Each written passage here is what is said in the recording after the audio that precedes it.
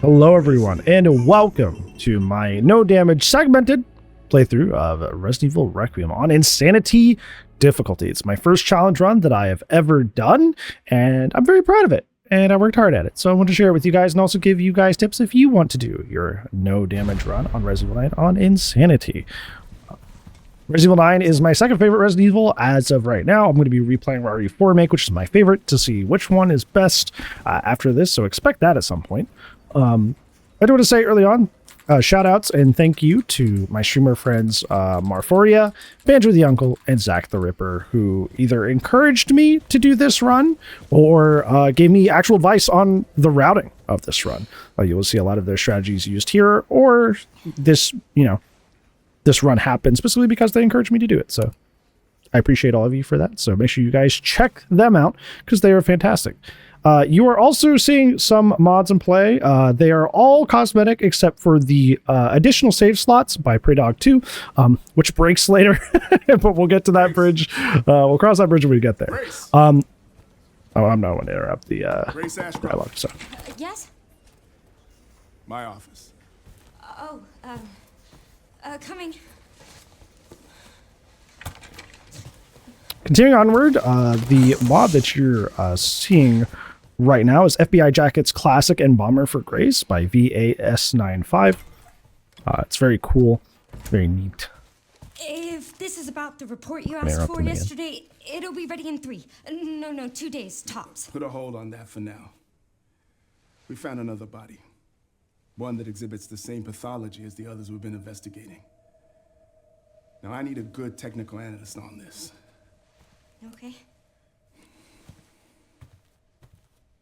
It's so sad that she looks so happy to go until she realizes where she's going. Like, she looks genuinely so happy. The Renwood Hotel. Look, I know that's where your mother was murdered. And I know it'll be upsetting for you.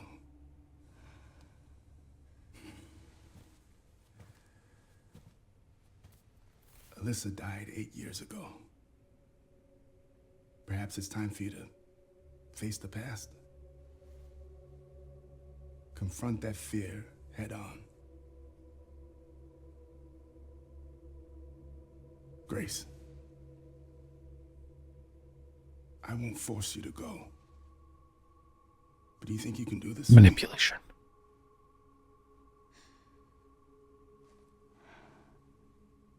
Investigate that crime scene and report back to me with your findings.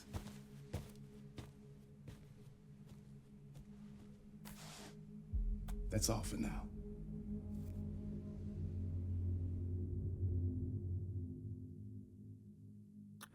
You may be noticing that the game looks a little bit more vibrant. This is not something I've adjusted in post. It's actually another mod called Vivid Filter, which takes the photo mode vivid setting and applies it as one of the bonus setting filters, that being apocalyptic and film noir.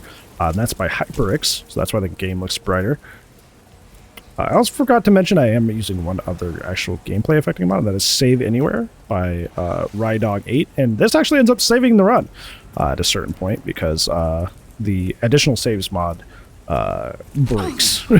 So I needed to use that. Other than that, you will see Leon eventually in a different outfit called Tactical Turtleneck Leon, which looks pretty close to the base fit, by Azau, A-U-Z-E-A-U. And finally, you see Grace in, once again, a slightly different fit. New tank top and skinny jeans outfit for Grace by Swizz19. The choice of mods here I've used are either to make the game look brighter, saving and practicing the spots easier, or making the characters look a little bit different, but mostly the same. By the way, there's an anti-coin to the left here immediately as you enter, so pick that up off the stairs. But yeah, I wanted the characters to look close enough to their defaults that it wasn't too distracting, but when you've played the game and beaten the game like 5 or 6 times, you get kind of tired of looking at the same stuff all the time. So there is a minor bug with the Grace skin that will only occurs once, and I'll point it out when it happens, but it's pretty funny.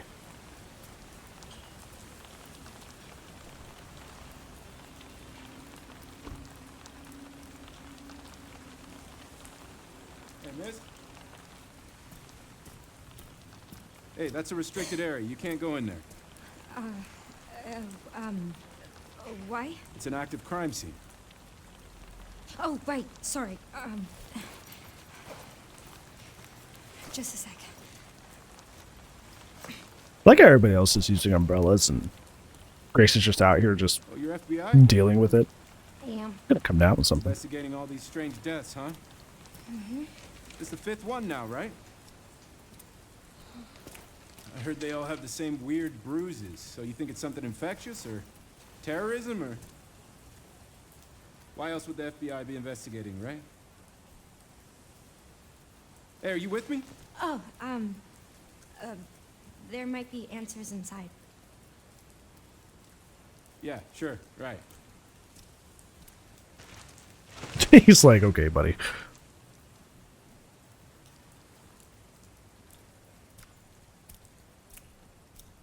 Be careful in there. Whole building's condemned. Word is they're finally gonna bring the whole place down. Yeah. Thanks.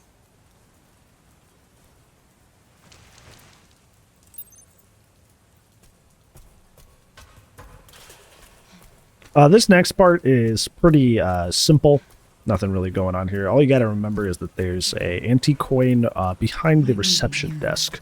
Everything else here is pretty easy breezy until the that same cop shows back up. So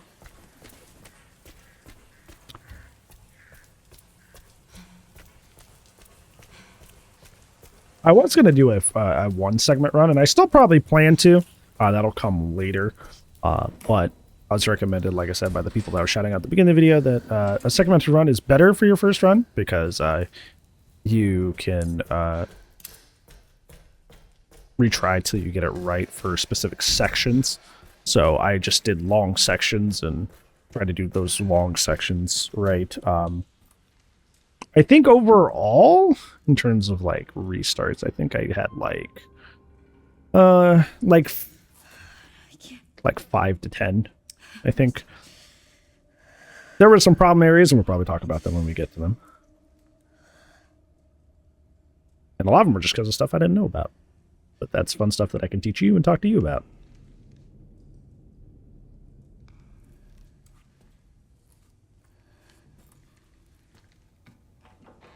I think overall, after doing several playthroughs on all of the difficulties in the game, I feel like Insanity is by far my favorite.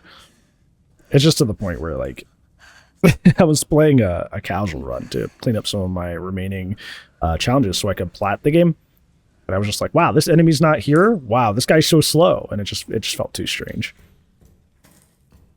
Anyways, there's no reason to mess with anything in here besides that coin behind the desk. That's one of the things I'm kind of sad about. Who's there?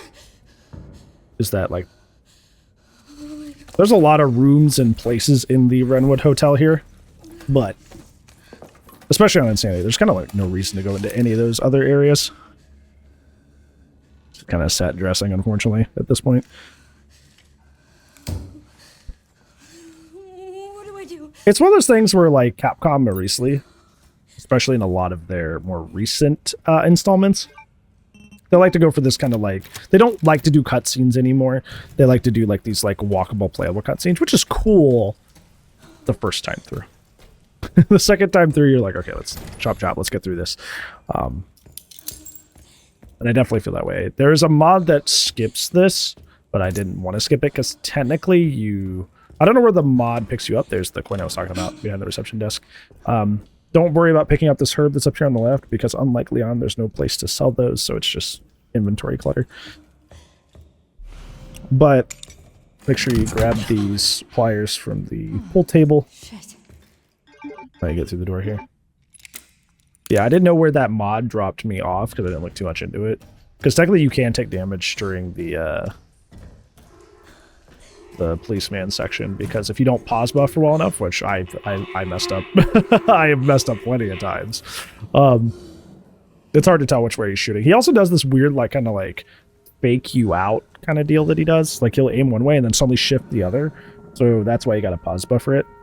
When this game first came out, a lot of people thought that that was just like forced damage because it was so like wonky. But if you pause buffer it, it's fine. I almost kind of wished nobody discovered that because it is kind of a pain. But hey, what can you do?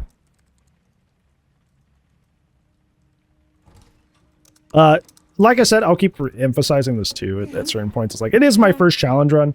So you're going to be like, your movement's kind of bad. Your menu and like item management's, inventory management's not the greatest. It's like, well, yeah, it's my first time. So I'm almost done. Just a sec. I think overall, I think if I had treated this as a single segment run, I think it was like, it's like 50-ish% or something like that. I did the math. I don't remember it off the top of my head though. Which I think for the first time attempt with only one practice run beforehand, I think that was a pretty good result for me. This is a segmented run. You're just going to see the strats. If I had, you know, not gotten, I didn't realize I was talking over the cutscene. Who was it?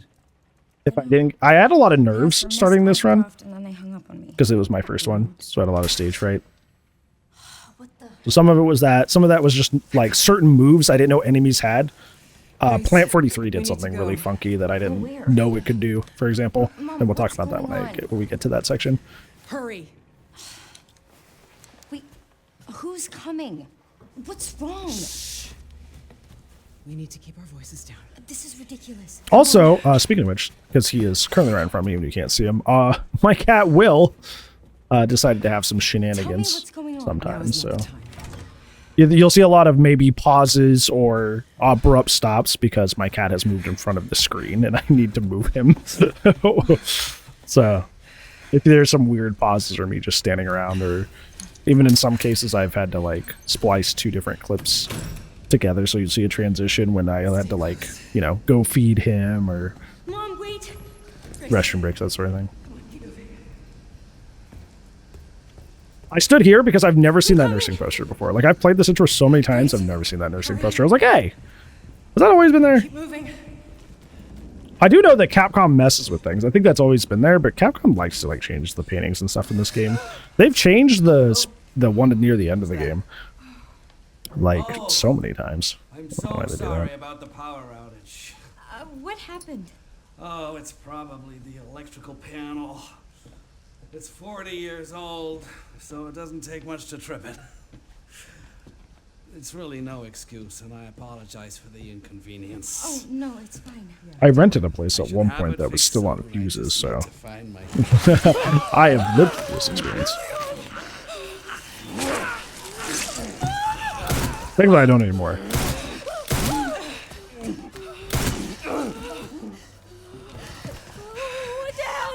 Yeah, for cutscenes, I'm gonna be trying to not have the super gory stuff because I don't want YouTube to like elbow drop me.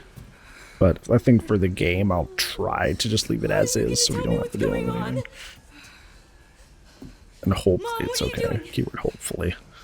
Something important.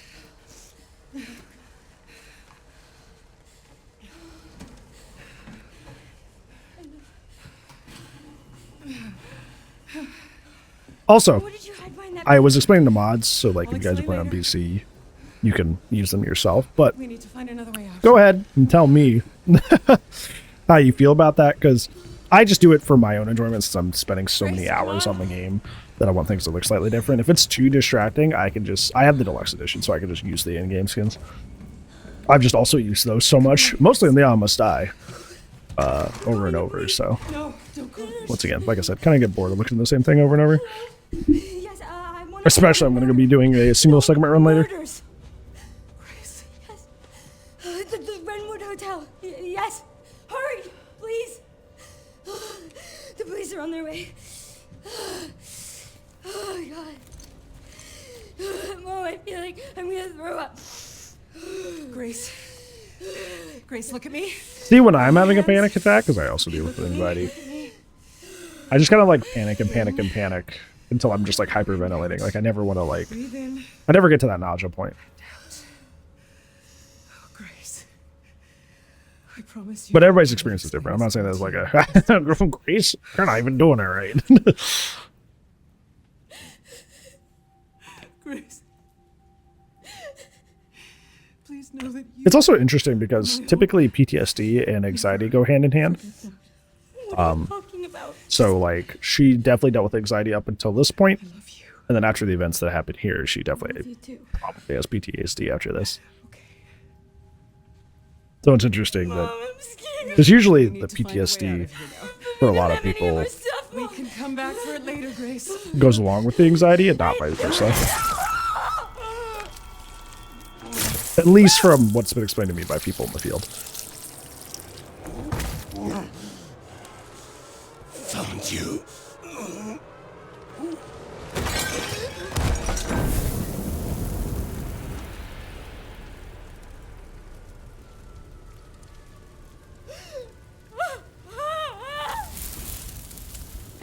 You know, I've seen this game like 5 or 6 times. I've seen it and played it. I've beaten it 5 or 6 times. But it's like, and I've seen it even more than that. I've never seen that little jump cut to Alyssa for like half a second. Like it's literally like a blink and you'll miss it, but like there's a little like dramatic pan there. That's one of the beautiful things about like practicing for no damage and doing no damage and just having so much exposure to the game. It's just like there's a lot of stuff that I didn't realize about the game that I learned. So it's like getting to know one of your favorite games inside and out. It's just cool. It's just very, very cool. I'm so sorry, Mom. This is not my fault.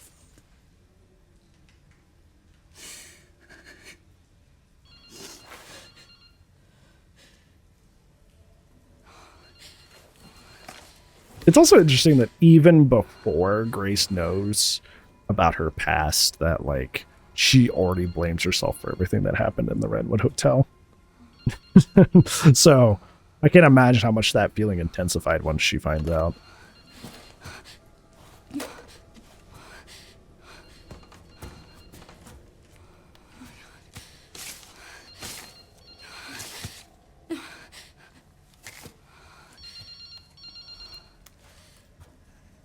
Hello.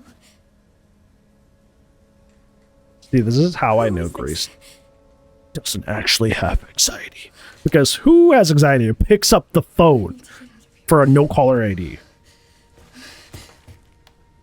Hello, this is account services. I need your social security number. That's if it's not a voicemail, it's not important, Grace. Something important.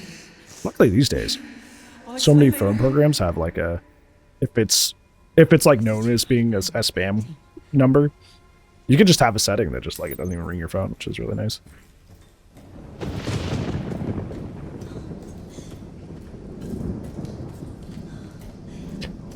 Anyways, this next part is nothing to pick up, nothing to worry about. You just go straight to the painting, grab the thing, and then stuff happens. That's all. It really, like I was saying earlier, it's really just kind of like a playable cutscene. There's not really a lot going on here. At least until the police guy shows up.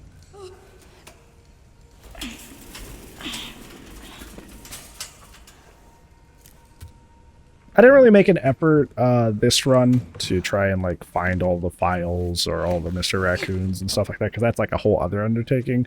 And honestly, it kind of conflicts with some no damage aspects if you don't run for it with it in mind. So if you want to see that stuff, let me know. Otherwise, I'm not going to include it in the runs.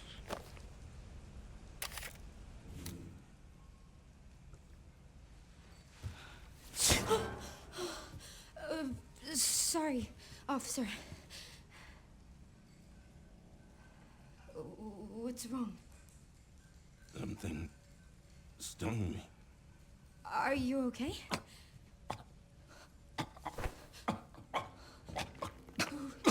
What do I do?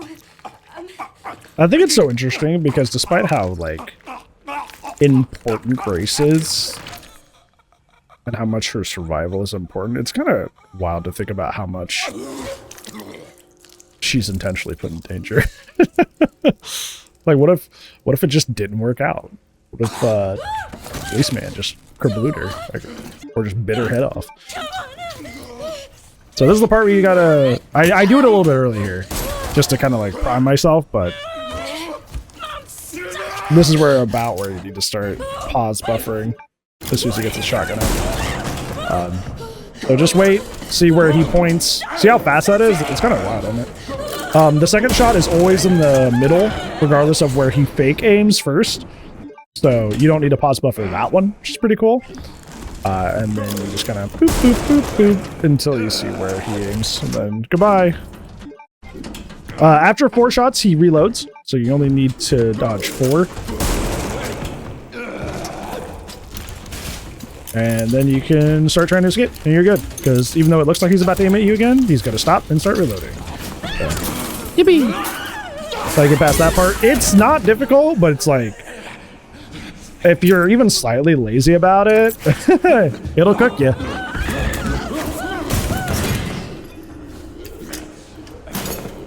Get away! Get away from me! Like I said, I think it was one of those situations where I almost wish nobody had done that.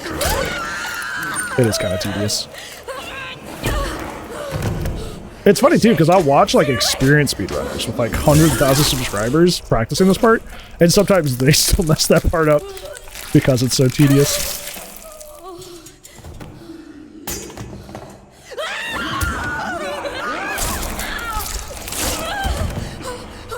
Now I get to talk about the bug with this mod that's very minor and only exists for this little tiny section. For some reason, the bite on her arm from the police zombie applies to both of her arms, which is really funny.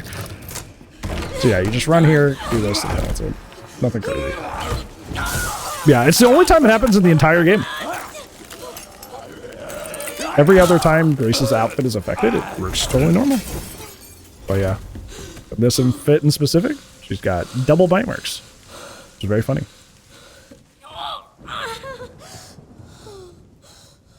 This is also why I think Grace is quote-unquote not a perfectly normal child, because she gets bit by this and she's totally fine. Chase, I think she was injected with Elpis at some point early, but you know, it could also be the fact that this version of the virus is not transferable through bites. It's also totally possible because it is a different it is the T virus, but it's a different variation, so maybe it behaves differently, you know.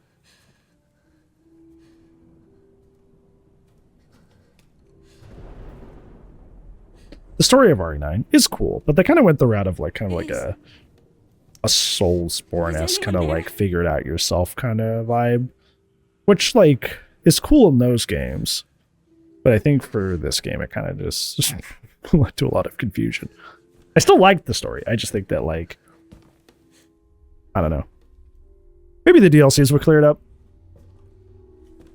Or at least add some more plot bits that we can kind of clarify a little bit. I do like the idea that they didn't, like, firmly define it, because that means that in the time between this and Resident Evil 10, we have a lot of cool stuff to theorize about and listen to cool essay videos about, you know, but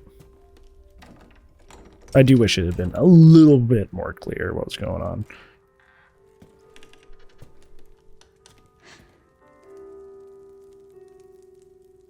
But realistically, I love this game a lot. There's only like a handful of flaws, and they are relevant. Then we'll talk about them as we go through the playthrough. Hello?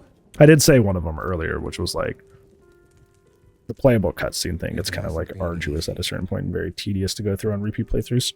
But after much effort, here we finally are. Who are you? Here we finally are. I'm the one who planted that body. I'm the one that brought you here. I know now that you're the one that I've been searching. I always wonder why Gideon randomly kind of has a southern drawl. Chosen one. Miss Ashcroft.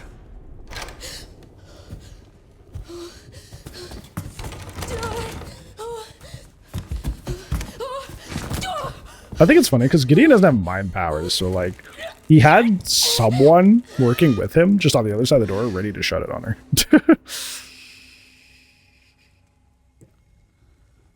Rest now, Grace.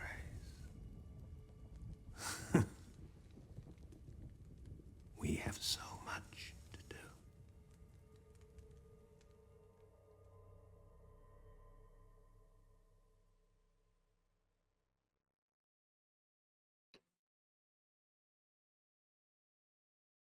Okay, now with Leon, we get into some gameplay.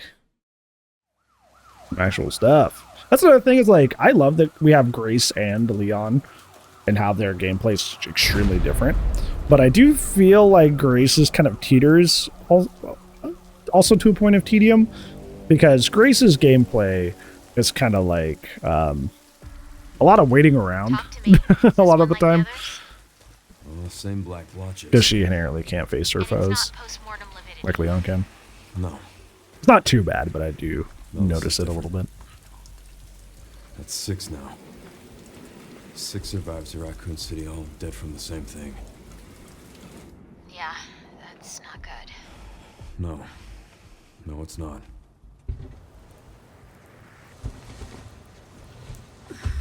But I have something for you. The team has settled on a person of interest. Someone with ties to Umbrella. Victor Gideon. Who is he? A former T-virus researcher. The music of this game is I just got a extremely report underrated, of a by the way, missing as well. police officer. It might be unrelated, but he disappeared near where I listen to the dead body was soundtrack all found. the time. It's so good. You there, Leon? Yeah. I'm here. You okay?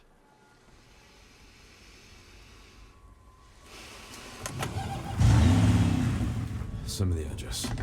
One of the main inspirations for like Check it out. Resident Evil 9 aesthetically was like this kind of like modern noir vibe, which is why there's like cut stuff in the files about like a detective mode for Leon and stuff like that. And I think they really nailed the vibe with like the soundtrack very, very well.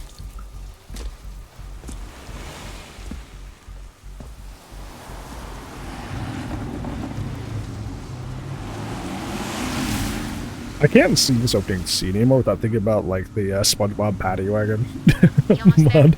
You know what I'm talking Just about. Stuck in traffic.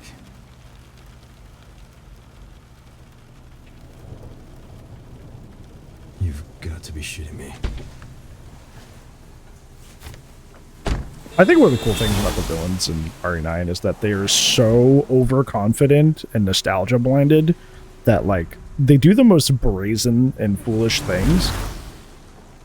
Like this, like just walking around in an open street, What's going on? doing what he's doing. Is she okay?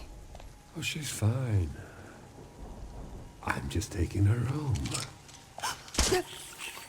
But like he's just so sure that everything's just gonna work out.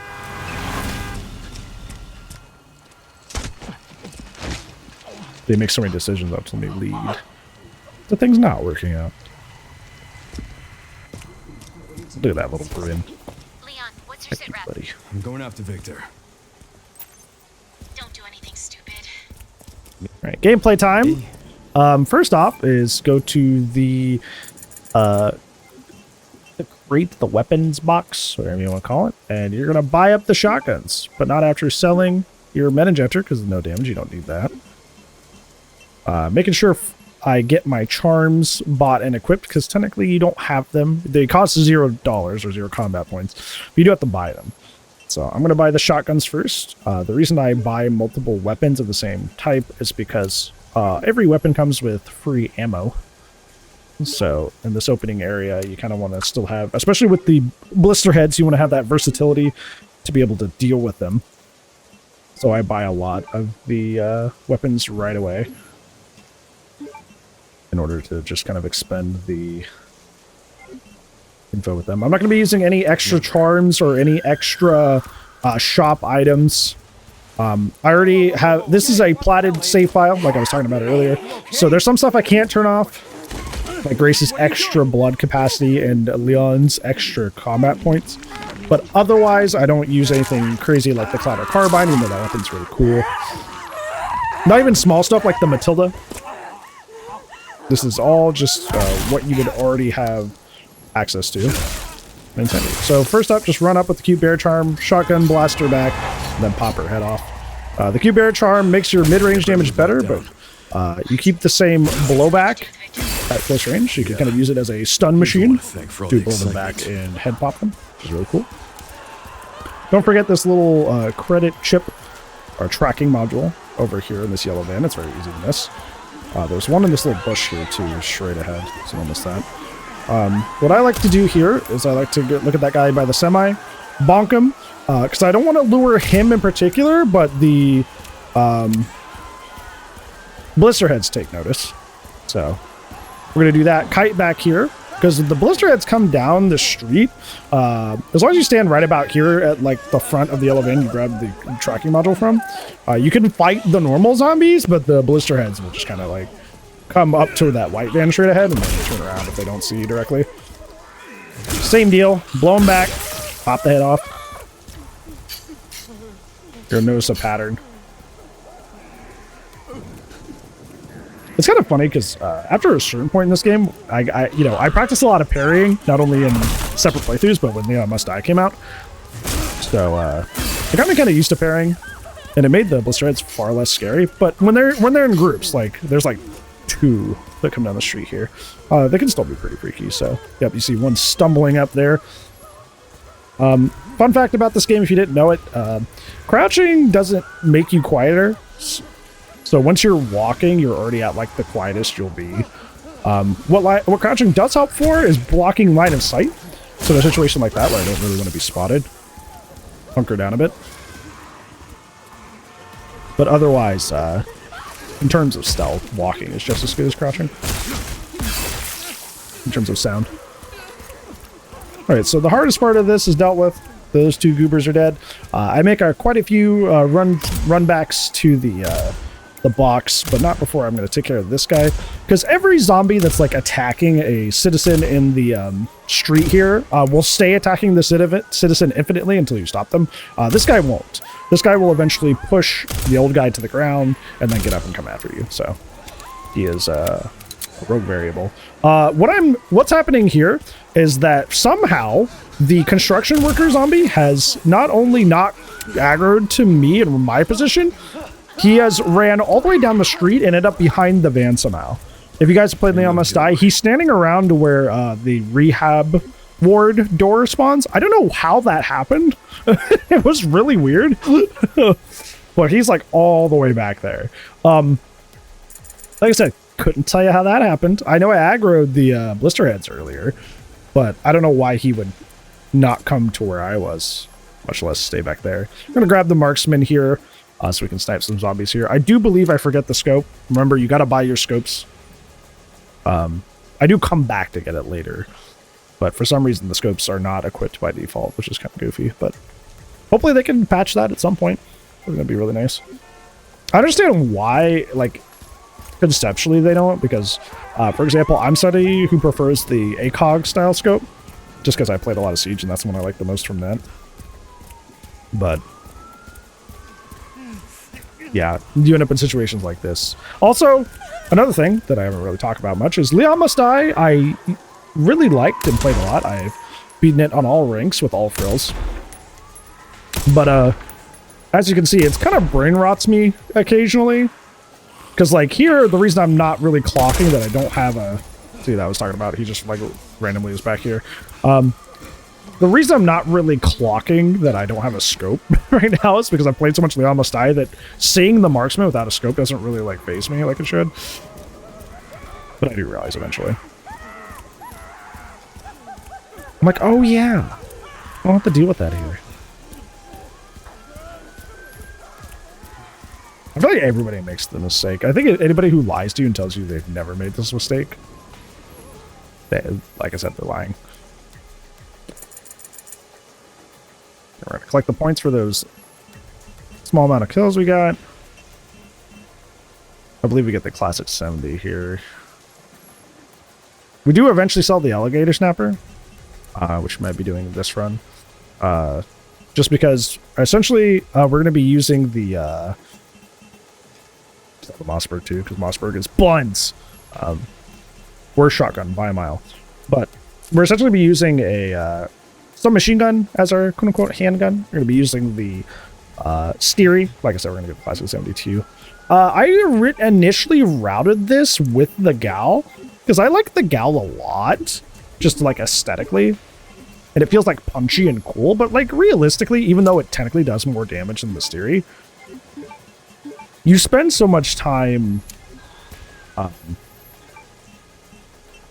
Yeah, you spend so much time, like missing with the gal. That's really not worth it. Like, even though the Styria does less damage, you are hitting more of your shots. So technically it's better. Oh, whop. I still have not realized that the. I think I walk out here and turn right back around because I'm like, I think it's when I finally clock that I'm like, wait, where's my scope? If I'm correct. Yeah, I'm like, wait a minute. Also, not using a handgun allows you to just sell your handgun ammo for the rest of the game, which helps you get better upgrades, which is nice. I'm a big upgrade nerd. Love upgrades.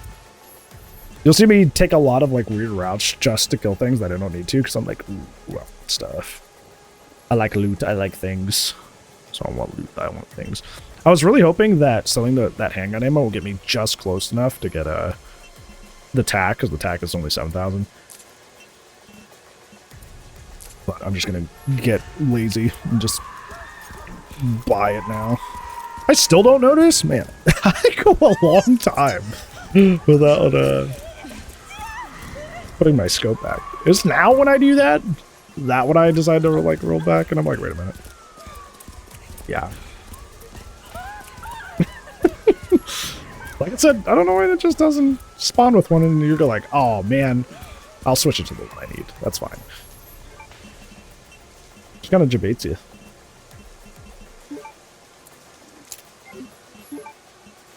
Alright. I gotta put on the classic 72.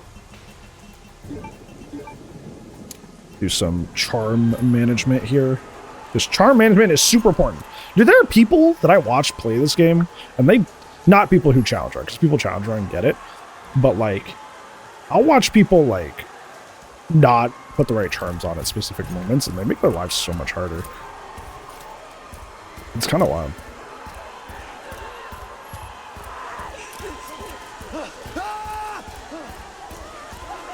Yeah, we have the connoisseur charm on the marksman for now.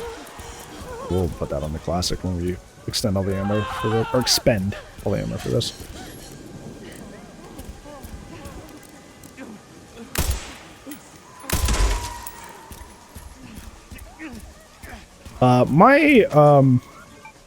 Because I got, eventually I got the idea that like, Leon Must Die was harming my perception of this mode of like insanity in the main story. I stopped playing it, but the downside of that is that I was using Leon Must Die as a warm-up for this, for like playing the story mode.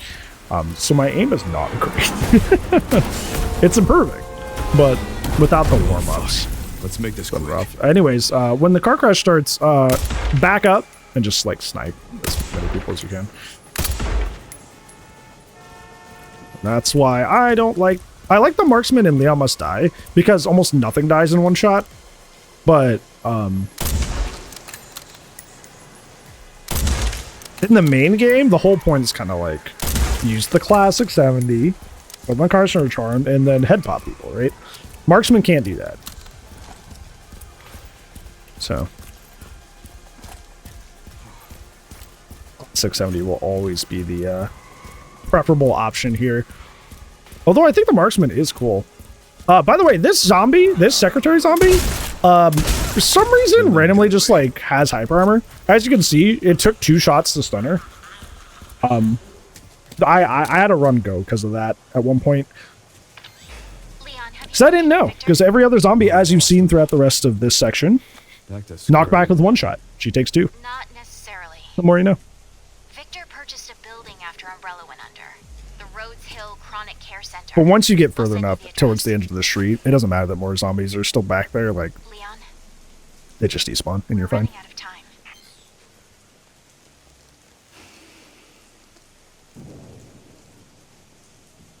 If I had more ammo, I'd probably find them just for the combat points. But like that early on, you just like, you just don't have a lot to work with yet. So I just use that little skip technique to get me away. Now, Nurse's Ward. I do play this a little poorly because I forgot about something, and I'll tell you about it. I don't get hit, of course, but you'll know when if you've damage run before, no damage run these games, you'll know when you see it. But it does cause a little bit of a scramble as a result. It's also why I'm kind of eager to do my single segment run, because I'm like, I'll clean up a lot of this stuff. Hey! Help!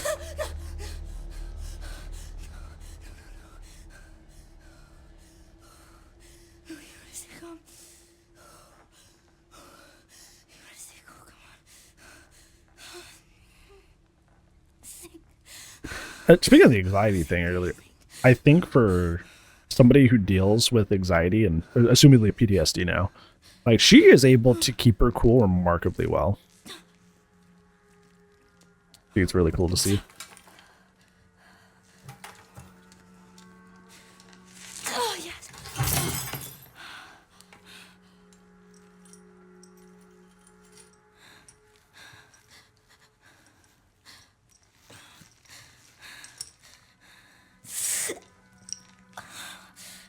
Dude, this would scare me. Oof.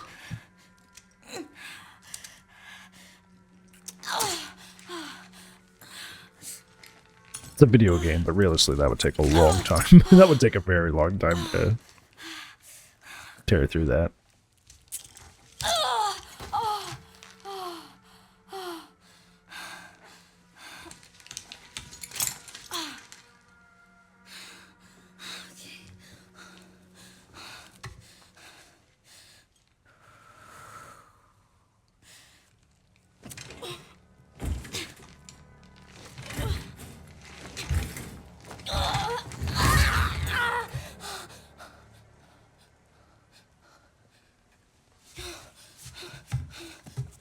And nobody coming to check up. That's not good. The first Grace is like, heck yeah, nobody heard that. But realistically, somebody should have heard that. Wait a minute.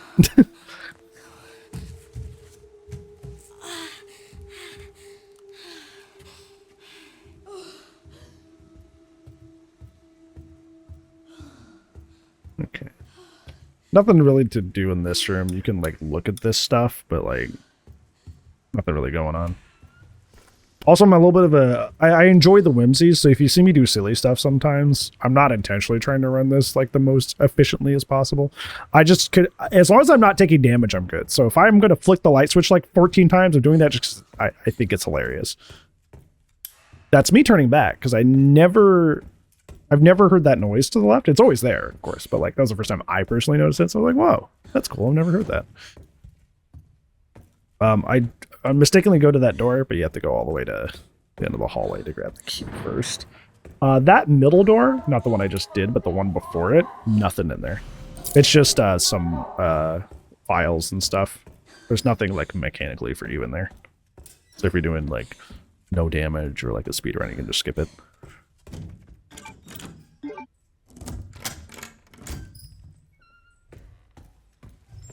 I'm gonna go in here. I elect not to save because I can just like use the, if I, you know, this is a segment run. If something happened, I would just go back to like the beginning of the whole area. It's a very, very short segment, so.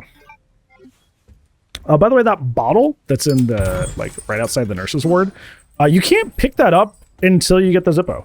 Even though you can see it just fine. For some reason the game says no Zippo, can't grab. It's really weird.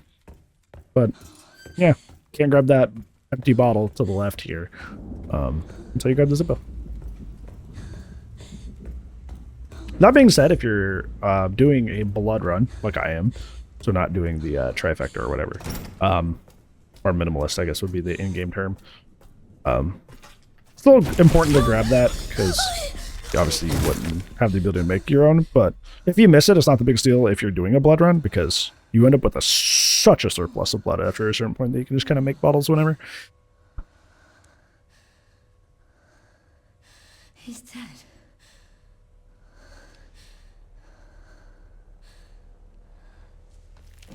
No. Infected.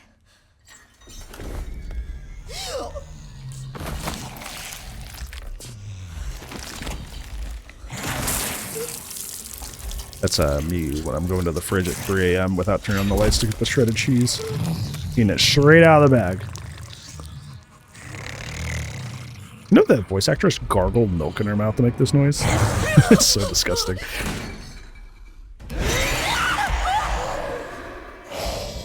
Alright, so the mistake you're going to see me make here is I should have went to the left here, but I go straight to the room I started in. When you go straight to the room that you start in, she has a scripted drop-down sequence that to cut you off later that she doesn't do otherwise. So I have created an extra barrier for myself. Thankfully, this area is pretty straightforward, and Marie's not too bad in this area. So I just kind of like guide her around. But there's a med injector to the left. It's a no damage run, so I don't really care to grab it. But it is technically there on the floor. Anti-coin on top of the locker. Don't forget that. I have forgotten that before. Not that you end up without a surplus of anti-coins by the end of the game. But it helps early on, especially early on.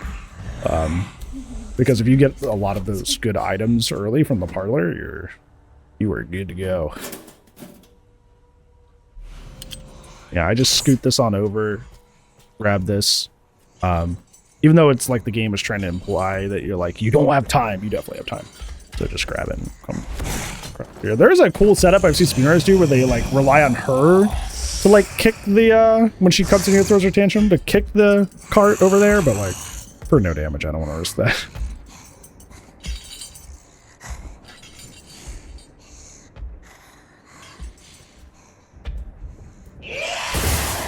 Yeah, that's why I personally, like, while I love and appreciate speedruns, and love watching them, I don't like doing them because, like, I like going slower and more methodically for risk minimalization. So, this part was supposed to be easy, because, like, she's clearly aggroed to me here.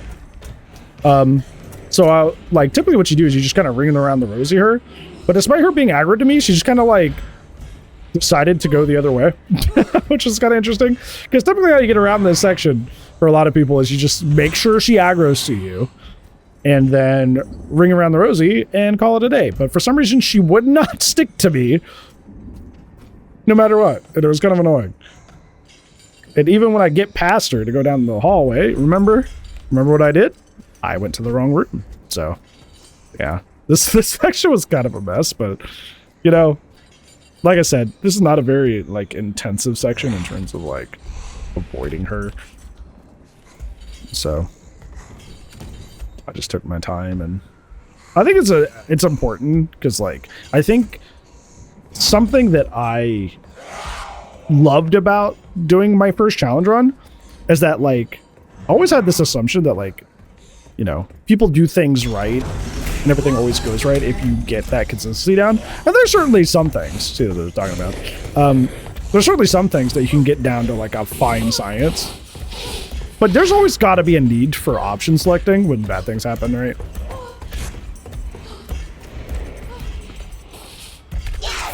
Yeah, I'm gonna make her go away here because she was way too close to me.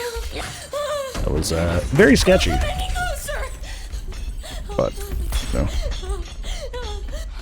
Please, no.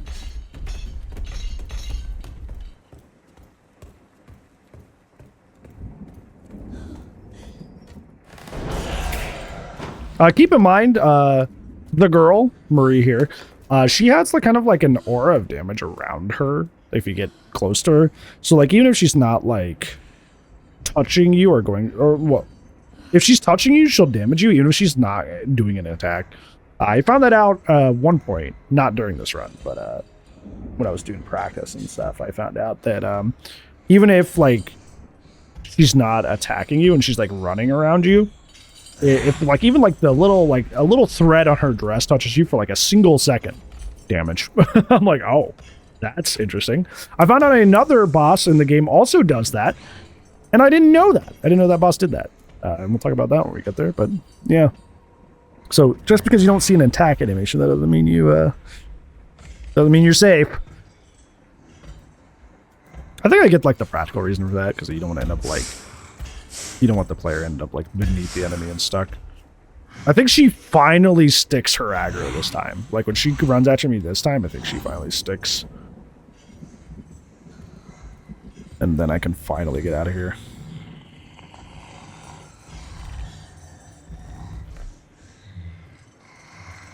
Yeah, I think in chat when I was streaming this, I think I was literally like whistling and I was like, over here.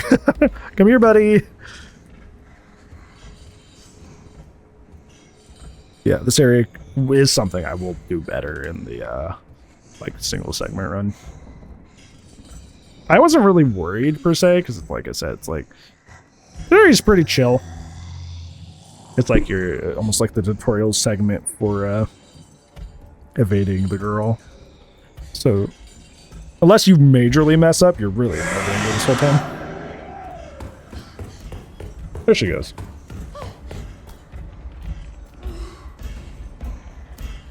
I thought she never chased me. There we go. That's the reason I'm kind of like waiting at the corners and stuff. Because as you saw earlier, she's smart enough that like if you get too much distance on her, she'll just like go the other way. Around the little rotunda there. A little loop. So you kind of have to like slow down and let her catch up a bit. Don't worry about the fact that the lights go out here. Just like rush the panel and put the... use the screwdriver to get it out of there. That's just there for the game to scare you. You're fine. Same thing here, even though she's about to pop down here, just run straight to the panel. You're good. Somebody put it out to me at one point. This is just like the Xenomorph from Alien Isolation, but in Resident Evil form. And I'm like, well, true, but Alien Isolation is one of the best games of all time. So like, you know, I'll be happy when any game repeats those nodules.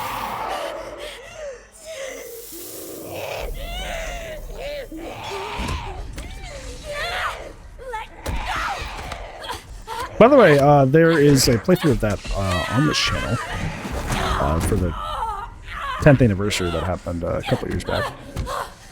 Might do a no damage of that someday, because that's probably my favorite game of all time, if I had to pick. Up there with like Witcher 3 and stuff like that. I think RE4 Remake's probably my third favorite game ever. So maybe I can do no damage of that. It'd be fun.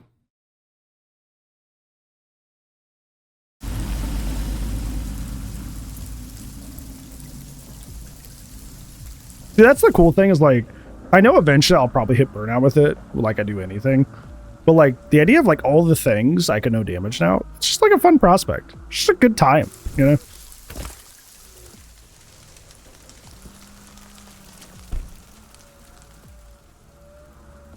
Do any Resident Evil protagonists believe in umbrellas, or at least hoods?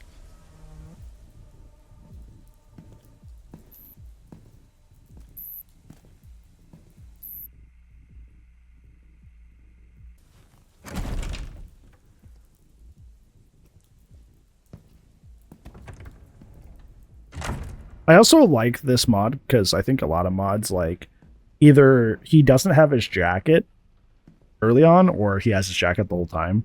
This one preserves, like, the story beats of, like, he has his jacket early and then he loses it. Mr. Kennedy. I think the modder did a great job. Dr. Gideon has been expecting you. Funny. I don't remember getting an invitation. Well, he's waiting for you. Can't have that, can we? Follow me, please.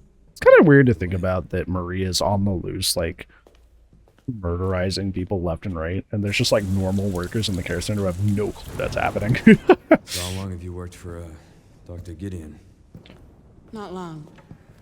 I just recently joined the team. There's going to be a tracking module immediately here on the left in the wheelchair. Do not miss it. I've missed it before, and I've been very mad about it. So do not... I repeat, do not miss that tracking module to the left in the wheelchair. We're going to visit the box here. Not only does it create an autosave, which is always nice, but also we're going to do a little bit of shopping. For here, I think I take a restroom break, but I think I cut that out, so you don't have to worry about it. Yeah, I think that, yeah. This is where I took a restroom break, but I cut out a lot of the waiting. So, I'm gonna sell the marksman. I choose to wait on selling the herb because, you know, I can just combine it and then sell it, so it's worth more money. I'm not a stickler for that the whole way through, but I like to at least get him like mixed twice. Sell our handgun ammo because we don't have that. I don't know why I did it individually that time. I'm a little bit of a goofball. I'm just looking around. What do I want to upgrade? I'm gonna go with the attack. Because getting the attack is like one of the best guns in the game, if not outright, just like the best gun in the game, if we're not counting like extra material, like the bonus shop items, and then like obvious wild stuff like the RPG, the Requiem, like the most like general use gun, it's probably the attack. So getting at least the damage all the way up on that sooner rather than later, always a good bet, always a good time. Classic 70 is probably the other one that you probably want the damage as high up as you can early on. Make sure you put the power shades on the Requiem now before the end of this section, because the power shades will be helpful on Grace later. It's all very cutting edge. The facility And the charm continues over to Grace when you hand it over. Oh, I bet it does. So make sure you put that on before that, the end of the section. Yeah, because in this run especially, I almost exclusively use the Requiem as a dealing with multiple zombies tool. So having the power shades helps with that and gives extra damage when it's the last shot, which it automatically starts as the only shot, which is cool. I'm sorry, increases firepower. I'll use the proper term.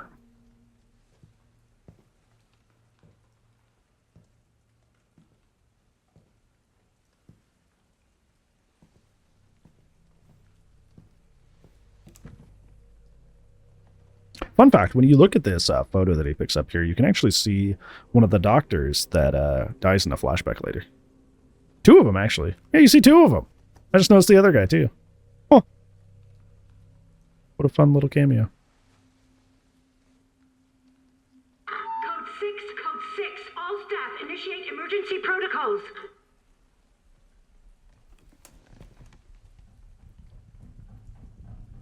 Mr. Kennedy, we need to leave immediately. What's going on? I don't know what's happening. Some kind of mass hysteria. The hospital is on lockdown. Doctor. Wow, I love that song from Def Leppard. God, out. Yeah, see? He's got the right idea.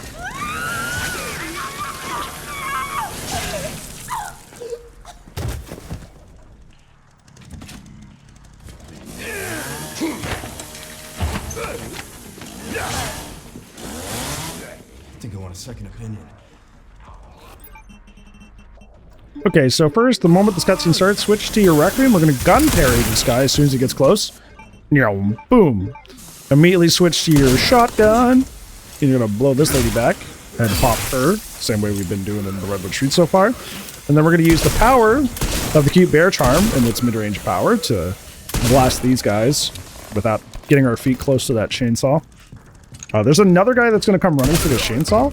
But a cool thing about these sections is that whenever a chainsaw is in play, the zombies will prioritize the chainsaw and not you. So you can kind of use it to distract the zombies and get the drop on them, which is why I'm going to pick this up and put this up here in this corner.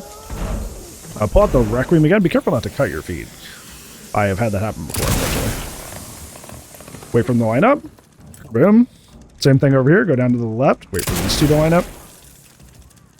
Kerboom.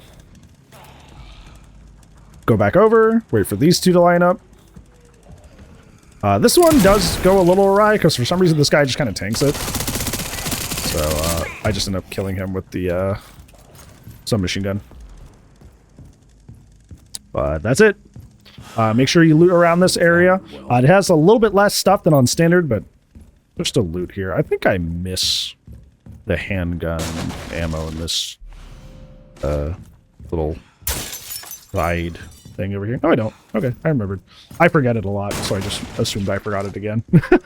But no, I actually remembered. Good job. Proud of you, me. Good job. There's usually a double green mixture in there, but that does not appear on Insanity on that little case that I just looked at. There I am looking at my map to make sure I didn't miss anything. Because sometimes zombies drop stuff in this game. It's extremely inconsistent, but sometimes they do.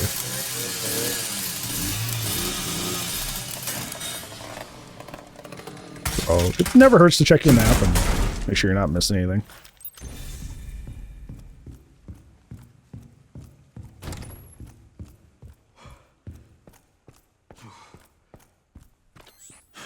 That bastard did it again. Fun fact, How things on your end? while we're talking about this. In Leon Must Die, for some reason, when I first went to the rehab ward door in that mode, when I went to approach that door, I'll try to track him down. that little white door, not the double door that I chainsawed, but the white door, Leon couldn't open it. I guess it was a bug. So I just assumed there was no other doors in that area besides the central camp. But somebody was like, no, you can totally go rehab ward and then go to Raccoon City Streets. I'm like, really? And then I went to that door and it opened and I was like, what the heck?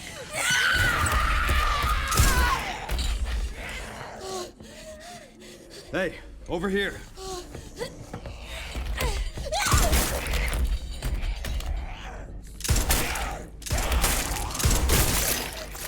Kind of sad to think about that, like, she's feeling all of that, right?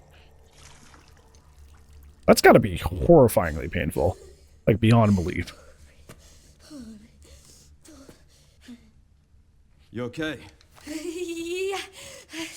Thanks. Leon Kennedy, DSO. CSO. I'm Grace. Ashcroft. FBI. FBI. What are you doing here? Someone kidnapped me. Victor Gideon. I don't know. Well, we should leave.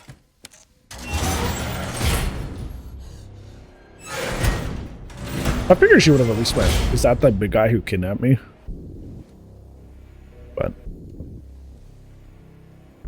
I love this game a lot in its art direction. I do wish it had more of this like creepy, dark, moody atmosphere that like the care center has. I like the Raccoon City area a lot, but I do think tonally it doesn't match the rest of the game. Wait, you're DSO. If Raccoon City was at night or like super foggy, like bioterrorism agency, right? that'd be a mood. Take this. You're sure? You might need it. By the way, if this is your first time watching, that's not a spoiler. It was in the promotion material. Get out of here. I try to be generally vague about the things I'm referring to.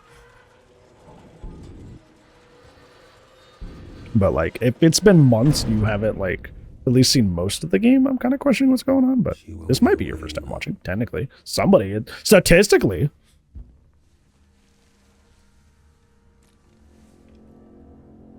Dr. Gideon.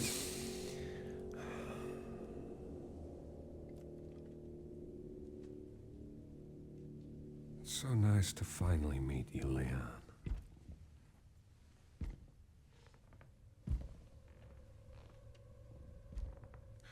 Why don't we have a little talk?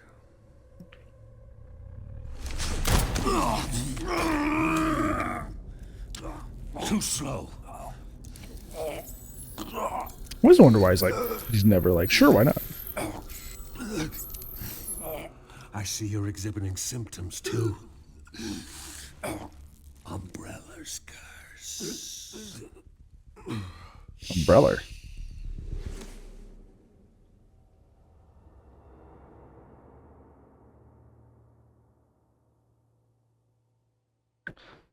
All right, so the gray center section is care center section is the part I've struggled with both in the practice and here. You're gonna see me at a certain point miss a pretty important blood bucket, and it kind of offsets my run a little bit. But thankfully, like I was mentioning earlier, there was I adapted to it, but I'll point it out. That way, you can make your own life easier. You're taking notes from this, because I figured a way to round it to get relatively the same amount of blood with not a huge impact.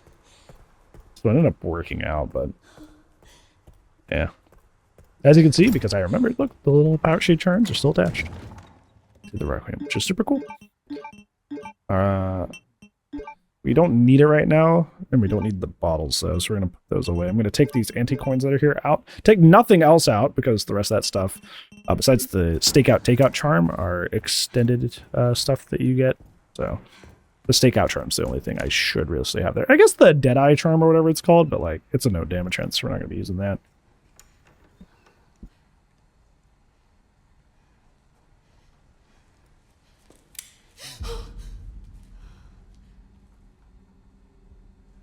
Those of you who watch Dropout TV, doesn't this guy, that like the dead guy over there, look like Samurai? I keep saying it, but I've not met another person who overlappingly loves Dropout TV and Resident Evil at the same time, so hopefully somebody catches it.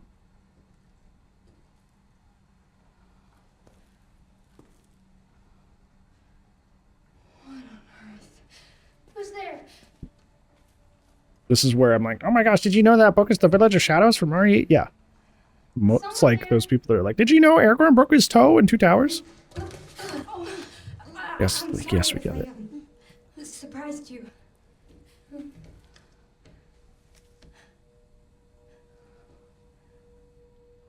Cataracts. You can't see, can you? Who are you?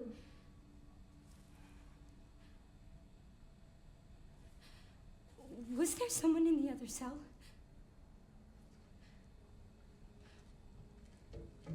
Why are you in there? Foreshadowing. Everyone's gone.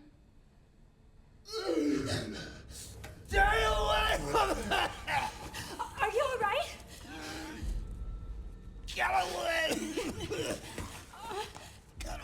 No, hold on. No. I like the idea that this guy could potentially be saying get away from her as like a protective sort of thing, but he could also be saying it realizing that, like, you know, she's very clearly not a normal girl. Don't trust it, it's dangerous. Got a double meaning. It's cool.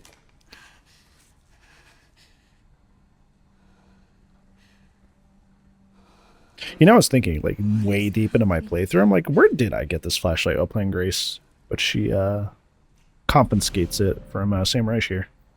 So that's where she gets it.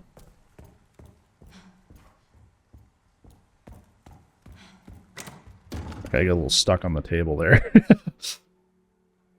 Like I said, sometimes my cat William, I love him. He hops up on the desk and stuff, so there's like little moments like that where I kind of like get stuck on something, or like I end up stopping and staring at something for way too long. It's probably because I'm like, either Will has walked into the room like, hey buddy, or he's literally actively like on the desk and I need to like work around him.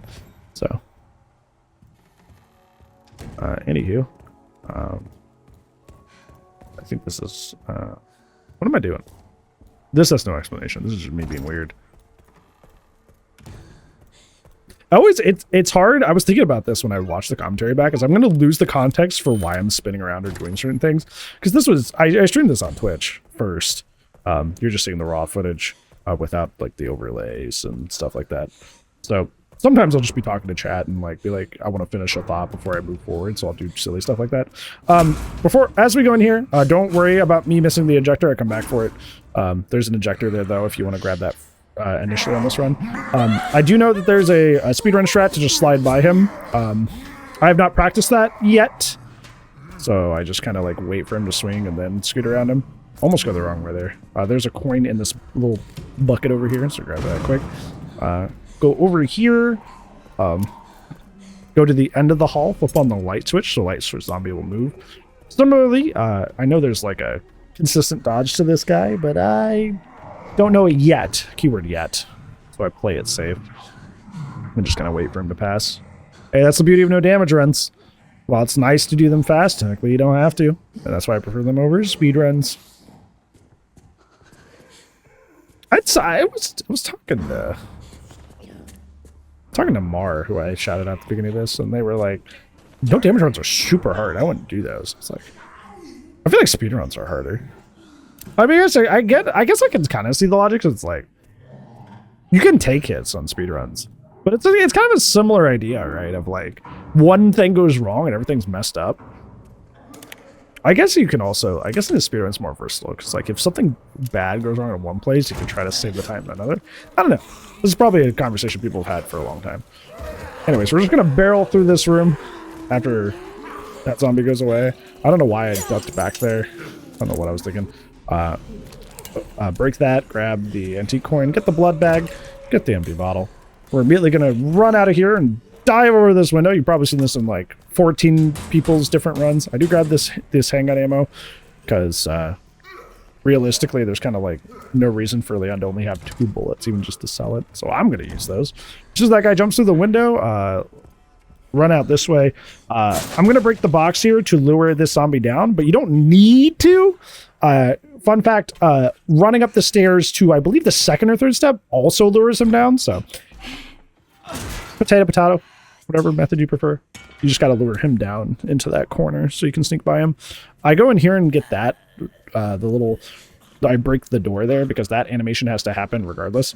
I should have gone immediately here, but like, for some reason, like it was kind of hard to tell what was happening. Like I couldn't quite hear what was going on.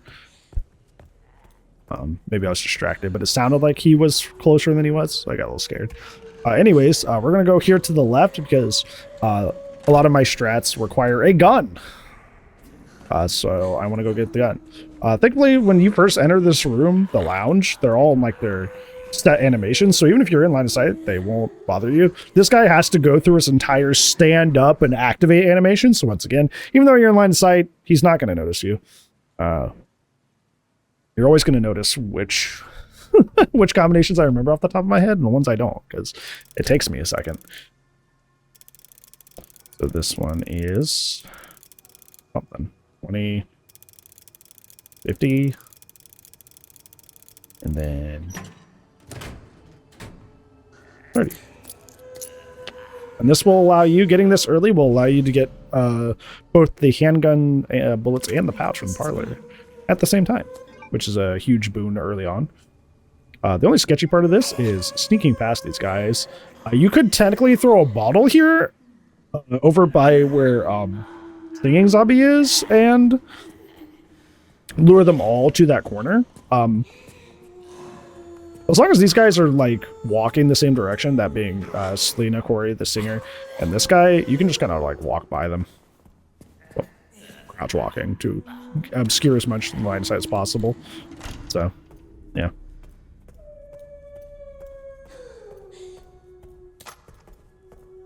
Yeah, if you want to do that super safely and not do the kind of like bullheaded thing that I did there, I was like, oh, they're walking the same direction. You can just throw a bottle near Selena and they'll all walk over and stare at it like, what's that? Run in here, grab the unicorn trinket boxes. We'll need it to get into the parlor. I'm not going to do either of the prisms until Grace comes back here later. Because I'm already bad at inventory management so far. Like early on, like I said, this is my first run, so more things to hold in my inventory. Not great. The secretary zombie here, once again, has a animation that she's locked in to kind of like ominously walk around the corner. So even if you're in her line of sight, she won't attack you yet. I think it's only like 3 seconds long though, so don't like linger. But yeah, she has a starting animation that she can't skip, so you just kind of skirt around her there.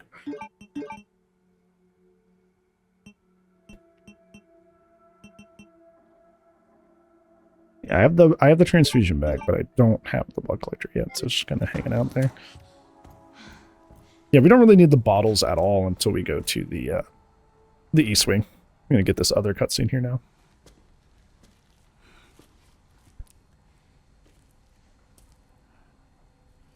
Hey. Are you alright?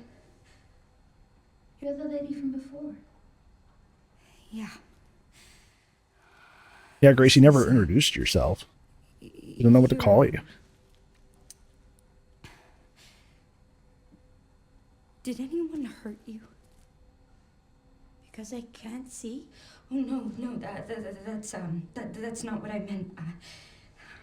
It's not my fault. You're gonna get canceled, Grace. Come on, what the hell? The doctors gave us both medicine. Made our eyes go bad. So there was someone in there? There's another bed in this, My friend. You may have even already met her. Whoa. Whoa. Soft Maybe she reveal. just disappeared. I don't know if Grace ever, like, canonically acknowledges that at any point. When it happened, I was happy. Like, during the game or any, like, extended material. Does she ever put 2 and 2 together that that's the Marine and the girl the same? I'm just gonna keep looking around. I do think it's interesting that they try to sell early on that Emily is like this potentially super scary, like detached, kind of like Children of the Corn-esque threat. It's kind of interesting, like, once you've beaten the game. Because in hindsight, it's just like, oh. Okay. I have a lot of what I've heard people call in the challenge run community decision paralysis, but it's like, it's my first time, so I figure that'll go away as time goes. I was very nervous. I had a very similar feeling to stage fright, even with the segmented run. Make sure you get in here before Chef Zombie comes around the corner. So you have 2 options when you come in here. You can either do what I'm doing here and wait for Chef Zombie to walk by, which is what I'm doing, or you can immediately rush the card and immediately leave after using the coins. And then by the time Chef Zombie comes around that corner, you will have enough time to leave. But you could also just wait him out here because it's not a speedrun, so who cares? So I'm just kind of listening for him to make his way down the hall. So by the time that I do the dodge I'm about to do on this guy, I'm not going to open the door into Chef Zombie. I almost overshot the prompt there, which is kind of scary. But that's when I realized that this dodge is so, like, you have so much time to do it that even just messing up for like a second doesn't even throw you off. Yeah, you go up to that guy, run to the right side of him, and then go left around him, and he will never hit you, even in third person. That one's not... There are some plays that are, like, perspective specific, but, like, that one's not one of them. That one works on both. It's a very, very consistent dodge, which is nice. There's just something about, like, he like a lot of the zombies we talk about, he has this long get-up animation, which he can't do anything about to you yet. And then he has to throw his arms up and chase you. So by the time you're, like, swinging around him, he has to spin all the way around. He just doesn't have time to hit you when you do that. As long as you do it right, of course. But yeah. There's a similar dodge to a boss we're actually going to do later. For one of their specific moves. Because it's similar. Gonna make another segment here. We did a lot. I try not to make too many segments. Because I think with a segment around, it's better if you do it like longer parts. But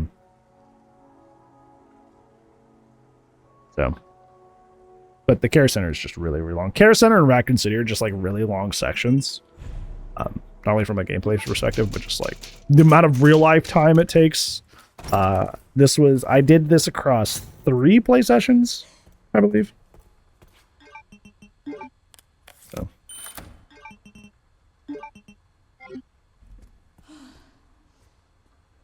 My muscle memory's like, blood bag, use blood bag. And I'm like, wait, you don't have that yet. We're gonna go down this way.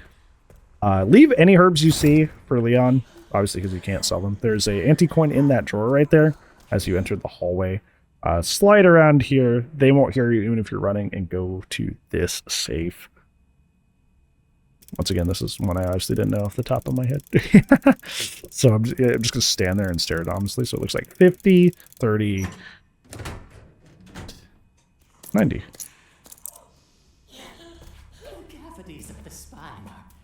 Somebody pointed out that Grace has a toddler grab, and I think it's very funny.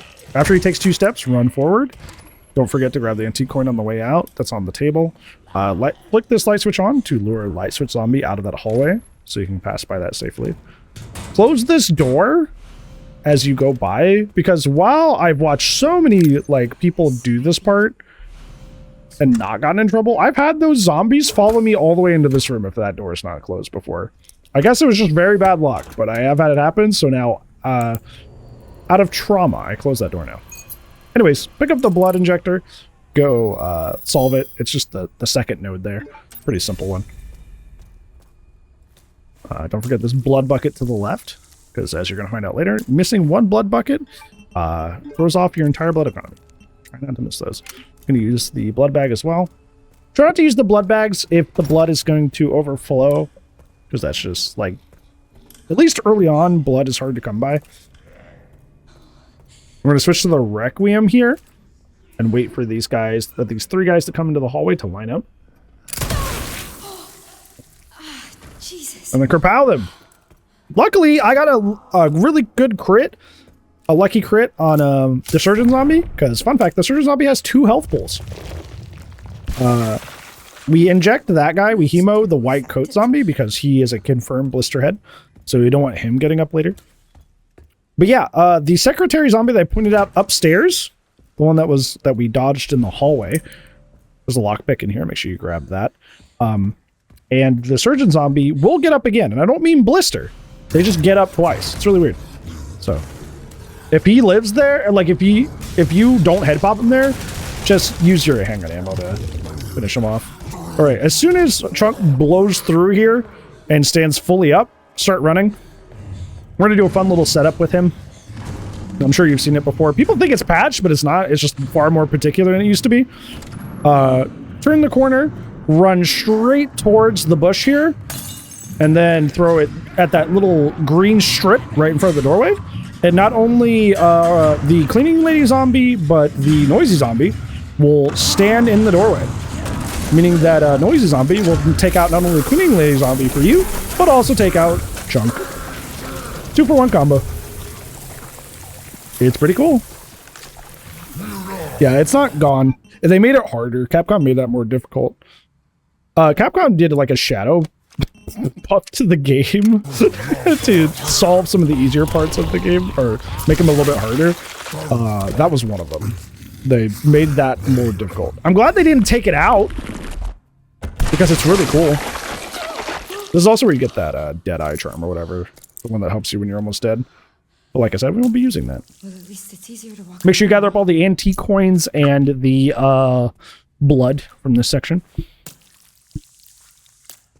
Now that everybody's dead. Also, if that was a bit sketch with the cleaning lady zombie, if that was like not your speed because it looked a little like terrifying, my advice is to before going up the stairs at all, come in here and throw a bottle, a glass bottle, near the cleaning lady zombie, and then have noisy zombie kill her before going up the stairs. That way it's literally only Chunk and noisy zombie. We got the pantry key. It doesn't really matter that our inventory is full here because we're right next to the save room, so we can just do like a haul. We can do a second trip. No.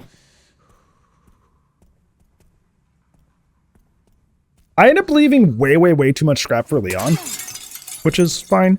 You're also going to notice another really frustrating issue about this run is the RNG for my pot breaks was almost exclusively herbs, which for Leon is fantastic because I just sell all that because it's a no damage run and I make a lot of combat points, which is great. For Grace, it was kind of a pain because I ended up extremely low on handgun bullets late in the run. Thankfully, once again, there was a adaptation I did that made it work out, but like, that was kind of scary. Okay,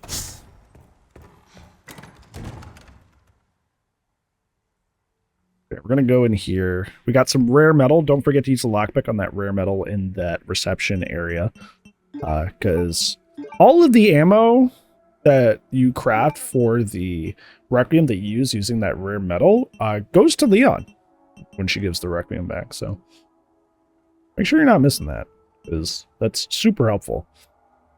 I think in the final boss, I ended up with only like 1 or 2 Requiem bullets left. Oh, it's the I Spy charm is what it's called. The Chunk charm, by the way. Okay. We're going to put away the antique coins because I'm not going back to West Wing for a little bit. So if I'm not going where the parlor is, there's no reason to keep it.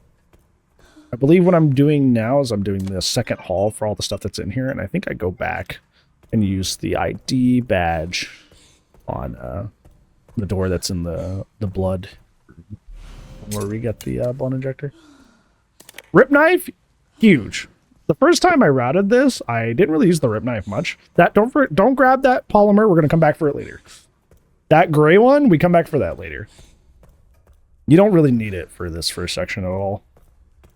And honestly, you kind of don't need it, period. But because, as you're gonna see, the game is just like every breakable pot or object. It's like, hey, would you like more herbs?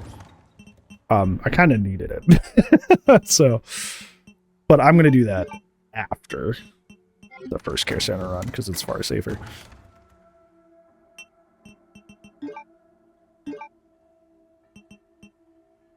Take out the handgun ammo. I'm not sure why I'm holding on to the Requiem because we don't use it again for a while.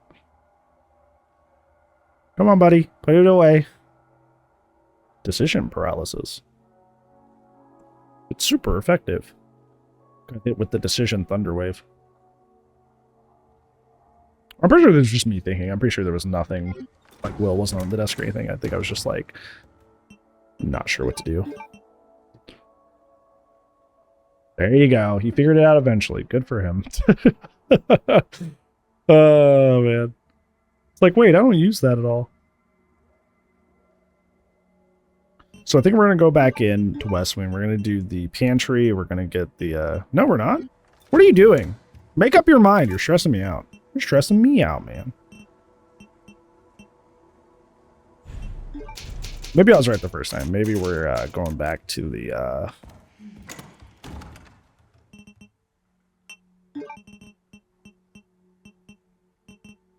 No? Okay, what am I doing? What is going on? My man's was confused. My routing for Care Center 1, as you can see, was probably the most poor. Thankfully, by the trials that made up Care Center 1, I came up with a much better route. So, it was kind of cool, because I ended up better for it. But it was funny, just watching me, like, bumble my way through. I'm sure my Twitch chat had so much fun. I wasn't having fun. I was stressed. But okay, so I am still doing this. I just am prepping for going to West afterwards. Okay.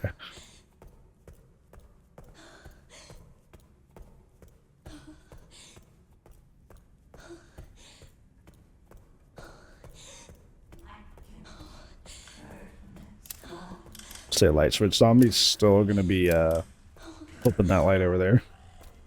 Yeah, we're going here to do that. Gotta make sure to shut that door, because you don't want anybody wandering in. Okay, this guy you can actually shoot under this little shelf here.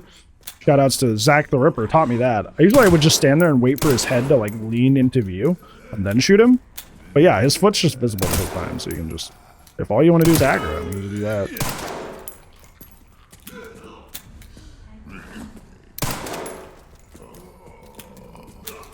Yeah, this guy was very, very, like, stumbling, like, nonstop.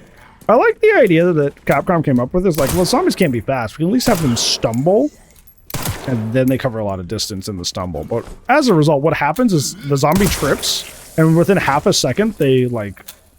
Ooh, lucky crit. That guy, I'm pretty sure, turns into a blister head, too. That was really nice. But... yeah, when in a half a second they suddenly cover like 2 or 3 meters of space and then they can grab you out of it, it's like, it's not so fun then.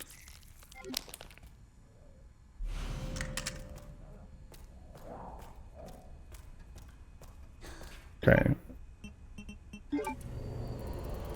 I'm gonna grab this. This one is all the ones in the middle, from left to right. Pretty simple.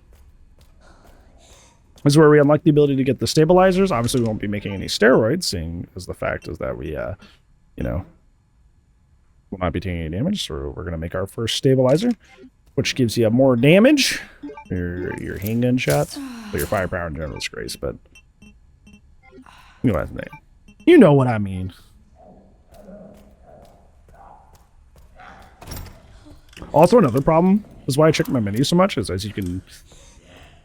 audibly tell is that I have the deluxe edition, meaning I can have the classic Resident Evil noises for the menu. And I just like those noises a lot. I think those are specifically from 2, 3. But, yeah, they're super good. Sometimes I just like hearing them.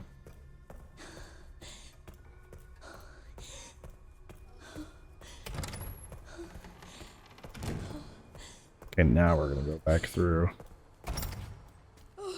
This is where I make that critical mistake that haunts me later, by the way. So I get to point that out. Fun fact about this guy, Dr. Zombie that hangs out in the parlor is now in the hallways roaming around. He spawns in out of thin air to the right whenever you enter West Wing from this point on. Just as like a scripted event. But because of that, we can just walk out, stare at the ceiling, hang out. And I bet you'll never guess where he returns to. Mysteriously teleporting somehow.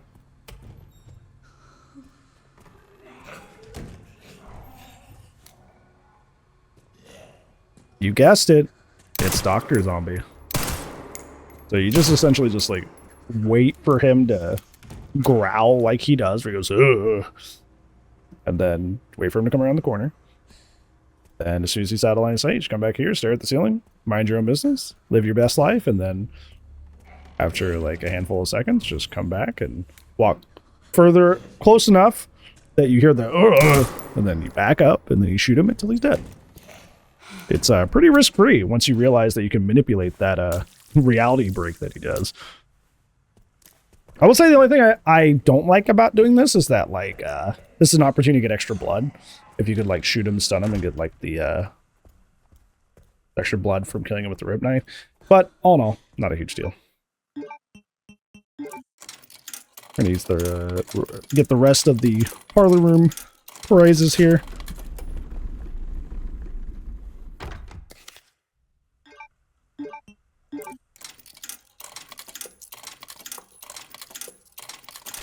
The rib knives are, if you are not using the rib knives and you're Insanity or no damage runs, like you should. They are so good, especially with the stakeout charm.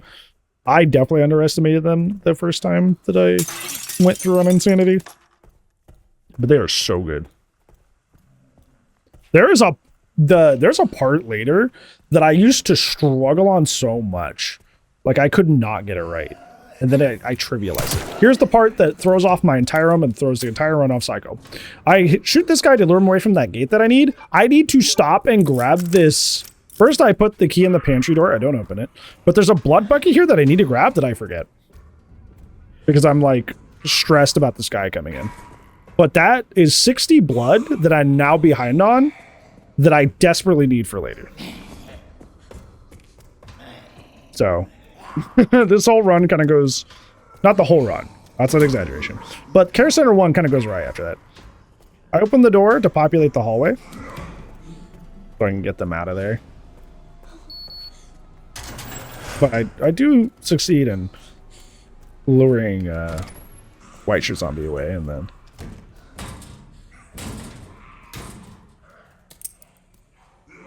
make sure you get that lockpick in that locker. I would have picked up that scrap there.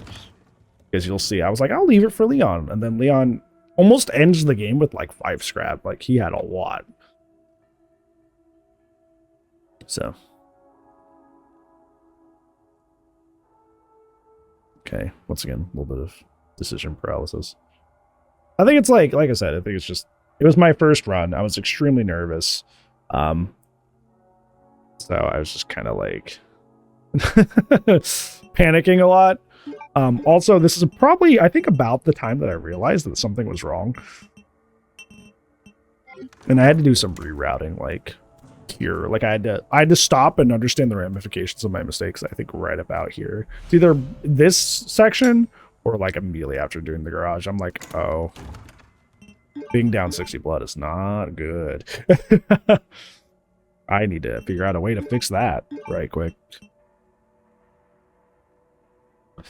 Which, I know I don't need it, right? Because the people do minimalist runs, but, like, I didn't plan for it. And it's my first run, so I can't just, like, switch up to a playstyle that I've, like, never done.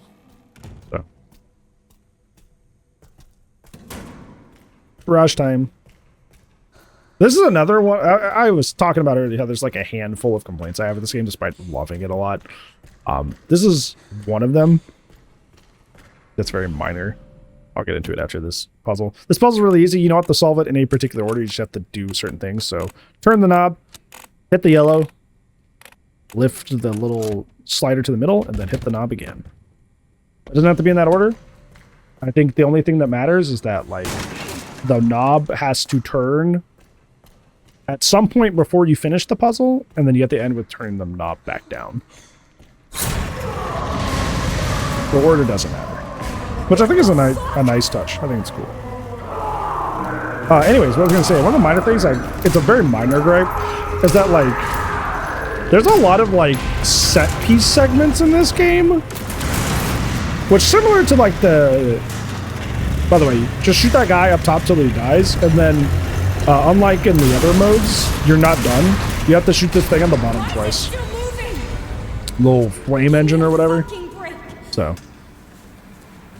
keep in mind you're not done when you kill the guy on top, because that's all you got to do in standard. You got to blow up the fire engine on bottom. But it only takes 2 shots, so it's pretty fine. Anyways. Just like with like the kind of like the playable cutscenes that you do, that I'm not a huge fan of. There's also like a lot of like these like forced gimmick segments like that, which once again, on a first playthrough, very immersive, very cool. But on subsequent playthroughs, it's just like, okay, let's get it over with, you know? And even then, on the first playthrough, some of these I messed up because I'm like, okay, what's the gimmick? Because there's only one way to solve the encounter. You just kind of like, sometimes you mess it up. Because if it's a blind playthrough, there's no way to know. And I think Resident Evil games are, one of the most beautiful things about them is that you can go about solving problems multiple different ways. Like, sure, there's, like, quote-unquote, the most efficient ways to run them in certain... But even then, it's like, if you're running it most efficiently for a speed run, you do different things to no damage run. Even if you're running it on a different difficulty, things are... It's like, you know, the creativity of expression is part of the appeal of the series. So, the fact that this game has a lot of, like, no, you must shoot the guy up top, and then you must shoot the engine, and that's the only way you can solve this. Because Resident Evil not only has, like, actual puzzles, but, like, every area is a puzzle, right? Because, like, you leave certain zombies in some places that you don't plan to come back to, and then there's others that you clear because you plan to use that as, like, a main throwaway between you and an item box, you and a door, you know. It's like a live puzzle. So when there's a lot of segments in a game that's like, oh, no, you just kind of solve it one way. It's just not, like I said, very minor gripe. This is where I realize I have no blood, and I'm like, that's not good. How am I going to fix that? I decided to get a little violent. I decided that these zombies in this hallway, they gotta go. The risky thing about this, besides just the combat aspect of it, is that these guys blister. The thing I realized, though, is that the way I'm running this, I'm not coming back through that hallway, so it doesn't really matter. Because Leon can just deal with it. So I'm just going to, like, stun these guys a bunch and then use the rip knife to get a little bit extra blood off of their kills. And basically make up the difference. Wowie.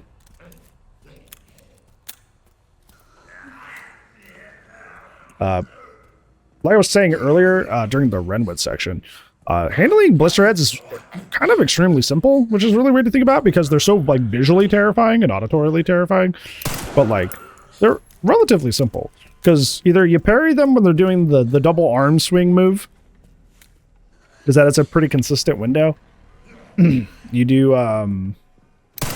you throw a hand grenade to stun them, or you shotgun them 2 or 3 times in the legs, and then you just use the axe to finisher them. But they're actually pretty straightforward in how you deal with them. It's just when you have a bunch in one area that are aggro to you, that's when it gets kind of sketchy.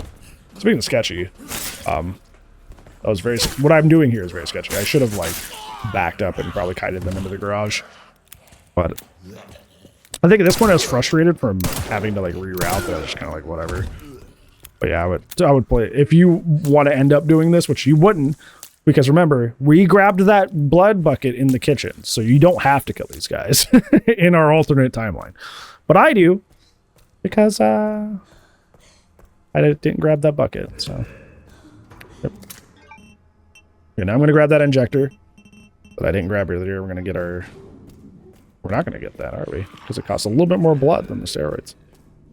This guy just wandering around in the kitchen, which I didn't know he did that. I'm very lucky I didn't grab there. I didn't know, because every time I've ever run into that dude, he's just kind of like standing in the pantry walking back and forth. He's never been out there for me. So I was like, whoa. So I learned real quick that he can do that. All right, so we got our shooting increased again. We have one more stabilizer to get in here. Continuing my habit of trying to keep my blood up, we're going to come in here and get the blood tub that's in here. This lady has a bad habit on both Leon and Grace of just like randomly turning around and grabbing you no matter how stealthy you are. So what I do is I hide here and wait for her to stop rubbing the mirror and then turn around and walk the other way. I'm not done. I'm still not going to go over there because where she goes for her second tether is right in front of the stall where I need to go. So I'm going to wait. I'll be patient. I'm waiting for her to come back and start her animation at the mirror again. That way I know she has the full duration of the animation to go through. So I can sneak on by her.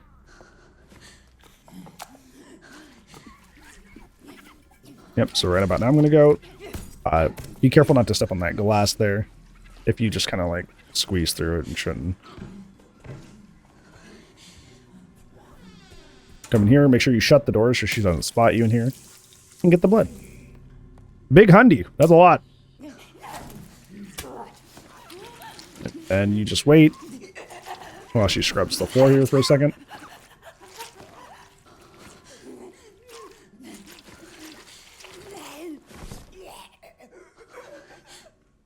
Then wait for her to go back to the mirror.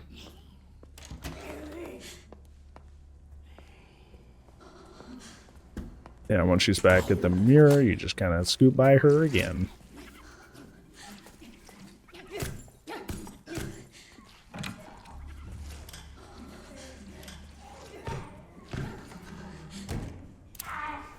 All right, that's about it for the bathroom area. We do come back for that that rare metal that's in that drawer over there, but don't forget that it is back there. I just didn't grab it then. This guy is kind of like the only thing stopping you from kind of just like barreling through this area. And because it's only one zombie, it's pretty easy to deal with. So you just like wait for him to notice you. Start flickering my flashlight at him, a la Dead by Daylight. When I run once he's noticed me, you'll see that in the subtitles, whenever a zombie says frenzied snarling, that means they've aggroed to you. Which is why I, not only for you being able to see what's going on more, but also that it gives you enemy prompts, like certain boss fight moves, and in this case, like I said, frenzied snarling means they saw you. They are coming after you. So wait for the guy to open the door. Pop him once, because his tether is the dining room. So if you don't shoot him with at least one bullet, he's not going to actually enter the kitchen. But after this point, you can just run, let the door shut behind you, and he's out of the dining room now. And he won't follow you back in. So I have repositioned him somewhere else, allowing me to come in here, loot the,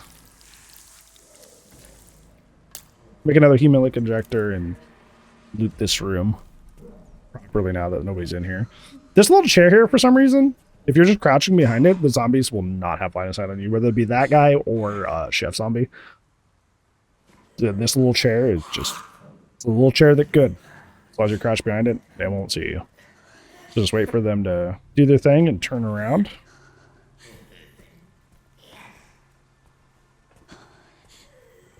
We're going to hop back in this window because we're trying to unlock this door. Because it has a pack, a little side pack in there.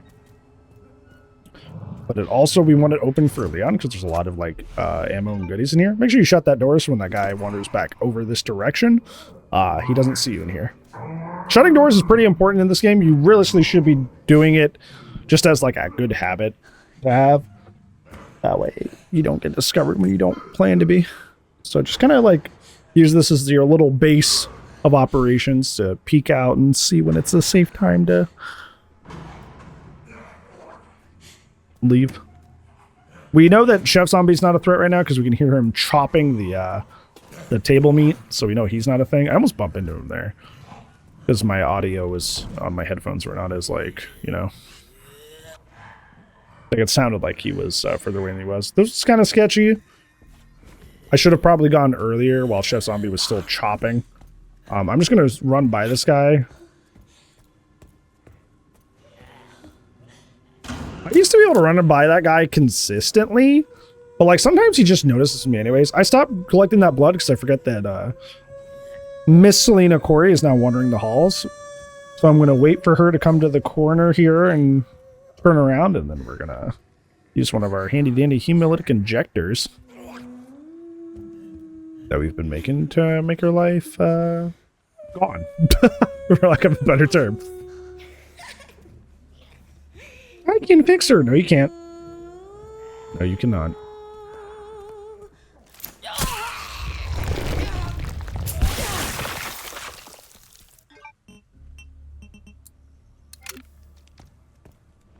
I replaced the hemolytic that I just used. Then I go get the bucket.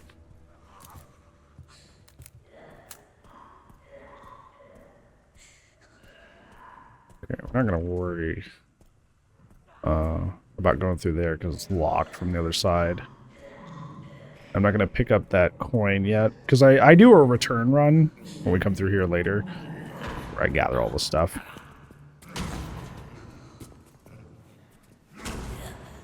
This guy randomly turns around at weird points and it stresses me out. It used to be that you could just run through this area kind of willy-nilly and they wouldn't, you know, catch you. But now it feels like they're more aware in the lounge these days. I don't know if Capcom changed something or what. I decided because the secretary zombie is facing the other way to go and grab that scrap, rare metal scrap from the door then.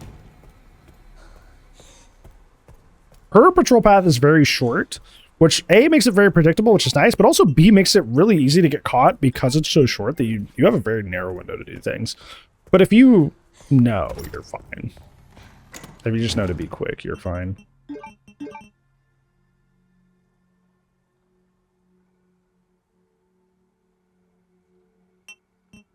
Believe it or not, we're most of the way through this.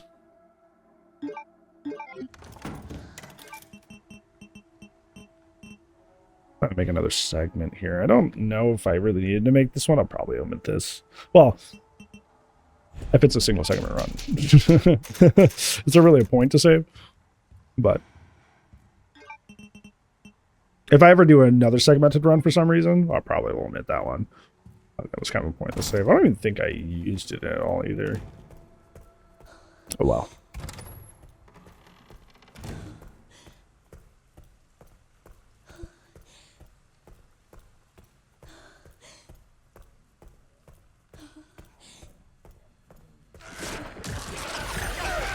I'm pretty sure these guys blister here, but like, who cares? They're stuck in that animation, so they're not going to see me. They're not going to come to me.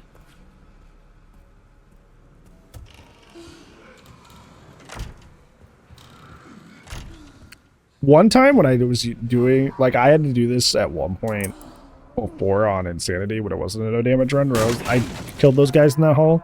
They never blistered. They blistered for Leon, and they just never did for me. Anyways, for this room, this little office room, go over, break the box. That way, Noisy Zombie will come out of that room super angry. If you're lucky, he'll kill his friend that came out with him.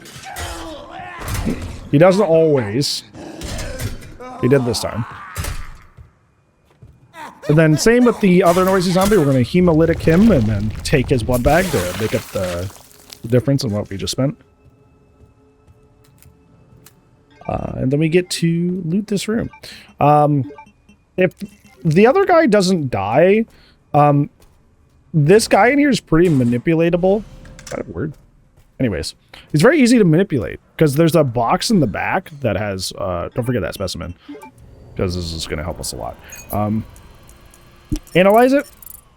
And it's the bottom, middle, and the top middle. But yeah, he's pretty easy to manipulate because he, if you break that box over there that has the bullets in it, then he'll go over and check it out, which gives you free reign to just grab all the stuff off the shelf while his back is turned. So either way, there's the empty stabilizers. I'm going to use that to make our third and final stabilizer for Care Center 1. The other stabilizer is down in the next area for Grace, so we don't have to worry about looking out for stabilizers for the rest of the round. Don't forget this blood bag back here, the one for 100. I forgot that once, and that made my life harder.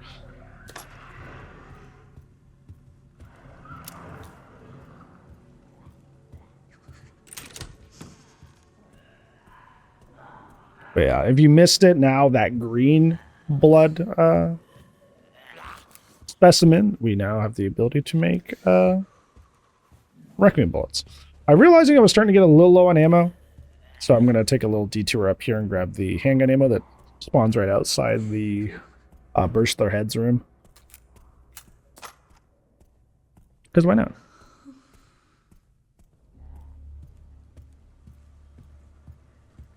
It's funny to think about it in hindsight because, like, I think I end the run with, like 60, 50 bullets, so I ended up fine. It's just funny.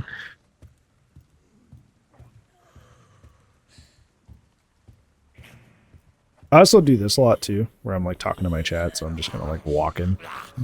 So I'm not, like, being as efficient as I could be in that regard, but realistically, it doesn't matter. He was about to spot me, so it's actually really good that Chef Zombie showed up, so I would, like, instinctually move out of the way. Right now, we're trying to dive into the freezer there, finally, with the wrench. And get the artificial heart.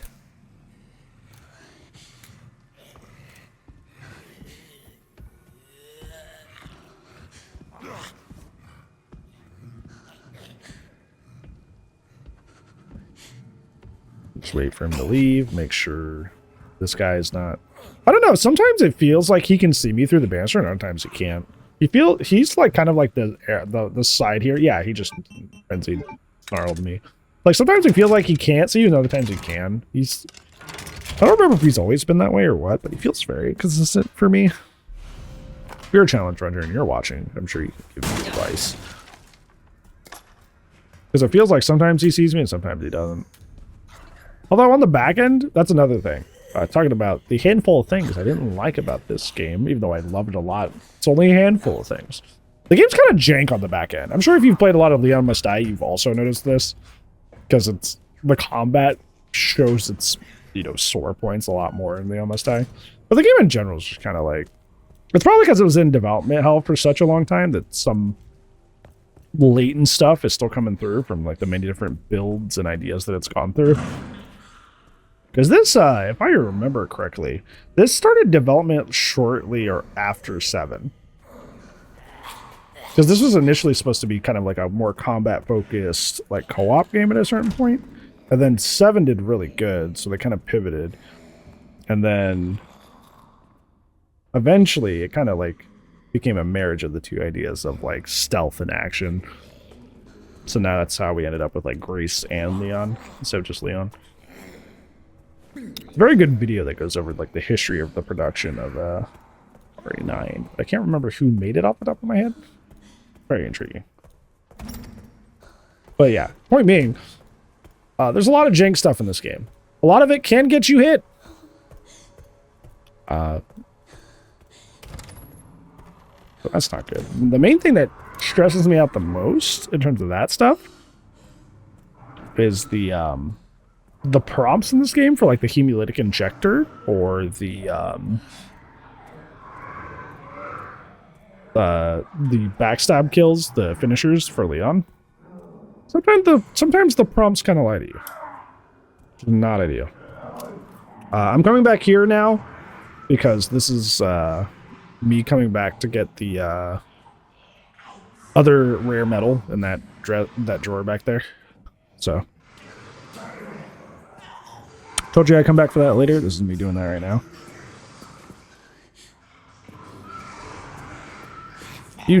I didn't tuck yourself in this corner. He's not gonna hit you unless you get up too early. Be careful though. I was talking about earlier how nice it is to deal with blister heads once you like learn the game and get good at the game. Normal zombies are far more terrifying. Normal zombies, as you can see from that one guy near the artificial heart, they'll just aggro onto you for no reason if they like didn't see you a second ago and technically weren't still seeing you. They're like, oh, you actually, I'm going to come after you. And then they'll throw their arms up and they'll lunge at you like 4 or 5 meters in like half a second. And the parry, I watched another video from a Leon Must Die creator, somebody who mostly makes videos about Leon Must Die, who was criticizing the parry system because they actually found out that the parry system's timing is not consistent. And grabs are really bad under that because it's not consistent, so. Normal zombies scare me more, TLDR. Because they're far more unpredictable. Which for like a normal insanity run, it's like, okay, whatever. If they decide to cheese me, I just use a med injector and I'm good. But that can end a whole no damage run. We're gonna finally start making said magnum ammo because we need it for the final section of this area. So time to stop putting that off. Gonna take out the Requiem and reload it, I assume. I realize I have one more rare metal left, but I also realized that I have all the bolts I need for the section, so I'm not stressing it too much.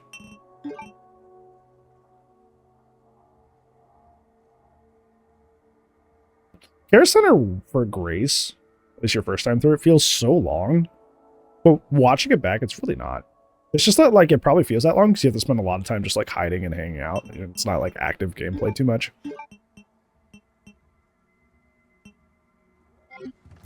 That's actually not that terrible, though. Not like a certain section later. A certain city of raccoons.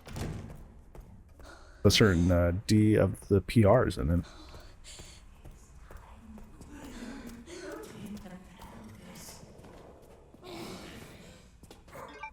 Do you say raccoon or raccoon? Is that just like a regional thing? I feel like it's like the correct way to say it is raccoon, just based on how it's spelled. And whenever people say it the other way, I think of raccoon for Moonsy. Like a New Force guy. Yeah, but this guy, you put in the lungs first, then the heart, just because, like, if you put the heart in first, they have to move it to put the lungs in anyways. So, like, just might as well skip that. A little, like, oopsie. When he gets up, just run out into the lobby and hang out for a little bit. This guy, even on Insanity, dies on his own. Just like he does on Standard and Classic. So, or Classic Casual. So just come out here and wait for him to die. Don't get too overzealous, because it does take a while. So don't just, like, the moment you don't hear noise, run back in there, because he will hit you. And now we have the Isolation Ward wristband. So we're going to do the first part of that here. Yeah, I know it was like it looked a little sketch, but I had a really good time getting Noisy Zombie to take Chug, but not only Chug, but the cleaning zombie too. It was really funny. We're going to go to ISO word. The Vivid filter makes the isolation word look so cool because it's like super deep red, bathed in an eerie crimson light. Makes me wonder why they didn't include more of the photo filters. It's just like natural gameplay filters. Was it like a limitation or what? Because this looks great. Because they put them in the game, they're in the photo mode, so like they're there.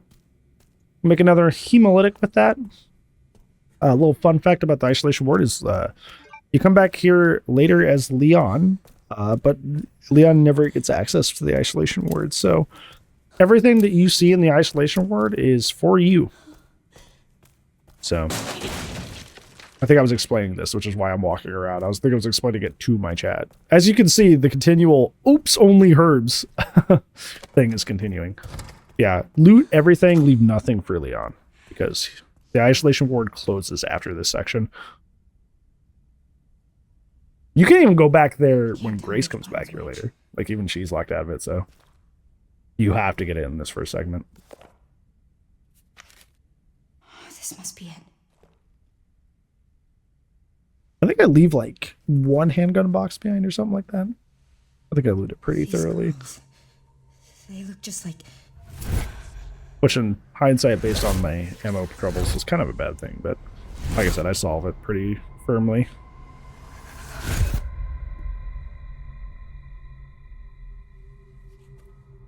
You're the one that locked her up. I mean, you don't know that for sure, Grace. You just know that he's the one in control of whether she leaves or not. You don't know if he's the one that put her in there. I bet you can read that. There is a ink ribbon on the left here you should grab. I hope I grab it. I'm looking for a long time at this.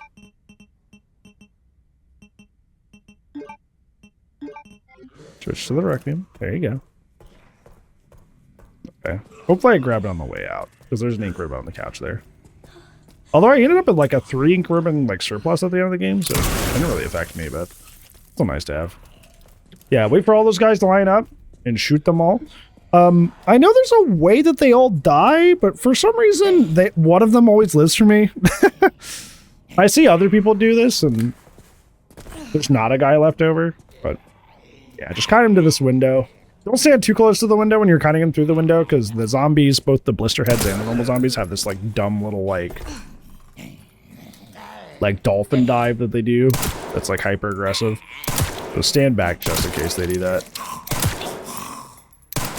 But if you're lucky, he'll do what he's doing now, where he just takes the super long vault over, and you have plenty of times to just like fill him full of holes and all that. So, yeah. One thing that's like that will get you killed in this game and ruin your no damage run is that when you have a rip knife equipped in your inventory, and you have by the way, before I finish that thought, hunting knives, terrible. Never use them. They're just free scrap, and treat them that way. The appeal of having the hunting knife in the game from a stats perspective is that the durability is higher, but you never find one at high durability. You only find them about to break. So the advantage is completely nullified just by the way that they spawn in the story mode. Anyways, a very, very important thing is that if you have the rimp knife, or any knife equipped for that matter, and a hemolytic injector, keep in mind they're the same prompt. Like, you press the same button to activate both. There's an antique coin in that bush, but I'll grab it on my second run through on Grace. I'm just coming up here to get this blood that's in this corner for my blood economy. I'm not going in the other room. So be careful if there's sections where like you like kind of like have to surprise hemolytic someone. Usually you do this for like a big scary enemy, like a blister head or something like that, because if like your prompt doesn't quite go through, you're gonna end up slashing the guy and alerting him to your position. Speaking of hemolytic, we're gonna make one here. Probably gonna make another, I'd imagine. I think I'm holding off because I'm thinking in my head, do I want to make the rest of those Requiem bullets? And then I was like, nah, I have enough. So I make another. But yeah, be careful about that, because that'll get you in trouble.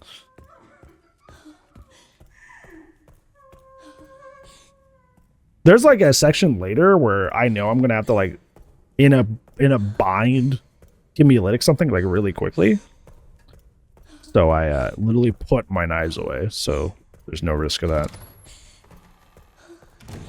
Another alternative to that, if you don't want that to happen to you, is wait for prompt to be there for like full second, like how like 1 Mississippi, and then do it. Because if you only get the prompt to like stealth kill something, or as Leon or Grace, and it's only there for like half a second, if you go for it immediately, odds are it's going to move out of the way and you're going to swing and then you're going to ruin the stealth.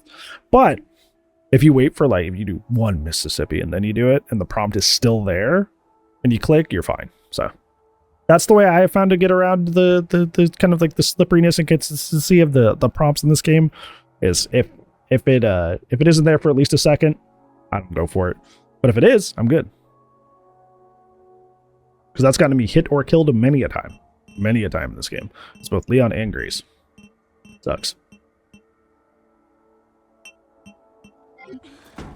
I just wish it like wouldn't give me prompt if I couldn't go for it, you know? Okay, we're gonna make our final segment for this section because we have the big ending fight to this area coming up.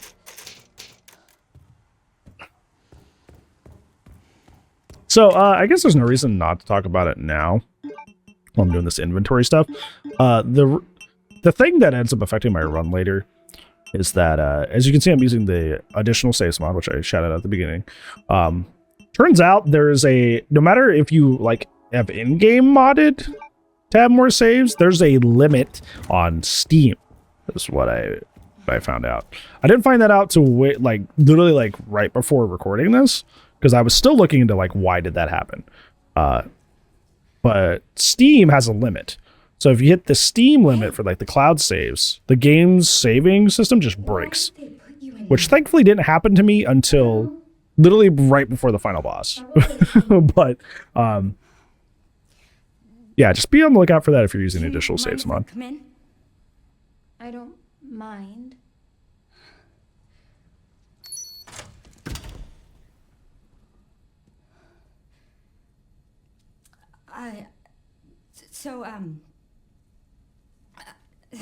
Sorry.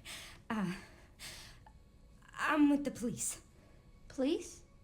Yes. I'd like you to come with me. Anybody else think she says please there? Like the way she pronounces that? Sounds like she says please? I'm Grace. What's your name? Emily?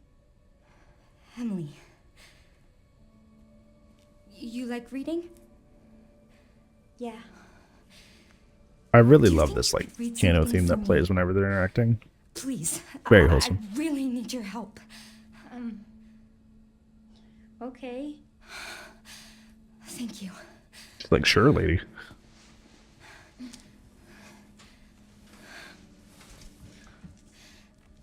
I'll take you there.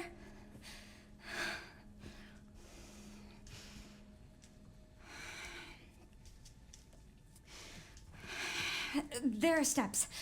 How about I carry you?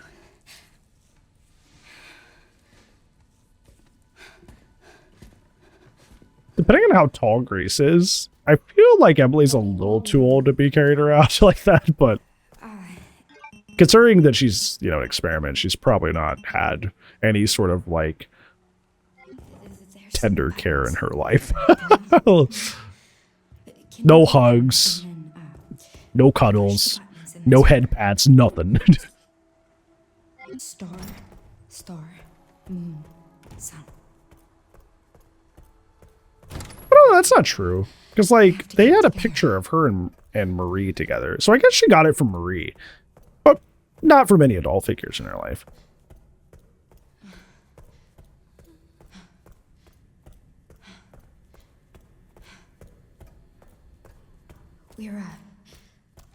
We're close now. Also, this is why I, before I talk about what I was going to talk about, these guys despawn the moment you get in the door to the puzzle box. So even though you're seeing all this and it looks really scary, you're completely safe as long as you just, like, rush straight to the puzzle box and hit F, so.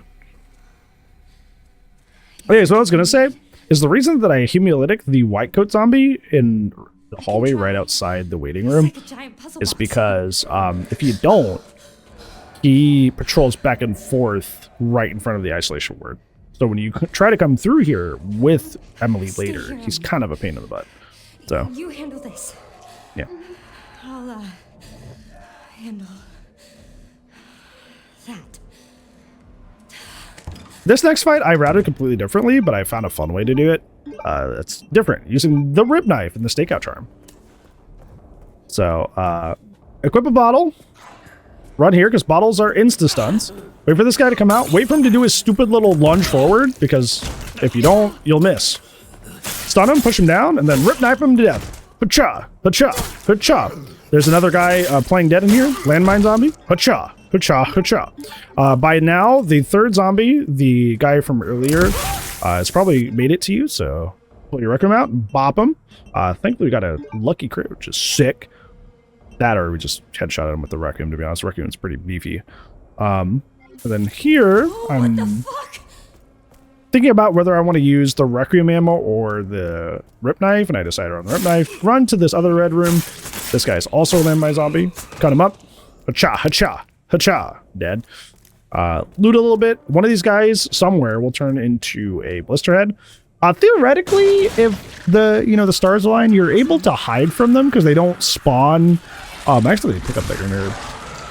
They spawn unaware, but like, depending on if they like run into you, they may see you, which he does here. But in that case, just keep your Requiem ready and you can kill him in one shot. What was that? Realistically, what I probably should have done is I probably should have hid in the red room where the guy that was laying down was.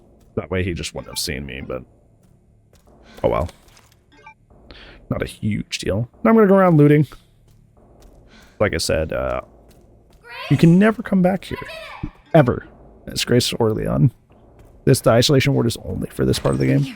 It's funny because I check my map and I see that I got handgun bullets and I just like don't go for it. Well done, Emily. Thank you.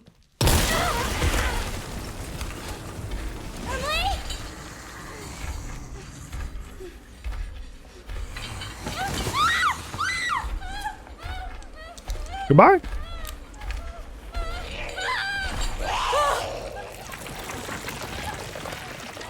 She got better.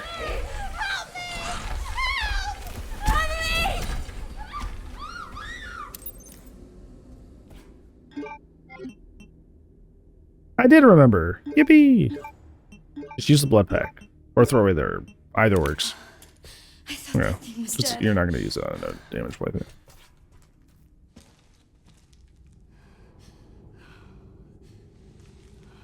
This is all my fault. This is another thing. Is the basement segment we're about to do after we do a Leon section? Just sleep. I used to really like hate that section, but now that I've done it, no damage. It's pretty alright. It's pretty chill.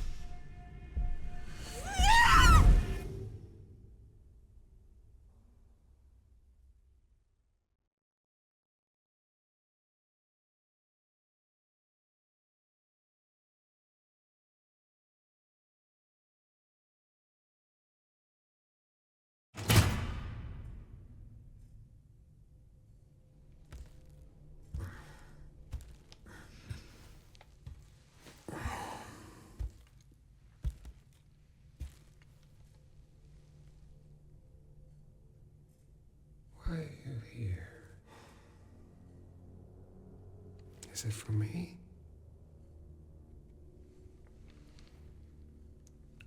Or for her?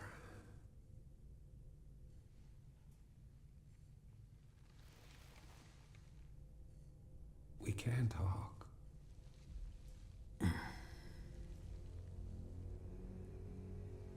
Right. A freaky implication I've never thought about is that like he had this whole area set up already. Which means he's done this before to other people. Silent treatment, I hope. You're an investigator, right? Investigate. Well, No, he says it. He just randomly has a southern draw sometimes. What do you want to know? Is this where I conduct my research? Look at our hair physics.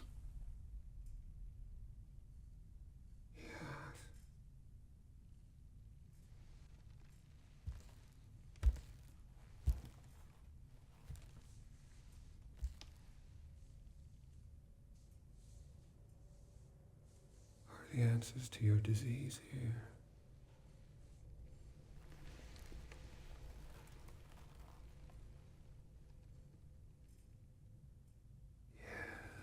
You know, I do have a question. When's the last time you brushed your teeth? That's right. Gideon is canonically stinky. Can't argue with that. Another thing I like about this mod for Leon is that it preserves all of his, like, mechanical stuff, like the holster for his Requiem and stuff. So, another cool part of that.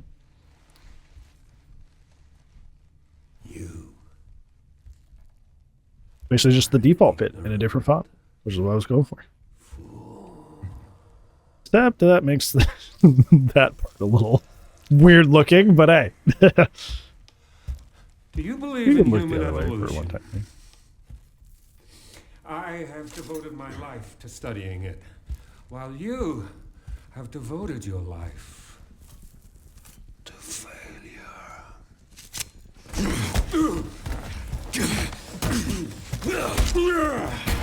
It's crazy knowing what we know about Gideon later, that he gets so rocked he even has to run away.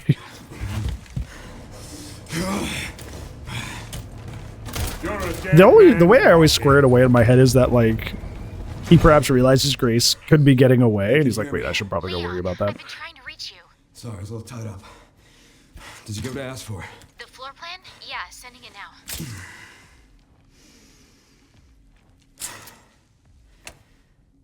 I had a talk with Victor. He is batshit crazy. Gonna make my way to his office. I'm glad that FBI agent got away. FBI? Yeah, Grace Ashcroft. Okay, this part's pretty straightforward. Loot everything first. Don't go past the fallen shelf until you're ready. As boss fight time, you can't go back. So until you're ready, do not touch that yet. Almost missed that gunpowder there. I was like, you are going to grab that, right? This is great. I love doing no damage run commentary because I can, like, be mean to myself and you can't yell at me. Like, man, why would you forget that? Okay, I should sell off the classic 70 because I'm not using it for this fight. And I can use it to A, buy more ammo, and B, upgrade the attack, I believe, at least once. Yeah. I think it's good to have at least 2 power by the time you're going in here. And on normal mode, if you haven't platted the game or at least bought the one upgrade that allows you to get level 3 upgrades, that's it for the power for the attack. So makes this next upcoming section really easy. Just making sure I had the cute bear charm on, because that's also necessary. It was something that, like, as a player was a weakness for a while, so now I'm like super paranoid. I'm like, did I forget a charm? But those were mistakes I made a long time ago. I've been pretty good about it for this run.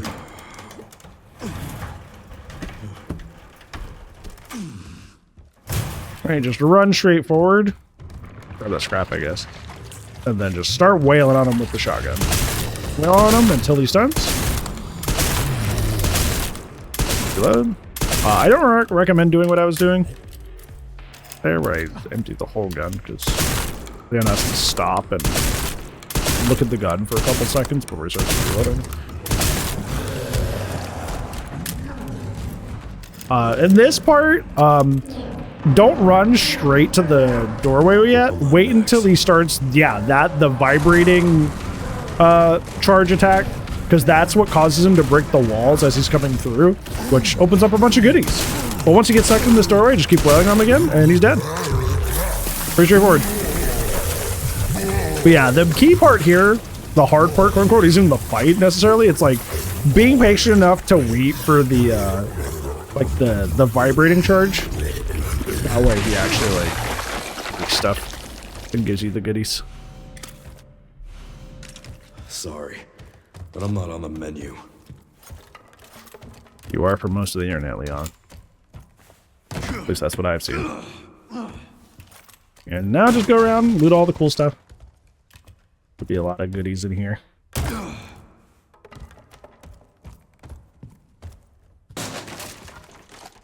Speaking of Leon must die, I was talking about earlier. It's so funny watching me like attack all the boxes normally, because like sometimes in Leon must die you have like fake boxes that have explosives in them. So I get a little anxious watching me just break the boxes normally, because I'm just so predispositioned to not do that. And I'm forced to break them with a weapon.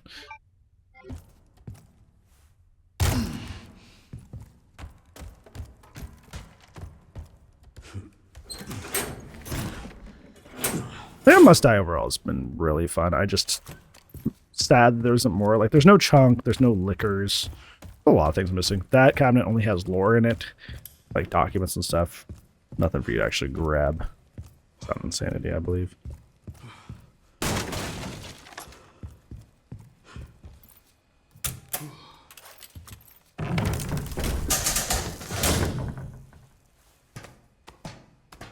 For some reason, when I come down here, I don't sneak kill these first two zombies. I don't know why.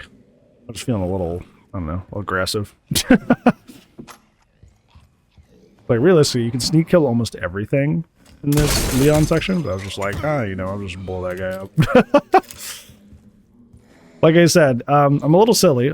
I do love whimsy, so sometimes I just do things just cuz. So I think it was about the time I realized I was like, oh yeah, I guess I should sneak kill. But somehow she just kind of like turns around and sees me. Remember I was talking about earlier, her patrol path is predictable, but it's also really fast, so it's easy to mess up. Yeah, here it is. So, kerboom. Case in point. And now we get to unlock all these cabinets we left behind earlier. Yippee.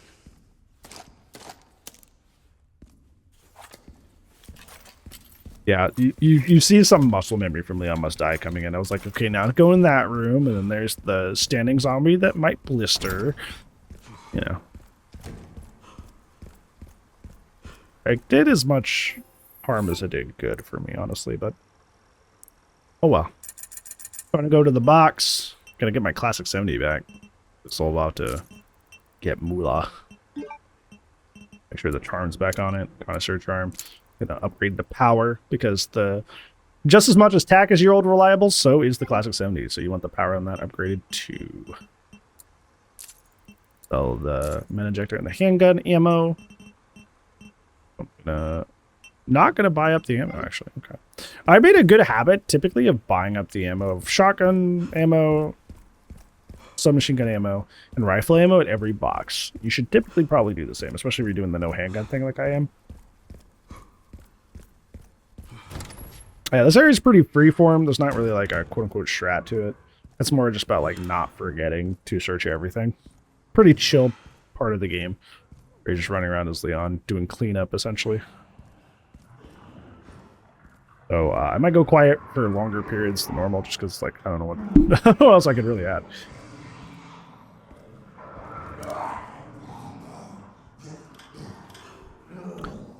I'm gonna try to be a little bit stealthy here. Because I have had a light switch zombie kind of turn around and grab me before. Another part of this game's kind of like a charming jank. And though his back completely turned, I'm completely quiet. He's like, oh, you.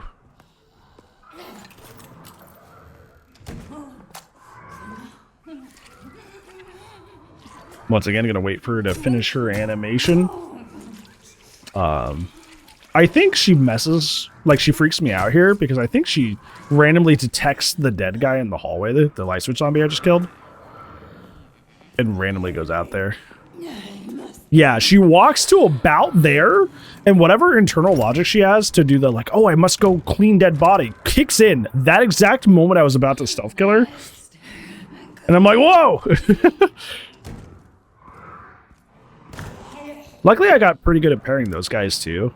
Because there's a lot of like cleaning maid zombies in Leon Must Die, so it wasn't necessarily an awful situation, but it was still a little freaky.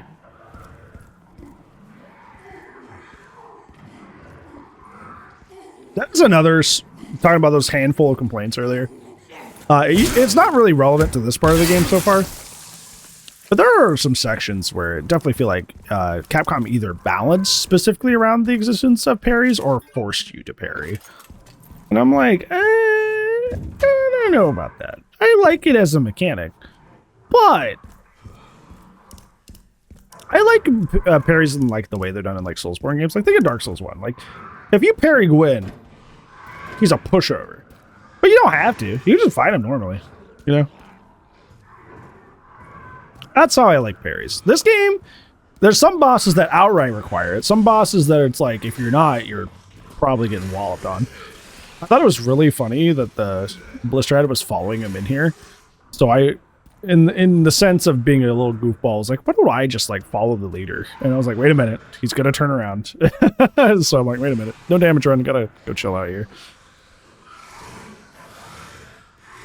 Luckily that other guy does stay in the pantry. So I just wait for Mr. Blisterhead to come out. Stealth kill him.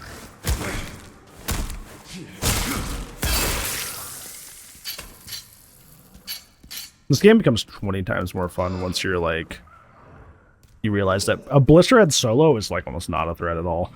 Kind of weird thing to say, but it's basically true. Like a solo Blisterhead, easy to parry. If you have shotgun shells, just take their legs out and finisher them. Or use a hand grenade to not like send them flying and then finisher them, yeah.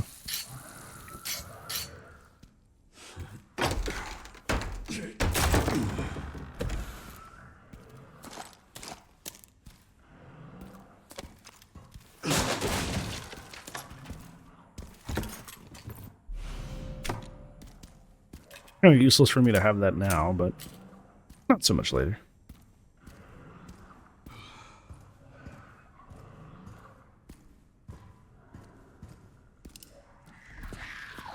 Okay, that guy's unfortunately like right in front of the door.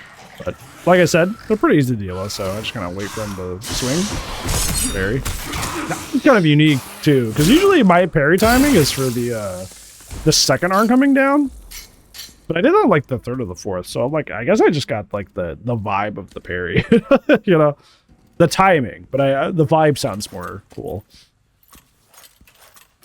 But yeah, that double arm swing animation is like pretty telegraphable for a parry. It's very consistent. So even if you mess up the timing on the perfect parry, you still get the parry. So it's like, it's pretty Leon Scott Kennedy free to just go for the parry there. As long as you're solo, right? As long as nothing else is going to, like, jump you. Thank you, Leon Must I. Thank you for training me. Especially for the Exorcist, Frill. Thank you for teaching me to parry.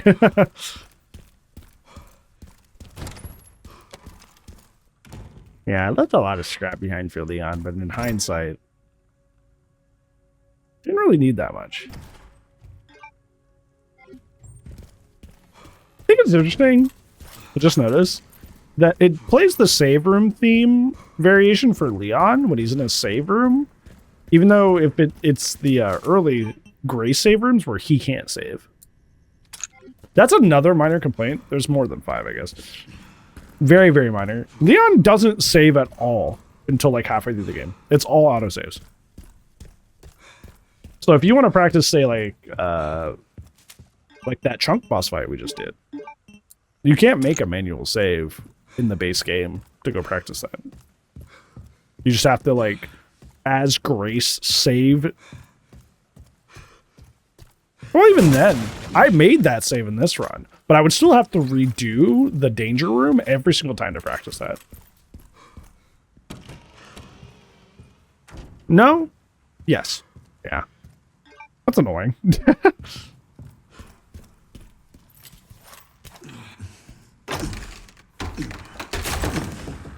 But I wish you didn't have to mod the game or consoles had support for that. I'll have to talk to Banjo, because Banjo plays console. I wonder what they did for that. For the practicing the Leon sections that were autosave only up until that point. His office should be upstairs. Trying to stealth kill the guy on the right, because he's kind of the one that's more dodgy in this part.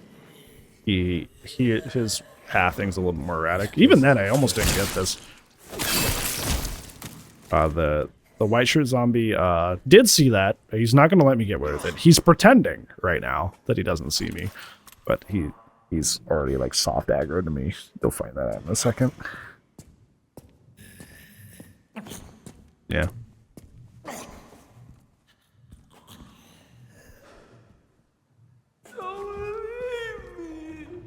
You can hear Crab Zombie lumbering around downstairs because he just every step he takes. There you go. Keep checking my menu because I want to keep the herbs as like combined as possible for the maximum profit.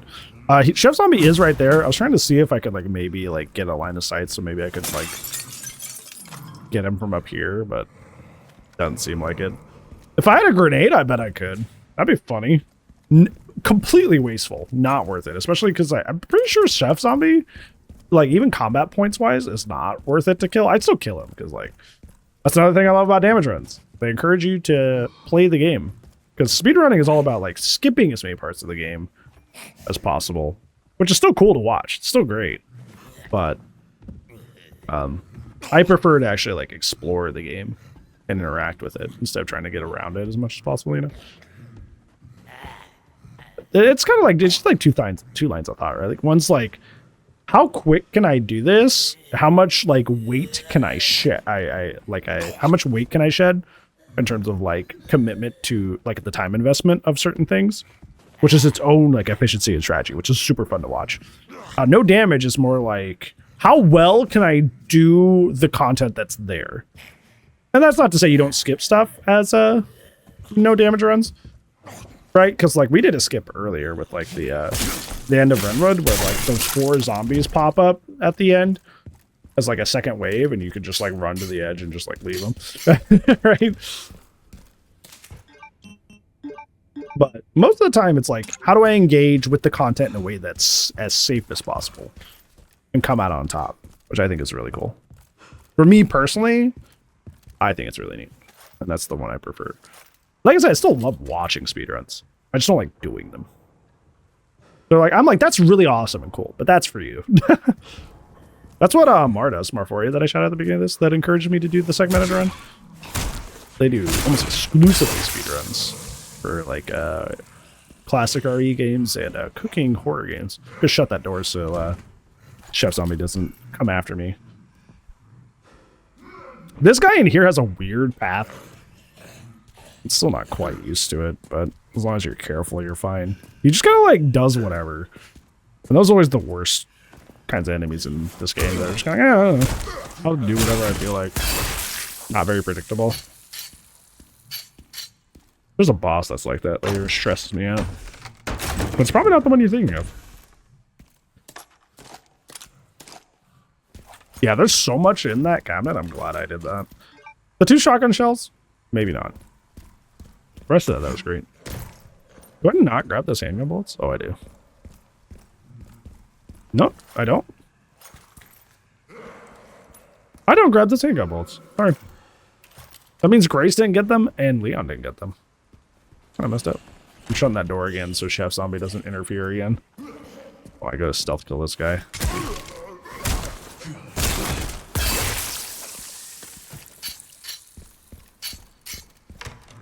Here it goes. Realistically, in the future, I don't know if I'll kill him. It's just kind of not worth it. It's a lot of ammo investment. What the fuck are you cutting with that? Elephants? Go to RE4 reference.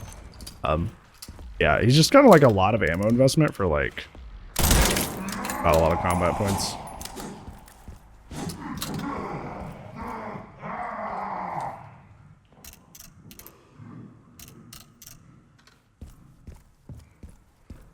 Yeah, his new tether after he's in this hallway is the doorway here, just like the other zombie that we lured into the kitchen earlier. Oh. Don't do anything there. The reason we're killing everything here, by the way, if you You probably know this at this point because it's not like this difficulty or no damage specific, but Leon, if you everything you kill and it leaves blood that Grace can go get on her run through, her last little segment in this area.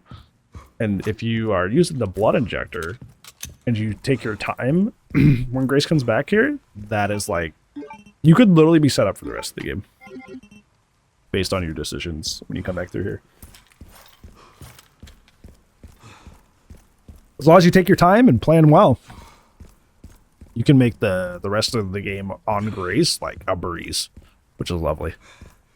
But you got to set it up as Leon first by giving her all this blood from taking care of everyone.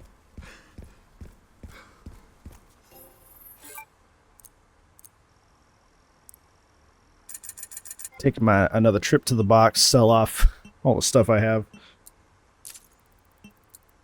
Handgun bullets, healing items. You gonna sell that med injector, buddy? Nope, I'm just keeping the med injector for some reason. I think I just didn't see it there for a second. There I go. I'm getting the machine gun ammo. What that? I'll realize later. I think I realized at this point that I'm like ahead of schedule on my upgrades. Because I have these little note cards that I use to kind of vaguely keep me on track.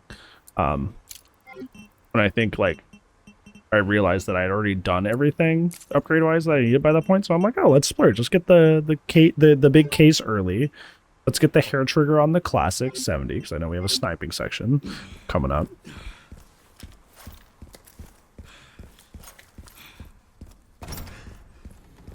So I had to stop and look. Those blister heads that I remember, or you remember I said I despawned them when I was playing as Grace for that final section. Yeah, they're not despawned in the sense that they're gone forever. They despawned from the isolation ward and are now in front of the isolation ward. But thankfully, Leon can handle them way better than Grace can.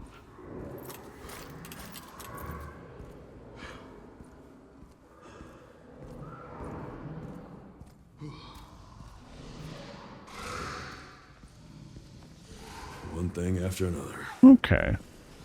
This is kind of a sketchy situation, but the blister heads aren't necessarily known for their perception. I still duck out of here quickly though, because like trying to avoid getting C-bet as much as possible. As many clean kills as I can have without spending ammo, the better. Because the bosses in this game for Leon usually come down to like how random are they, and did you have the ammo to make this fight easy? Is kind of what I've come to understand. And some of them have both, and those are the fights I find the most stressful. As you saw with Chunk, if you have the right upgrades and you have enough ammo, easy peasy. I don't have to really think about it. Some others, not only do they have some random, really weird patterns and attacks, but also you need to really prep for them ammo-wise. So, eh. Try not to waste too much ammo, especially shotgun shells. Shotgun shells. Classic 70 is like, conserve that ammo to get through areas. Shotgun shells, probably preserved to get through bosses. We're coming up here to get the, to clear this stinging zombie room that we didn't get earlier. You need a corrosive in here to get to the one of the prisms. You need to unlock that final door. But because there's a butt ton of zombies in here, I left it for Leon. So Leon could deal with them much easier.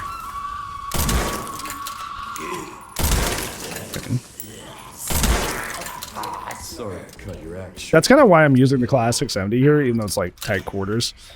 I'm trying to save on shotgun shells overall. I always end up at like a slight deficit of shotgun shells. I think it's just because there's so many situations where they're handy. So it's easy to go overboard. There's the corrosive. Don't forget this box over here. I have forgotten this box with this tracking module so many times. I'm surprised I remembered it this time. I would have been mad if I looked back in the VOD editing this and doing the commentary for it. I left it there. Dude. You know what would be really good? If 'cause I know if you hemo Chef Zombie as Grace, you get the pantry key early. What if on Leon, if you kill him, he drops like a common tracking module? That way it's actually worth it ammo-wise. That'd be cool. That's an easy way to fix that.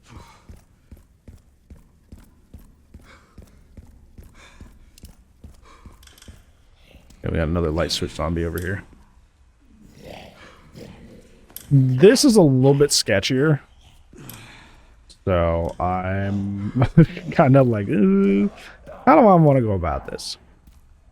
I was ready to kill that guy because I forgot by this point that I had got a lucky crit on him. So yeah, I just kind of picked the herb and do my own thing. I'm sure that guy blisters too, but he's back here in the blood lab, so it doesn't matter as much. Even his Grace, because like he's kind of stuck back there. My idea now is I'm just gonna like flick this light switch, and as he's switching, just like switching, I'm gonna stealth kill him as he goes over.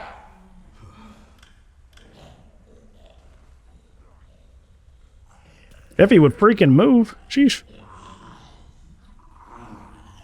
I didn't have Amazon Prime, so I have to deal with normal shipping. 3 to 5 business days. There we go.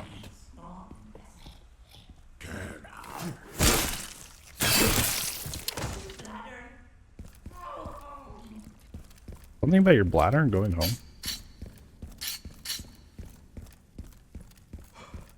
Okay, so I'm gonna go around this loop here so I can stealth kill the zombies here in the actual operating room. Don't forget this herb in the corner over here. Didn't have anything to pair with at the time. I don't think I'm able to stealth kill both, but like once again, I have the shotgun out, so I can handle the situation fine. He kind of randomly turns around there for some reason. I'm just like, oh, cool.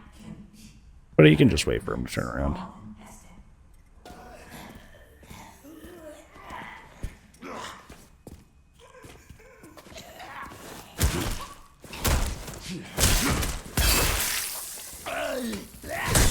That was kind of sketchy.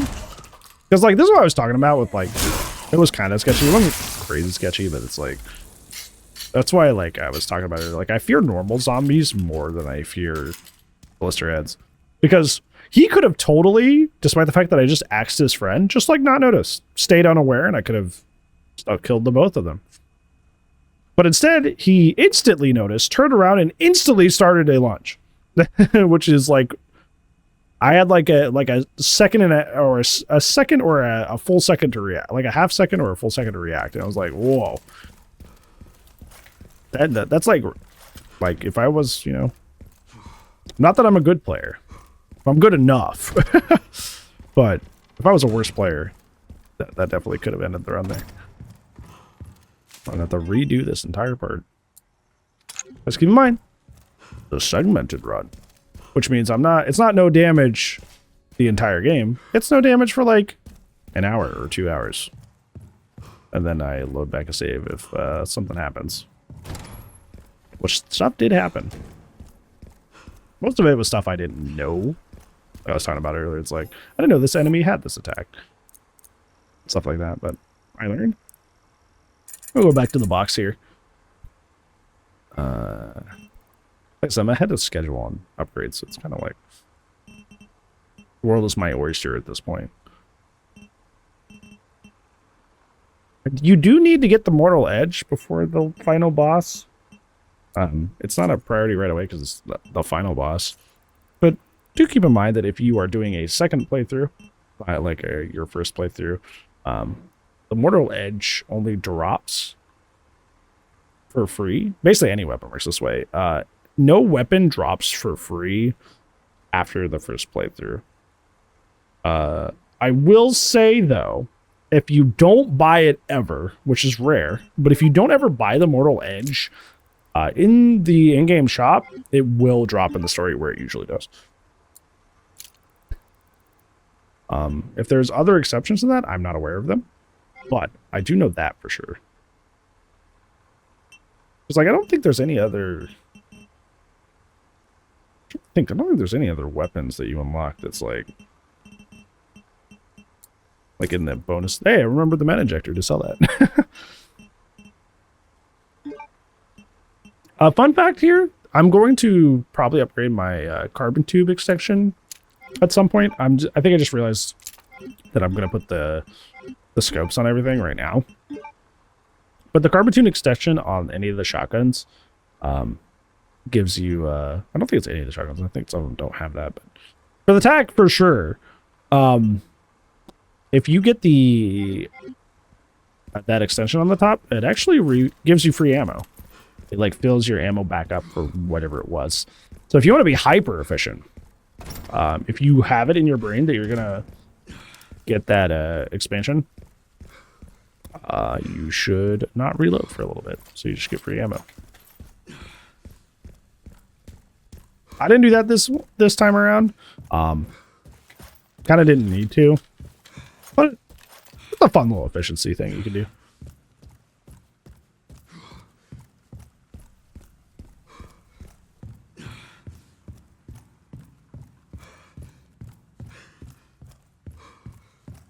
I just realized, and this is kind of why I didn't go with like a minimalist run, how boring must like the second part of Grace be when she comes back through the care center if you just don't have the blood injector. Like, you're not using it. You're just like, wow, everything's dead. Cool. Anyways. I didn't even think about that.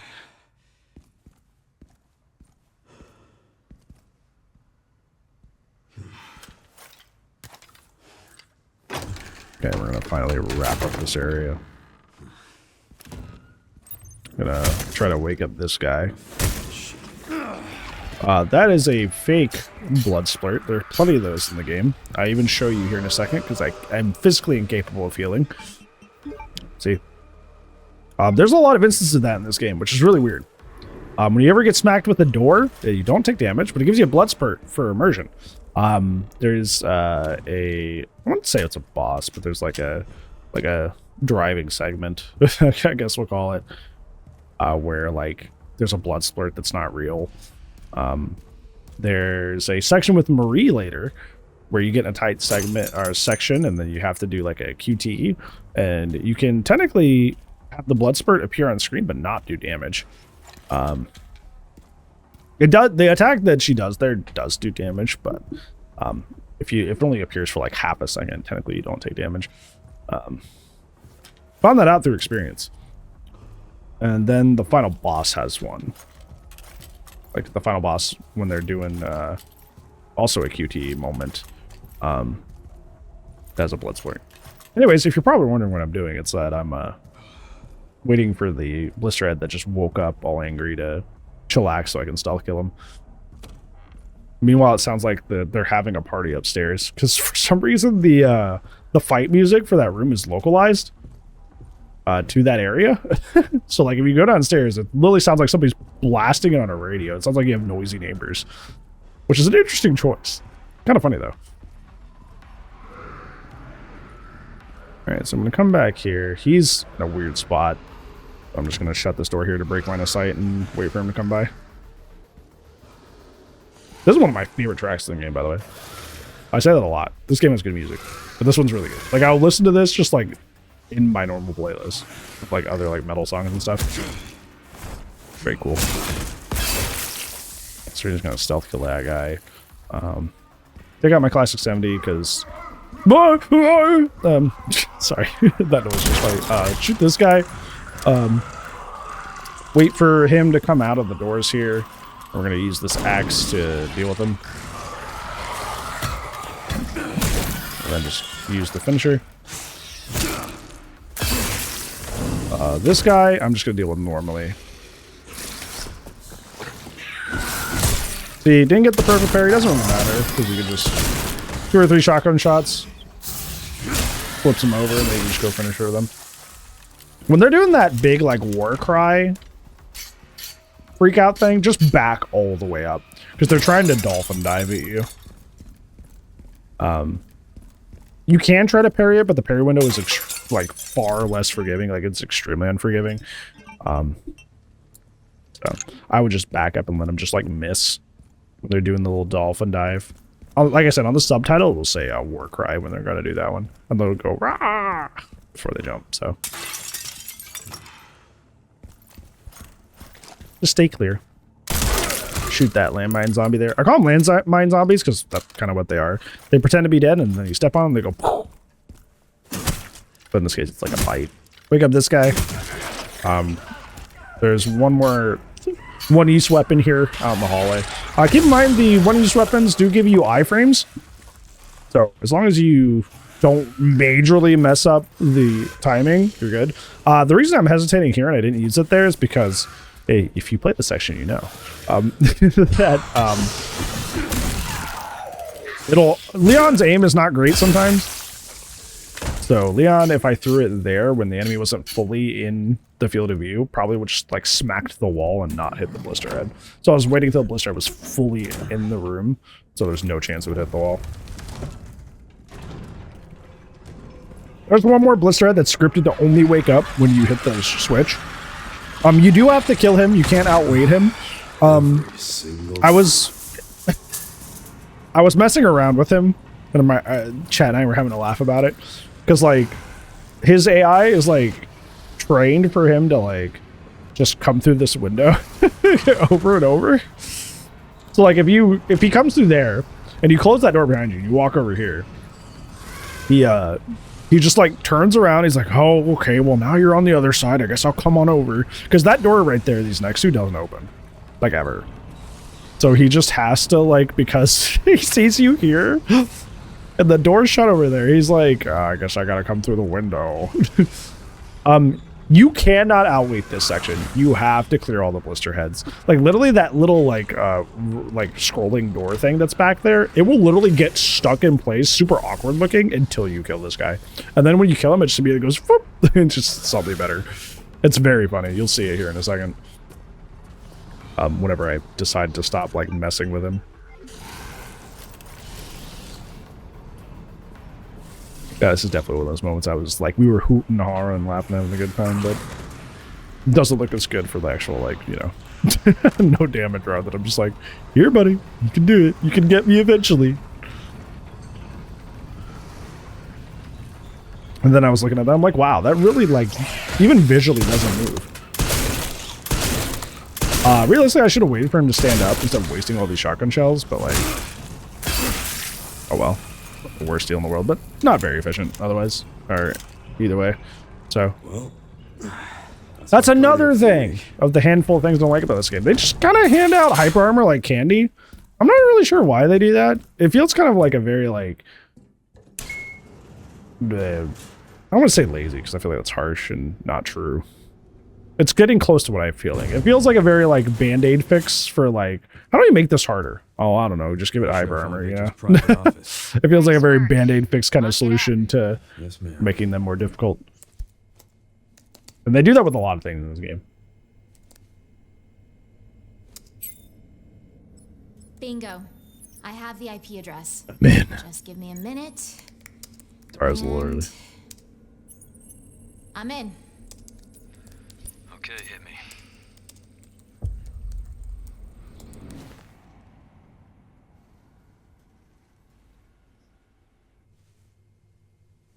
Sherry. You're killing me. I found some information about our illness. Our symptoms confirm a T-virus infection. I think it's interesting because a lot of people talk about like, why is Sherry affected by this? Wait, at least we're in it together, right? It's like, well, Leon is like literally so sick that he's starting to die.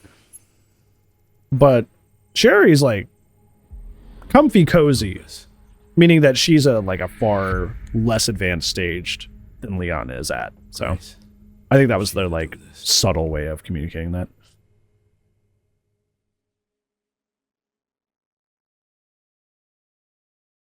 At least that's what I got from the scene. Obviously, I'm a little biased because I love the game, so I'm a little bit more probably willing to like see what they were probably going for when it might be a plot hole. But you know, that's just the way I read it, regardless.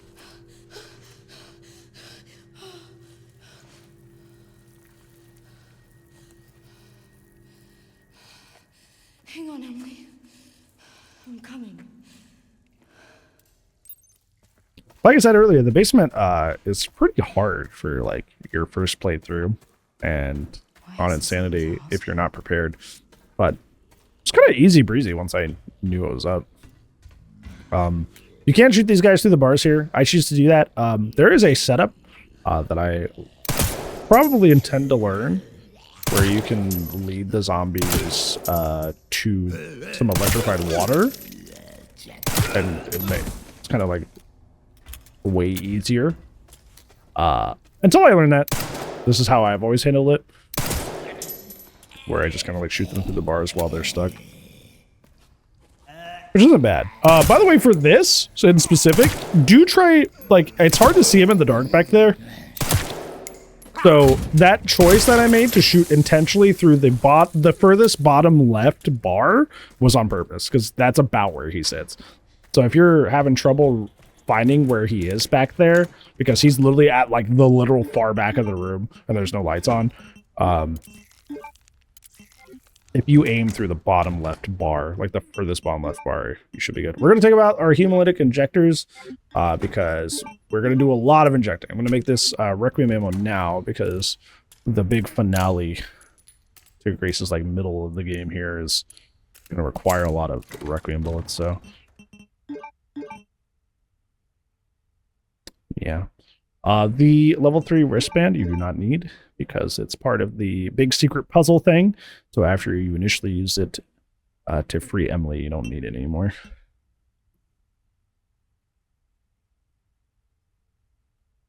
I think I'm determining what I want to bring otherwise, if I need like the rip knife or something. Definitely don't need those in tank coins. Do not bring them. Right, so the rule of thumb here for me is hemolytic inject any zombie that is laying down. So you don't want them getting up and giving you grief.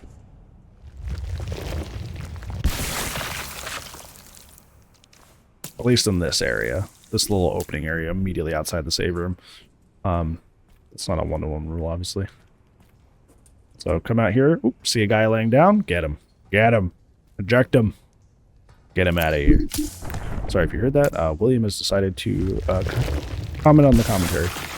Will is a mute cat, so technically you'll never hear him. You'll probably hear him jingle, because I have a pretty loud bell on him, so I can, you know, hear him coming, since he can't announce he's coming. Yeah, he's watching. You got anything? No? This guy who's in here in this jail cell, he's guarding the last injector. So shoot him 5-ish times. I think it's 5 to 6 shots. Don't kill him. Don't kill him. Sorry if you heard the if you just got a lot of turbulence, that was Will. He was rubbing the mic, so shoot him 5 times. Because he's going to break out of that cell later and become a threat. But if he's 1 shot or 2 shot from death, he's extremely easy to deal with. So just like prep him to be killed later. Emily. Oh, we're doing Resident Evil no damage. Segmented. That way we can help people. Oh, thank goodness. No, I'm about to say, it's hopefully there's some strats in here that are unique to me. You can take. There's probably going to be like 1, like maybe 1, but you know, either way, it's still fun to sit and talk about one of our favorite games together. So, yeah, is it one of your favorite games, Will? No, there's no thoughts in that head. I don't know why I asked.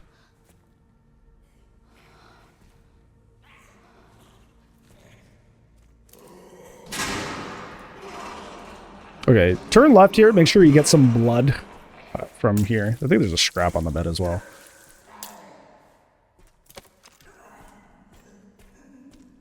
When you grab this plug, Miss Marie takes offense to it. But as long as you run, like you hard sprint and don't deviate, she has this little like her getting fired up animation, but because that animation lasts long, she literally can't stop you. So you can just run back to the save room. Got free. Leon Scott Kennedy free. It looks sketchy if you've never done it before, but it's totally fine. Okay, done to make some hemolytics because we're not done using those yet. I'll make one, I guess. I'm gonna go down this way. I didn't realize she wasn't done chasing me down. So I'm gonna come back in here. I figured I had lost her by then, but I guess not. Just be patient, wait a second.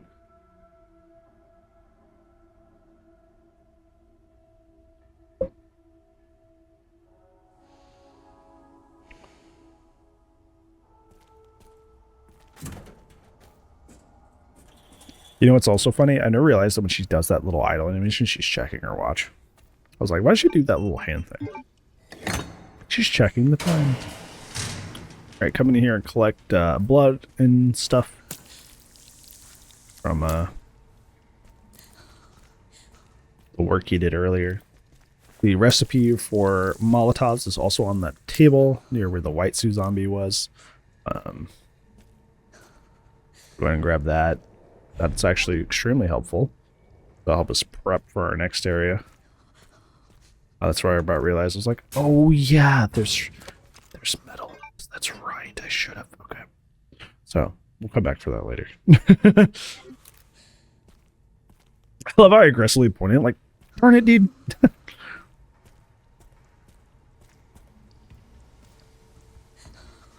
Alright.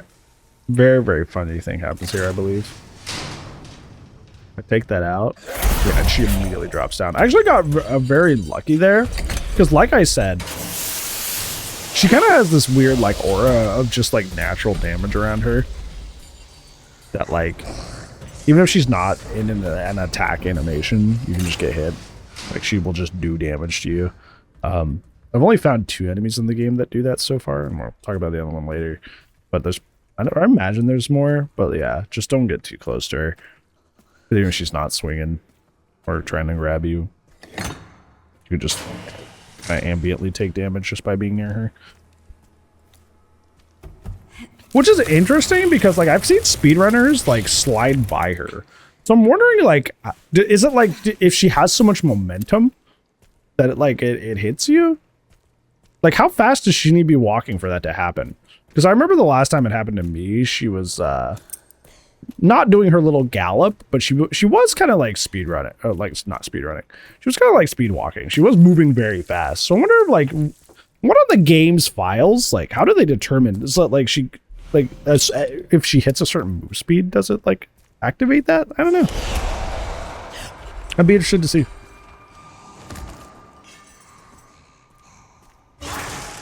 I know her gallop for sure though. I made that mistake in the water treatment plant once. What's coming up?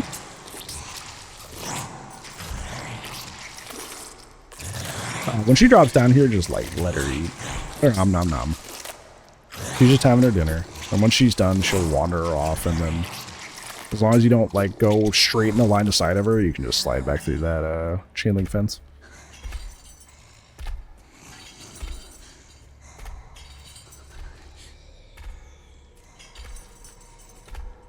Pretty simple, this part.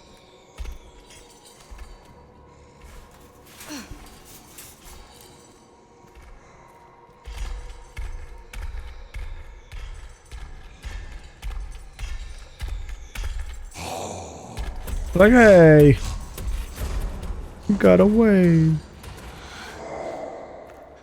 Barely made it. You say barely made it, but you made it with made it pretty cleanly there. I think I picked up a lockpick from that section. Make another hemolytic.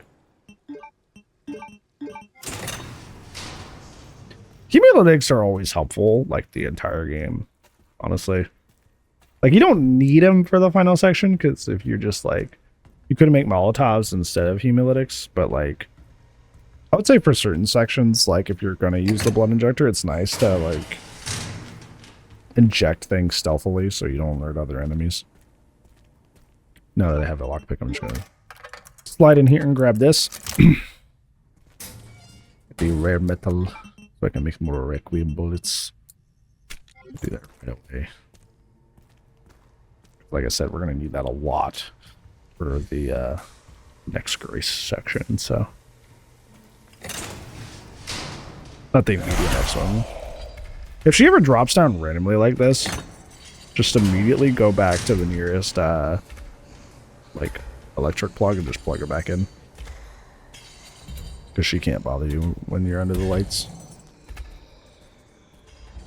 I always think her theme's really funny. It's like, wow, wow. That's when I realized, I'm like, isn't there usually a handgun ammo box in here? And then it was just on this bed, so I missed it.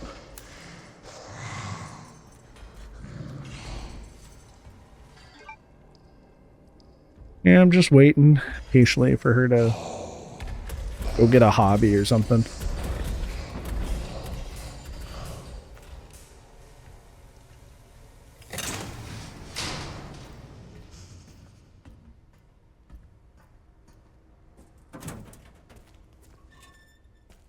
I think in the future, I think I'm gonna not do this. Like, if I ever do a segmented run of this game again, I think I'm not gonna do this as many segments. I think I'm just gonna do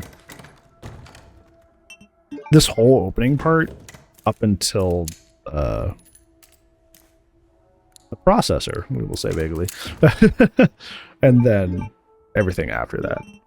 Because, like, I definitely feared this area far more than how actually intense it ended up being, or lack thereof.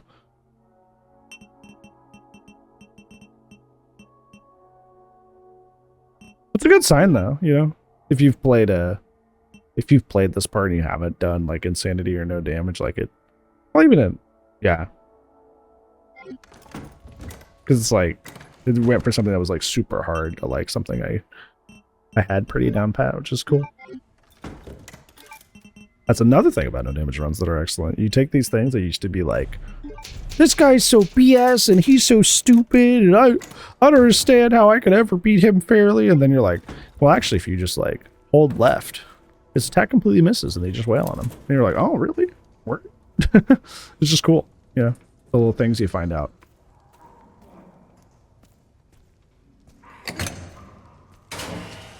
I'm going to go in here now. This is why we were crafting hemolytics, because we need a couple for this area right here. This guy's sitting down. Definitely a problem. Definitely gets up. I think he blisters too. To bop him. Not a problem. Go in here. Do not forget the makeshift knife. Not that you need makeshift knives, but it's free scrap because you can scrap them. So grab that out of this little crate of garbage here. Get yourself a free scrap. White suit zombie here is waddling back and forth. Just gonna wait for him to turn his back to us, and he is the next target for a hemolytic injector. Whenever he decides to do that, at least. Yeah, he's gonna dip into the office here. Back up, do a little. See, this is what I'm talking about. Normal zombies are just so weird. They just like randomly do stuff. And depending on what they do, that could end a run, right? Or make you, in a segmented run, make you go back like 30 minutes to an hour just because dude went, oh, I'm gonna waddle backwards for no reason. Okay, this one's left 70. Right, 50. And then left 20. I had to record this, like the voiceover that I'm doing right now, over multiple days. Tonight, I'm doing it very late. So, I'm not remembering much about, like, the, make sure you grab that bottle before you get the plug here. Not remembering much about, like, codes and stuff. I'm just vibing. Having a good time. Hope you're having a great time. Hope you were also vibing and chilling. Considering how long this VOD's going to be, this video, VODs would be straight from stream. Considering how long this video is going to be, you're probably putting it on the background. So I hope you're chilling. Hope you're having a great time. Hope you're relaxed doing whatever you're doing. If you're doing work with this in the background, hopefully work is not terrible. What am I doing here? Can I just craft something? Am I walking all the way back here? What am I doing? That's what I was saying. Am I putting stuff away? Am I taking a box trip? I mean, all of this is lit up, so it's like, it's completely safety free. Literally, like, besides this little dark part right before you hop in, she tried to get me on. You're completely fine. I end up storing a lot of this scrap, and I frankly don't use it for a while. It's really funny. So, like, I'm in, like, the final section later, and I'm just like, time to pull out my 5 scrap. Like, I was over-prepared. I had a whole haul, dude.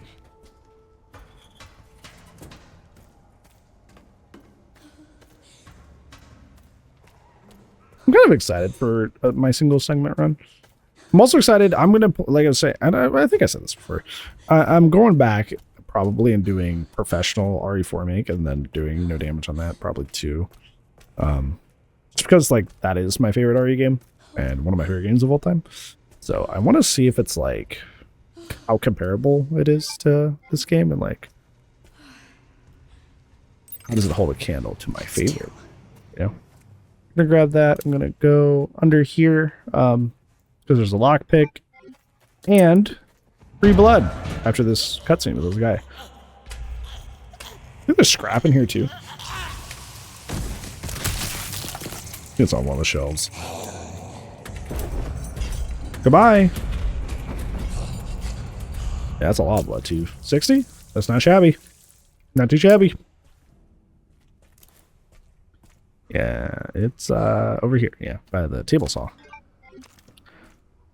I think, like, I don't know if it was, like, my dad put the fear of God into me when it came to, like, working with table saws. Like, it's extremely dangerous.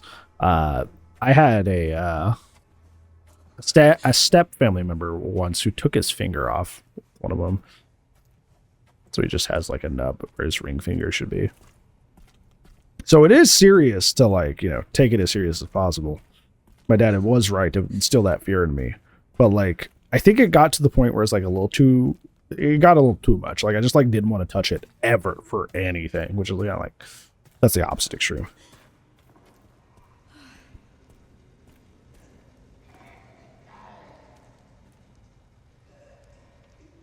Okay, what are you doing? What are you looking at? What's up? I don't know what I was doing. Thinking. The one brain cell. I think I was deciding if I wanted to go bother the jail cell zombie, see if he was ready to pop out yet. I think that's what I was thinking. But, like, do I want to do that right now?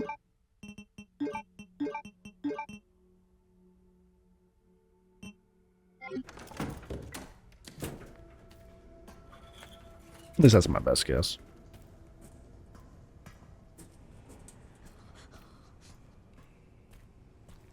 By the way, if you want this little square socket wrench to go away, like naturally, like use it all up, if you go to that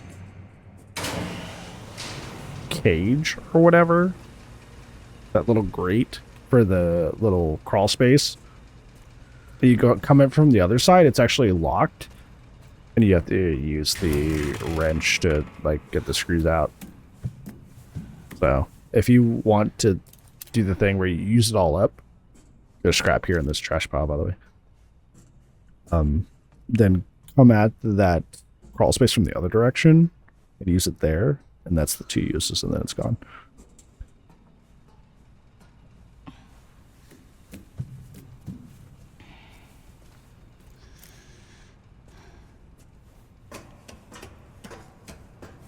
Not quite yet, but we're getting kind of close to the blood belt, I like to call it, which is this processing room.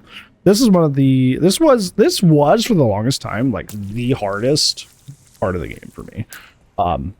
Now I have not been hit in like 3 different runs I've done of it. So that's pretty cool. I'll show you what I do when we get to that part. I hated this part. Hated it. There's a pack in here, but don't forget the ink ribbon, and the thing that you're probably going to realistically forget is the stuff over on the barrel to the left. You don't need the empty ink ribbons. By the way, the empty ink ribbons are a noob trap. Don't, like, I know that, like, if you're doing like a not doing no damage, you're just doing normal insanity, you're probably like,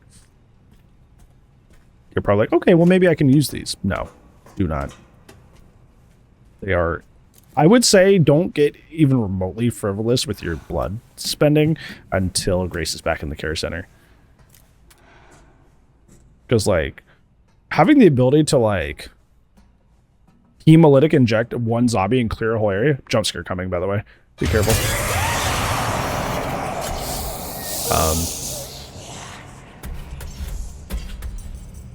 Yeah, after you get to Care Center Part 2 and you, like, are getting all the blood off of where, like, Leon came through, then you can be a little frivolous.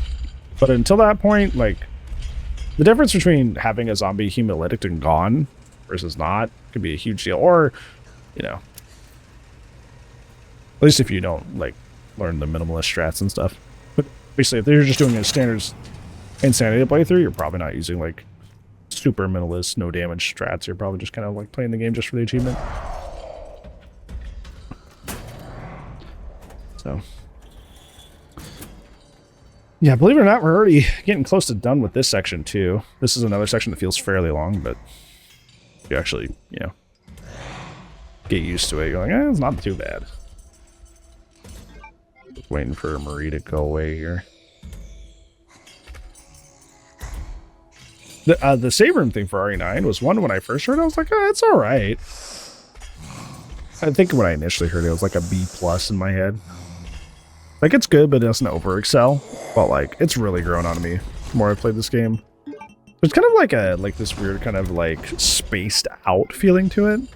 It feels like you're, like, zoned out. And I mean that, like, a good way. It really, like, communicates that feeling. And I don't know how. But it just does. This is where we're finally going to go bother that zombie, I hope.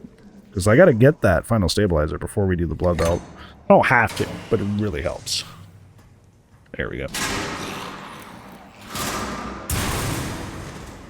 See, he should be a shot or two from death. And there you go. Taking a peek around, because Marie does not like gunfire. She don't like sounds in general. So just looking around, make sure she wasn't, like, immediately gonna dive bomb me out of the corner or something.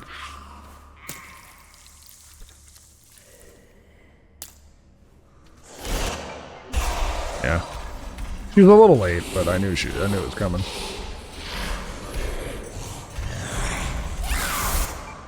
I'm taunting her a little bit. I know I kind of talked about this earlier, but one of the things that just came to my head for some reason, I don't know why, because it's a Grace's section, is, like, the parry system in this game is really wonky. I know I talked about, like, the windows, finding out the windows were, like, not consistent. But also, like, when you commit to an action, the game puts you on, like, a really long cooldown. The reason it brought it up to me is because there with Grace, you saw after I aimed the gun, not even shooting it, but aiming it, I wasn't able to do anything for a while.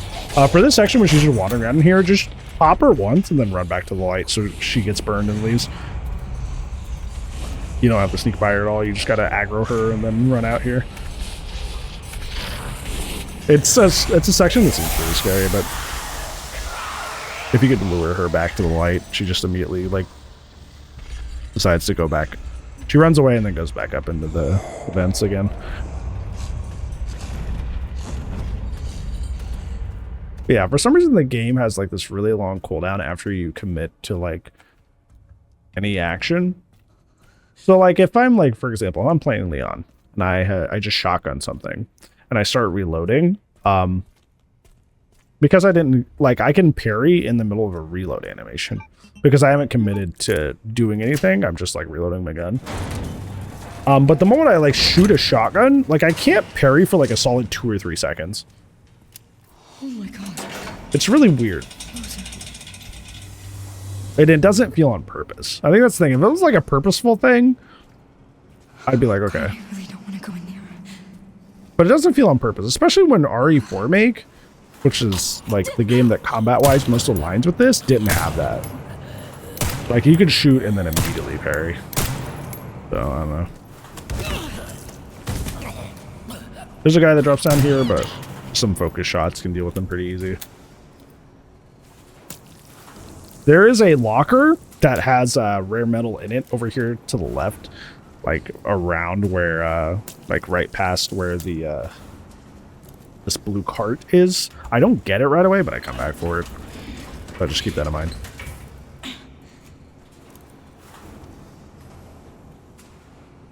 Keep in mind when these guys grab you, it does 0 damage. It's really just like a fun little cutscene to add immersion to this area. I don't know if that would count for a no-hit run. Need to ask somebody who does no-hit of this game. Like, does that technically count as a hit? Just kind of, I would assume so.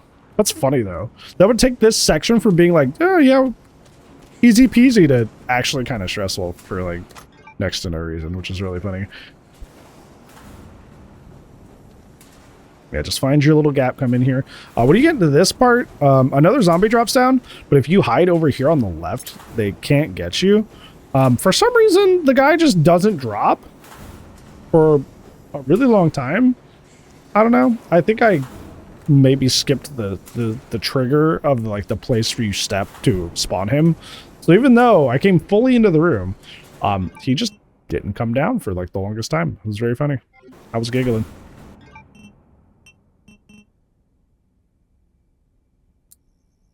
I'll make a hemolytic real quick so I can get the rest of this blood. Yeah, in terms of like grace items that are super helpful with the blood is like hemolytic and the hemos and the molotovs. Always good bet. There's one item that shows up later that's like arguably. It literally got to the point where like you can see me like trying to go up the platform because I'm like, is this guy ever going to spawn? Which puts me in a kind of a stressful situation because I need to get back behind the shelf. Like I literally was about to just leave because he just like wasn't showing up for some reason. That's why being back here is good because like the bodies get in the way, so he can't get you.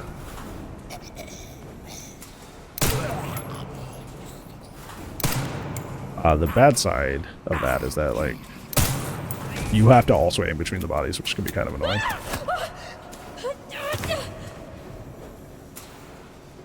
Gonna pick up them left.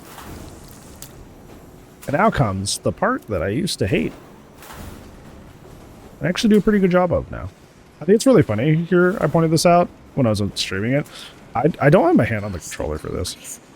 Or the keyboard. I'm just kind of... I'm getting scooted by the bodies, which was fun.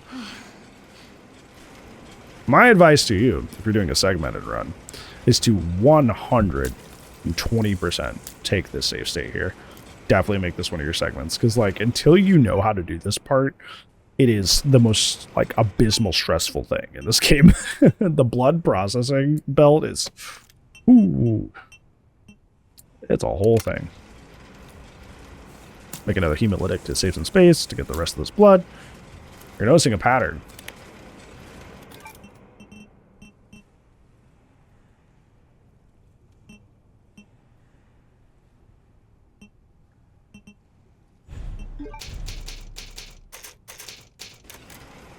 Okay, so the blood, for the blood belt, make sure up until this point that you have both the rip knives and the stakeout takeout charm, because you'll be knifing a lot of zombies in here. Also make sure you have plenty of handgun bullets, because you're going to be using it to stagger zombies.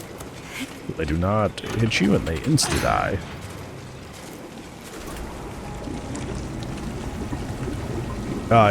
I know a lot of people use Molotovs in this section, but the way that I do it, I don't need the Molotovs at all. That's pretty cool. So you can just save the one that you find down here after looting. Run back to this back left corner of the blood belt, because this is where a lot of the zombies stand up, and obviously keeps you the furthest away from the processing grinder. Shit, no. No. This guy that stands up, just stun him, shoot him in the legs. Don't even try to like headshot him. Just shoot his leg until he stumbles, and once he gets into that stun state, he's just gonna naturally like fall into the processor. This guy right here is one of the zombies that gets up. As soon as he starts moving, just go ham with the grip knife. Once he immediately goes down, repeat the process you did with the other guy. Shoot this guy in the leg until he goes down. I push him here. I don't think I really needed to, but, you know. Same thing with this guy. Just stun him. He's going to go into the processor. Shoot him leg to stun him. Once again, approach one of the guys that's here that's about to get up. Rip knife. As he's getting up. Look for his friend. You're noticing a pattern. Shoot him in the leg till he stumbles. And he'll sit there for a long time. He's probably going to go into the processor, but I'd shoot him one more time to kind of egg on the situation. Or two more times. Rip knife this guy. I kind of missed there because that little forward stab that Grace does notoriously like never hits. That was kind of sketchy. I almost get hit there, but that's just because Grace did that really weird forward stab that never hits. But if I had done that, I would have been fine. I didn't need to shoot there. And there you go. That's literally all the blood battle is. It's just bring the rip knives and the stakeout charms, so you're doing that extra damage. Knife the guy that initially gets up, and if he has a friend that gets up with him, just shoot his legs so they stun. And if they're close to the blood processor, they're gonna get grinded up anyways. If they're not, just shove them. And then go back to the top left corner, wash, rinse, repeat. Guy get up, slash him to death. If he has a friend that got up with him, stun him in the legs, and either let them die if they're close enough to the processor, or just push them if they're not. It really is that simple. Not a lot to think about in hindsight. Nana, free Emily and get out of this place.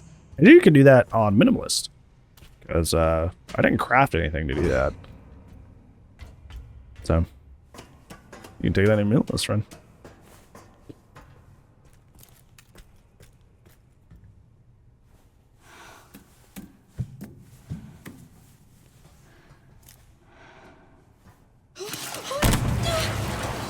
That's another thing that makes me think that Grace has the Elpis like cure in her. Because how did she go through this? Considering the fact that, or the idea that it's a transferable virus through such things, she would totally have it by now.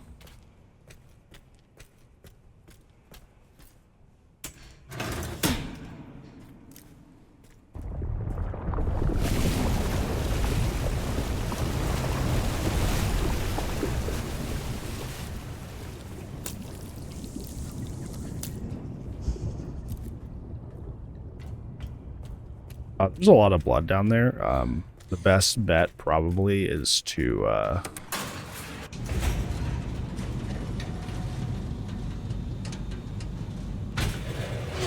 like get some blood, make something, and come back up.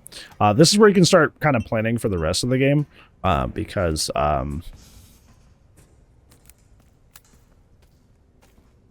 you'll need a lot of Molotov cocktails for the final section for Grace. So if you have a lot of blood from the blood drain there, you can start thinking ahead and start making those Molotovs early.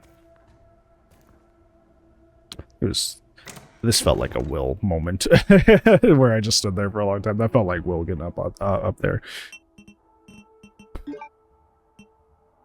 See, I love Will so much because it's like, he loves play. Yeah, as you can see, we're making a bunch of Molotovs. But it's a little inconvenient when I'm doing like a challenge run, or in the middle of like a PvP game. And he's like, I'm gonna get up on the desk and get in front of the screen. I'm like, oh, well, I can't see anything, so that's just grand. He's a hoot though.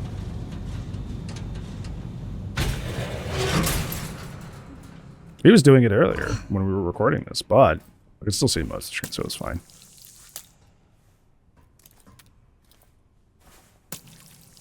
Anywho, don't leave any of this blood behind. Like I said, until you get to the second part of the care center, blood is quite scarce until then. Then afterwards, you have so much blood you don't know what to do with. I think by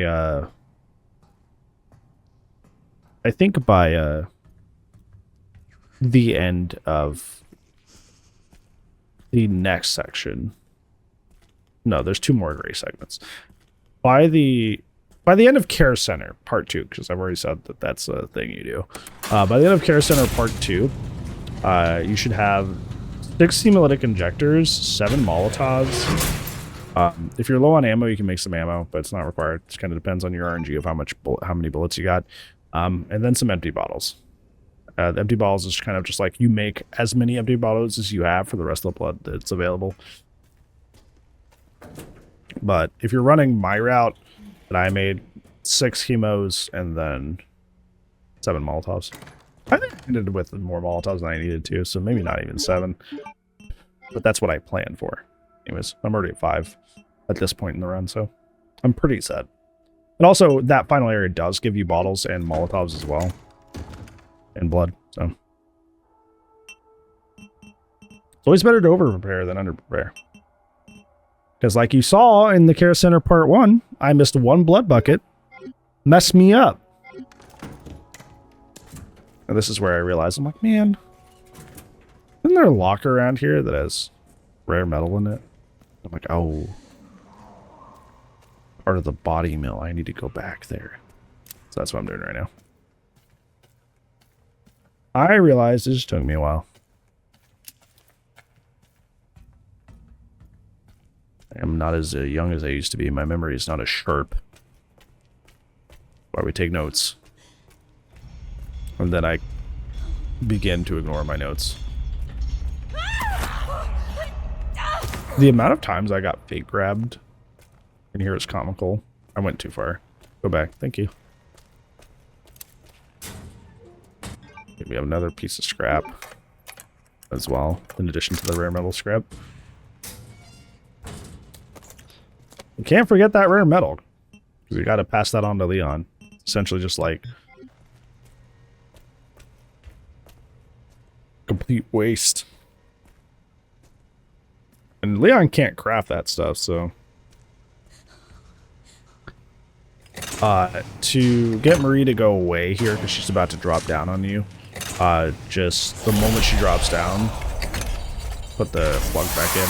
Like I said before, sometimes just her mere existence does damage, so be careful to not get too close to her. She's another Bobby there. I don't know if she can do damage there because it's like a cutscene kind of deal. It's like a locked animation.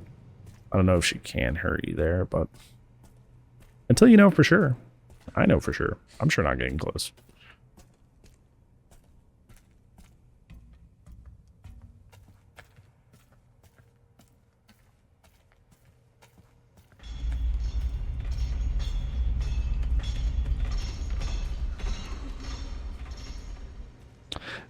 I know it's for the sake of like an artistic vision, but I do think it's very funny that like kind of like the T-Rex in Jurassic Park, like Marie is so loud when she's trying to be intimidating, but otherwise she just makes zero noise. How does she do that? Is she like consciously being like, I'm trying to be scary? You know, like, is that really what she's doing, or like what's going on? Anyways, put all the plugs in now.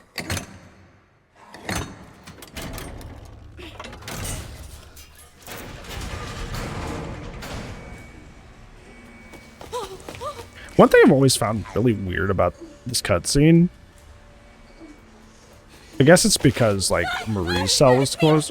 Not Marie's cell. Well, I guess it is technically hers, but the one that Emily is in is closer. Like you start way down the hallway. I guess I just like wasn't thinking that Emily's cell was that close to the end of the hallway, because you're able to run out of here easy peasy. Hold on tight. I'm scared. Where did all these zombies come from? I always think that. Because there's like the body mill back there they could have come from, but like, who cut them all down in like half a second? Because I've been through this entire facility. Everything was either dead or like in the body mill. Where did these guys come from? It's just putting you down. This is all QTE time, so hit the QTE. Wow, okay, so crazy, amazing, insanity mode, no damage strat you never heard of. Hit the prompt when it tells you to. If it says tap F, you tap F. Or 11.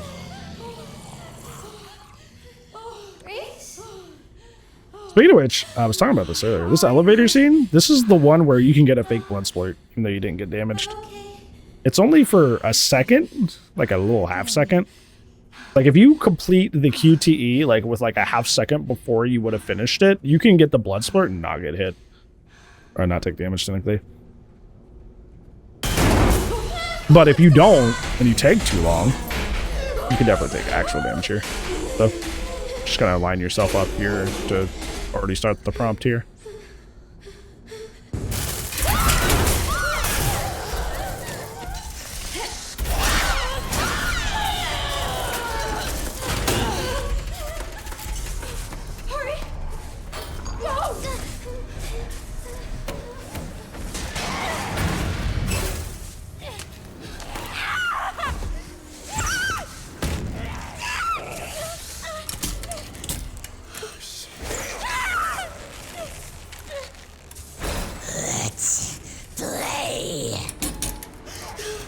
It makes me so uncomfortable. It's such a good line delivery, but like, because it's good, I'm like, ooh, let's not.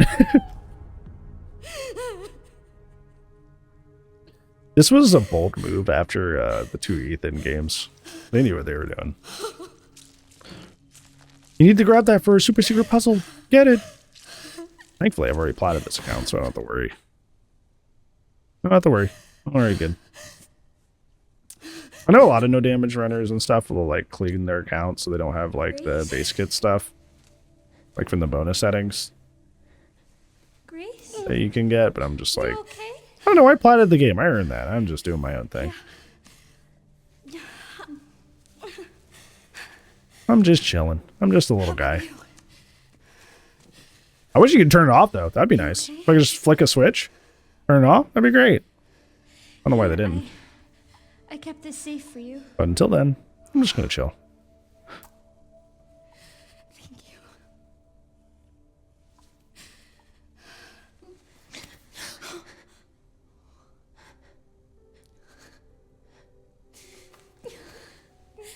This is such a wholesome scene.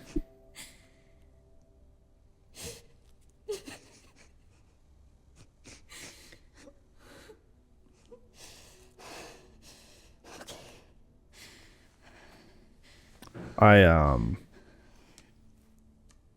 had a thought left me, but hope your day's going great. Appreciate you watching.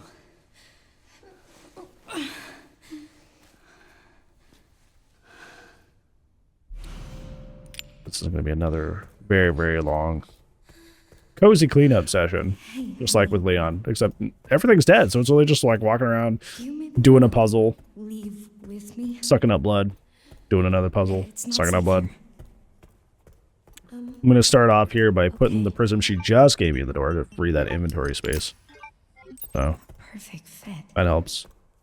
By the way, if you are doing that super secret puzzle, this is the perfect time to make the save for playthrough 2.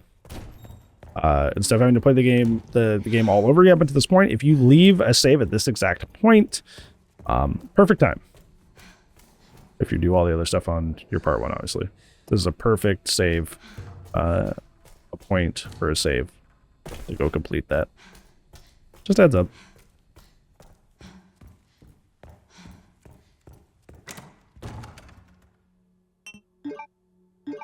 And this is where I'm going to make a segment for walking around and collecting stuff. So, yeah.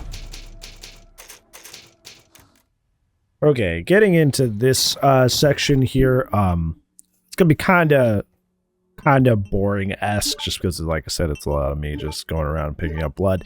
The difference being is that I do have like an objective in my head going into this section.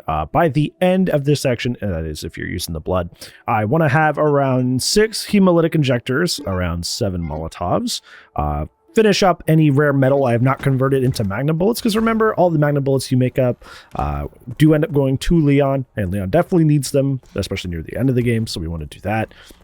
And then any sort of remaining blood that we get, we should turn into empty bottles.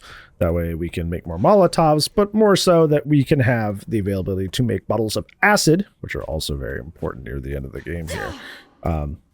This is another important thing about this section, as if in the Care Center 1 with Grace, you didn't come through and break a lot of like the little pots to get the scrap, you should do that now.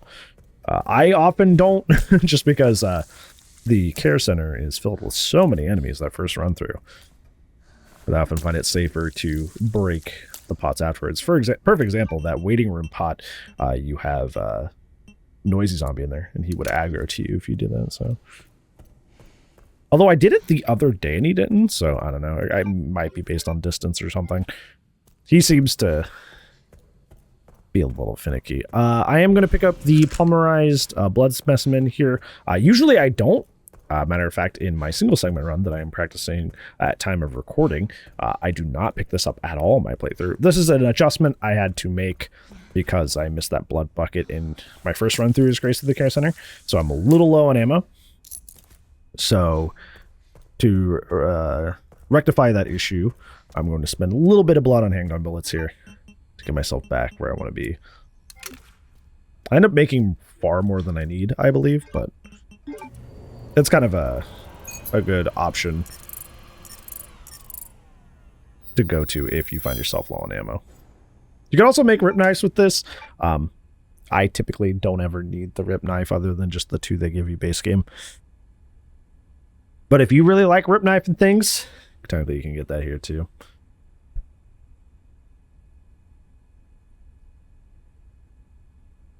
I don't think that was decision paralysis. I think that was I think that one was cat related. But yeah. This is complete aside, has nothing to do with the run and strategies, but he has taken a new hobby to trying to jump from one side of my desk to the other, which means he's hitting my microphone, he's hitting all of my cords. It's lovely.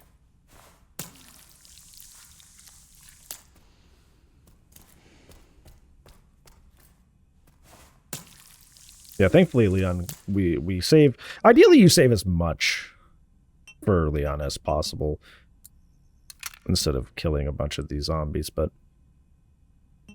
as you saw earlier, I kind of ended up in kind of a weird situation. And hopefully, as I become a better player personally, that will not happen. Keep in mind, once again, it is my first no damage run. It is still segmented, meaning I did the game in like 30-minute to an hour segments and not like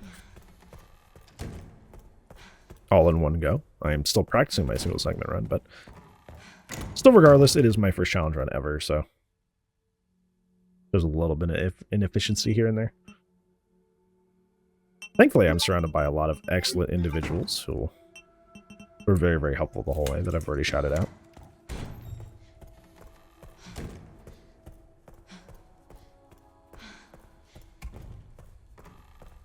Yeah, trying to come back through here and clean up everything.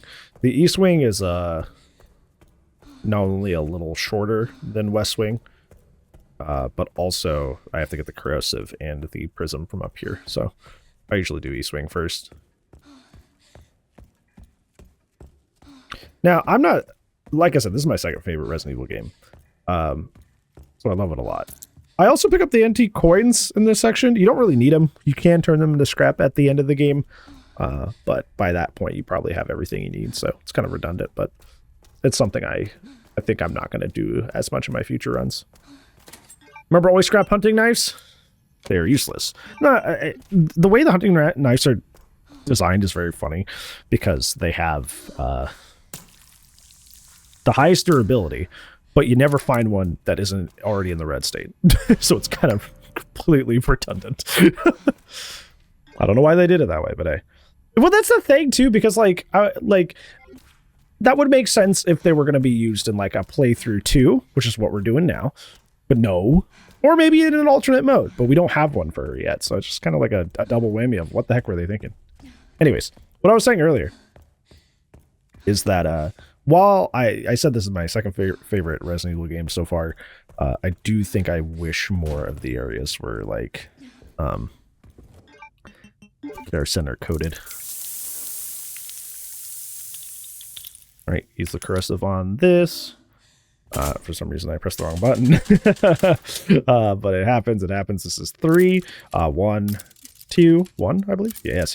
I remembered. Yippee. So go and grab that prism. You don't need that notebook. The notebook just tells you the solution to the long box puzzle, but it doesn't have any other use besides just lore. So you don't need to worry about that.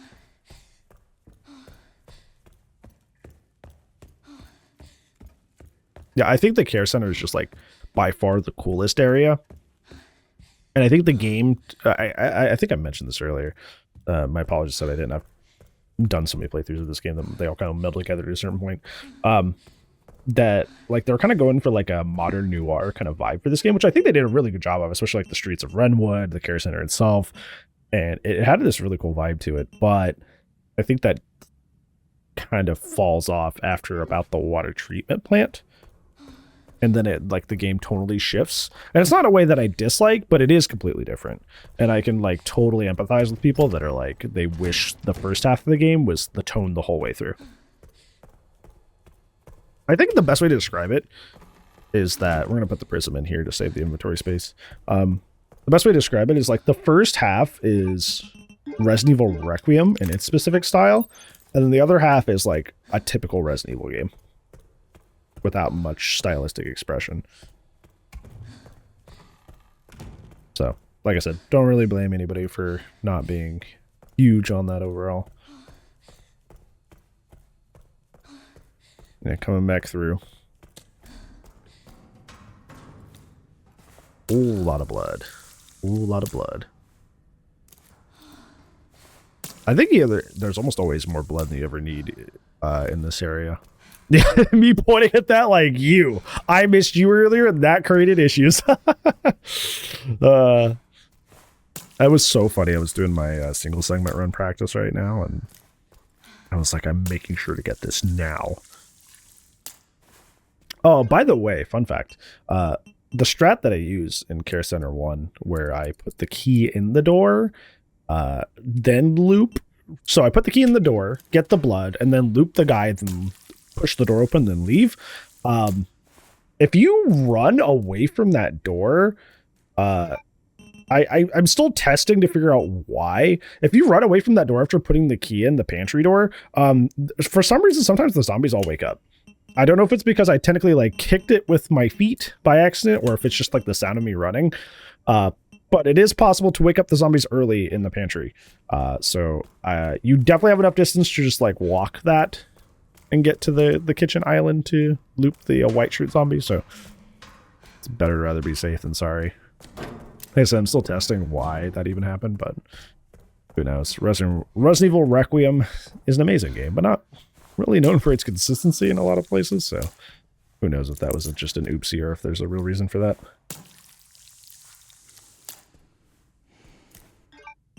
As you can see, we already have the 7 mollies, we have the hemos. So I'm going to start, because I said I was at a handgun bullet deficit. I'm going to make some there. Honestly, the 30 by itself was probably already enough, but I believe I do make it more.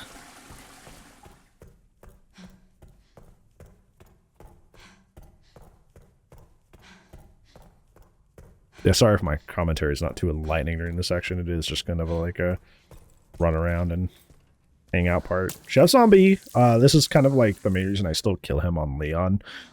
Just because typically, or that I found out that like he doesn't give a lot of combat points for getting rid of him. But he does give a lot of blood for Grace. So it is helpful for Grace later if you're doing a blood playthrough. So I do still get rid of him right now. I don't, if I ever do a minimalist trifecta run or whatever, I'm gonna like probably not. Because he's just like an expenditure of ammo for like no reason. If you can't at least give the 100 blood to Grace.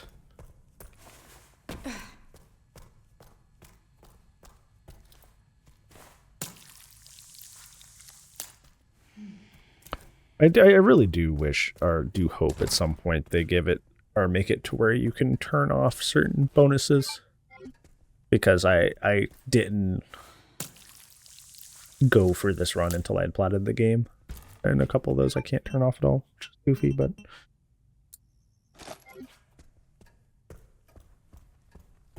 I'm not really losing any sleep over it.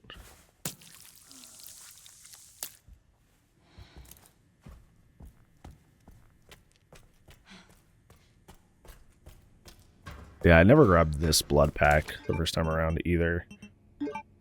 Although that didn't have as major of an impact as missing the blood bucket. Because realistically, like, it's worse to miss a vital blood pack or blood bucket early on than it is to miss it later.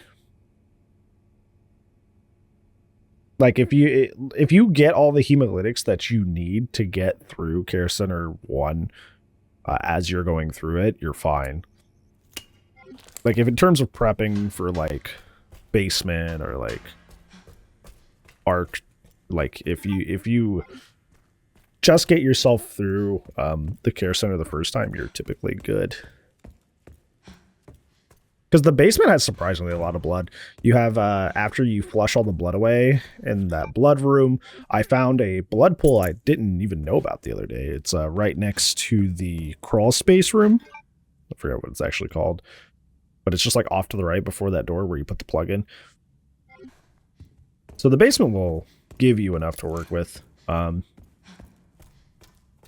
Didn't mention this at the time because I was still practicing it, so I wanted to make sure it worked, and it sure does. Shoutouts to Zach the Ripper again. Showed me a fun little strat in the basement where you can aggro most of the zombies down there, and then go to the room where Marie drops down and eats that guy's head because there's a lot of water and electrified water. So you can aggro them, use electrified water, and if you stand on the other side of the puddle, they just kind of like run at you as if there's nothing blocking them. But then they run to the electrified water. There's nothing in this. I don't know why I'm slapping it. I do this every time. I'm like, this has something right, and I hit it. I'm a goofball. Yeah, they can just like damage. They just damage themselves until they die. The reason I bring that up is because that's one of the things that, like, at least currently I do. Yeah, she has 2 health pools, which I scared the heck out of me the first time I ever found it out. Thought it was just the surgeon zombie. Nope, it's her too. Yeah, the reason I bring up the basement thing is because typically I plan to have it like at least a few hemolytic injectors in that section. There's something in this stuff. There's a scrap. But you don't need that if you use that strat, because you just need a couple. Because you can just take the rest of the zombies and lure them to the water and have them get electrified till they're dead. Yeah, I'm looking right now at what I would need. Realistically, I have everything I would need for the upcoming section. I've got all the coins that I'm still not even going to use. I have the 7 Molotovs, I have the 6 Hemos. I've made up my rare metal into magnum bullets. So I'm just going to start making some empty bottles for the bottle acid crafting that I'm going to do once we get to the art section. Honestly, I even need Molotovs way less in the routing that I do for my single segment run right now, because I realized at the end of this run that I had kind of a little too many Molotovs. I didn't really need that much. All right, this one is 3, 2, 1, and then 3. And usually I get these backwards. Usually I'll put the lead researcher code into this one and then vice versa and get mad at myself. But I'm getting better at it. Some of the funny things that makes challenge runs difficult for me in particular is that I, personally, don't have good memory. So, remembering things like codes and stuff, not my strong suit.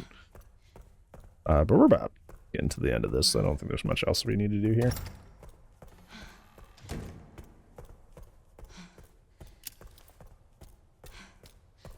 I'm going to put the last prism in the door here. This next part that's coming up is not actually that hard, but like I struggle with it because I don't like it. I don't like the blood lab like at all. I believe I brought this up earlier, but I feel like one of the minor things I don't like about this game is how many like gimmick areas or gimmick mechanics there are that like never show themselves again. And this upcoming area is definitely one of them, and I have to run it very linearly. I have to run it very linearly, and I just not a huge fan of it. We'll clean that up.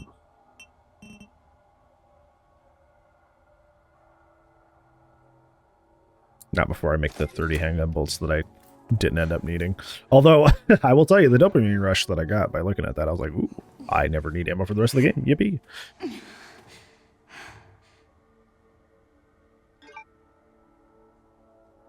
Yeah, taking a brief little overview at the entire map to see if there's anything else I want to do. And then I'm going to leave.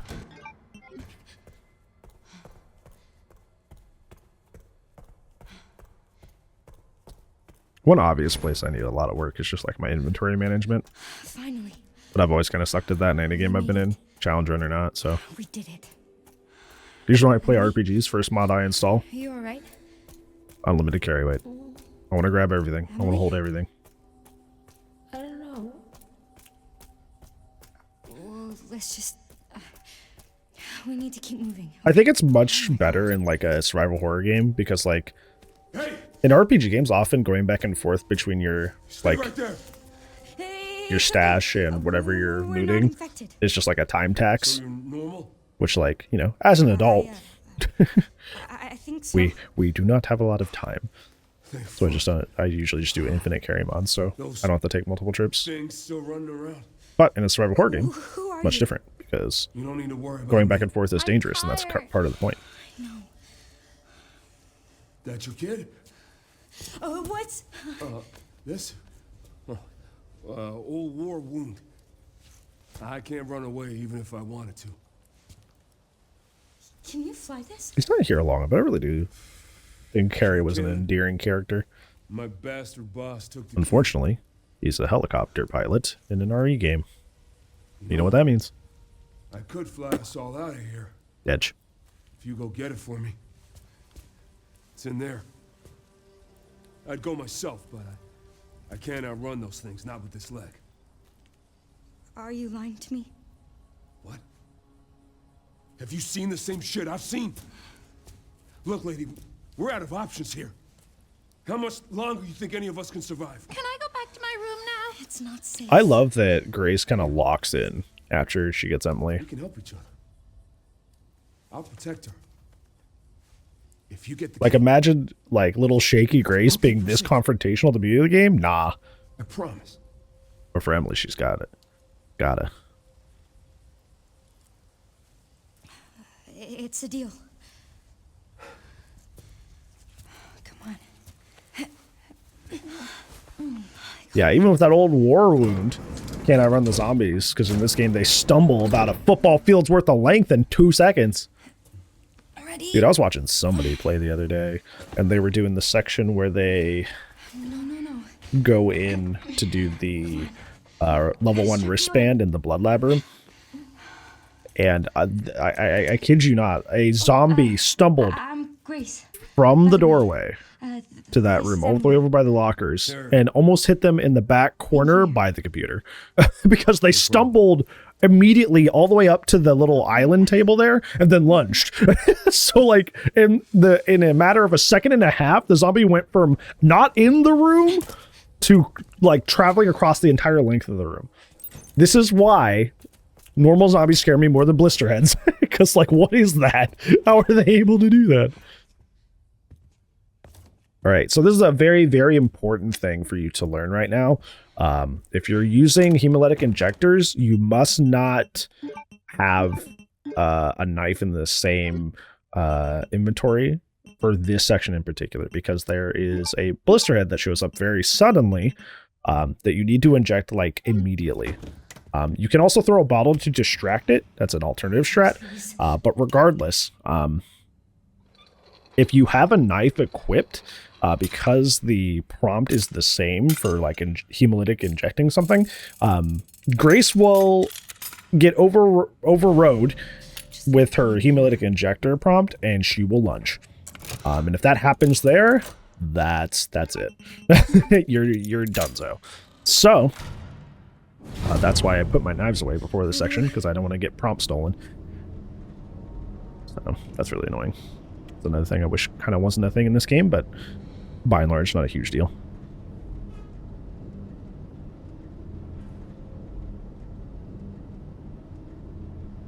The blood lab, despite the fact that it's extremely linear, is relatively simple.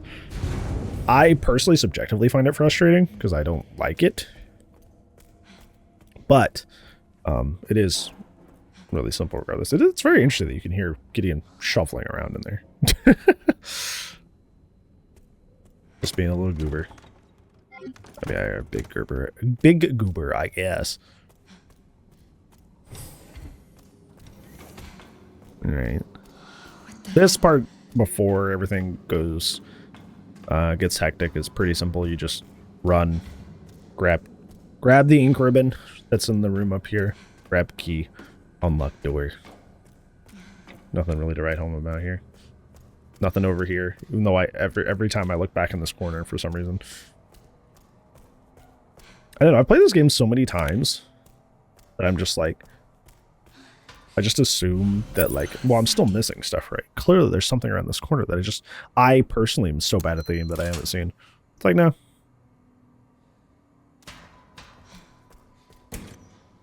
Yes, Zeno, that's correct.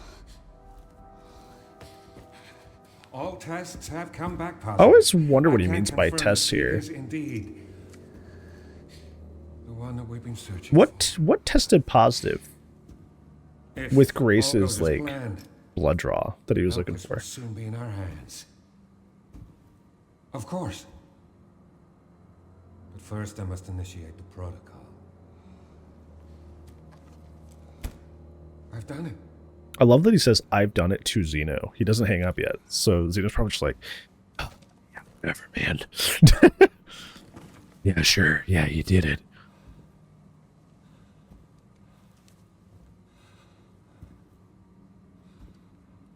I've done it.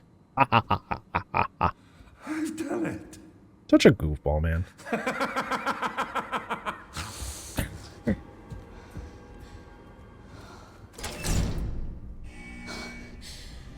Oh no. The self-destruct protocol has been initiated. I saw an interesting theory the other day that, like, the Gideon, the reason he switches back and forth between his person, like, it seems like he goes from, like, really goofy to, like, really locked in out of nowhere is because of, like, the kind of bioweapon he has, and I didn't think about that. That was a good point. I thought about making this not a segment because this section is so straightforward, but for me personally, I don't like this section, so I screwed up a lot. So don't go for this fire extinguisher right here. Go all the way to the back because you do not, like, the zombies can lunge at you from very far distances. Make sure you get close to these guys because if you don't get close to the fire extinguisher, a lot of times they'll lunge through your little blue fire extinguisher stuff. And you'll be dead. Do not go grab the other one. This guy will grab you. But I do it this time, which is very risky. Why are you doing that? That was very risky. Oh, because I got the other one. That's why. Okay. So, past me was correct. I am wrong. I didn't see that I got that other guy. If you don't get that last guy, don't grab it. You don't have time. If you do end up getting him, then go ahead and grab it. The idea is you never put yourself in a situation with this where you're grabbing while you have time to be hit. This guy, I'm going to go ahead and do it because he has a locked animation that he has to get fully up from doing that goofy little fall from the ceiling crap that he just did. But any zombie that's active and you need to go grab a fire extinguisher, just don't. Just expend the rest of the charges and then handle them with the handgun. It takes around 15-ish of the little blue goop, at least when it's a direct hit, to deal with them. It does do damage.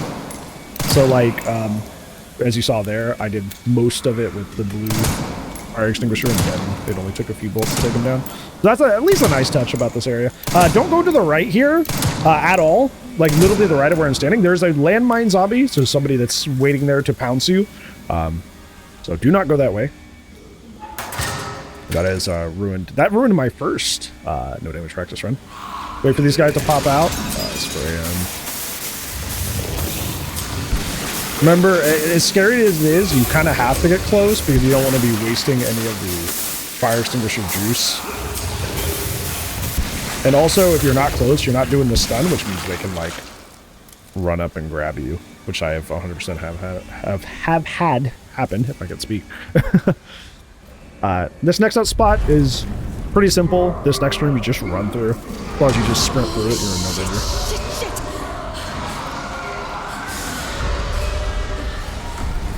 Yeah, this section, in addition to being like very gimmick focused, also is very on rails. Which is another thing that makes it not my favorite. I love the way they sound.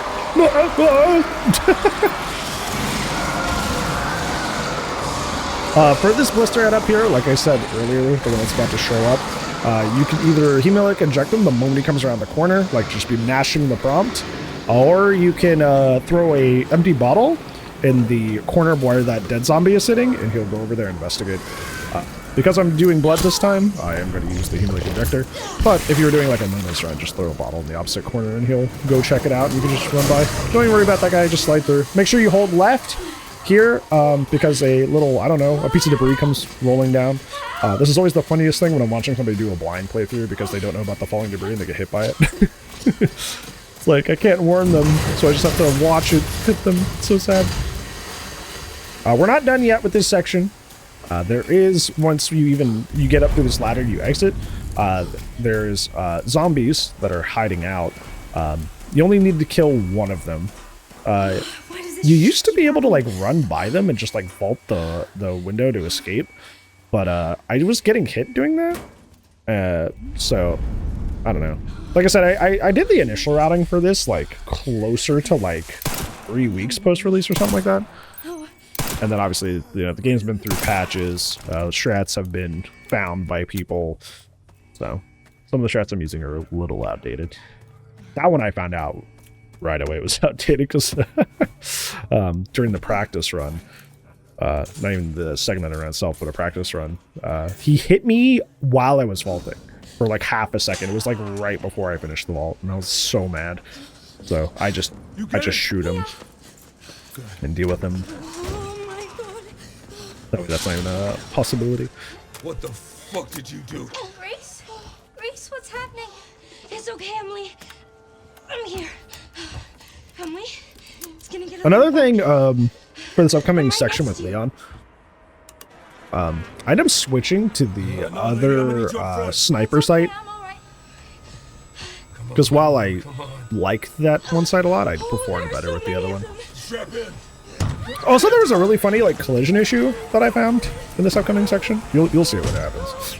Where I'm like, oh, that's a little funky. Those of you who know me for my DBD stuff, my Dead by Daylight stuff, you know I'm a big stickler for collision because collision in that game is really bad. So whenever there's weird collision in any game, I'm very hyper focused on it.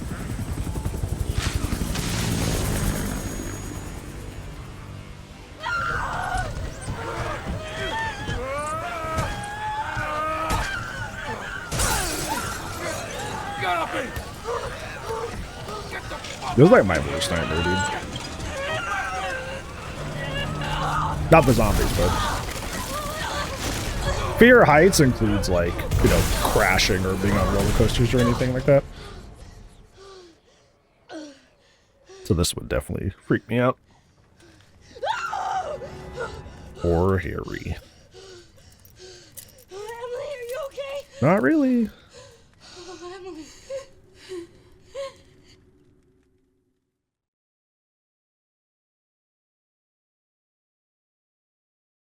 Guess I had to think about that. Emily spent like almost her entire life in captivity, and then she's like, oh wow, I get to go out and experience the world and things, and then just immediately has like the worst day of her life. Grace, what's she got to do with this? Speaking of wanting to do my RE4 professional playthrough and then no damage that, I saw that people already ported Leon from this game into that game, which is really funny. So you can play old Leon in RE4 mate. Hello, gorgeous. I don't know if I'll use it, but you know, I thought that was pretty cool.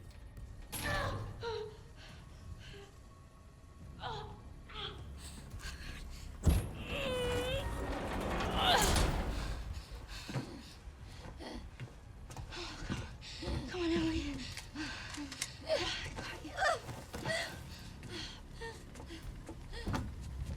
I'd be afraid of that thing exploding. Shit. That girl just can't stay out of trouble. You're one to speak, Leon. Sherry, Grace is still here. There are a couple things to remember in this preliminary area. There are 2 landmine zombies that I'll point out to you. Don't forget this little tracking module here on the corner of this box before you go up to the actual shop box.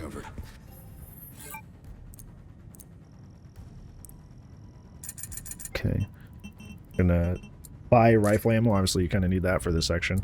Typically, it's a good practice in general to buy up ammo whenever you get to a box. I'm gonna level up some of the minor stuff on the Classic 70, as you know, this is the section where it's arguably the most important besides Raccoon City. I'm gonna go up and finish buying up the ammo. Hopefully I get the machine gun ammo. I need to get that too. Come on, buddy. Make the right decision. You can do it. I believe in you. Buddy, you have the money for it. Okay. I'm gonna upgrade the hatchet instead. Okay. Not the machine gun ammo, bro. No, I forgot the machine gun ammo. It's okay. Like I said, it was my first one. Here's the first landmine zombie over here on the right. He usually drops something every time. I've never had him not. I've had him sometimes drop a large gunpowder. I've sometimes had him drop rifle ammo. The next landmine zombie is the guy sitting right here. There should be a scrap near him. Yeah. And then just go ham on the zombies. Make sure you look at the ones that are similarly in landmine positions out near the helicopter. They're kind of hard to see. There's also a guy just standing here to the right in the corner. Make sure you get him.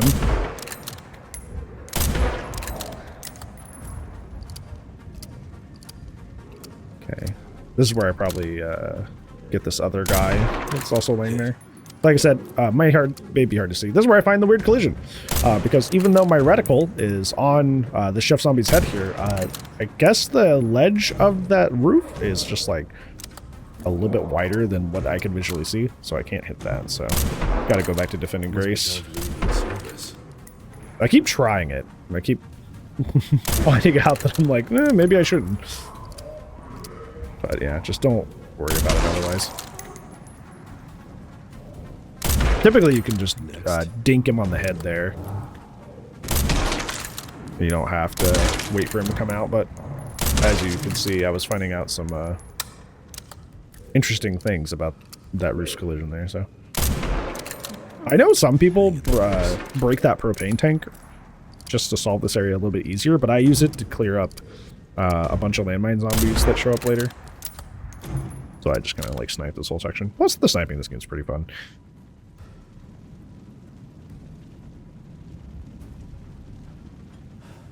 Yeah, I'm just waiting patiently to get told I can leave.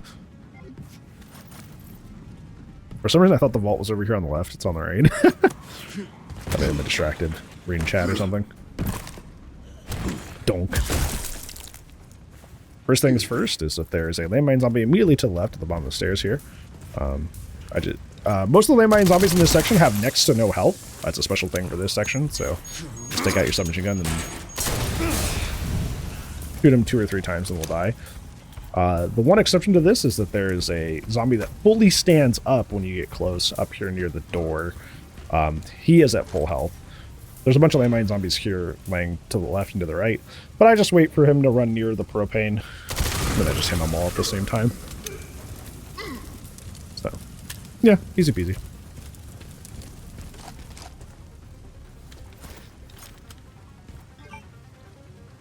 Okay, I typically like to have 2 stack grenades for the chapel fight with the Blisterborn. I'm going to make those early before going in. Grace. Leon! Who is she? Oh, this is Emily. Help me, I can't stop the bleeding. This fight can go kind of wonky. We're gonna be okay. But typically it's pretty consistent. If you play it carefully, it's consistent. I think if you get greedy, this could be a very hectic, stressful fight.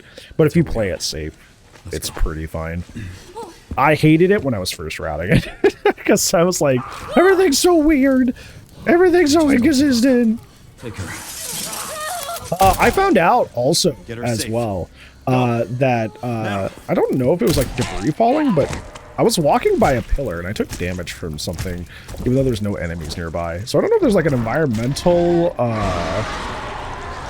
like something environmentally that does damage here. I don't know, but I don't know. Anyways, throw the propane, blow up immediately, kick it, and then immediately run up towards, up here. I've been to church prayers, I don't know what to call this. Throw the stack grenade, stun it, kick it again. Immediately run up the stairs, use the submachine gun to break these boxes and loot them. Stand right where you broke those boxes and wait for either the blister heads or the blister born themselves to come up. No matter who comes up first, use this to stun them. If blister head stumbles forward, you probably need to head pop them, so go ahead and do that. Here I decided to drop down because I know we have a bunch of throwable items, so I'm going to use that to stun them, go for another hit. These guys that jump through are to your benefit because they also have thrown weapons, so just shotgun the one that comes through the window down here. I shoot this guy a couple times to keep him stunned up there because I don't necessarily want him coming down yet. Keep in mind you have iframes when you're throwing a thrown weapon, so just wait till him get close, hit him, and then rotate around to the other side. And then he's done. And just clean up any leftover enemies. I'm just going to use the other thrown weapon here. Pop him. Don't forget to loot the grenade and med injector over here. I had forgotten that before, and that sucked. There's also a pot up on the stage thing up here that you can break the pot and get some handgun ammo. I think it's handgun ammo every time. I don't quite get it this time, so it's not a big deal. But yeah, that's make sure to loot afterwards too. The hand grenade and the med injector probably is the most important. So as long as you get that, you're pretty good.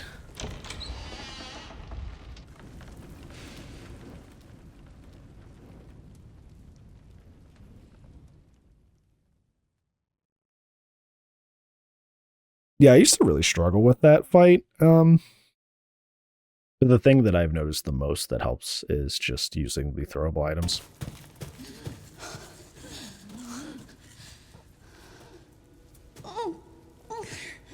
The water treatment plant is probably one of the easiest sections in the game, in my opinion. It's really intimidating from a thematic standpoint, but from like a gameplay standpoint, like it's basically wash, rinse, repeat. What you do here.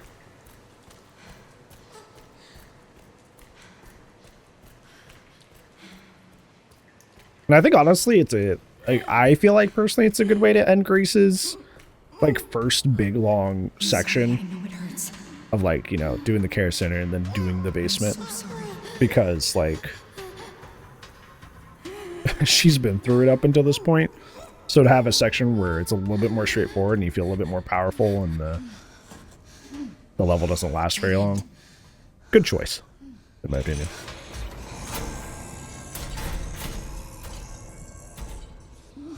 Can't let that thing hurt her. It's okay, Emily. Here, rest here. It's funny that she says that, because realistically, Marie doesn't want to hurt Emily at all.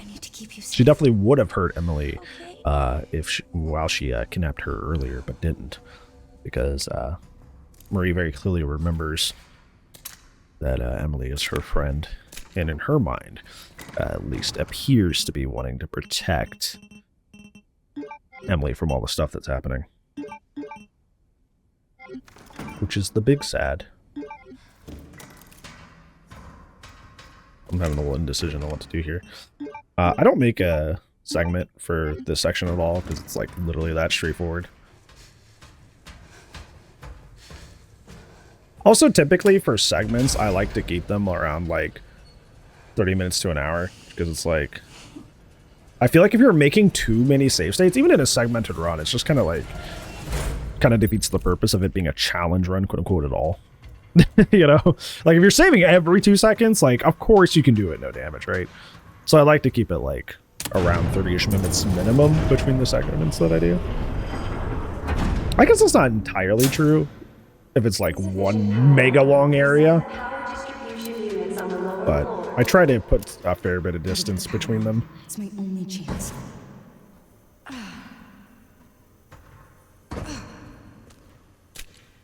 Don't forget the Magnum ammo that's immediately here coming on the left. There's 2 Magnum pickups here. I don't know if I get it on my segmented run. Run up here and ignore her. Go towards the glass room, and she's scripted to drop down in front of the glass room if you try to bum rush it. So just go all the way back here to the other switch and turn on this light. Don't turn it on too early, because if you turn it on too early, it might turn off. As you can see, it's already starting to flicker by the time she gets over here. And then just go turn on the light. Keep in mind, Marie has kind of like an aura of damage around her when she's moving. So even if she's not in an active attack animation, she can hurt you just by like moving. So don't get too close to her, even if she's under the effects of the electricity. The light, rather. Now you're actually going to the glass room. So try to come up here. What you're going to do is you're going to go back into this closet, grab the lever. Marie is scripted to dive through the window the moment you come out into the room. I think it's like a 2 or 3 feet. So just kind of pre-aim, because it takes 2 shots from the Magnum to stun, doesn't matter where. So I'm just trying to scoot out until she eventually pops up. Inch by inch, there she comes. I kind of waited a little too long there. But yeah, you can shoot her much earlier.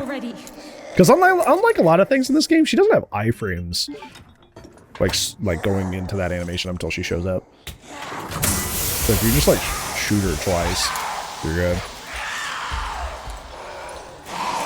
Alright, just reload. Remember, don't get close to her. As you can see, this part's pretty choreographable. This is kind of the only part that gets slightly sketchy, but even then it's not. Because she is, her path after getting scared away from the window room is always to go back into that corner, stop for a second, and then walk immediately back out and go back towards the first lever that we used. So you'll always be able to just be patient here and immediately walk over there. And I would walk, not crouch walk, because like she does turn around rather quickly after she goes back to the left. So I wouldn't waste too much time. But after you get past one of these like big like tanks here, she's scripted to go up into the ceiling because she has to do her special pop scare. There she goes. So after that point on, it's back to being completely choreographed again. Don't forget this Molotov that's sitting over here on the little trolley or whatever. Attempt the lever, and she's going to jump down. Same thing as before. Hit her twice with the Magnum, and she will stun. Don't even need to focus shot or anything. Just pop, pop, and then just commit to the lever, and you're good. There's also a meta ejector down here, but I don't typically pick that up on a no damage run because, unlike Leon, Grace can't sell health items. But there's definitely one down here. I think it's on the other side of this fence. Right here, actually. They should open the hatch. I need to hurry. Yeah, it's over there by that green light. Do I pick it up this round? Oh yeah, I do. I don't know why. Doesn't matter.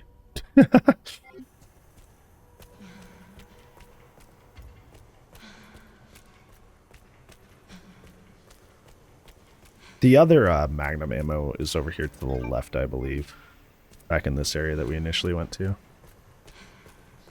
So. It's like off on the corner on a barrel.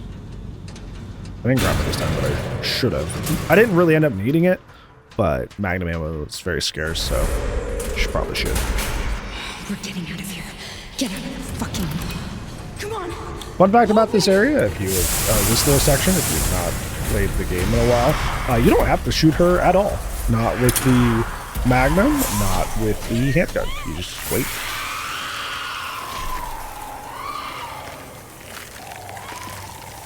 So if you want to be super efficient, not waste any resources, you can just stand there.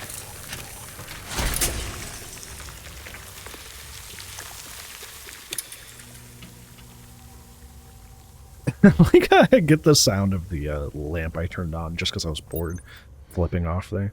Finally. Now for the saddest scene in the game. Emily, it's me.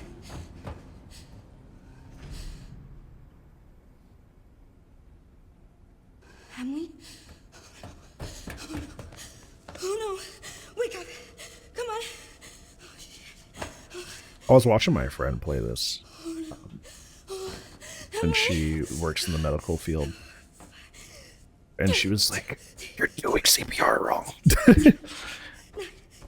I don't know if it is actually. I mean, I would trust her.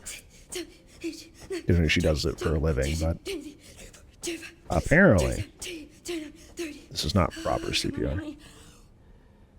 I have not been CPR trained in a really long time. I got trained once, like 5-6 years ago, something like that.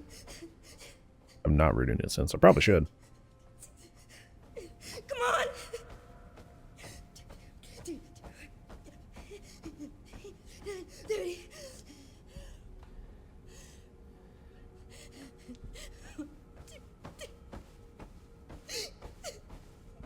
Come on!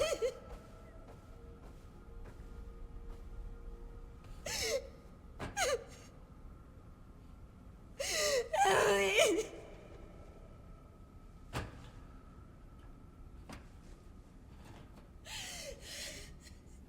Then things go from bad to worse.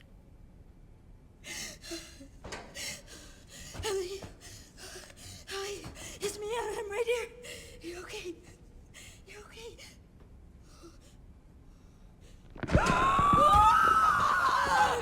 The facial acting in this scene from Grace sells this scene so well. Obviously, Grace is not the actor. You know what I'm saying? From the character, like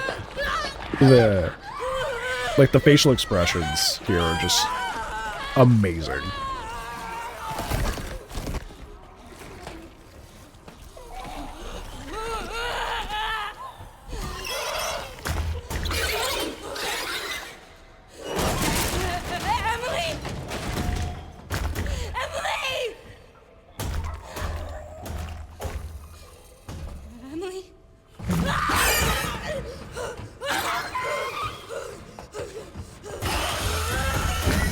This is how my cat and my relationship are if, like, I don't feed him for an extra hour or two, when it's usually feeding time. Sorry.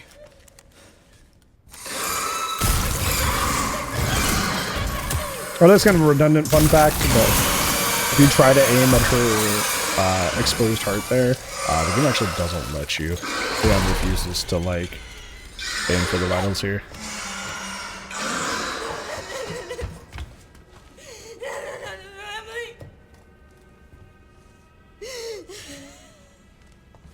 I wanted to save her! You don't understand. No, I never would have escaped without her. This is all my fault. Again. Look, I get it. Trust me. It really does. But we're still alive. We have to keep going.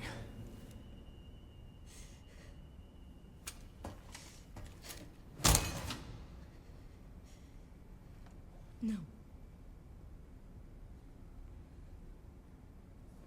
Grace.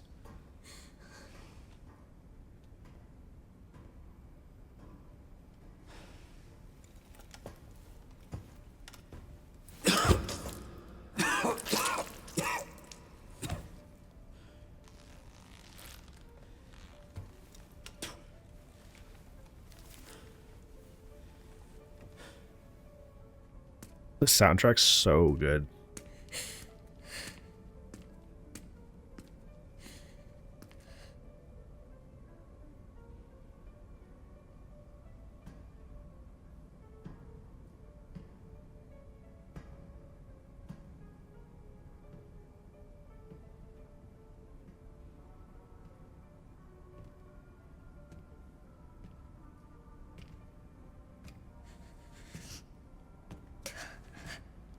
Alpus is within reach, Grace.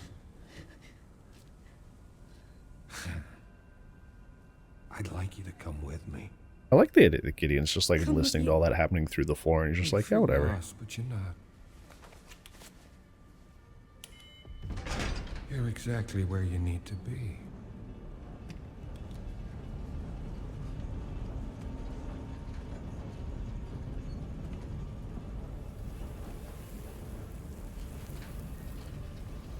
You know, I was thinking in hindsight, it's kind of sad that Leon like coughs up blood. I've been waiting for you, Grace. And like Who are Grace ends up running away. But like he probably would have got absolutely walloped trying to fight Raccoon Gideon City. and Zeno at the same time. You're the reason for its destruction. So maybe a blessing in You're also the disguise. key to building a brave new world. You're the final piece. Let us show you your true purpose.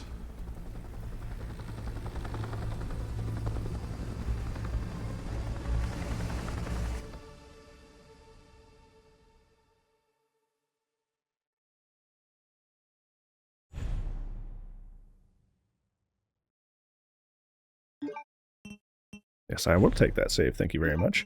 Because this is going to be our save state for the next boss. There's technically some combat before this, but it's mostly for that upcoming boss.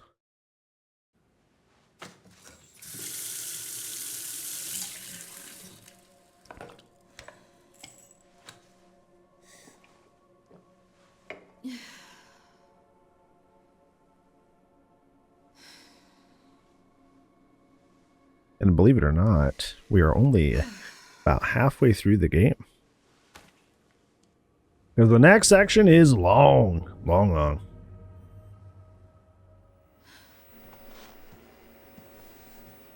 Hey, checking in. Good timing. Did you find anything on Elpis? Not yet. Nothing on the servers at the CIA or the Pentagon. Maybe we need a higher clearance. I requested one, and I was told to shut down the investigation. What? Why? They didn't say.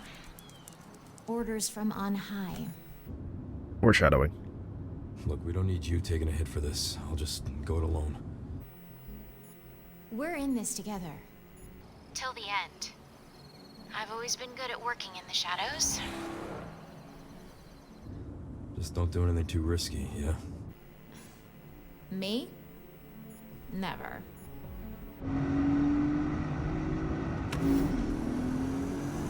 That's what he said at the beginning of the game. I'm gonna find Grace. She definitely has something to do with Elpis.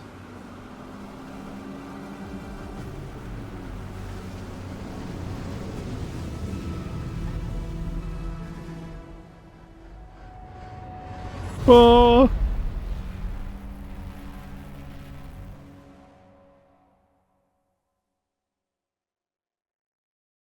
Welcome to the longest section in the game. You thought the care center was long? Nope. We're gonna be here for ever and ever. This is the section of the game that, like, on repeat playthroughs, I find myself like, can we get this over with? That was not fun.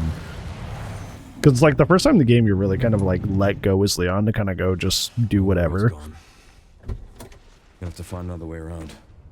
All right. So, like, at first playthrough, it's really freeing. That to you. On subsequent playthroughs, it's like, okay, this is taking forever. Some coordinates on Victor's computer. Got it, thanks. Right in the center of Raccoon City.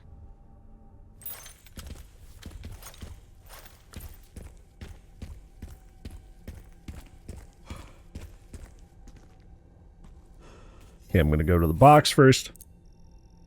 Because right now, my main objectives that I need to get done is I need to get my axe fully leveled up. And then I need to get the Mortal Edge, because you don't get the Mortal Edge from the boss fight you're supposed to get it from.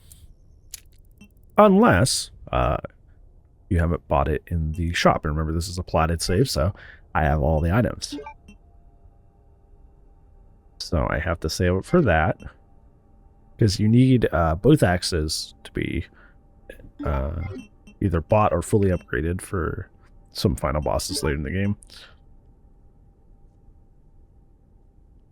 I am going to upgrade the Styrie one time because at a boss that's immediately coming up, the Styrie becomes extremely relevant. Go buy up the ammo like usual.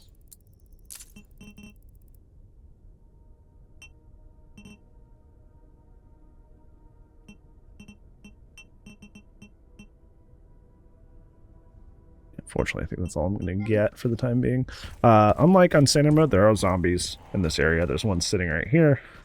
One pops up right above this garbage bag to my left. So just aim through the fence above the garbage bag. Boom. This guy is wobbling a lot, so don't feel bad if you miss.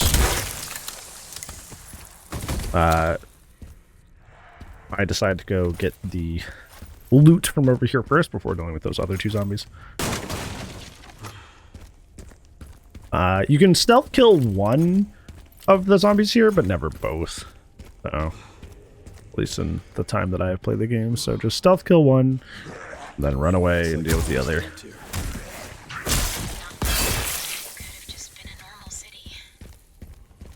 Around, pop the sniper. Grab him.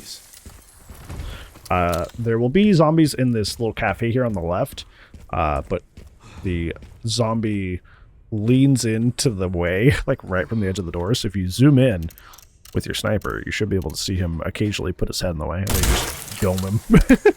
And don't forget, there's a landmine zombie here to the left that's just sitting down. I was having a little bit of whimsy zooming in and out the sniper rifle. Sorry if that's annoying.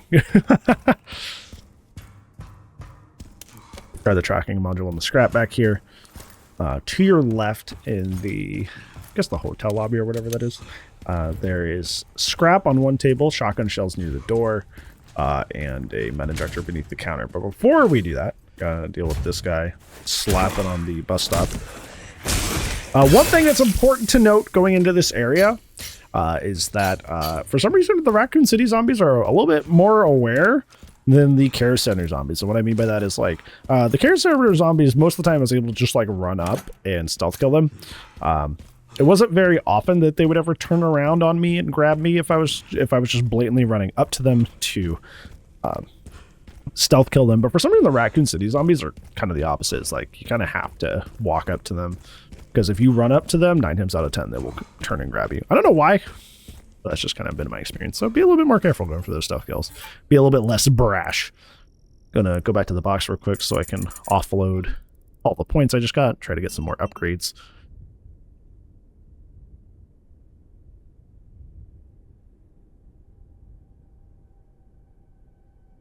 I'm gonna take a restroom break here. No, I don't. Sometimes I use the box. It's like, oh, guys, I've been streaming a while. I need to use the restroom.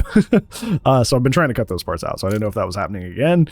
But evidently I was just having some actual decision paralysis where I didn't know quite what I wanted to do.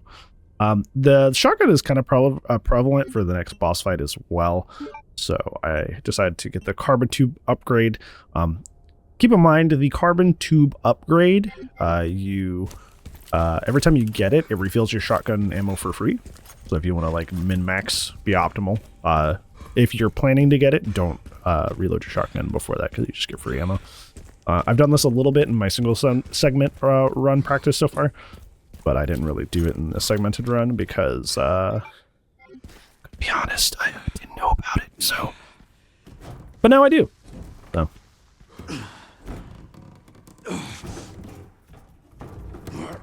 Honestly, that's kind of the cool thing about like challenge runs. It's just a lot of knowledge. A lot of just knowing stuff and not knowing stuff. And we'll cover some of that in this upcoming boss fight. Because most of the hits I have ever taken facing this boss are not because the boss is difficult. It's just stuff I didn't know about that it could do.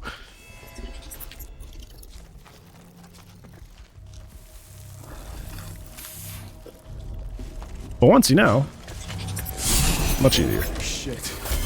But you can't dodge something you don't know about. So with this boss fight, one thing I will warn you about is that she, like many big enemies in this game, have an aura of damage about her when she's moving.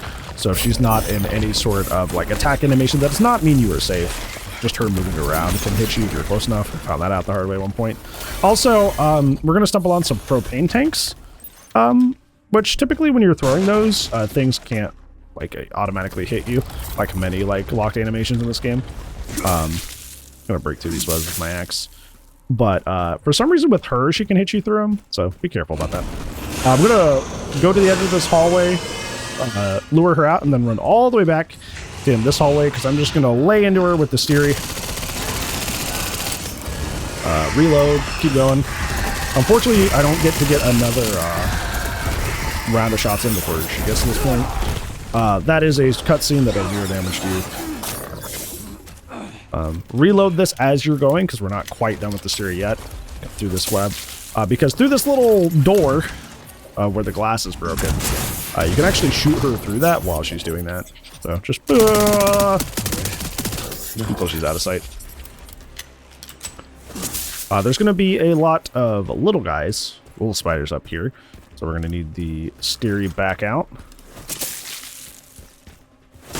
Don't forget to get that. I think that's always handgun ammo, unfortunately. So here, just kind of bait them to come out. And then use the Steery just in very short controlled bursts. Just only 2 or 3 shots to deal with them. And after you get to a certain point in this room, they will all start coming out from that point. I recommend you run back so you don't have to deal with any surprises and just deal with them from back here. Super safe. Once again, like I said, 2 or 3 shots. We'll deal with them, so. Just chill back here and wait until you don't see or hear anymore. This part will get you hit if you're not aware of it. This second window here, after she crosses by, not even a window, it's a blown hole in the wall. She does do a little pop scare, and you can't hit her, and the damage does carry over to the actual boss fight. So just kind of like wiggle until she shows up, and then just lay into her. I found out recently if you stand at a certain angle, you can get a 3rd shotgun shot on her there. So I however was parallel with the wall, so I was not able to get it, but you can technically get a 3rd one. Okay, here, pick up the shotgun shells, run immediately to the right side of the arena, where you can get to this propane tank. And when she comes running around this corner, chuck it at her. You don't have to shoot it, it just automatically goes off. And then when she is down, shoot the weak spot, that big orange spot on the back of her, what do you call that, but her behind. Reload. Don't get too close, like I said. Found out the hard way once that her just moving does damage. Shoot her as it continues to leave. I don't have time for pest control. Alright. I'm gonna reload here. Sometimes you can kill her before she even, like, gets too far. I'm gonna go up here to lure her out. She jumps through. I hit the tank behind her. So she's stunned. And then I lay into that weak spot again with the shotgun. And she's done though. Like I said, be careful. I tried a strat once where, like, I threw it at her. Like that propane tank in particular, but found out that, yeah, you can just hit you through that. So even if you're like all the way done with it, at that point it should be hitting her and stunning. Yeah, she can just hit you, so careful. Realistically, it's a really straightforward boss fight if you know about all that wacky stuff that could happen. But if you don't, it'll trip you up. Oh, I miss our Raccoon City hospitality. Good thing I get to tell you here, so you can avoid the pains that I had to suffer while practicing. But that's also why practice runs are important, even in like a segmented run. I was watching a video today talking about why it's important to clarify it's a segmented run, because I try to run segmented runs just as like a normal single segment run that I happen to save in, and then I just like will occasionally like redo sections. Whether that be because I got hit or because I didn't feel I did a very efficient job. But some people just treat like segmented runs as like, oh, I can play more risky, that's fine. Which I think defeats the purpose. Not any shade if like you only do segmented runs. But I always thought that, like, for me, at least personally, and for a lot of people, like segmented runs were like just kind of a stepping stone up to a single segment run of like, okay, this is a proven concept that I could do it this way. So you're practicing good habits for a single segment run. But I found a lot of people kind of play risky on purpose in their single segment runs, which... Okay, Sherry. I've hit the barricade. I feel like defeats the whole purpose of everything. Looks like someone else was here first. And they were planning on... Because if you're obviously just playing risky, then the whole point of, like, to me, like a no damage run is like, oh, wow, that was, like, impressive. What you did was really hard. But if you're just playing reckless and just reloading a bunch, like, it's no longer impressive. The only way in is through... In my opinion. If you want to do no damage segmented runs, just for fun, do them. Who cares? Before we get too deep into the campsite of Raccoon City, remember there is a yellow crate right above your head. There's also some goodies in the trunk of this car over here.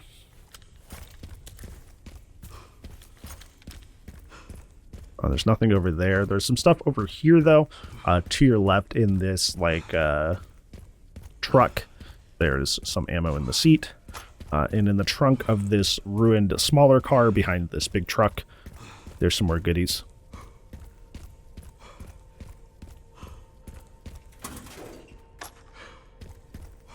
And now we get to go to the camp.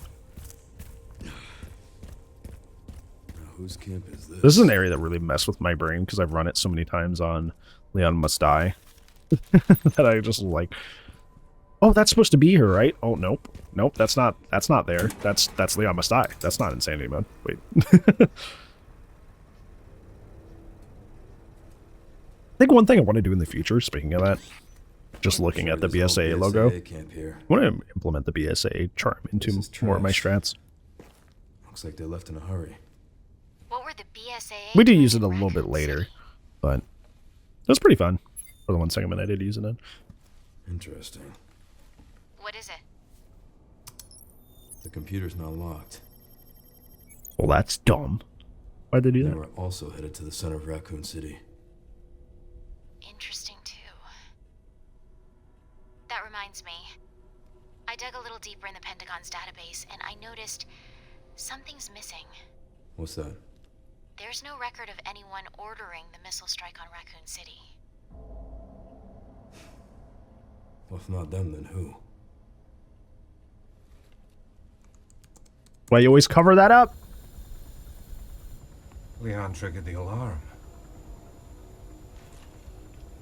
It looks like your campaign to make the DSO stand down really didn't work, Zeno.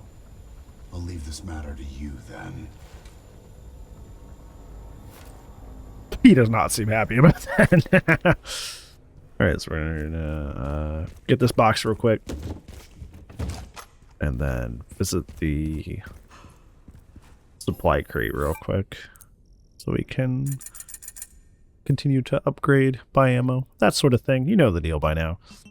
New box means we sell off stuff we don't need, like the med injector and the handgun ammo.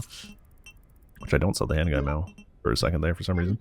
And then I upgrade stuff. Remember, the main objective by the end of this section, the Raccoon City section, is to have our axes all ready to go. So the Leon axe fully upgraded, and to buy the Mortal Edge.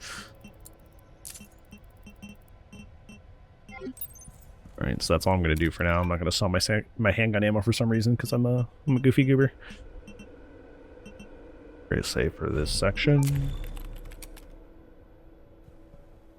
This area was far scarier, both on standard mode and my first Insanity playthrough, but like on no damage, it's far better, which is interesting.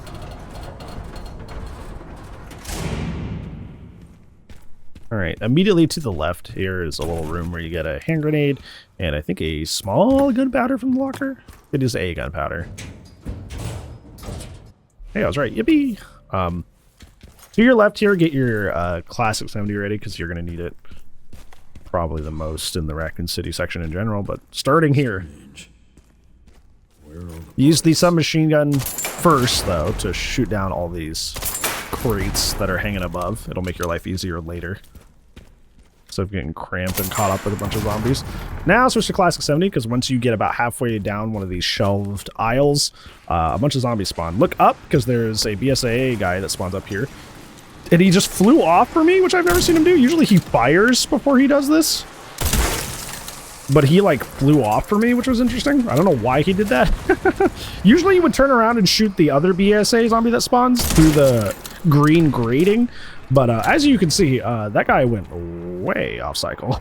So I'm working with what I got. The good thing about this is that BSAA zombie eventually just kind of hangs out at the back of the shelves. So he stays vaguely in his like his relative area. So as long as you're not like peeking out too far in this section, you're good. You like to hang out here like right by this little like forklift and the pile of wood, because for some reason the zombies like don't go past this point unless you're actively like shooting at them. So I had to pair. Oh, I didn't have to pair here.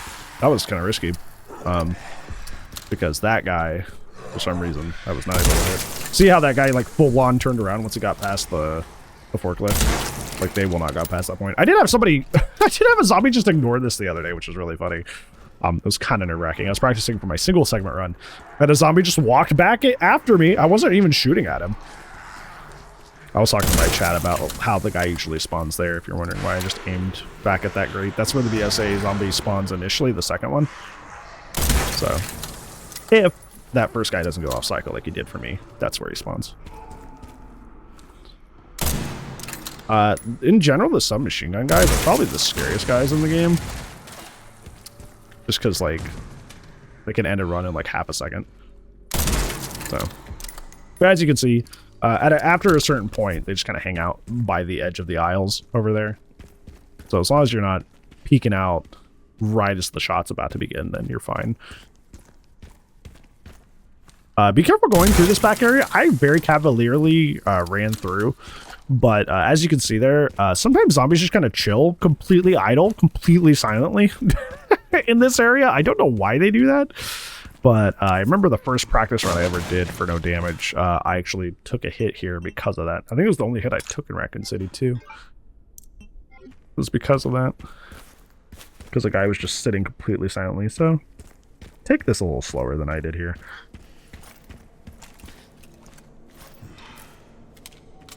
Speaking of taking things slow, when you get up here, there's a set of fake boxes where a guy jumps out, and we will be going down there later. I don't think I'll be doing that on my single segment run, just because there's not a whole lot down there to grab. But yeah, these fake boxes here, just back up with the shotgun. This guy has hyper armor, like, for those first two swings, no matter what you do. It's very stupid, so don't be too close to him when he comes out of there. There's an herb to the right by the shelf. So make sure to grab that so we can sell that later. Like I said, I do drop down here, but ultimately I've kind of decided that in future routes I won't be doing this, because I don't think there's really a whole lot that really is worthwhile to being down here. It's not like there's any big drops or anything. It is extra points. You do get to kill zombies for combat points, but realistically, I feel like this is a very compact area, so it's very easy to get grabbed or surprised. So I'd rather not do this in future runs.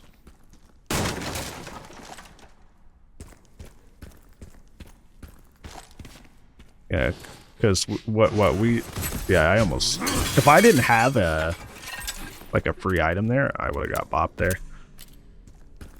Because for some reason that guy was playing dead.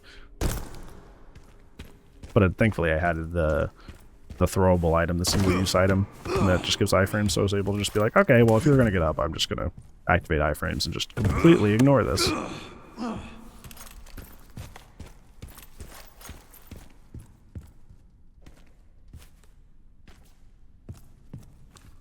Okay. Take some pot shots at some guys that you can see from up here, because once you drop down off of this little segment, a bunch of enemies start spawning, so take your time to shoot these guys early. Be careful about this guy, because you can throw that. The downside to not playing the Must Die to warm up for my Insanity no damage runs is that my aim is a little crappy going in. But I think my routing is better overall, because I'm like, I don't like instinctually do stuff that I do because of the Must Die. I've always wondered, like, how did the zombies do that? Because they're just like scaling the side of walls like Spider-Man. What is the in-universe reason they're able to do that? I don't know. Anyways, this area is done until you get to the store, in which a zombie lady kind of runs up. You just wait and shotgun her. Typically, she gets knocked back when you do that there. For some reason, she just kind of like flopped on her face for me, so I had to use 2 shots to do that. But typically, it only takes 1. You just knock her back, and then you had pop her with the axe. But for some reason, it took 2 that time. Almost forgot the key. I've been bad. I'm like, is there something in here? Nope. Bad news, Sherry. This place is overrun with zombies. What? That's impossible. They should have all been wiped out by the missile. Yeah, they should have. I think there's something in the lore about like the Connections taking the remains of zombies in Raccoon City and experimenting with like the new version of the T-virus on them or something like that. But it's been a while since I've read that material in particular, so I'd have to refresh. There's a herb to the left here, right as you come up, so grab that so you can sell it off later.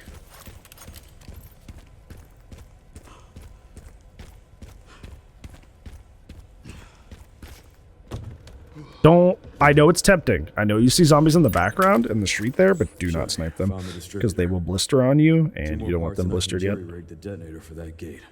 Great. Can you see any more from your position? Matter of fact, those guys in particular, you can just like sneak kill. That should be a fun so they don't blister at all if you do it right. So don't. Another BSAA camp. That should have the signal receiver. Contrary. Got the location for those parts. These guys over here on this bridge, you never go there. So it's literally free kills for free combat points. So get all of them. I chose not to shoot that guy because he was wiggling so much that it was stressing me out. But I got him eventually. You know, I was hearing a Resident Evil YouTuber say that the Connoisseur Charm's bad. I think on the Classic 70, it's goated. It's amazing. And also on the Requiem later for certain enemies we haven't seen yet. You know. If you know, you know. So, like, that's such a weird take to hear. I thought it was pretty good. It's always done the job for me. Speaking of Classic 70, we're going to max it out here. Yippee!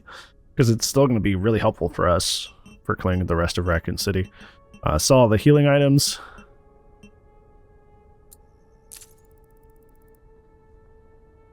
You saw the handgun ammo, brother. What are you keeping it for? Is this a restroom break? This might be a restroom break. Okay, maybe not. I can never tell.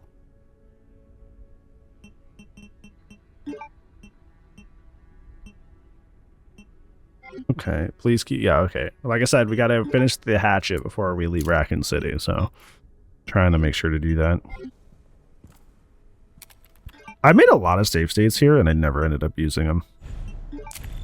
I feel like in my head, I'm like, Raccoon City's so big and so long that I have to. I ended up using, like, any of this. I don't think I even really ended up using any of that.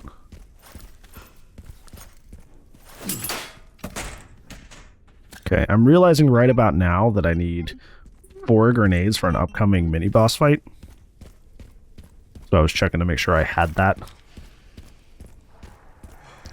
That was one thing that was kind of stressful when I, like, did my first practice run, is I kind of forgot to ration my grenades for certain parts. And I ended up getting to this section and I did not have a lot of grenades. And yes, it is 4 normal grenades, not stack grenades. And as a matter of fact, I think that was the issue that I had, was that I was like, oh, stack grenades are great. Why would I ever not make them? But I mixed too many and I needed 4 for this fight. This guy right here is like a paramount example of a guy who will like absolutely turn around and like drop you like a bad habit if you try to run up on him. So make sure that you sneak up on him properly. Do not just rush up to him. He will turn around. He will grab you.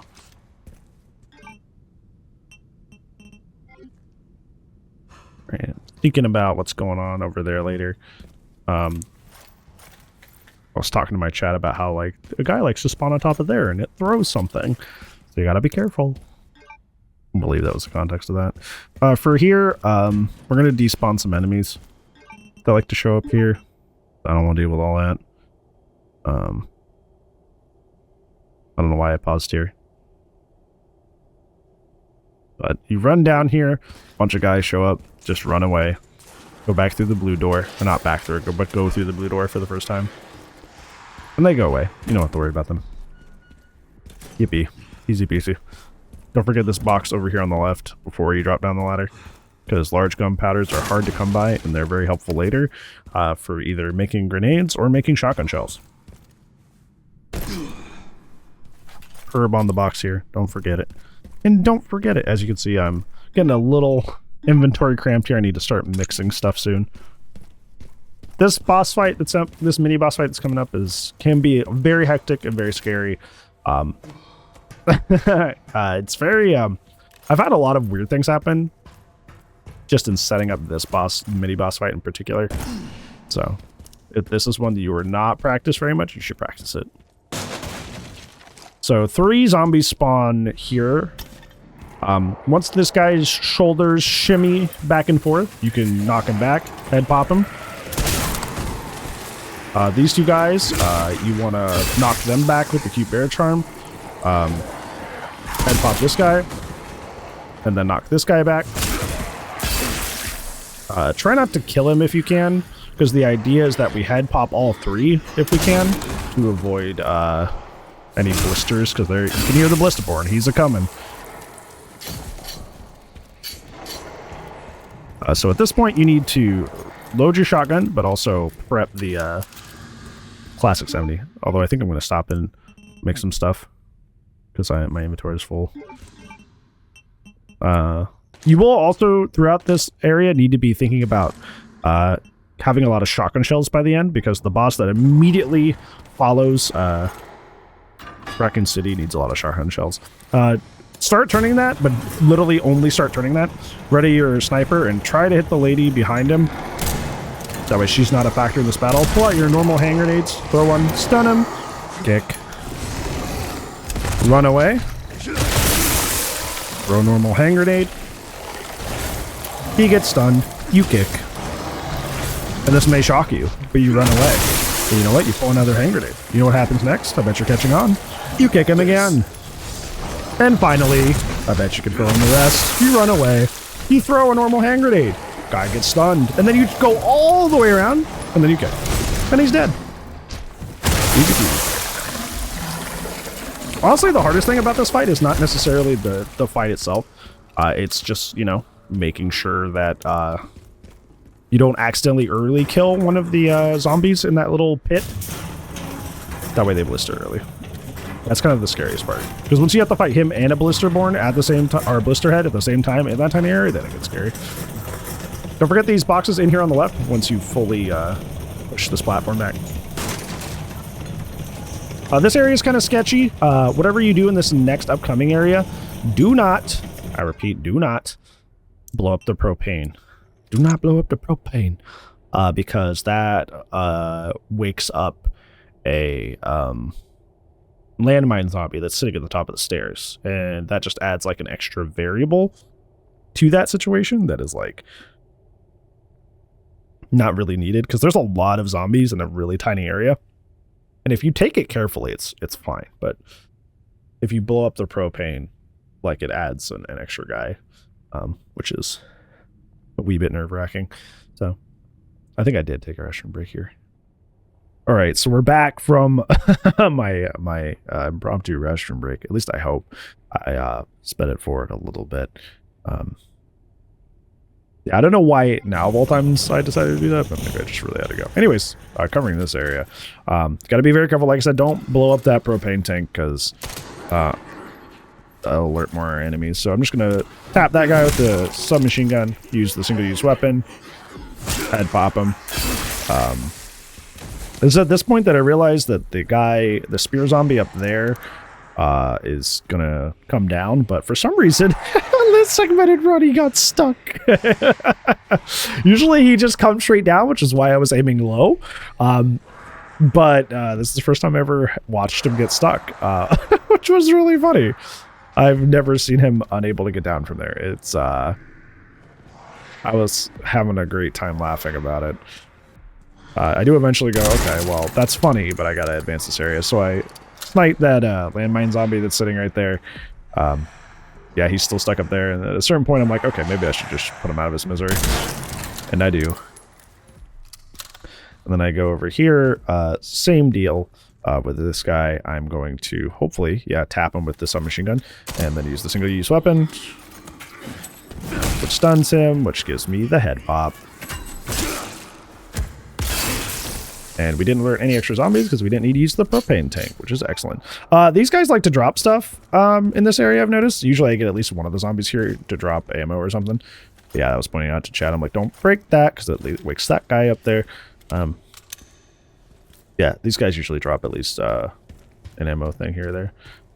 Oh. I think there was a box behind me that I missed. There's a landmine zombie up here. Just blow up the propane tank next to him. Free kill.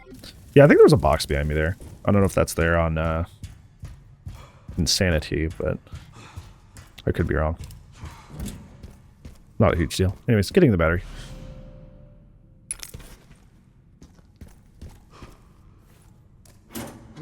Now we get to do this super duper sketchy part, which is the flooded basement. The flooded basement, I run this far better nowadays. Like when I'm rounding my single segment run. And I'll talk about that when I get there. This segment's always kind of sketchy, just because, like, ideally in a perfect world, if there's an area with a lot of possible ballistic-borne pops like this one, you do a lot of stealth kills, or shotgun stuns and then head pops to try and deal with that. But kind of hard with that many of them, because there's like, that area has a lot of enemies. So that area is a whole mess. Like I said, I do route it better, and we'll talk about that when we do that, but I am making an impromptu run back to the box because I am like, I just killed a lot of enemies. I have a tracking module. Maybe I can afford some more upgrades. If I was trying to do, like, trying to get the time low, I definitely would not be running all the way back, but this is a no damage run, not a speed run, so I was like, heck it, let's just go back here, see if I can afford anything.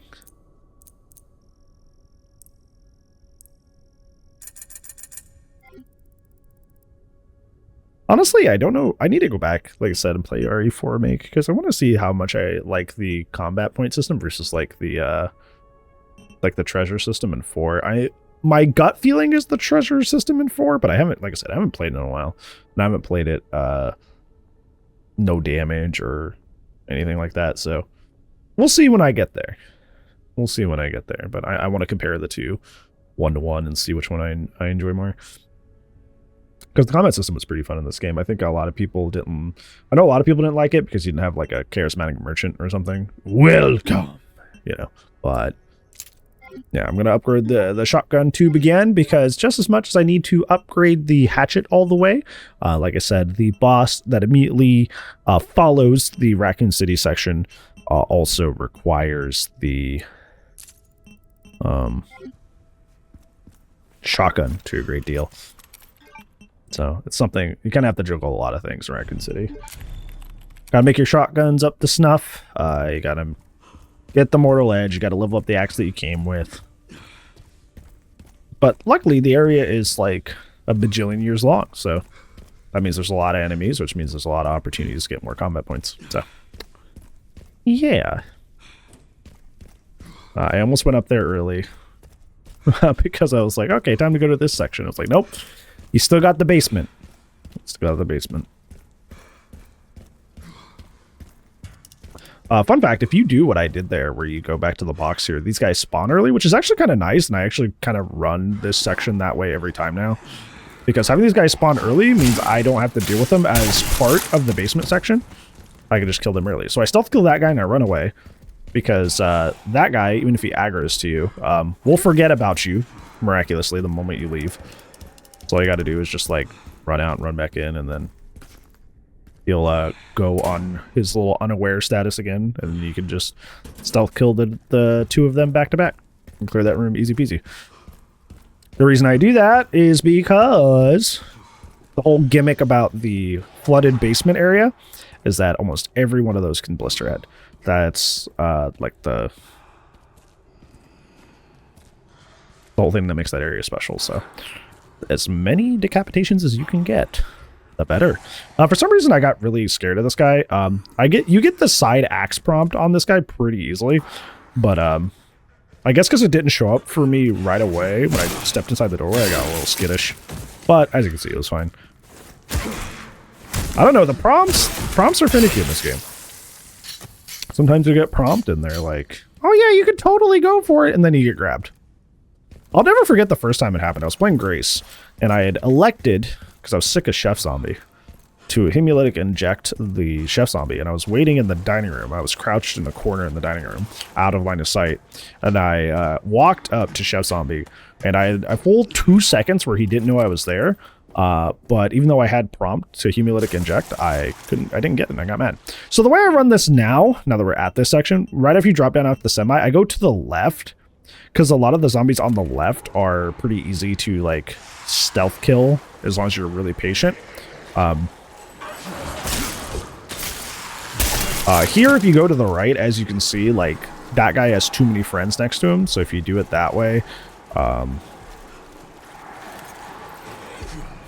obviously I aggro a lot of people at the same time.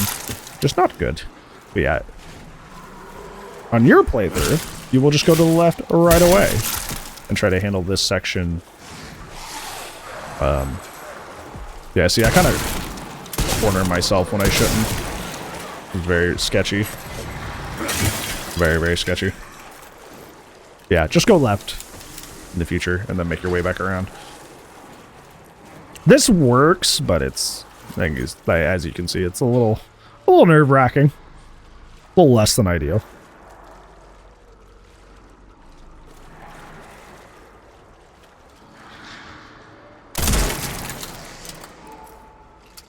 Yeah, as you can see, everything likes to blister in this area. The reason I come all the way back here is because it's like really far away from everything, so I can kind of like deal with any blisters back to your safety, whether I'm going to shotgun them or do the perfect parry on the second swing. Regardless, it's a little bit more of a less cramped area to kind of sort out any issues you had. Like if you aggro too many people or too many things blistered, you can just come back to this back area that's far more open. Yeah, for some reason the guy that spawns on top of the truck tried to throw that at me despite having 0 line of sight. Which kind of, as you can see by my camera movement, really tripped me out. I was like, why did you just throw that at me when you weren't even anywhere near me? This was really weird. And you didn't have line of sight. I don't think he can hit you there, but I was about to take the risk. Not that it would have mattered necessarily on a segmented run, but... yeah. Like I said earlier when we begin this section, it's like I think that segmented runs ideally should be used as proof of concept or practice for a single segment run. So you would play it as if one run or one hit would end the run. So I'm not risking that. Also, one thing I've notated about this area is that, like, zombies do at a certain point just kind of appear. They do that thing where they just kind of, like, climb out of the ground, except, you know, there's water. Which is kind of lame. That's, once again, one of the very tiny things I like about this game is enemies just kind of appear out of thin air sometimes. In a game... game series primarily focused on like enemy positioning and controlling where enemies are and taking out certain enemies to make certain areas easier for you. Having spontaneous spawning is not my favorite. Yeah, just trying to take my time slowly through here, stealth kill everything.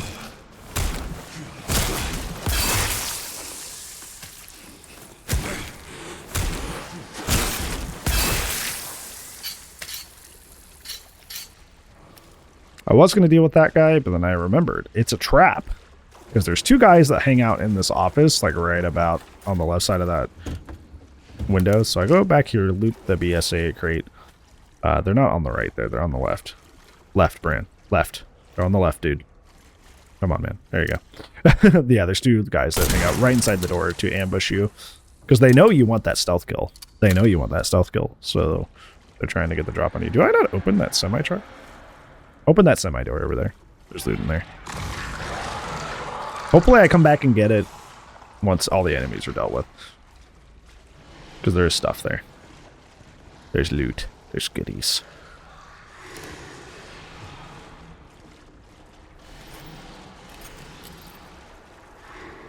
I'm trying to watch this guy's walking pattern. I've noticed that, I don't know if it's this guy, but one of the zombies, if they blister, have one of the strangest paths I've ever seen. Yeah, he does unfortunately see me here. Like, he literally like goes in circles. It's really funny.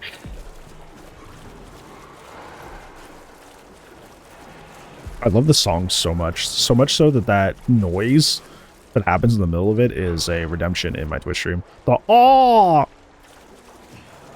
How much do you think that guy that made that noise got paid? The guy that for this song goes, oh! Yeah, for some reason the blister head is just like in the corner here. Just like chilling. I don't know why. I don't know if his pathing got messed up or something. You know, come to think of it, that is also where the zombie on top of the semi chucked his ranged weapon. See how that almost hit me? I was telling you. I was like, even though it's a solid object, besides the middle of the forklift. You see the frustration? I'm like, I'm so tired of this. Yeah, what I was going to say about the semi is that's where the guy randomly, like, tried to throw his ranged attack at me. So maybe there's something in the game code that's like, oh, we can see you through that. Because that would make sense why that blister head got stuck there. Because if for some reason the game is coded in a way that, like, they can, for some reason see through that, that would make sense that you run into that corner and get jammed like you did. Oh, I did go get it. Good, good. But as you can see, that area is, kind of sketchy. The way I played it was definitely not clean, but I have found a better way to route that now, which is just going left, dealing with everything on the left side first, around the semi-zombie and the office, and then I do the right side afterwards, and it's far cleaner. I know it's like, trust me bro, take my word for it, but yeah, it's just what I found in practicing for my single segment run. That works more consistently.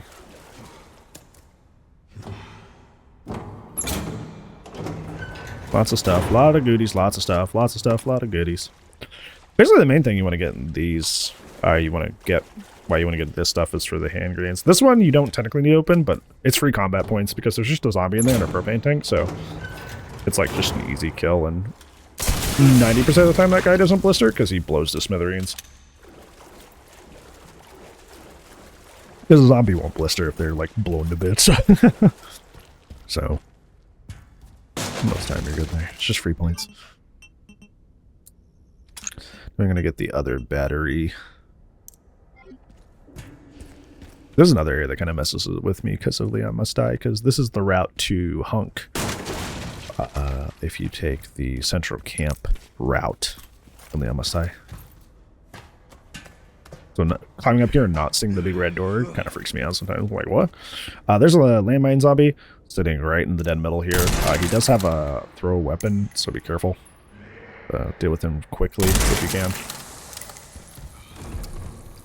And that's it for this area. Just grab that box and mosey on down. This is probably what I would say it'd be like the sketchiest part of the Raccoon City section. I think some sections on the fallen building that we'll go to later are worse, but they're more telegraphable. But by and large, that's one of the toughest parts of Raccoon City already on the books. So if you get past that, you got a good luck charm going forward because you already put that part behind you.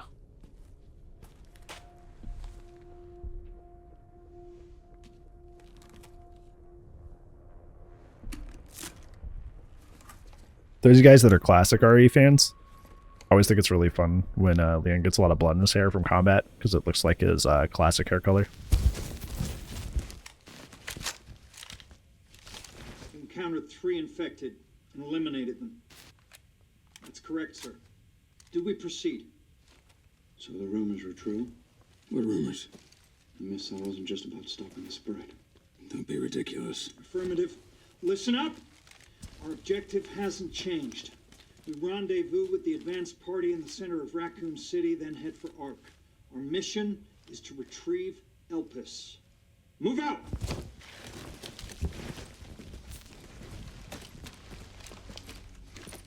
always bring this up whenever I see this cutscene is I wonder what kind of weapons they're using, because usually they like to throw those weapons to you as like bonus weapons for either second playthroughs or early on must die.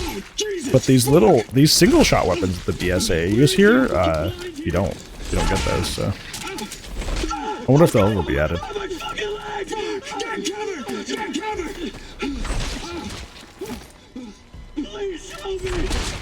And no, the weapon that's blowing those guys apart, it's definitely not like that in Leon Must Die. I will say, the Redemption, if you do want to do insanity or no damage with the Redemption, use Power Shades. Use the Power Shades charm, because the Redemption is a single shot revolver that uses rifle ammo. But the Power Shades, in addition to having extra pierce ability, has a special ability that when you're on your last bullet in a chamber, it does way more damage, which has excellent synergy with the Redemption because it only has one bullet in the chamber, so you're technically always on your last bullet. It's crazy good. You should try it.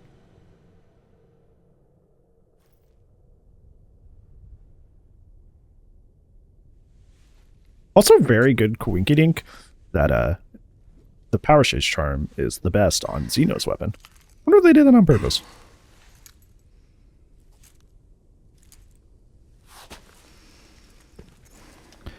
Anywho, got the BSA container. I decide to knock down the stuff now. Where's your way, Shari? The guy at the end, white suit. Can you find Another weird thing about third person is I've noticed that sometimes when you're trying to axe things, it's really weird. like I've had it so many times where I'll be playing on third person and I'll try to swing at that ladder in particular and I can't hit it on third person if I'm standing directly under it, but on first I can. Okay, just don't forget to hop out into this little yard over here and shoot down this box. This is really important because it has magnum ammo in it. Do not skip that. Do not skip that. Come under the stairs, get the herb and the BSA crate full, a lot of ammo, a lot of goodies.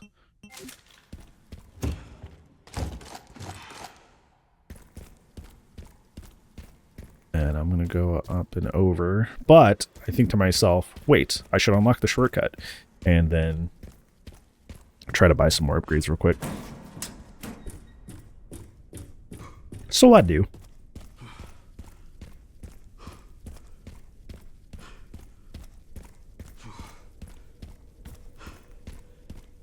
Talking about this on stream the other day, but I get that it's supposed to give this like hollow, empty feeling, but I do wish Raccoon City was a little bit more stylized. Just having completely washed out colors with not a lot of like really cool like set pieces besides like the fallen building was a little, you know, I wish it had a little bit more atmosphere to it. Anywho, selling healing items. Please sell your handgun ammo. I don't know why I held on to it for so long. Thank you. We're going to get some upgrades. Hopefully we go for the hatchet. Yes, we do. Good job, mate. Probably go for the durability first here, but who knows what I was thinking at the moment. Either way, it's good to get this leveled up. Because they're not only is it important for the final boss, but I believe that's the second final boss. You definitely need your hatchet fully leveled up. I may have been talking to my chat about something, or Will may have hopped up on the desk. Because I stay here a while. Yeah. I think I was just chit-chatting. Getting off topic. I'm like 310 away from getting that. It's so sad. I think that's what I was realizing, as I was like, man, I'm really close. I got very sad about it. And then I was like, I could also get the Mortal Edge. And save that upgrade for later. Basically, getting the Mortal Edge, I don't really per se use the Mortal Edge in actual combat, but the final boss has so many required parries that it's essentially impossible. Not impossible. It's very difficult, I should say, to do the final boss with only one axe. Because not only are parries required, but it also chews through your durability like super fast. So typically it's your best interest to just have both on hand. So instead of having to like find a gap to resharpen your axe, you can just quick swap to Mortal Edge and keep the fight going. I was looking away from the screen when I was running there. I'll just smack my head on the wall. Landmine zombie here. Just had to pop him with the classics. Before you drop down here, make sure you have your shotgun ready, because there's going to be a BSA zombie with a submachine gun that ambushes you out of this corner. Just bum rush him, shoot his head to get his helmet off, and then keep going. Luckily, I got a really awesome wall pull there. Or wall bounce, so I was able to use melee. Come up here. Try to get the helmet off that guy. Prioritize the guy with the submachine gun if you can. Like I said earlier, those guys can end your run in like half a second. So if you are ever in a situation where you have a choice of killing one zombie or the other when it comes to the BSA zombies, always try to get the guys with the submachine guns out of the way ASAP. So yeah. There is a if you're good enough, what you can do in that section, which is what I do in the Almost Die sometimes, is I'll drop down, shotgun the guy in the corner, and while he's dying, pull out my classic 70 and then snipe the guy's helmet off as he comes down over the railing there. But I didn't really have the time to do it this time. Pull out your submachine gun, because a grenade guy's gonna spawn out of thin air. So just shoot his grenade and blow him up. I realized I forgot to check for any drops, because sometimes enemies drop stuff. I'm gonna stop in here for a second. I should, because there's another like special silver crate box drop that's hanging at the top of this stairwell.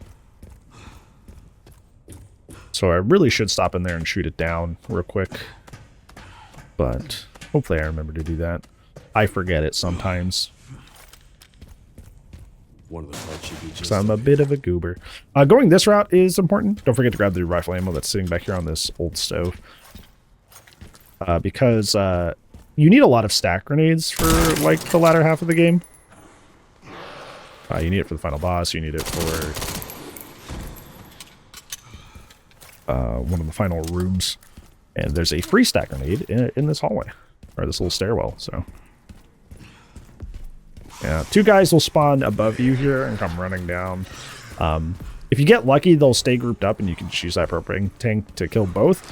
However, in recent playthroughs that I've been doing, they never stay together ever, whether it be Leon Must Die or the story mode. So I don't know, I just end up using it on the one and then sniping the other.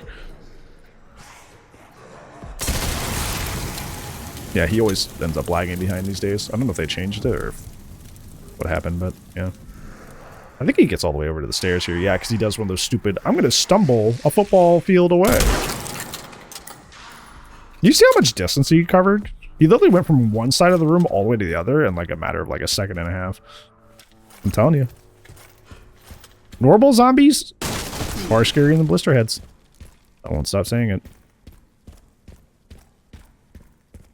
This is at the point I realized, I'm like, oh man, I forgot the box. I told you I forget it a lot. I'm like, oh man, dude. I was like, can I shoot it from here? No? Okay. It's pretty easy to shoot down if you have your reticle unlocked by now. Your little sight here. I think I'm going to grab that real quick. Oopsies. Get that tracking module. And then I'm going to do the mortar section. Mortar section is pretty straightforward if you know how to do it, if you know some secrets about it. There's one zombie I have found that for some reason has been tanking my mortar shots. He consistently does that now. I don't know why. It's very funny. I'll point it out when it happens. Because whenever like I said, I've beaten this like 5 or 6 times. Every single time I've done this section, I'm able to just deal with almost all of the zombies just with the mortars. But like, there's one guy who's living through those now. Don't shoot this guy right away, because you want the missile to shoot, so you'll actually blow up this BSA zombie in front of you. Also, fun fact about this area, like I said, there's some secrets that make it really easy. These guys are coded to have like almost no health. The guys who actually control the mortars, so you don't have to use your sniper. You can literally just use your submachine gun and or your handgun and just boop. Just tap them once and they just die. Waiting for that missile to hit the building before I run over here. There are 2 zombies that will spawn here. As soon as you hear them, run back to where you started and try to snipe them through the fence here. Be careful. One of them does have a submachine gun. I had a hard time seeing him because of the gray haze. So I did not take the shot when I could have. It's funny because now that I'm looking at it, like, I don't know if it's just because, like, I'm watching this through my Premiere. Maybe my Premiere settings are good because I can see him. But, like, I remember while playing, I'm like, I couldn't see him because of the dust. That's why I didn't take that shot. But all's well that ends well. Okay, I'm going to hide in here, wait for the missile to go by, and then start running again.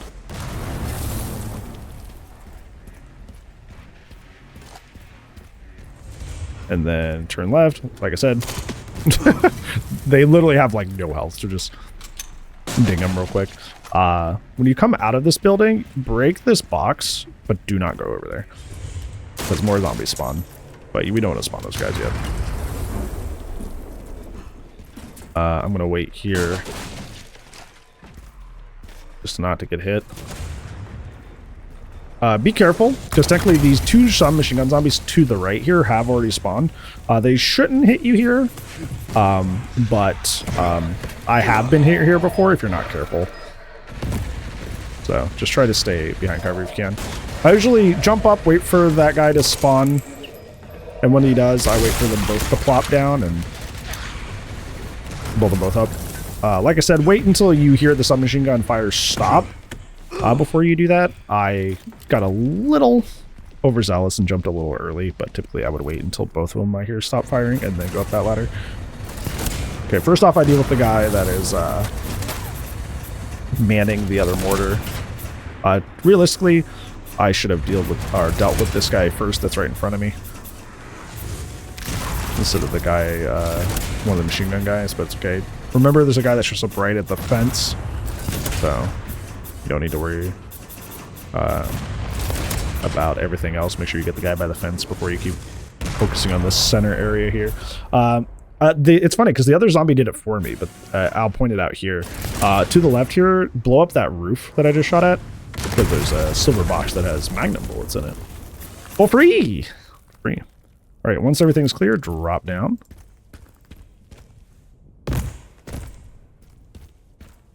Go get those magnum bullets. And then go to the other side. Did that guy live? Did that guy live on me? Okay, yeah, that guy just randomly lived on me. Oh, like, what is happening here? He tanks, he dodges that, and then he tanks this one. So I unfortunately have to get off here and go shotgun him normally. Yeah, I even hear him coming up. Yeah, I was kind of confused, because this, like, I know the mortars can hit them when you're going up the ladder. So I don't know why they didn't hit him there. I know the first one he dodged, but the other 2 should have absolutely hit him. And they didn't. I don't know why. He did that on a recent practice run, too. Where same thing. I fired at him, he dodged, I fired at him. After he was done dodging, he just tanked it and kept going. I don't know. That's been happening more recently, where that guy is just employee of the month and really is overachieving. But all is well and ends well.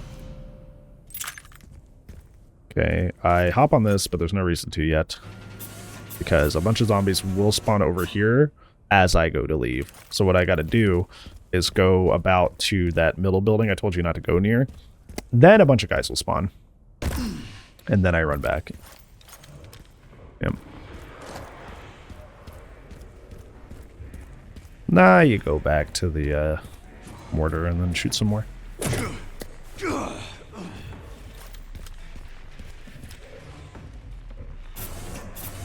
Basic rule of thumb is just deal with the ones that are closest first.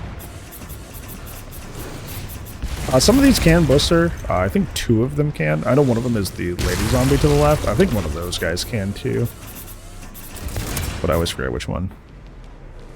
Usually it's not relevant for the reasons you just saw, where if they get blown to smithereens, they can't blister, but yeah.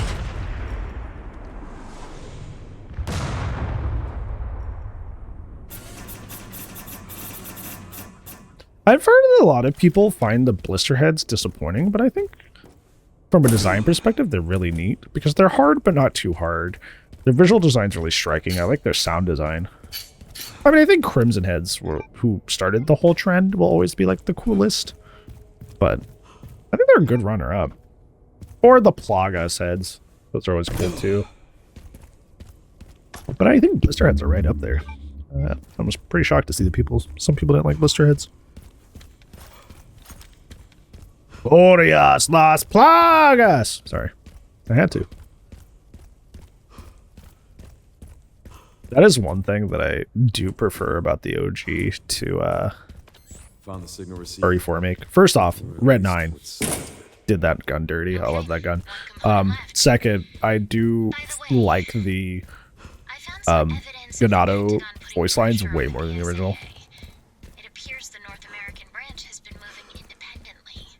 Heard they had an internal dispute. Think it's related? That's all I've got. There's been an increase in government surveillance. Looks like my fan base is growing. What am I doing here? I'm indecisive. I'm like, do I want to go off and sell things and be annoying again, or do I want to just go to the gas station? But I decided to go sell stuff again.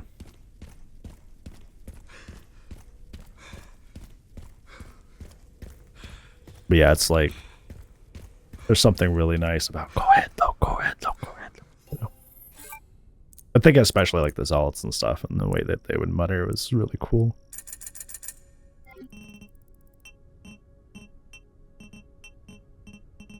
Aquí está! Sorry, I'll stop. Sorry, I just love that game.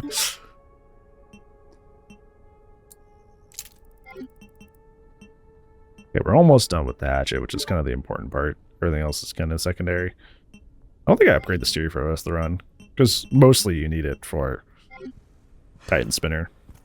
I kind of don't really use it a lot the rest of the game. It's essentially just your, kind of like your Swiss Army knife. Like if you wake up a landmine zombie, and they do that little last breath mechanic where they don't quite die, but they go down to like 1 health, you just dink with the submachine gun, call it a day, like I did with the guy in the stairwell. If there's crates or boxes that you can't hit with the axe, you break them down with the submachine gun. There's a part later where you gotta free some enemies to help you, or to kill them prematurely before they can get to you. And one shot of the submachine gun usually frees them, so it's like, it's more of just like a Swiss Army knife option and not really a big damage dealer. I do use it in this section, but I think I'm gonna try to do something different in the future, because the strat that I'm using doesn't seem to be really foolproof, and I definitely want it to be foolproof for a single segment run. Like, it's fine, but it's just a wee bit sketchy. Just a wee bit. No.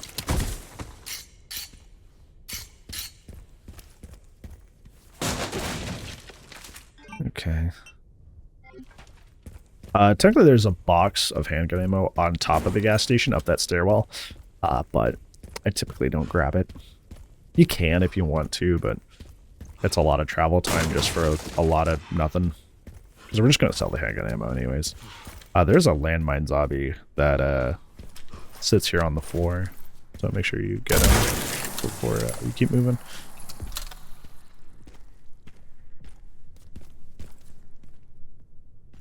I was wondering what that was. It's the note, the DLC notes that you get for getting the deluxe edition. There's rifle ammo in here.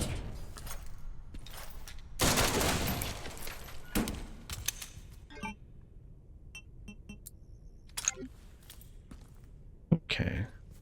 Once you grab the gas can, you're gonna go back into the gas station. I was talking to Chad about something. I think it was Leon Must Die related stuff. You come in here, the guys break through the fake boxes with a chainsaw, just head pop him, head pop the guy that's sitting behind him. For some reason, like I was talking about earlier, guys like to spawn out of thin air in this game, so a guy spawns out of thin air behind you. Go and deal with him. And then that's all for inside of here, but you're not done. Similar to the rehab ward, rehabilitation ward, the zombies magnetize to the chainsaw and will ignore you, so go put it as far back into the area as possible and use it as bait. Pull out your submachine gun because we'll need it to blow up our propane tank immediately as we get out of here. I'm going to try to finish off some of these guys that caught on fire earlier, but they're still exceptionally tanky because the submachine guns in this game really, like I was saying, good as a Swiss Army knife, but at the same time, the reason I use them that way is because they're kind of bad at everything else. I really wish the submachine guns were better. These guys are running by me.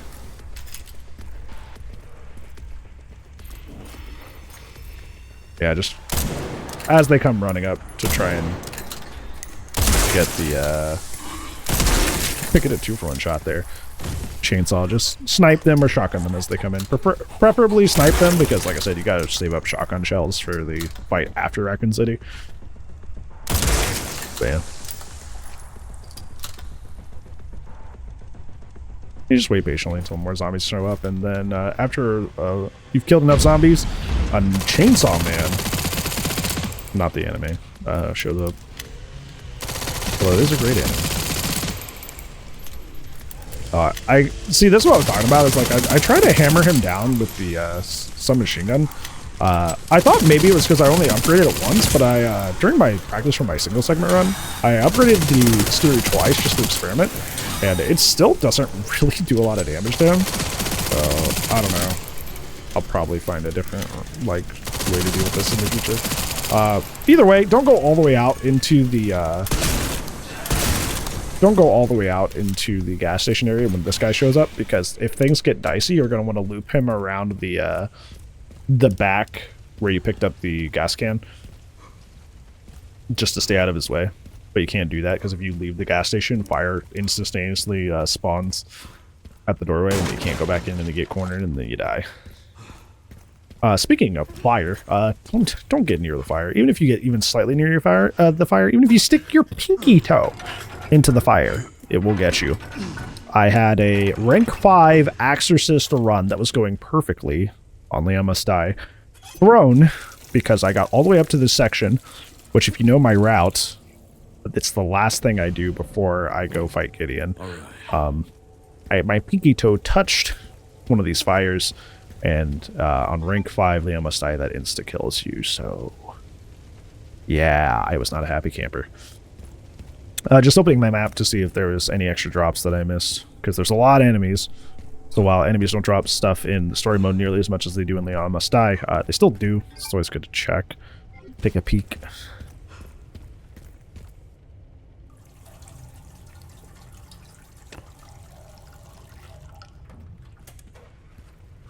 Okay, so now we have our gas, so we're gonna head out here. Don't forget that to the left and down this alleyway are some good drops. There's a med injector that we can sell and a hand grenade, so free drop. 2 zombies. These are the 2 zombies I told you not to snipe earlier.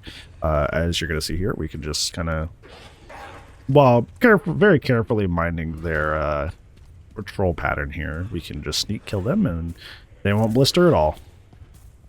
I got stuck here on this little planter for this tree. Would not let me go, so unfortunately I have to wait a little bit. There is a strat you can do, I think I brought this up, that you can like stutter run. And you can kind of use that to mitigate the fact that the Raccoon City zombies are kind of hyper aware, but at the time of making this, I do not know how to do that, so.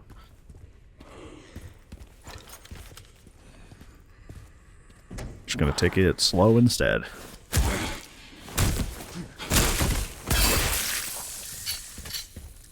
I'm gonna open up this trunk for some goodies. There is a herb to the right here, right by this right railing. This sudden pause seems like cat related. So grab that herb.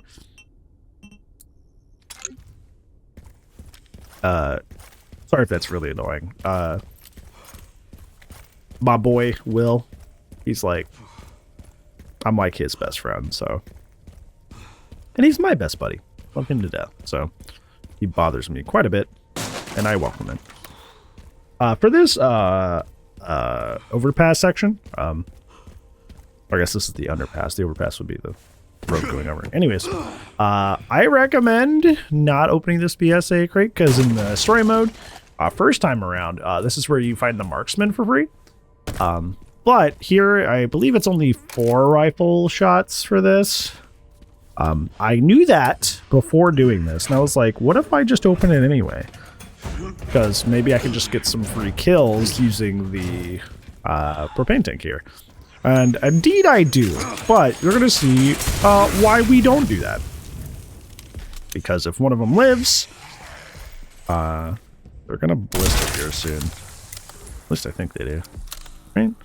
Yeah, there they go. That's why.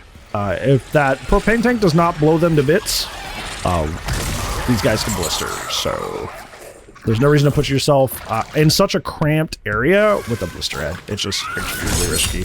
I, however, love perfect carrying, so I was like, sure. But in a single segment run, I would not risk a single segment run doing that for 4 rifle ammo and some combat points. So I'm skipping that in the future.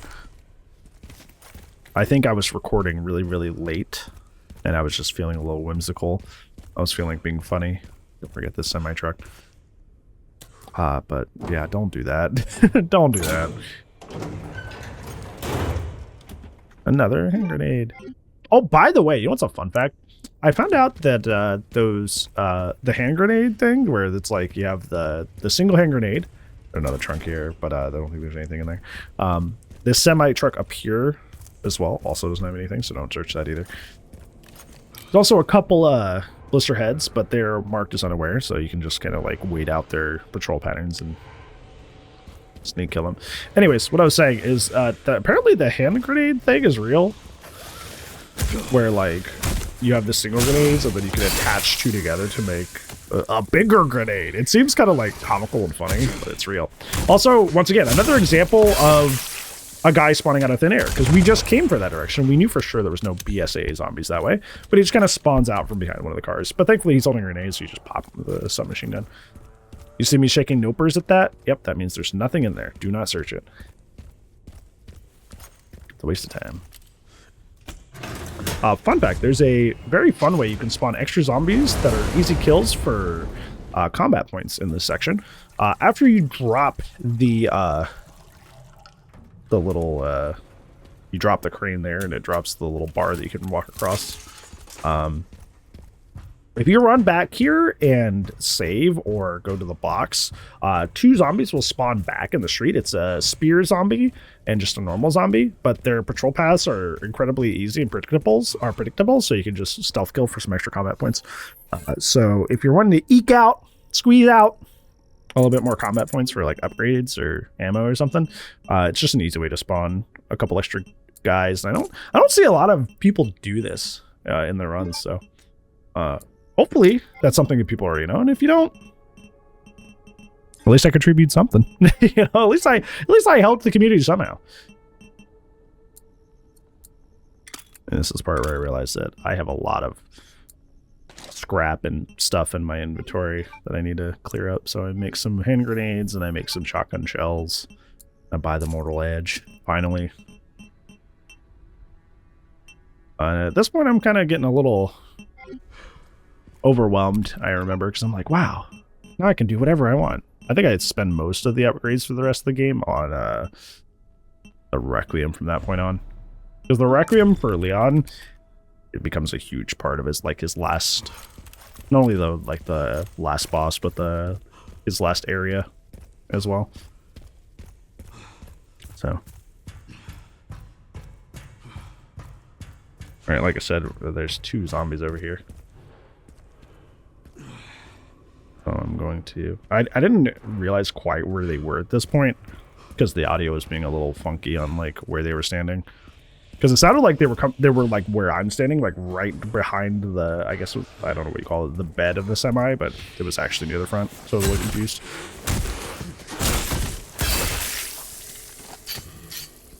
Yeah, so you just kill that guy, wait for this dude to turn around. I missed this large gunpowder in this trunk earlier, so it's a good thing I came back this way either way. Because like I said, large gunpowders, very rare, despite being the most important. I don't think I ever used the small gunpowders in the game. I picked them up, but I don't really use them. Because they make handgun ammo or submachine gun ammo. And I don't even use handguns in my runs. Because the handguns in this game kind of suck.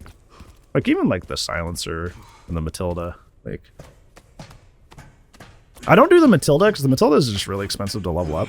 Shoot down this crate right here, this little silver box, because you need it. It is a, well, you don't need it, but it's a stacked hand grenade. I was telling you earlier how those are super important. You'll take that for free.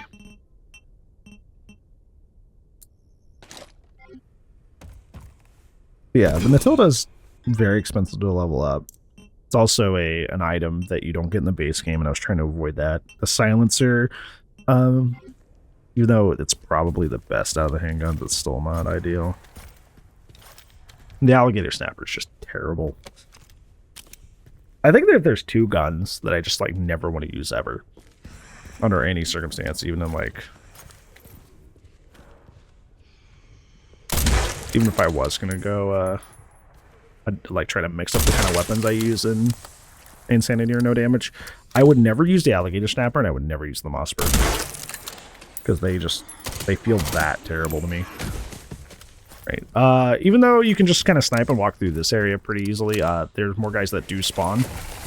So you just, what you do is you just run up here, stand by the propane tank, and throw it, explode it. So then they're just dealt with. There is one more enemy in this area. That guy lived, so kind of finished him with the submachine gun. As you can see, there's some fake boxes there. So, gotta bait that guy out till he'll come careening out of there. Similarly to the guy in the warehouse. He has iframes coming out of there. For some reason, that thrown weapon is broken. I've never been able to use it. I've tested it on 2 other playthroughs since I have done this segmented run, and I can never throw that there. If you also do this sort of stuff in Resident Evil 9, my big favor task from me to you is can you go do this section and see if you can throw that thrown weapon? Because for some reason for me it just doesn't work. And it almost got me hit there because that was the first time I ever realized that.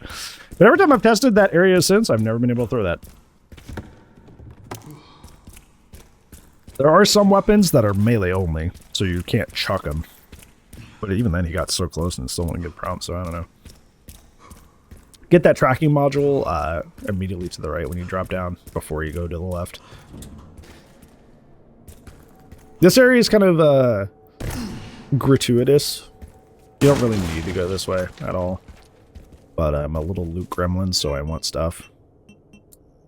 I'd rather be overprepared than underprepared. And it's not like there's a lot of like surprises down here that could potentially throw the run, so I just went for it. The one thing you do need to worry about is there's a landmine zombie on the right here. And the little devilish thing that this game does is this guy that I'm looking at likes to walk by him to kind of trick you and just trying to go over and stealth kill him.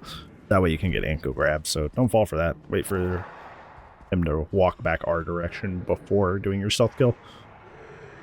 It's a trap!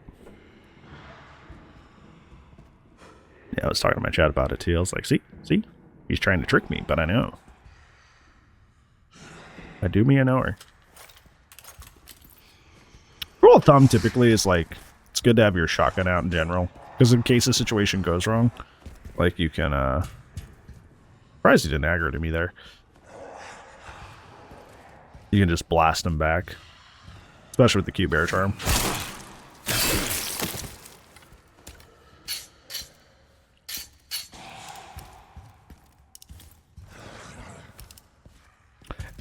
He doesn't eventually aggro to me, which wakes up that guy. But he has a whole animation he's got to go through to wake up. So I can just, you know, do my finisher on the one guy and then deal with him. Prepare your submachine gun for this segment because this is where some spiders, well, the little ones from earlier come out. But you can just deal with them in 2-ish shots, give or take. Some take 1, some take...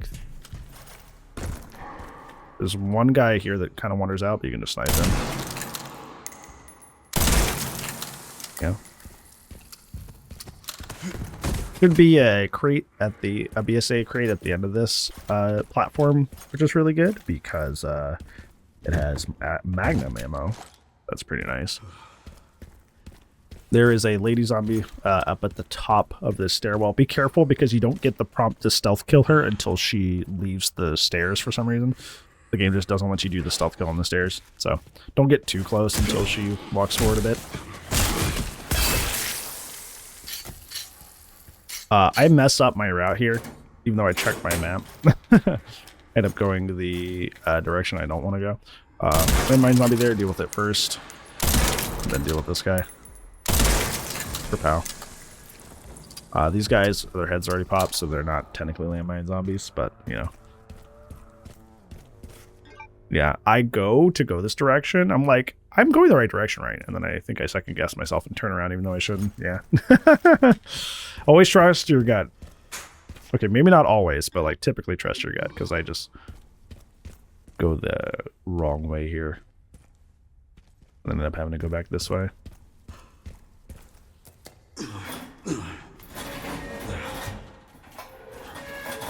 Because this leads us back up to where we were. But I want to go do the opening area that we were at before Titan Spinner, because there's a BSA crate there that has, I believe, a tracking module that I want, and some just relatively easy kills for some combat points.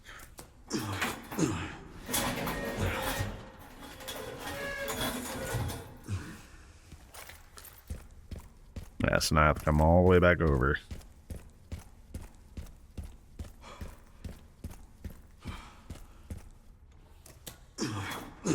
There are a lot of landmine zombies in the subway section, so I would take it slow.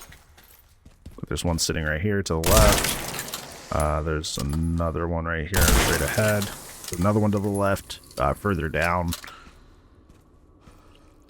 And he's laying right there.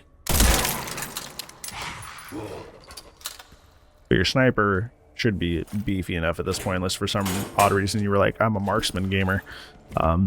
To be able to like one-shot them before they get up. Okay, so now we're back up here.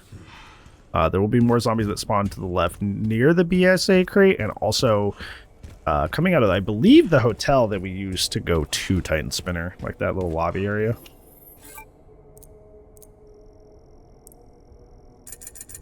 Regardless, first I'm going to visit the box to continue to sell off stuff and sell my health items, sell my handgun ammo, continue to upgrade things. I do need to also buy the magnum ammo before we leave this area, but that's not relevant until you're about to leave, which, believe it or not, with how much we've already been through, we are still not close to leaving Raccoon City yet. Like I said, this is kind of a mammoth of an area.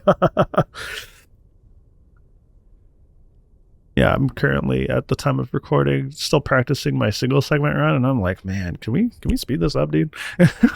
Which is sad, because I was not necessarily a defender of the area, but I was like, oh, well, you know, it's not that bad. I like being able to run around as Leon, at least. Oh, man. Yep, there we go. I was just talking about that. Now that I'm going through it for, like, what would probably be my 7th or 8th playthrough, I'm like, oh, brother. Come on. Let's pick up the pace. You know what's funny? I think I've heard that too. That like Raccoon City is like where the pace of the game dies, and like I wouldn't say dies, but it does kind of take a nap for a little bit, because it's like, wow, plot development, one thing after another, and like you do have some slow moments with like you have Leon cleaning up the care center, which is a pretty slow segment, and then you have Grace care center after the basement, which is also a pretty slow segment. But like otherwise that area is kind of like the pacing's like really quick. Did I take another restroom break here? Anyways, but like the Leon section is almost like this giant sandbox area that's like huge, and because technically it's like 4 areas, because you have the mortar area, you have the gas station, you have the apartments, and then you have the fallen building.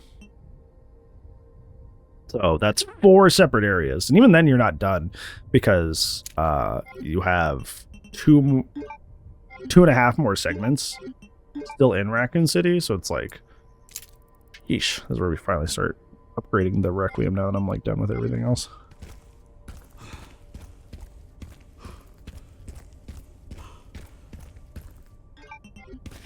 I think what really would have made this area way better is if it weren't just a bunch of fesh quets, you know?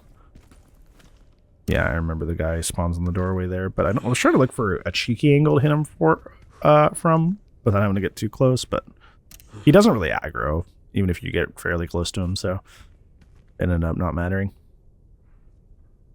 Yeah, I wish there was more going on here besides fetch quests.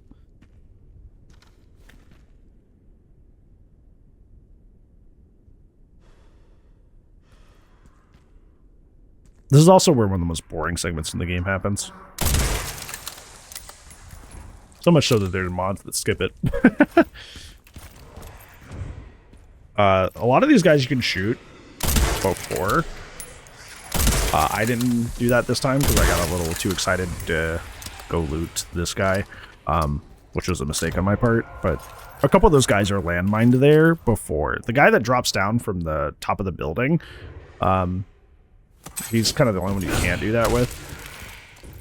But the other ones you can pop before they even get active, I believe. So do that.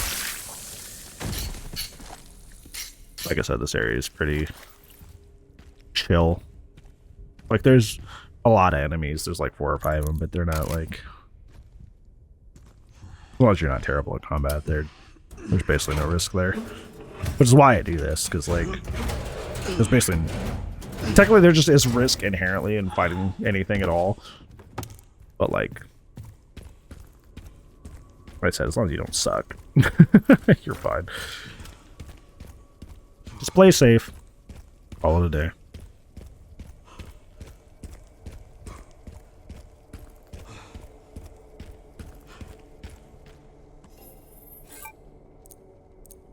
Okay.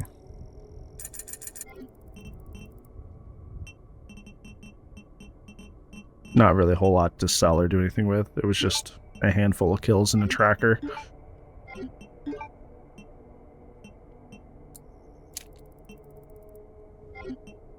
Yeah, getting the Requiem really ready to go is also important.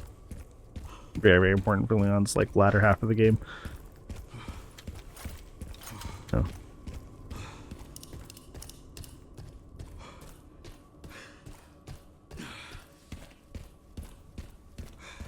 I think one of the things I'm really thinking about now is that like RE4, both the original and the remake, are like long swaths of combat. But they're broken up by story beats, which I think makes it better. This isn't really broken up by story beats very often, if at all.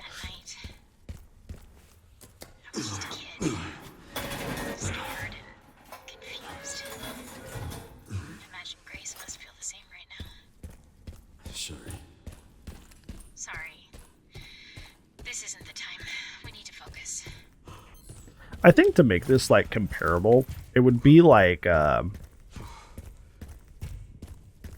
trying to think of like a later game area that would be applicable. It'd be like if you got to the castle and the castle was like 3 hours long. But like in addition to that, like there wasn't any like mix-ups where it was like the Garradors and the I always forget their name, the insect guys. Like where they're throwing new enemies at you, there's story beats with like the Verdugos and Mr. Kennedy, Salazar coming out. There's like area puzzles in like the original, and then on RE4 make you have the Ashley section, which actually isn't too terrible. But like in this game, like there's just back to back to back, nothing but combat and no plot advancement. whatsoever, or like area shakeups or major gameplay shake. Oh, I guess the mortar section's kind of a gameplay shakeup, but not like a whole lot. You're only on the mortars for like a combined total of like a minute or two. So it's not like you're learning to fight a new enemy or something per se.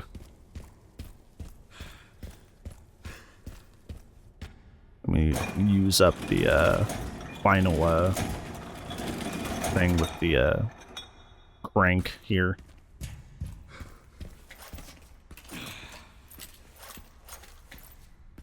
I remember walking here because I was like, I don't remember if something spawns on like any of the boxes here.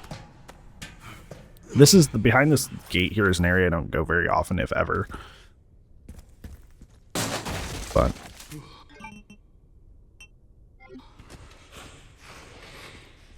once again, the audio is a little weird there. It sounds like he's far closer than he is.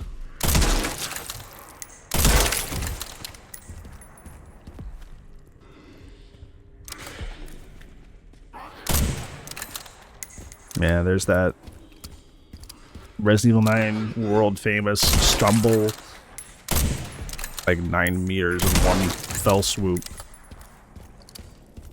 Stumble one time and cross something that would take an athlete to get across in far more time with a zombie stumble.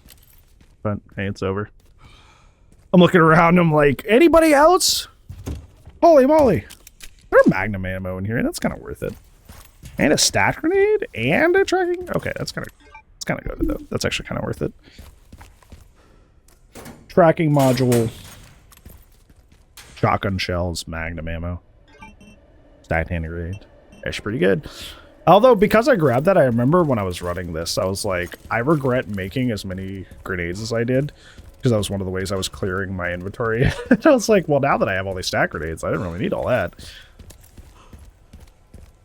Now I'm in a surplus. I wish I would have made more shotgun shells.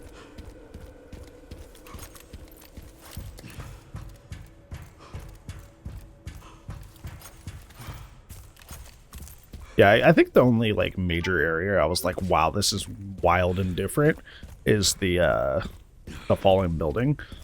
Because they do introduce the a new-ish mechanic there. But they immediately drop it and it just goes back to more combat. So it's just kind of like, I don't know. I guess they technically introduced new enemies here, the BSAA zombies, but like, besides the occasional ones that have the submachine gun and the grenade, like they do kind of play out very similar to the other ones. There's Chainsaw Guy, I guess. There's a mini boss fight, but that's like only 2 times, and his mechanics are pretty straightforward. You just kind of like try to shoot the arm that's favoring the the chainsaw, and I know you can chainsaw duel him, but you really shouldn't. You really shouldn't, because chainsaw dueling him can lead to instant death. I was checking to make sure that I got that herb over here earlier, and then I was like, yeah, I already did, whatever. Because I forget that sometimes.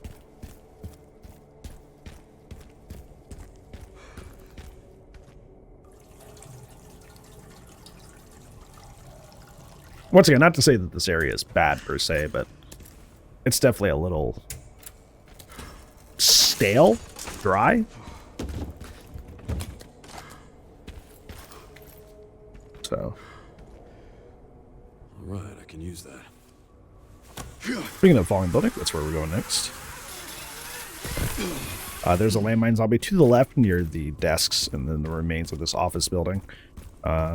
Snipe him. There's also scrap in the garbage bin right here. Don't forget there's also a silver box that you can reach by going out one of these windows over here. I picked the wrong window initially, which was kind of funny.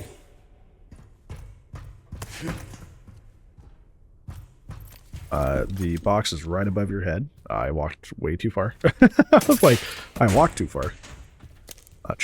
Gives you a tracking module, which is good. If you go in here and you go straight ahead, you break the boards here, you get an herb, which you can mix with your other herbs, so you can sell it.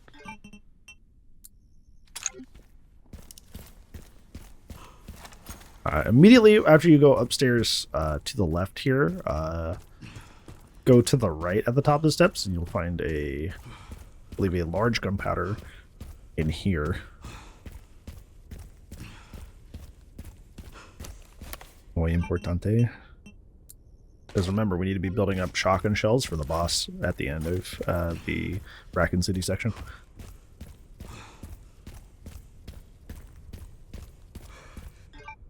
And now you can...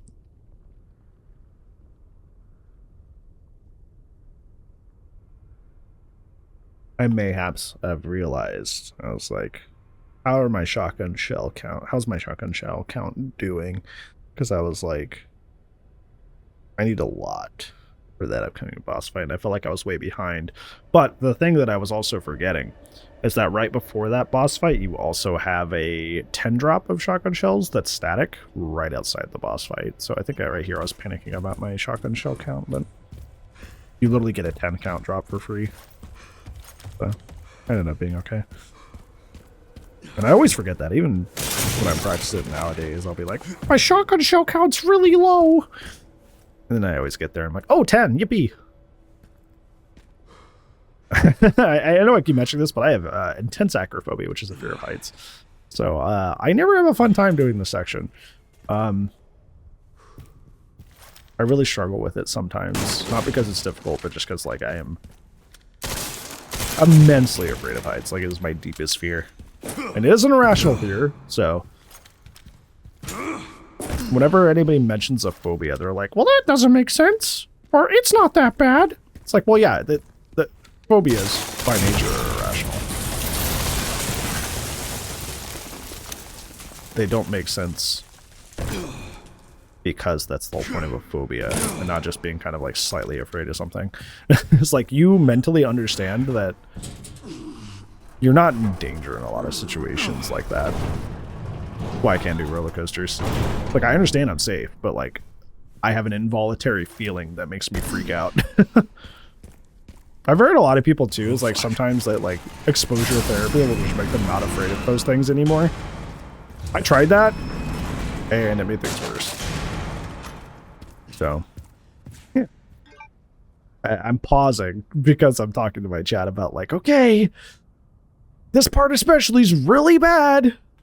Because it's quite literally standing on glass and then falling like 7 stories to your death. So like, that's a nightmare for me, man. Like I legitimately get like a little, like at the very least get very like anxious and my hands get clammy every time I do this section. But the way you do this is you shoot out the glass immediately stepping through. You come around this pillar to the left, shoot out the glass under this guy, glass under the guy to your left, the glass under them. When you're dealing with this guy that has a grenade in his hand, don't shoot the grenade, shoot the glass out from under him instead. Same thing with this guy back here. I missed the glass a little bit. Be careful about shooting the glass back from where you came, because Capcom's way that they decided to code this, in case you broke out the glass back the way you came, is to if you break the glass out the way you came, it just breaks all of the glass at once and you insta lose, which is crazy. Free kill if you shoot the left door up here and then drop them. But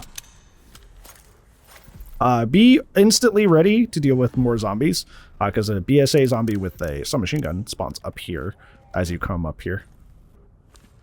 So walk forward slowly until he spawns, then get him. There's another one to your right. First one spawns with a grenade, and another one comes with a submachine gun as well. I could have got hit there, even though he was behind a wall, so he shouldn't have gotten close, but the game gave me the whiz by my head noise. Don't forget there's 2 with a grenade. I was kind of being cavalier, being like, I have enough time to break this, but I probably shouldn't have risked it. But yeah, realistically, I shouldn't have got that whiz by my head animation, because he was fully behind a wall there, which is why I thought I was fine. Okay, but like I said, Resident Evil 9 Requiem, not necessarily known for its consistency in a lot of areas, so weird stuff like that happens.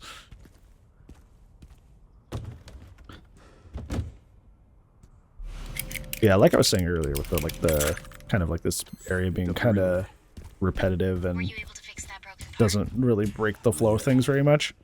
Make sure you break down that crate just like you did in the warehouse section.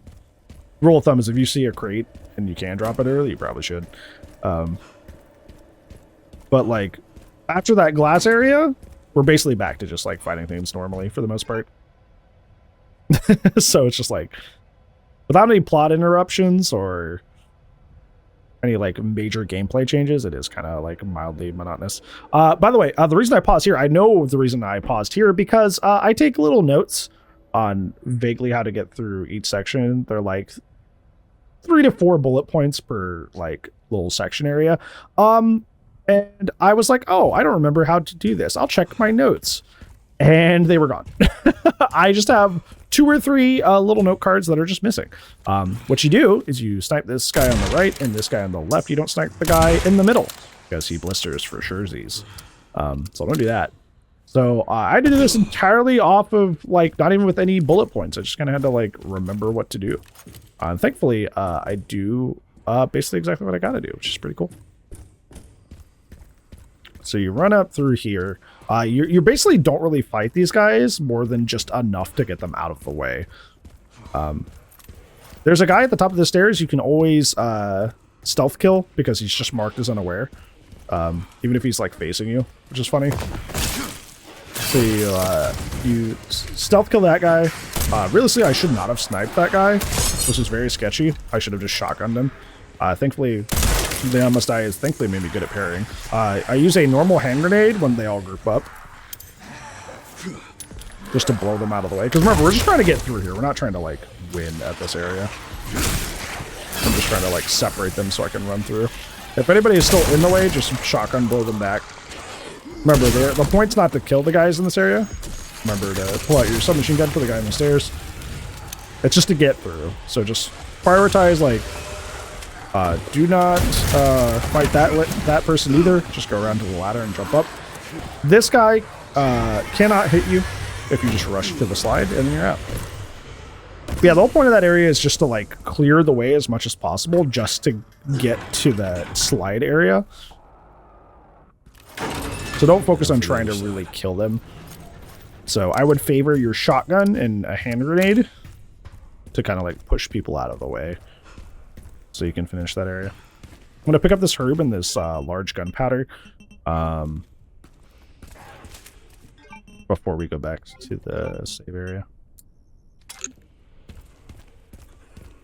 Yeah, there's a large gunpowder on this barrel. Don't miss it. Need more shotgun shells.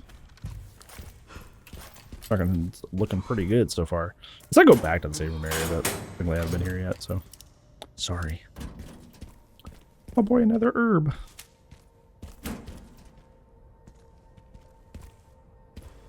I almost always forget this this box up here, this BSAA crate. I always end up grabbing it late. I don't know what it is about this crate in particular that I always run by it, but I always do. I guess it's because like you have the big set piece of like a hollowed out building, so you're always you're like straight ahead looking at it and worrying about that, but you really shouldn't miss it because of the magnum ammo and the hand grenade, if you can help it. Anywho, going back to the save point.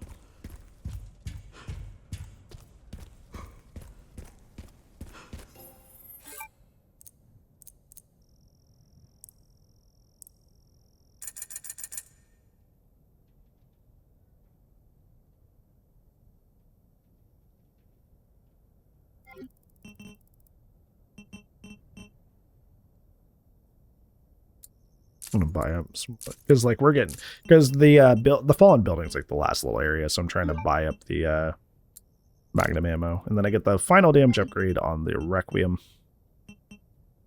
Honestly, that's like the most important upgrade for the Requiem, is making sure it does a lot of damage. I will tell you though that the reload speed one helps a lot, especially near the end of the game. So I know that some of you will probably like if you take anything away from my segmented no damage run. I'm doing it on a platted save, so I have the extra combat points upgrade, so you may not be able to afford the same things that I can. But that, the top upgrade that gives you, I think it's like stability and reload speed, very nice, especially in the end of the game. gonna snipe this guy through the wall here before I come around. There's gonna be a guy standing next to a chasm, so just run into the middle and push him over. Push him into said chasm. Kill this guy. Don't forget about the dude up there. I decided to very cavalierly just try to parry it, but you really should just shoot him with a sniper rifle before you deal with everyone. Just gonna try to deal with this guy the normal way where I try to parry him. Unfortunately, he was staying a little bit further back than I wanted, so I didn't get the right parry timing. But if that ever fails, just knock their feet out from under him with the shotgun, and then kill them. Sorry, excuse me. There's a landmine zombie that's just sitting against the wall here. This guy is unaware, marked unaware for some reason. This guy is standing at the bottom of the steps, so you can always run up and kill him. This area, what I usually do is I come up here, I throw the tank at him, and then I blow it up. This time, because I didn't have my notes, I just kind of move him up right away instead. But if you throw the tank, both of the tanks consistently hit the chainsaw guy, which helps a lot. Here. Like I said earlier, I'm in a surplus of hand grenades, and at this point I know it. But I'm just spending some to kind of like knock them back and wither them down a bit. I use the shotgun instead of the submachine gun to deal with them this time, because this is about the time I realized, especially from the last chainsaw guy fight, that I was like, submachine gun, not really beating me like I want. Just gonna bait out the perfect parry and deal with this guy. I'll tell you what, I know there's a lot of people who play this game that aren't a fan of the parry system, and I think the parry system does kind of fall apart if you're playing something like rank 5. Yeah, I must die. But at least when it comes to the blister heads, if you can consistently parry their like that double arm swing move, it minimizes so much risk in this game. It almost trivializes blister heads. Considering how erratic they are, just in the way that like they're like the gameplay is when you play versus one, it's like it's such a godsend to be able to just like me hit spacebar. Now no longer a problem.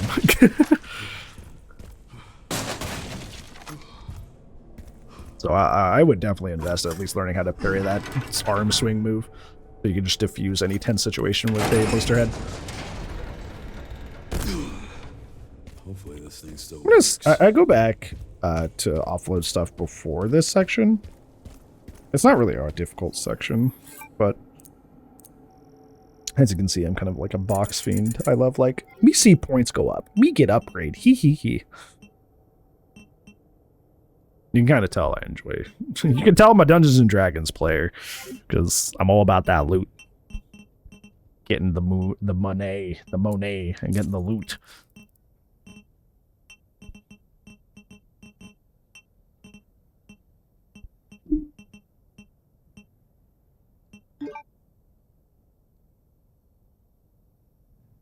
Yeah, the barrel jacket, it's rate of, yeah, it is a little bit of stability. It's stability, rate of fire, and reload speed. It's so helpful. At this point, I just kind of, I have a lot of extra points, so I'm just kind of like spending it wherever, for the most part. All right, going into this next section, it's pretty simple.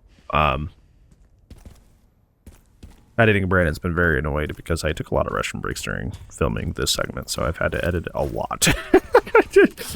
Which is very annoying. So I don't know, I was overhydrating that day or something, I guess. Anyways, going down here, you start with the sniper rifle, and then you just kind of wait for guys to show up in this doorway here. This little, you see the little shards of what remains of a like boarded up window. In between the middle one and the top one is where the heads like to go. So aim just like slightly above where the middle shards are, and you'll be able to head pop them.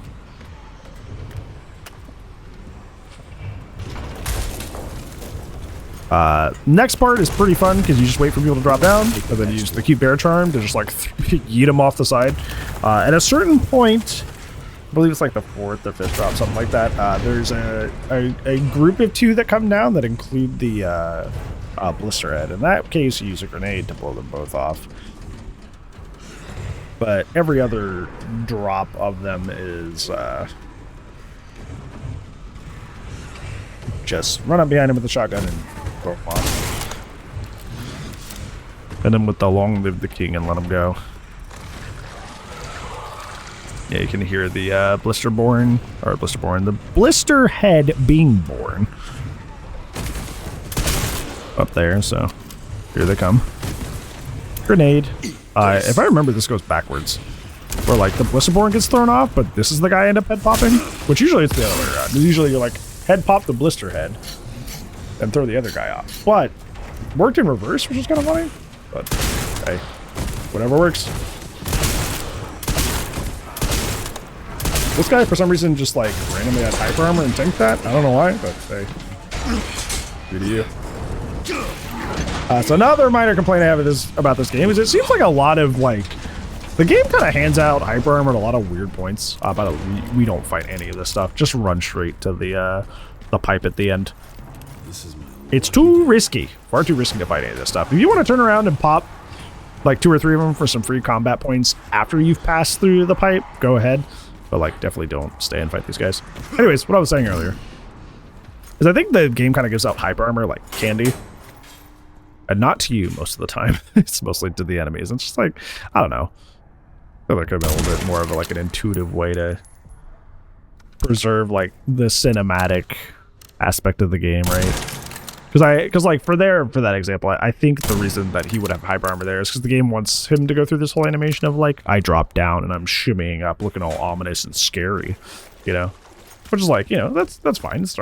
Games are art. It's an artistic expression, but also like, there's no realistic reason that guy would just like, I don't know, have invincibility to my shotgun there. At least the knockback. I don't know. It seems to be the game's kind of like, you know, band-aid fix to any like situation like that. They're like, well, if it's just hyper armor, it's fine. Like, okay, well, I make strategies around these things. You can't just toss random hyper armor on things. You can't do that. I mean, you can do whatever you want. It's your game, but I don't like it. Makes me unhappy.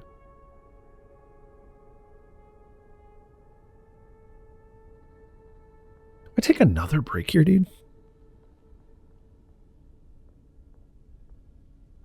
I think I might have.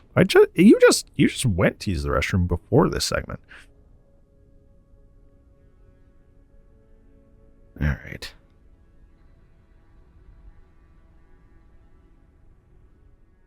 Okay, I fast forwarded it. We're back. We are so back. I can't wait till we hit the part of this where like this recording session is over, so I can stop doing that. I did this across 3 days or something like that, I believe, because I believe I did like a shorter session at some point. So there was 2 long sessions and 1 shorter session. The last thing I typically do before leaving here is buy all the Magnum ammo, but I've already done that, so it's pretty simple in terms of like upgrades. Because this is the point of no return for Raccoon City, at least like this really long segment with the fetch quest, the detonator. So, gotta do anything you want to do before you leave. Although I'm pretty sure I found out that like the box here is the same box you share with the next segment, the next section, because like it doesn't refresh the ammo or anything. So I think it's a shared box. Like I said, there's more Raccoon City segments, but this is like the section's all technically called East Raccoon City, I believe. This is it for East Raccoon City, but I think Raccoon City in general shares one box. It might switch before the final boss fight of this area, but I don't recall off the top of my head. I gotta blow up the detonator so I can get out of here. That took longer than planned. Luckily, I found a bike. Should make up for lost time. Great. You'll need it. It's 15 miles to the city center on the 4. always find this really funny. Because there's no cutscene of Leon moving away.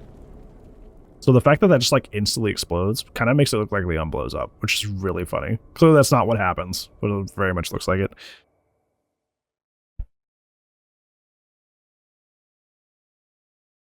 This next section is one of the easiest in the game. So much so that Capcom decided to change it. And if you haven't played in a while, and you're not ready for it, you're going to get surprised. I was one of those people because I beat this game on standard, casual, and insanity before the change. So when I was practicing for this segment, I was unaware that they had changed things. So it's kind of a rude awakening. We'll talk about it when we get there. All right, should make it there in no time. Good to hear. How are the roads? Leon? Just a few potholes. Just a few.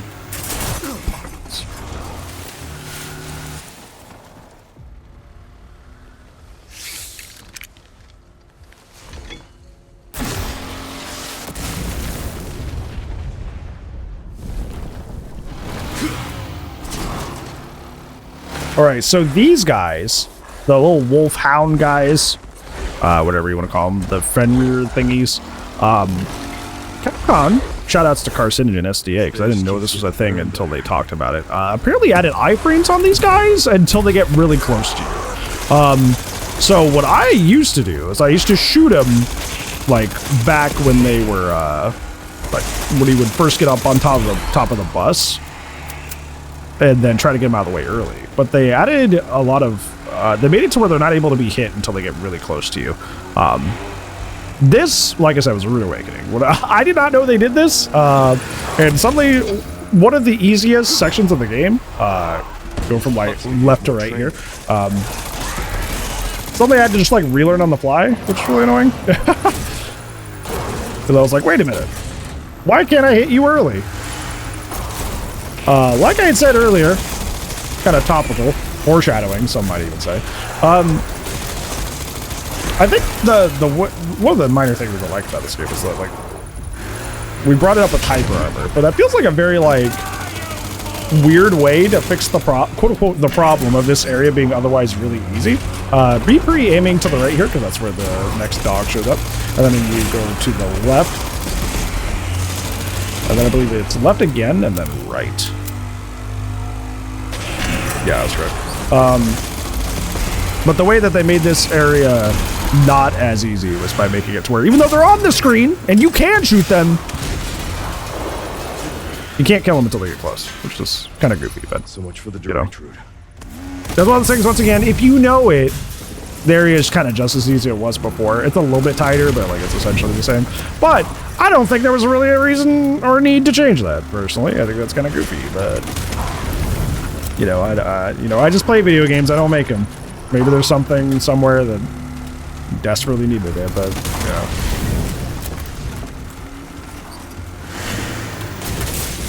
Oh well.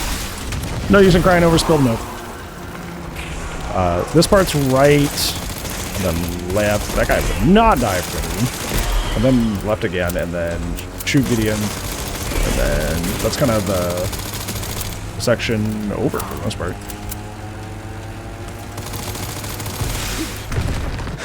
But Ken, seriously,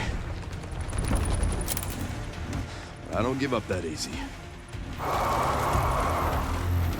Coming up is another part of the game where you can take a fake blood splurt and take no damage. Because there's a lot of those in this game for some reason.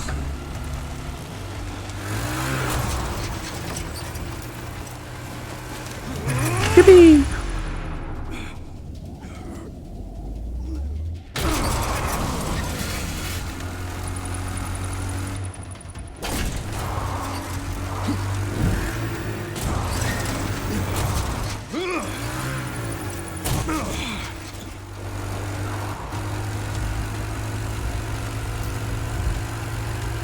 Yeah, besides the little surprise update where they, the hounds are a little bit more difficult to kill, this area is still kind of the same it always was. Pretty on rails. enough of you! I know the... I've had enough of you! Oh, Gideon. What a silly goober.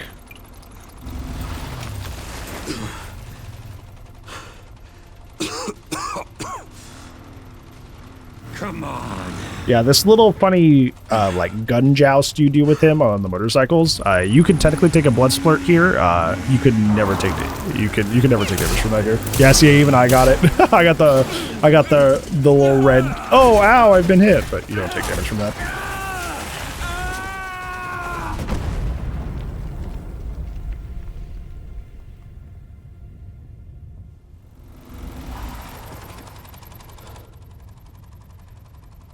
Should have worn a helmet.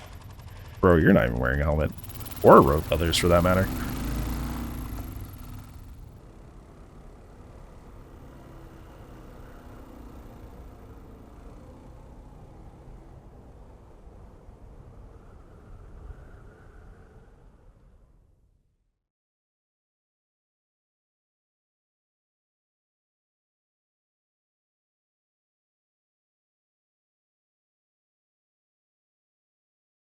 All right, getting back into here after a really long loading screen. Raccoon City Center, going into RPD.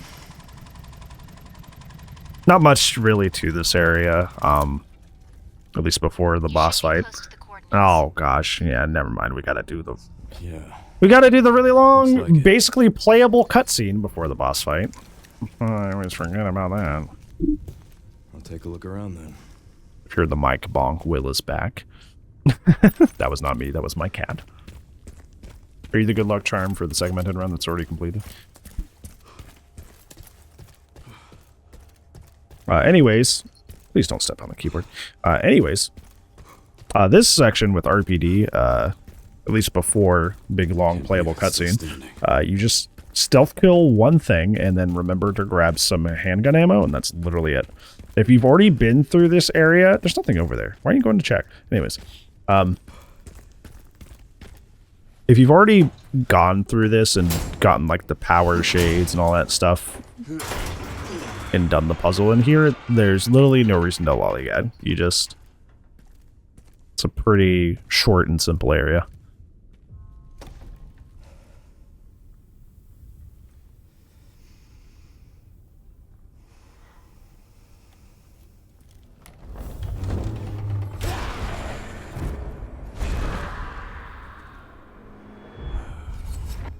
It's on you now.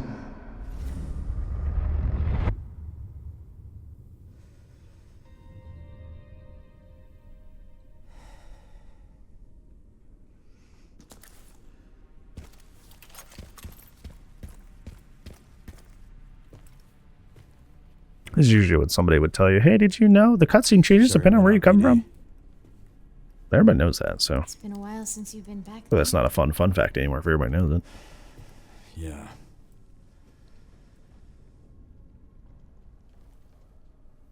Why is there a subtitle for silence? I just realized that. Looks like the BSAA set up HQ here. Abandoned? Not sure. This track's so good. It's one of the best in the game.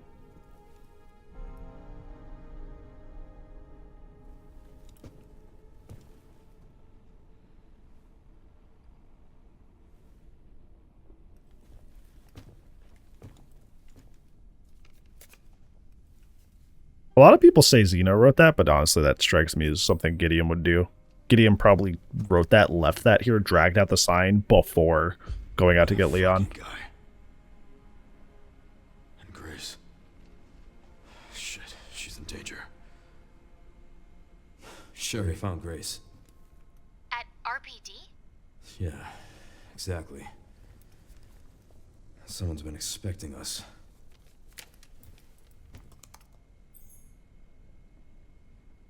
Got a lock on her location. Headed there now. Copy that. Yeah, I think this is where I checked the box, and I'm like, oh. Oh no, there is more ammo here. Okay. So it does refresh here. I was incorrect earlier. Maybe I'm thinking it's shared with the boss fight box. Maybe that's why I'm thinking that. Either way, buy the ammo. Make sure your shotgun is in tip-top shape, because this is your last chance to get the shotgun in tip-top shape for that boss fight, where it'll be the primary way we beat him after this section. So, yeah. I choose to hold on to my points because I want to beef up the Requiem as much as I can for endgame. The only combat you'll be doing in this RPD section is this guy who wanders out. He's unaware always, so just stealth kill him. And that's it. That is the only risk of being hit that you will be doing, or at least according to my run. So make sure to grab the handgun ammo on this couch, walk down this ladder, climb up.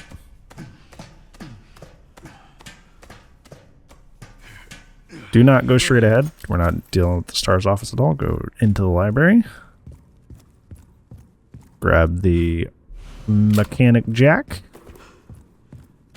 Run out here, drop off the balcony. Straight ahead is the door that you use then, or the shutter. Sorry, use the proper term.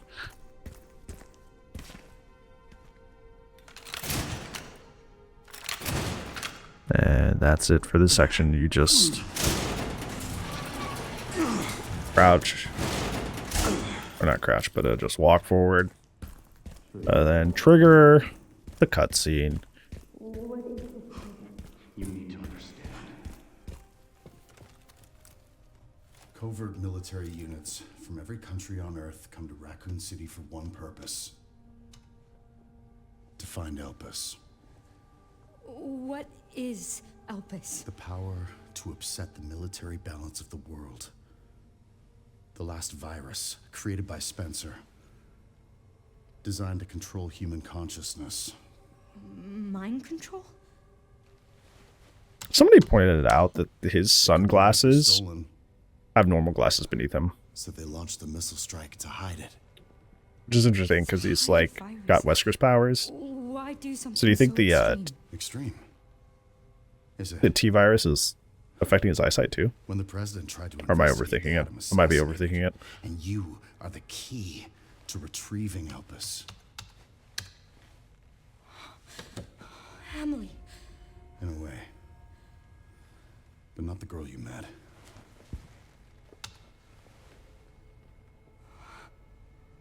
So many attempts. So many failures. Such a waste. What do you mean?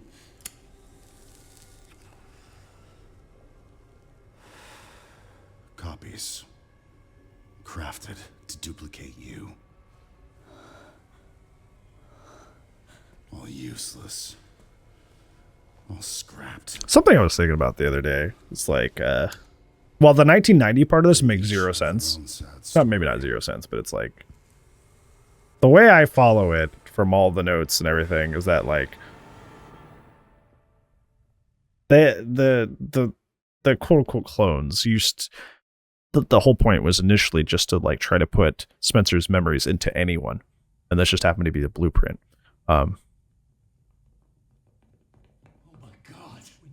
And then at a certain point it became about cloning Grace. After that.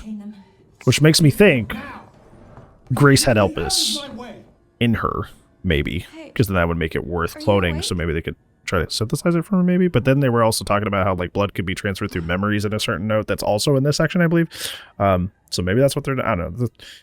They kind of went with like kind of like a Soulsborne-esque kind of like figure out the story for yourself kind of vibe for the plot. And sometimes it works and sometimes it doesn't. I think this whole like flashback section, the 1990 flashback section kind of doesn't work in my opinion. Get back. It complicates more than it helps. Oh, you can see this guy in the photo in the lead researcher's office at the care center. No, get back! Get back! You can also see the other guy that shows up in this this little orphanage section later.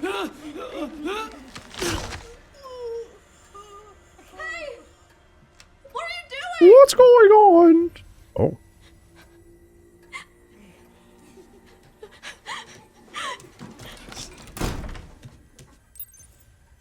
Yeah, I don't know. The story is kind of messy. I don't hate it, but yeah.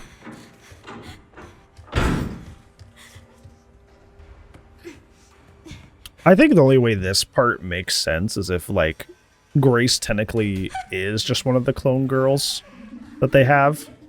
And when they meet later, and they're like, oh, well, Grace, how do I describe this? I don't know. Like, see, this, like, the more I think about it, the more it, like, just gets really kerfuffled in my head. I don't think there is a right answer, really. Because I don't think Grace is fully normal. I think that's not true. There's got to be something going on.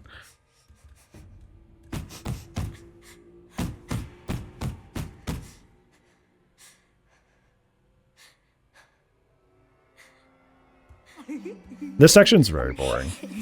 Very, very boring. Although, that's, you know, probably old news. I don't even think I found it entertaining my first time through.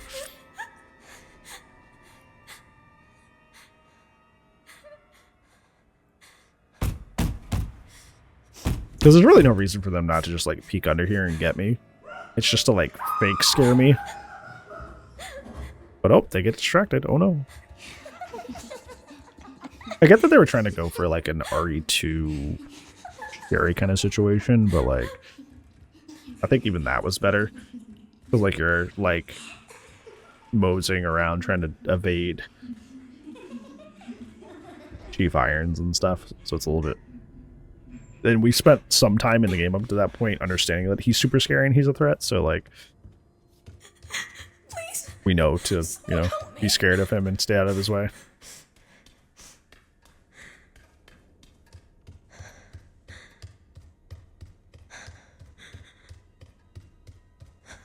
This feels like... I don't want to be too harsh. It feels like they're like, wouldn't it be cool if? And then nobody said no to any of the things that somebody said, and it made it all the way into the game. Like, sure, maybe it'd be cool if you did this, but it doesn't make sense, and nobody ever clocked them at any point, so we just have it in the game. Hide under table. Wait for guy to drop. Little experiment girl drop on floor. Walk away. And then you get out.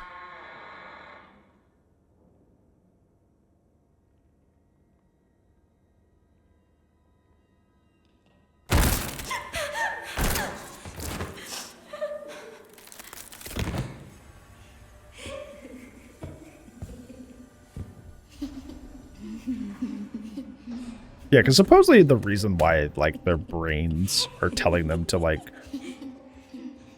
essentially break and kill everyone is because they were trying to... I think that's what the note says, is that it's... They were trying to put Spencer's mind and ergo memories of Elpis into these kids so they could replicate that. But obviously it goes very haywire. So, by that logic, maybe they were trying to clone Grease? I don't know. It's just so messy. Anyways, going into this section is kind of the only slightly oh no section. I guess not, there's slightly too, but this area is pretty boring. You run up here, you have to get their attention. I do this by little headbutting that corner to the left of the molding, and then they go ah, and then you just run up back to where you came, go under the table, and for some reason when you crawl under the table it just like instantly despawns those two kids. So I don't know why. Your guess is as good as mine. Maybe the table has magical powers.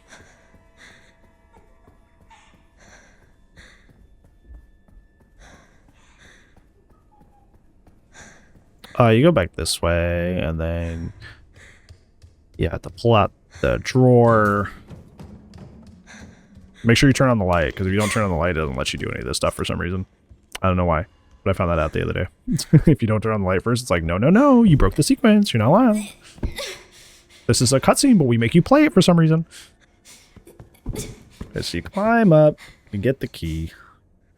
I know the speedrun strat is to run straight to the trapdoor, immediately use it, and then climb behind the person that the little demon child that comes out. But I don't know if you can get hit there. I've been told you can, and other people say that you can't. So like I said earlier, even though it's a segmented run, and I primarily should be using this to practice for a single segment run and play it as if it is one to the best of my ability. So I'm just going to play it safe and hide behind these boxes, which is what you're supposed to do. Or what they expect you to do, rather. Play it super safe.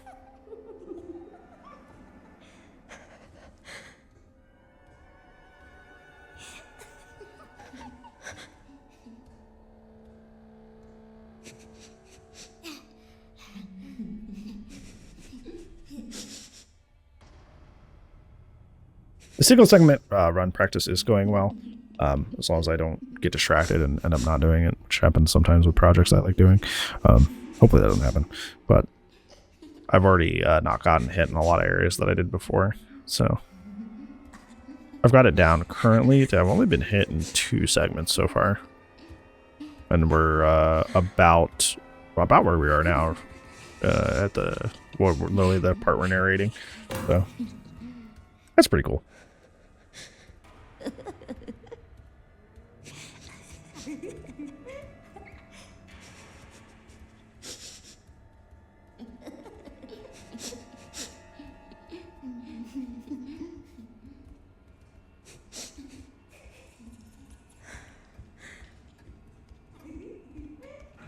Now I'm gonna go out and go do this, and then I go down.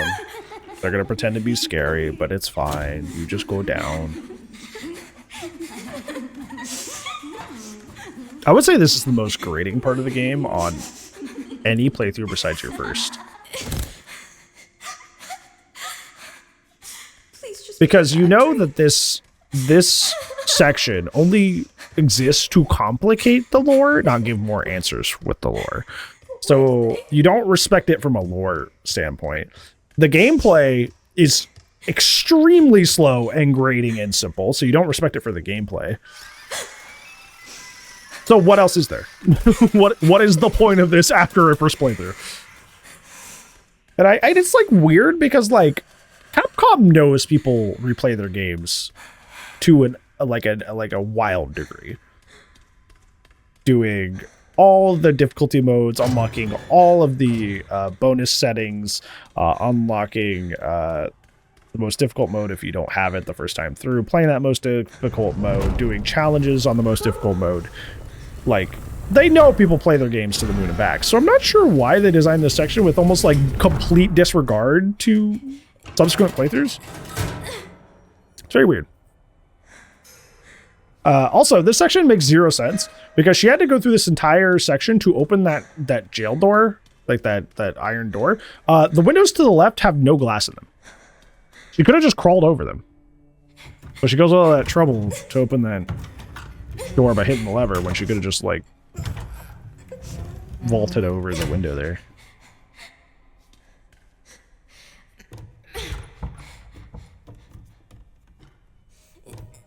I don't know, it doesn't make sense to me.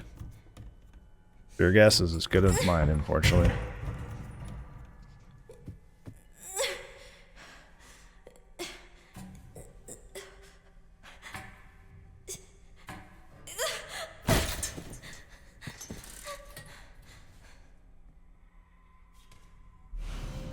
And for some reason too, like another thing that makes it really hard to like figure out what the whole deal with like Chloe, Emily, the clones.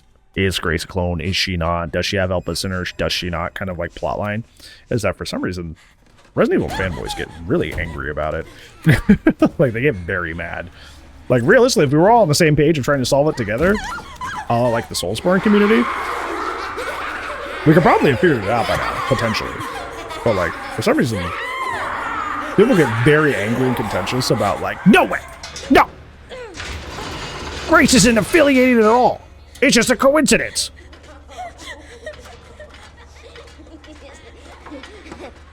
So it makes it hard to figure out what's going on.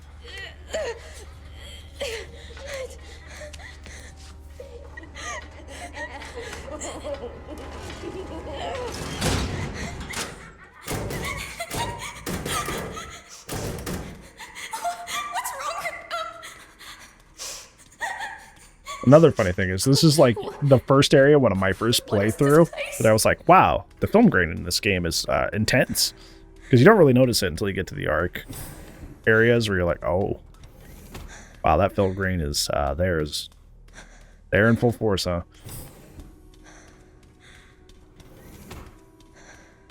Are those babies? Indeed.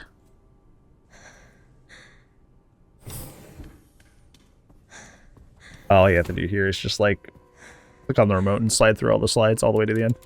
And then this section is done.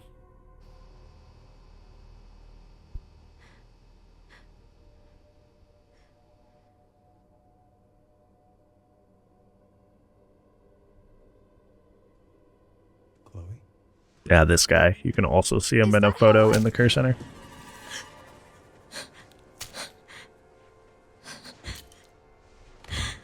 I've got her. Get over here. I don't know if you now. can see that guy, but he's mostly in the shadow, so it's kind of hard to see his facial features. She's showing symptoms too. Yeah, you don't really get a good look at that other guy again. We need to get rid of her. Yeah, that's unfortunate.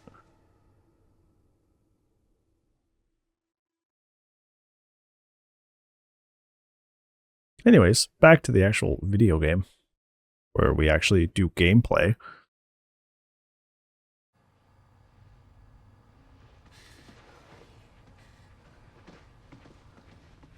Could be a young version of the guy with the level 3 wristband. Forget his name, because all of the researchers have names in the documents, but I don't remember any of them.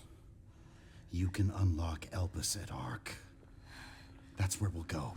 There's like a security guy, a lead researcher guy, and then like a third guy that has a different job. But it's been a while since I've looked at that. I was made? Correct. Also, what's this whole like glitch, like flashback stuff she's having right now? What was? If she like never experienced those things, you know, it's so weird. Mom was murdered and It might just be a stylistic representation of a panic attack, maybe. What's done is done. But I don't know why the flashback stuff is in there. I don't know. Was she even really my mother? It's time to embrace your destiny.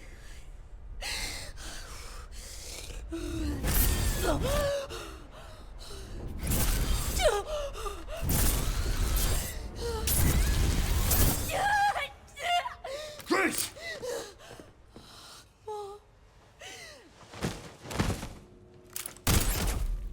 Oh, he's smooth with it. What the?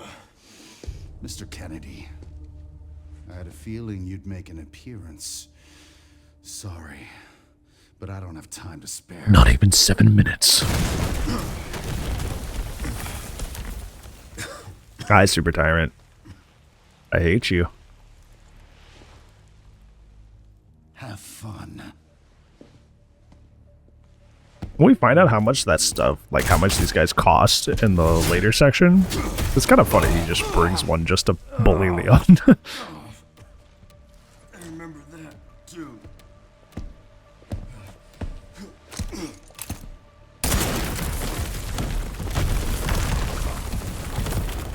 I think it's kind of funny because one thing I see in the kind of like the outer rim of like the community is like Mr. X got downgraded in this game, and it's like, well, Yes, there was.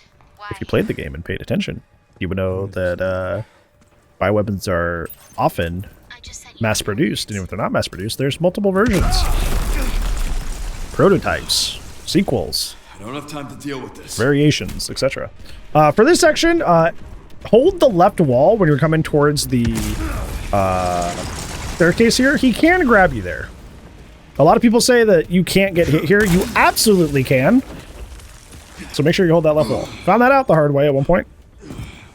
while I was practicing, so be careful.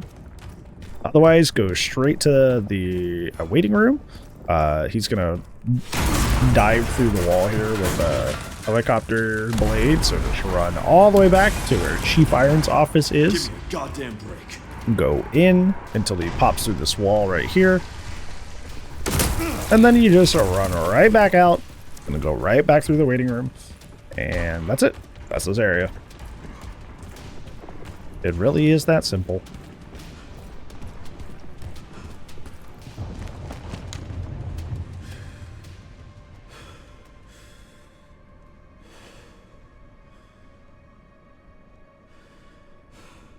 Everything all right, Leon?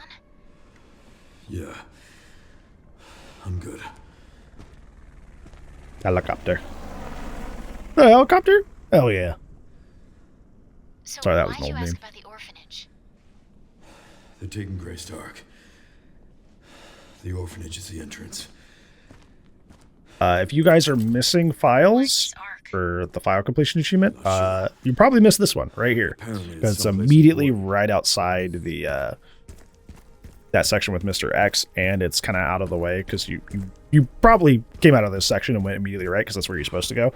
But you have to peek left for a second to pick up that magazine. So if you're missing one file in the game, at least for the RPD Raccoon City section, it might be that one. So take a peek.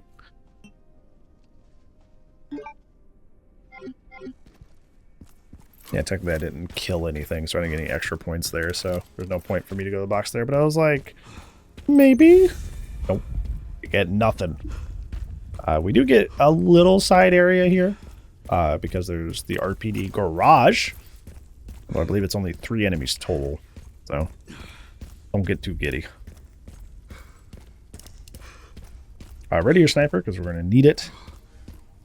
We come in here on the right, there's a BSA zombie sitting by the car. There's a guy sitting on the left near the pillar over here. Make sure you get him too. Wake up the other zombie that's sitting in the shipping container with the submachine gun preferably, so you don't waste a lot of ammo. And then head pop him. And then you're done. Just loot the area.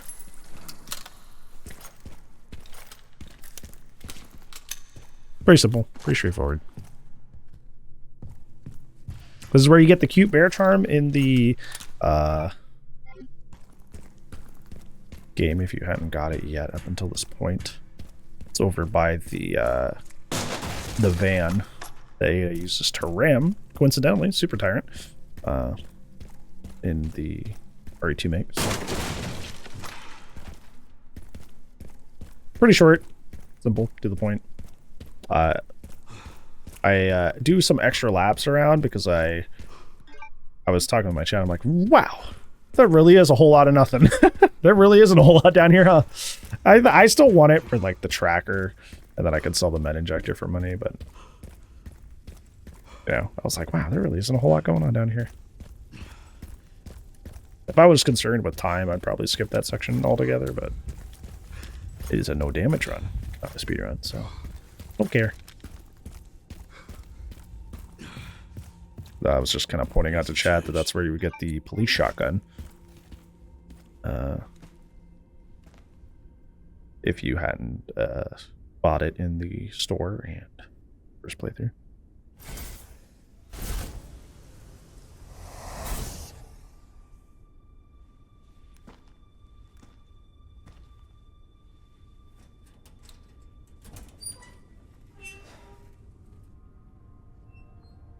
Also one of the best tracks in the game.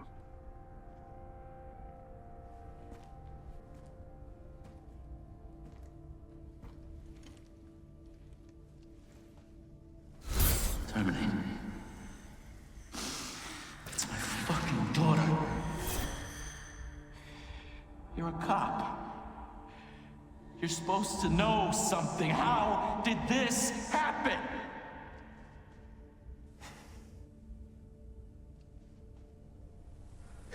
Those fucking things outside. What they did to us.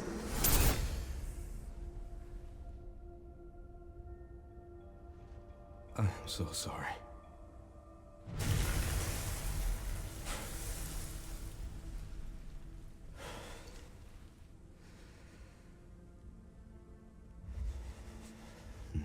again. If that previous RPD or Raccoon City section was more like that, where it was interlaced with like his memories and stuff, it would have been so sick. There was the 10 shotgun shells I was talking about earlier. It would have been so sick. Because that, like, from this point on, it does a little bit more of that. I'm like, this is amazing. This is where I remember, I'm like, oh, there's a little alleyway with some crates I can kick. So I run down this way. These real quick.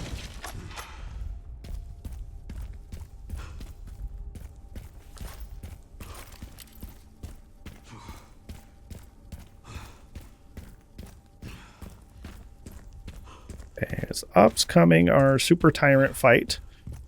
So I'm gonna do some final peeks, sell stuff, upgrade some stuff. The shotgun is kind of what we primarily need for this fight, and it's already good to go. So not really anything this fight specific that we need to upgrade, but just taking a peek and planning what I want to upgrade next.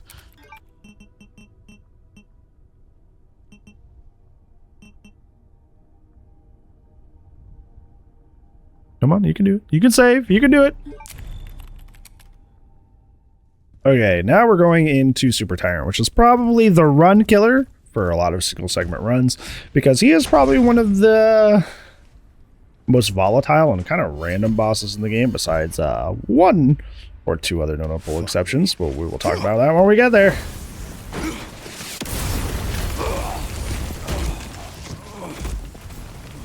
Specifically, he has a move where he flips a car almost instantly, and if you're not crouched next to another car, it can instant damage you. Also, if you are next to a car, he has another move that's near instant that can stop bastards like you. Push the car into you, which also does damage and is almost unavoidable. So, yeah, he's kind of a pain.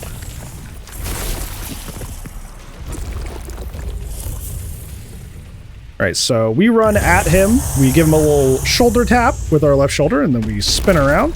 So his first charging move misses, and then we get him caught up on the car. This is a very common strat. And just hammer him, try to hit as hard as much as possible. Obviously, he is... he makes that difficult. When you're out of shotgun shots, shells back up so he doesn't hit you with the car.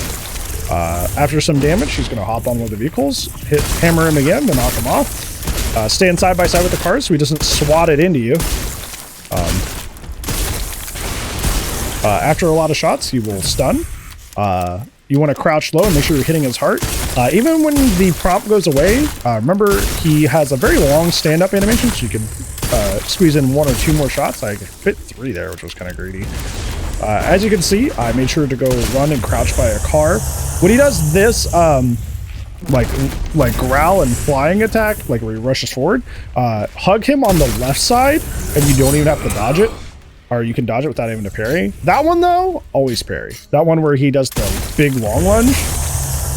Once again, this is his charge move, so just hold left, where his big scary arm is not, and you can dodge it, and then you should be dead here. Yeah. That went really well because he only did 1 car flip, and I only had to dodge 1 car flip, so with the car flip, scary, bad business. I'll stop you as many times. You kind of have to play this like weird game of like, stay vaguely close to the cars in case he does a random car flip and the car tries to land on you, and then you get hit. But also, if he decides to just like kind of charge at you and approach you, he can nudge the car and damage you. Which is also near instant. So it's kind of like a weird, like, darned if you don't kind of situation. You got to kind of hope he doesn't do things. A lot of Super Tyrant and its consistency is just kind of like pulling him into situations where he chooses to do certain things. Like the distance I was standing at, which was about mid-range, led to him doing the roar and then the running lunge, which is fairly easy to dodge. Because you just hold the left side. But yeah, the insta car flips can be crazy detrimental. But that did give me enough money to upgrade my barrel jacket again on my Requiem, so that's good. Yeah, he is a pain. I imagine that when I go for my single segment run, he may be one of the things that makes me restart. Because you have about a single second to react when he flips the car or tries to push the car at you. And if you just happen to not be near another vehicle to kind of like take the aggro for you. Because if he flips the car into the air and you're like next to another car, if you crouch, it'll hit the car, not you. But like I said, that's the catch-22 of like, well, if you're crouched next to the car and he chooses not to flip the car and he just chooses to charge at you, now he's going to bump the car and hit you, which you also only have a second to move out of the way of. So it's like, ugh. He's a pain, dude. Hate that guy.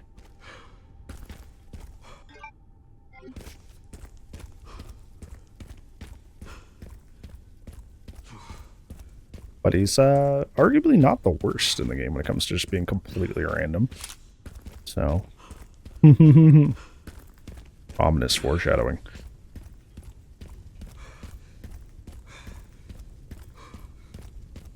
Yeah, make sure you loot his arena. There's another example of Leon Mustai kind of messing with me because I'm like, shouldn't there be stuff here? But that's Leon Mustai has more stuff in his arena than the base game does. The story mode. So I think what happened here is this was the end of my play session for the day. Like I was tired, I was exhausted, so I think I went back to stop for the day. And then the next play session I do the rest of the game in one go. So yeah. And after, especially after Super Tyrant, my arch nemesis, I definitely was earned the break. Now we're going into Plant 43.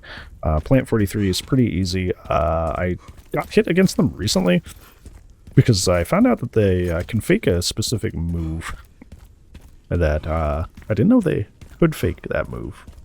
But other than that, they're pretty straightforward. But once again, like we say with many things, now that I know that,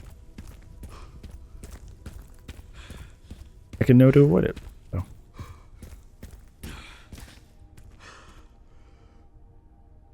I think I was kidding around with somebody in chat. I was like, they said something and I like did a slow zoom at them. If you watch my streams, you know I have a hotkey that like does a zoom in of my face. I think I was not much left of it. Messing around to look for Grace. This little funny section is I go back into that room and I'm like, guys, why does this room exist? Is there anything here on standard or casual? Why is this room back here? It's a good question. If you can answer that for me, I would love that. If there is there anything in that room on standard or casual? Just like, I don't know why that's there otherwise. Anyways, there's this little underground segment before Plant 43, which I count separately from Plant 43 because there are a lot of areas you can get hit or tricked. So, and you'll see what I mean by that. What am I looking at here? What am I looking for? I think I was maybe like, oh yeah, I'm setting up my charms because this, like I said, I stopped for the day and I picked back up here in a different play session. So I was making sure all my charms were equipped because, as I've said before, I'm bad with that. It's a bad habit that I've mostly broken. I haven't forgotten a charm in a long time, but I used to have a hard time remembering charms. So I was just remembering or checking real quick in case I didn't remember.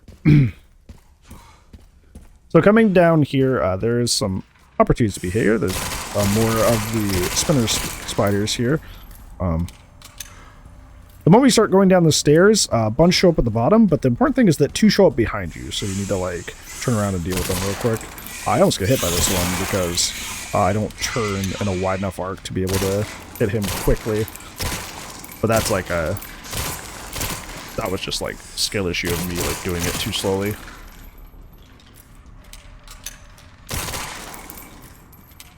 Yeah, just stand up here until they're all dead. Then you're good.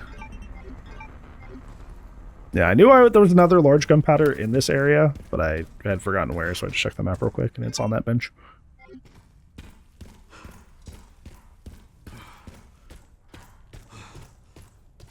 Gonna grab that herb before I go in. Scrap in here on the left. No, it's rifle ammo. There's scraps somewhere. I think it's in the section past this. I am going to start using the BSAA charm here because the Plant 43 vines, especially with the Classic 70 fully leveled up with the BSAA charm, kind of go down super quickly. This is a strategy that Carsey uses. So, I'm not going to pretend that's something I thought of.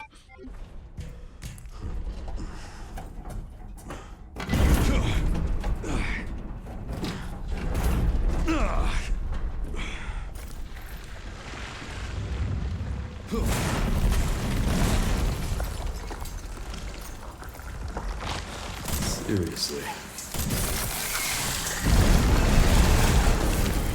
Yep, and done.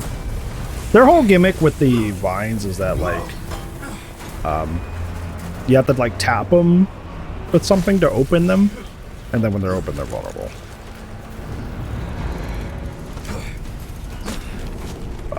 This time around, I think I'm just gonna, like, shoot at them. But, kind of like their whole gimmick. I guess this is my stop. I do think, I will warn you, this section I kind of spin around in a circle for fun. I don't know how many times I do it, but like I was just kind of like talking to my chat and we were having a good time, just vibing, so I do kind of, there's the scrap I was talking about. I was just kind of like running around kind of weirdly.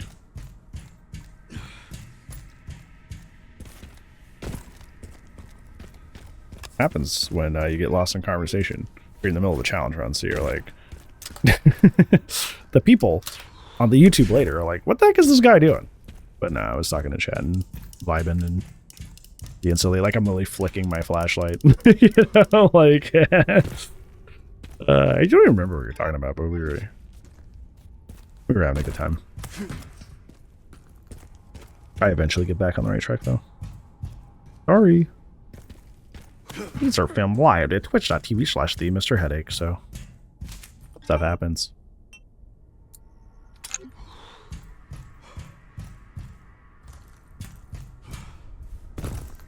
Honestly, I also, as much as I like the callback to Plant 42, I would have maybe liked more story stuff here for Plant 43 section.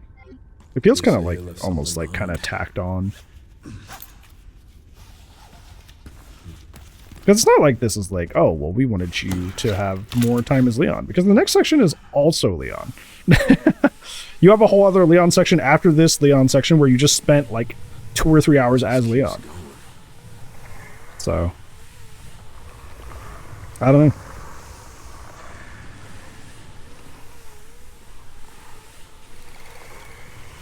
It's kind of weird too that Leon doesn't really comment on like, oh yeah, I remember the plant thing. Finally reached the bottom. This is one very deep hole. The perfect place to hide something. Like, he makes no acknowledgement of like previously dealing with plant BOWs at all, which is interesting. I think I was pulling out my note card that had some bullet points on like where the guys are, or the fake vines are, because the whole theme of this section is fake vines hide and then like surprise you. But if you know they're there,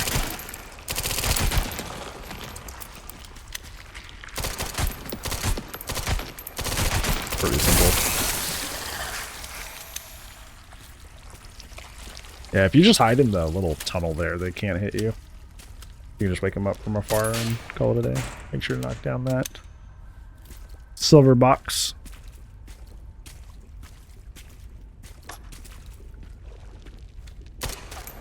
I misfired there because I thought I could hit the one on the right that's like hanging out right there. You'll see it in a second. So I was just like, fine, I'll hit the one on the left then. See, I'm trying to like burst fire it first to get it to open, and then I lay into it after it opens. Yeah, there's a guy to the right here. I thought I could like line up and hit, but I cannot. And now, especially seeing it from this angle, he's kind of too far back because the rock sticks out. It's too far, so like I can't even do that.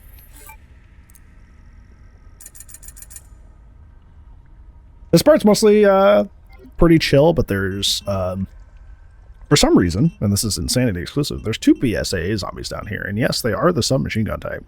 Yeah, the ones that can just like ruin your whole run in like half a second. So I had it in my head initially that I wanted to save up for the final barrel jacket, but like by this point in the game, there's just quite frankly not enough enemies left to get that many combat points, even including bosses. So I just kind of like at a certain point I give up. But as of right now, I'm like, oh, I can still do it.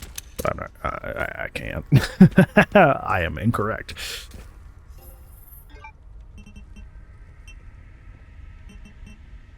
So at a certain point, I give up and just start like investing in other things.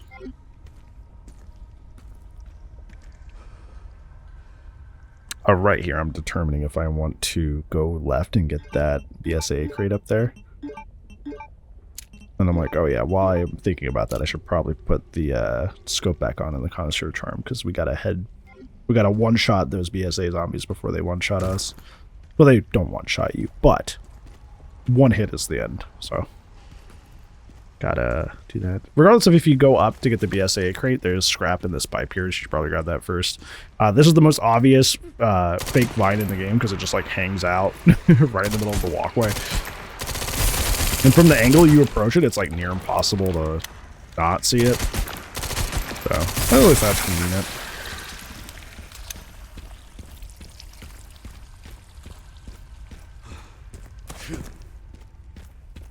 Kind of funny to think about that potentially Plant 43 has been growing down here for like 3 decades. And Leon comes down here for a total of like maybe 10 minutes and ends its whole existence.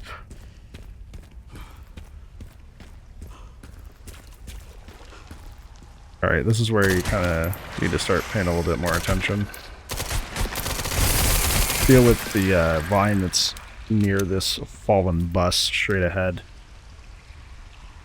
Because the BSA zombie guys are about to show up here soon. Not after this drop down, but once you get around this corner where the fallen bus is. That's why I'm starting to slow walk, because I'm like, oh god, I gotta deal with that soon. Yeah, just be prepared. I think I miss him several times because like it's kind of hard to see him in the fog here. Like this little haze. Yeah, I almost get hit there because I literally can't see him. Yeah, even I literally can't see him until like he's lit up. This is why it took me so long to kill him. The dust is just like way too thick for some reason. I'm just like kind of firing until I hit him. Just there we go. You may be able to see that just fine. I don't know if I need glasses or something, but like I literally could not see him there. The next BSA zombie doesn't happen until you drop down this little ledge here and walk a bit. I was hoping that maybe like I could like, if I could like angle right, maybe I could like hit him, because he's technically there, but he doesn't animate and begin walking this way until you get to a certain point. So I was like really hoping I could like ding him early, but that would be wishful thinking.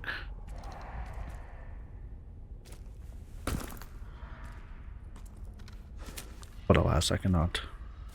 Just hold this wall and hit him when he comes out. This is one of those areas where I had a pretty obvious reset. I'm going to talk about why with Plant 43. There's a specific move that they can fake that I was not aware they could fake. So unfortunately I did have to repeat the Plant 43 fight, because otherwise, if you're aware of this move and its possibility, you're fine. But I was not aware of that at this time. Like I said, this is my first challenge run ever, much less first challenge run with RE9, so I'm still learning all the complete movesets of every boss. I know the speedrun strat is to just hold forward, but for no damage, I'm just gonna trigger both of them and then back. Alright, so I'll show you which move that they can fake that I didn't know they could fake. I found out the hard way. So, Plant 43's whole cycle is Plant 43 will either slam with the left or the right. You just kind of like sidestep wherever they swing. I've killed every plant I've ever had. And you will always be safe. Plant 43 has this charge move where the head, quote unquote, in the middle, where she does that, where she opens her head real quick. She lunges. She can fake that, evidently. I did not know that, and she hit me with one of the arms. So my advice for you is to just like, don't, when she does the little mouth open close thing, just keep an eye on her. Don't turn so far that you can't still see the vines in your periphery, just in case she fakes it. I didn't know she could fake it. I hadn't seen it in any playthroughs I've watched. I hadn't had it happen any of the times that I beat her, but she did it once, and yeah. The more you know. That was kind of that's part of why my single segment practice run is going so well, because like once you know this stuff, like it doesn't get you, right? A lot of stuff that I had to redo the segments for, I think I'm literally paused, like stopping here to talk to my chat about it. I think it's like, if you know that it's a possibility that can happen, you could just adjust accordingly. But if you don't, it's like near impossible to like, not near impossible, but it's like really hard to react on the fly to, oh, I didn't know you could do that. You know? But no, I know, but whatever. That's kind of part of the reasons that I like really love no damage runs, because like you really have to be like well studied in the game that you're playing.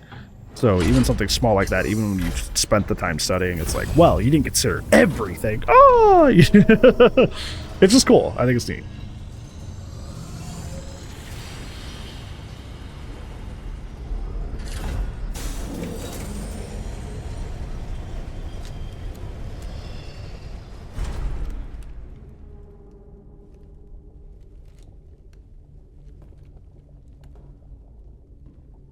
All right, this next section's pretty fun. I like it a lot.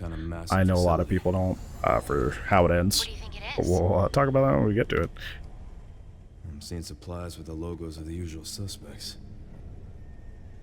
Well, whatever it is, clearly wasn't meant to be found. Yeah, you're telling me.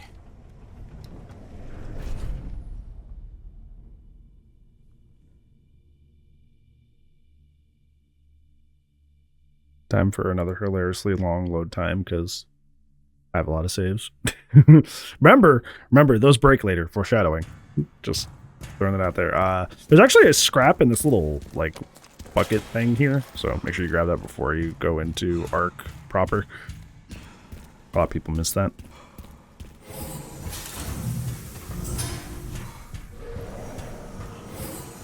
Alright, if you go left here, the save room's immediately to the left. I looked away from the screen because Will was doing something, so I just smacked into the wall there.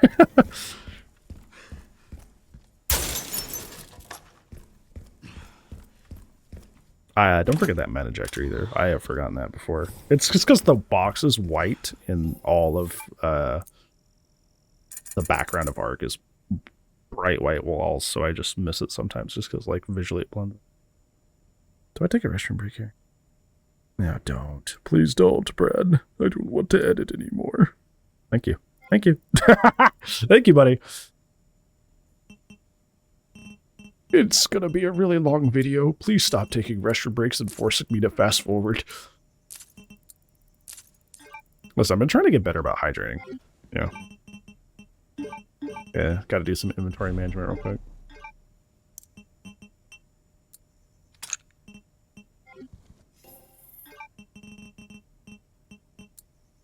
Definitely need those rifle shot ammo because we don't need that big time. Definitely need that Requiem ammo. What's coming up? Almost sold the wrong thing twice. That was funny. Handgun ammo, buddy. Handgun ammo. I think in the future I'm just gonna sell the small gunpowders because I don't use them. They're just gonna sit in my inventory the entire game.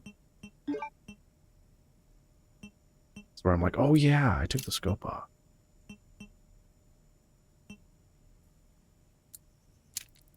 That's interesting that I get this much of the Classic 70 leveled up. I still have the BSA charm on. I hope I fix that. I hope I fix that because that's a mistake. I was just talking about it. You know, for how much I been dissing myself for my bad charm management. Like, I've been pretty good about it this so far, but I think I actually do mess up here and forget to take the BSAA charm off. It's kind of funny because you need to have the connoisseur charm on for this section, but I think I end up working it out anyways. I'll loot this room now because later it's going to be a little bit harder to do that. So make sure you run around and grab all the goodies. Don't forget the tracking module immediately here on the table to the left as you go into the server room office here. I've watched people forget that before too, and that's always like, oh, poor guy. Where is that? Okay. The feeling I'm not wanted. It's kind of funny because when this section, this is one of the sections that sucks on a first playthrough. That's pretty fun on subsequent playthroughs. Because at first you're like, why am I fighting other humans in a horror game? And then you're like, I'm destroying these guys. And as soon as the lights go out, there's a stack grenade at the door. Now you're like, I'm dominating these guys in a horror game. Let's go. Yeah, they all die from that. He scared me because he took so long to die that I was like, are you alive, man? I was like, you're dead, right? I do make some rifle ammo for this next section because a lot of shots. This next section, this is where I realized I have the BSAA charm. Thank gosh I realized. Oh my gosh. All right, going in, you want to take this part very, very slowly. You want to peek around the corner and slowly slide over. That notch on the container will stop your sniper bullets, so try to shoot under it. If you get close to collision of it, it will block your shot entirely. And there'll be another guy a little bit lower on the same like railing area. Wait till they're done firing or else they will hit you. They fire in little bursts. And when those two guys run out, the moment they cross over each other, shoot and it'll kill them both. That's my favorite part about doing this area is that shot where I get both. This next part's really sketchy and it's probably one of the most inconsistent parts of the game, at least in my experience. The section with the guys that drop down. Apparently there's a sniping setup where you can just like snipe all of them. I need to learn that, but I haven't seen anybody do it. People say it exists, but nobody does it. So I don't know who to ask to learn it. But anyways, free the liquor, drop down, throw the stack grenade right where the glass is, right in front of the tube, and then throw a second to clean up whoever's left. And then you're good. I used to just throw the grenade and then kill who was ever left, but depending on, like, if it's one of the elite guards, they can just shoot you back before you have time to react. I was literally cheering because, like, it went so smoothly. Which is pretty cool. I've taken to just throwing a second stack grenade because I have a better chance of catching anybody who, whether it be the licker or the elite guard, whoever remains, if I just throw a second grenade. So then loot the room afterwards because there's a lot of goodies in here.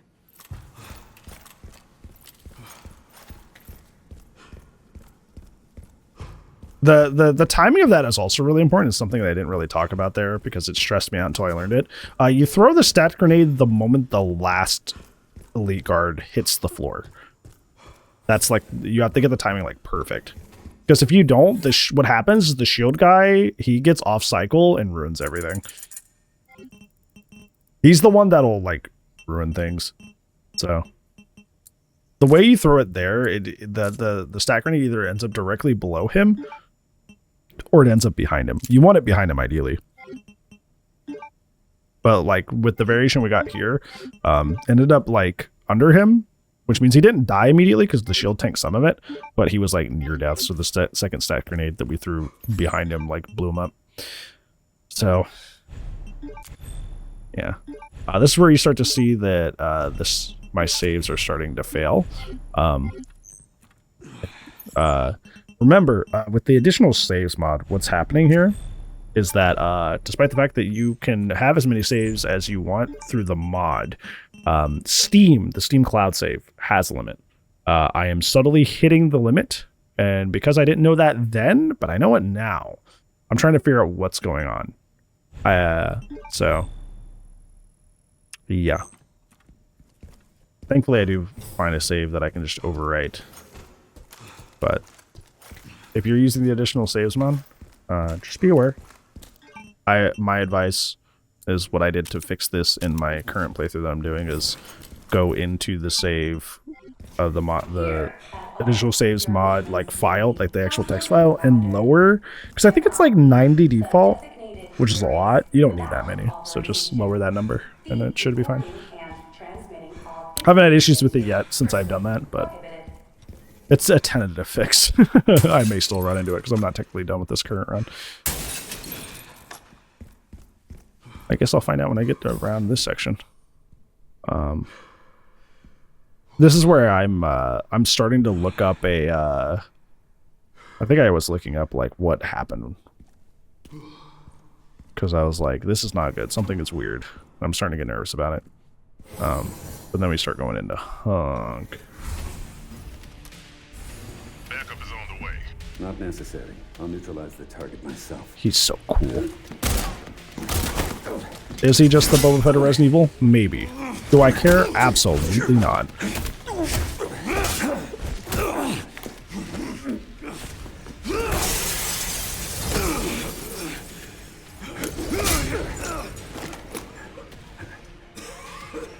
I like how he wants a fair fight. He could have dusted Leon there, but he wants a fair fight. Leon Kennedy.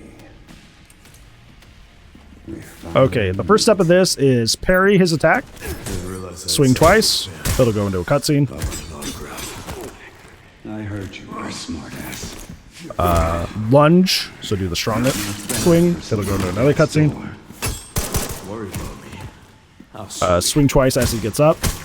Be prepared to parry, and then lunge, and then swing again. You can get actually sneak in 3 here. If you're lucky, is what I do there. Once he hits the pipe, get ready to parry. Swing twice. If he lives through this, which he didn't here, be prepared to parry 2 times in a row, because he has a mix-up for that move where he will swing twice. So always be prepared to parry twice. You're not done here though, because he 6'd the rest of his squad on you, even though he got smoked. So prepare a stack grenade, turn around. The moment these doors open, chuck that bad boy. We're into trouble. This guy was one. And you're still not done, because there's a 3rd guy spawn peeking you on the stairs. So just don't. And now you're done. Now you're done.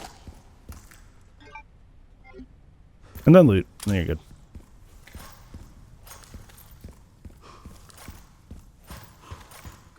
Yeah, he's another... Hunk is... I was talking about earlier, was another one of those characters that can get very random. Even something as small as like not walking forward a little bit before you swing, so to make sure both your axe swings hit, can throw off the entire cycle. Like he can be troublesome. I don't struggle against him as much as other creators do for some reason. I don't know why. Maybe just because I like the axe combat. I would definitely take him over Super Tyrant in my opinion. But like I said, I just like the axe combat in the game. Exorcist is my favorite rail for the MSI, so maybe that's why. I believe Spencer solved that with Elpis. The connection sealed Raccoon City to save it for themselves. And it's also, that fight's way easier with the maxed out axe. So you have the... Because the tier 3 upgrades are technically also like an unlockable upgrade that you can never turn off. You could just choose not to take them, realistically, but I don't know. Like we explained earlier, I like loot. I like combat points. I like spending my money on making myself better. So tell me, Grace, what's the password? I don't know. Of course you do. You're the... Leon! Don't embarrass yourself, Mr. Kennedy. You can't beat me. His line delivery there is so good. You can't beat me. I think he's like... Aren't we fancy? He did such a good job of like doing like a Weskerest voice here. I think in 4, like I was still getting used to it, and I'm like, that's kind of weird because he's been like ominously British his whole life, or his whole, like the character's whole lifespan. But like, I think I feel like Craig Bertowski really found like their groove. It feels like with the character's voice. Because it feels like it's that perfect mixture of like properly menacing and proper, like, yeah, menacing and the like kind of like that higher end, like prim and proper kind of vibe that Wesker brings without being comical and campy. Like old Wesker.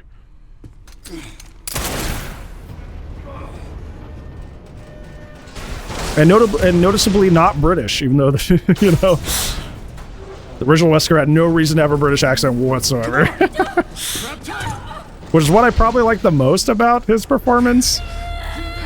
It's like, as much as I love Wesker as a villain, like I'm like, why did you become British suddenly? I've always wondered that. It's always kind of bothered me a little bit. I got you. But now we just don't have that anymore, which is nice. Don't have to worry about it. Are you okay? Me? I feel like $1 million. He's such a dad, dude. I love him.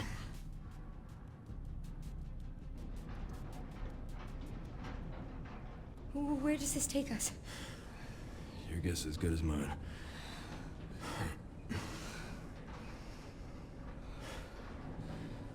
Time to get off. Come on.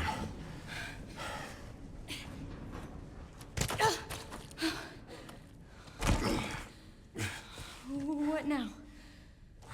Leon. Uh-oh. Leon! Play a game of Red Rover. I've always wanted to ask this question, if you guys have made it this far in the video. First of all, thank you. You're excellent. Second, after that, you ever notice from this point on in the game, regardless of if you bought the combat armor or not, Leon suddenly dons the combat armor? Is that a bug? Because I've always noticed that. I'm like, something's different about him in this scene. And I look closer, I'm like, hey, you have like the shoulder pads and stuff on. But I don't think I've bought the body armor since my very first playthrough. But it's always present in these cutscenes. Yep, there it is.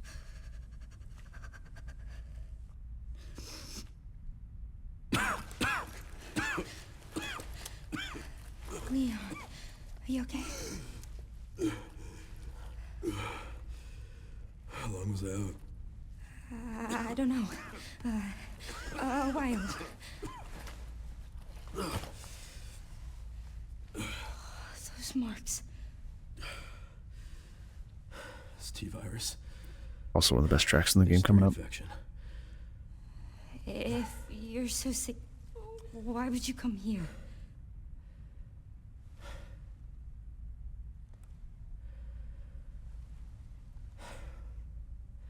This place. Raccoon City was where it all began for me. Where it all happened, I couldn't make a difference. So I am here now. We can't stop Zeno.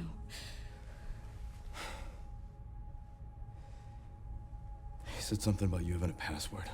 What was he talking about? I don't know. I'm sorry.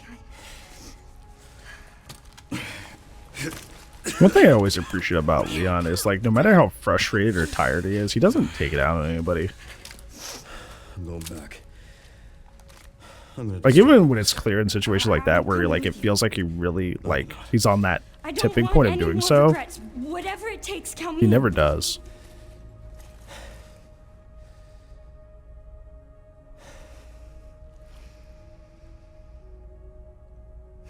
If anything happens to me, you promise you'll end this. I promise. Okay, we're now going into the very final gray section of the game. And it's one of the easiest sections of the game besides the water plant, if you prepare for it. If not, it's a nightmare. But thankfully, like we talked about earlier, with our second trip through the care center, we are amply prepared for this section, so it should go relatively fine. You think you can give me a boost? Guess we're about to find out.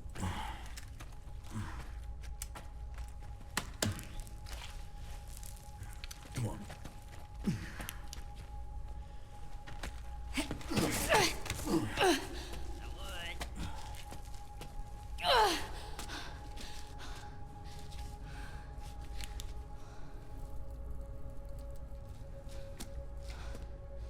Watch out for yourself up there, yeah? I will.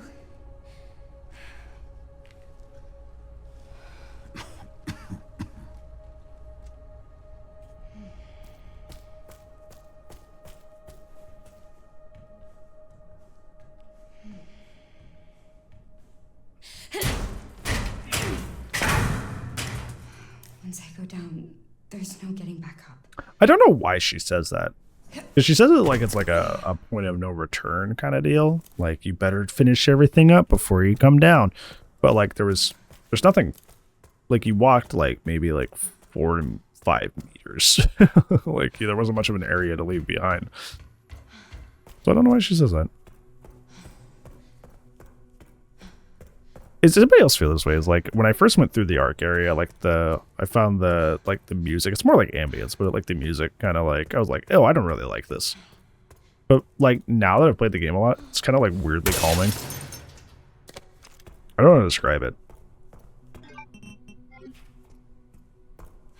Yeah, it had been so long since I played Grace. I'm like, what do I even have in my inventory? What is happening? What am I even doing here? Yeah, I think I do end up putting the ink ribbon away because I'm like, I can do this part of the section pretty consistently. I don't think I've been hit doing this section with Grace in a while. Okay, I do make a save. I just grabbed the one that's right there. I don't think I've been hit doing this section with Grace since I've started playing Insanity.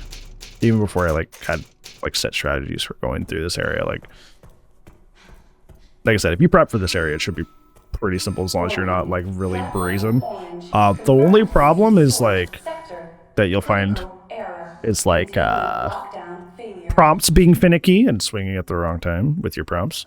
That's more of a game issue, not a you issue. And then I don't know, it's kind of it really. Mismanaging your resources, but like even then you can kind of mismanage a tiny bit. There's a lot of I ended up with a lot more resources than I needed. My tip to not get prompt robbed while trying to inject the liquors is wait for the prompt to show up for at least a second and a half before you inject. Because while other enemies in the game, I think I explained this earlier, like typically, Molotov this guy on the table, you'll get a brief, like you should wait for a full second of the prompt to be on screen so you don't swing by accident or like put yourself in a dangerous situation. The liquors probably have that situation the worst. I trigger this on purpose because I want the liquor to come to this room. Usually the liquor comes to check out the Molotov, but he didn't this time. So I'm trying to wiggle back and forth in the glass to get this liquor in this other hallway to come over, but he just doesn't. He's just ignoring me, which is the first time this had ever happened, which is really funny. He's never ignored me before. Like, I'm literally stomping around in here like Godzilla, and he does not care at all, which is weird. But yeah, the TLDR is, for both Leon and Grace, the liquor's prompts are extremely finicky. The one prompt breaks entirely on Leon, I think, in this playthrough, where I was going to sneak up on a liquor, and it just, like, did not give me prompt at all. The liquor was completely unaware, had no idea I was there. My axe was not broken or anything, but legit would not give me the opportunity to stealth kill him, and then they turned around and I had to kind of like scuffle. Once again, I will say this, as much as I don't think parry systems in games should be required to pass areas, I think in this game it is definitely in your best interest to learn the parry system, or at least get somewhat good at it, because in situations like that, if you're doing like a no damage run, and something bugs out like that, just like completely denies you your strat, you can like adapt on the fly and be like, okay, well I parry it, and then I shotgun him to death and everything's fine. And the reason we clear these two liquors right here, is because after they're gone, I can just kind of like use my handgun to clear the rest of the zombies in this area. Scott free. Leon Scott Kennedy free.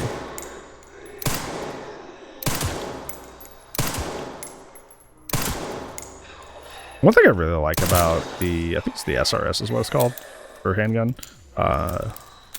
is that like it focuses so quickly, which is nice. It's just not something her other gun does.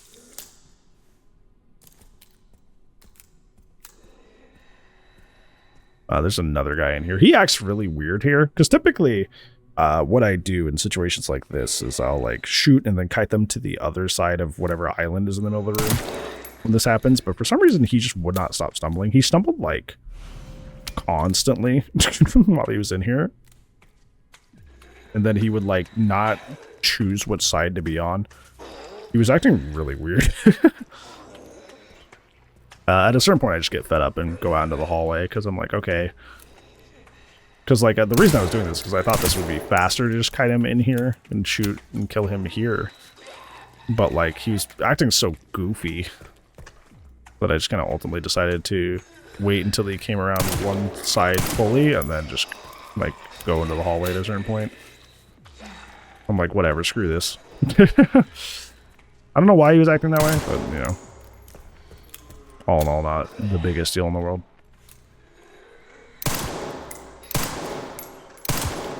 Just mildly annoying.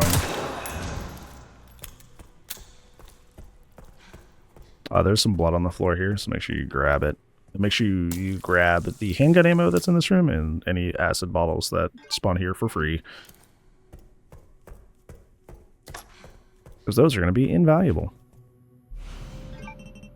I realize my inventory is full, and I'm like, oh boy, oh brother. Oh, that's right, I can just mix a cocktail. Never mind. For free. We're going to need a lot of Molotov cocktails for this area. Technically, I don't need, because people do minimalist runs where they don't have this stuff. But for my route, I include the blood, because we're going to use it. We're actually going to hemo the first two zombies here, because there's no reason to Molotov them and attract everybody else. We could just essentially stealth kill the, two of these guys. And then we'll save the molly for the last guy once, like, there's nobody else to aggro. By the way, for the longest time, I thought that the glass here from the pods that are broken would alert them. They do not. For some reason, that glass does not have the same, like, you step on this makes noise mechanic that the other one does. So, yeah, and then we just molly the last guy. Make sure you run away from them when you Molotov them, because they stumble forward a lot when they're on fire, and they can't hit you while they're doing that.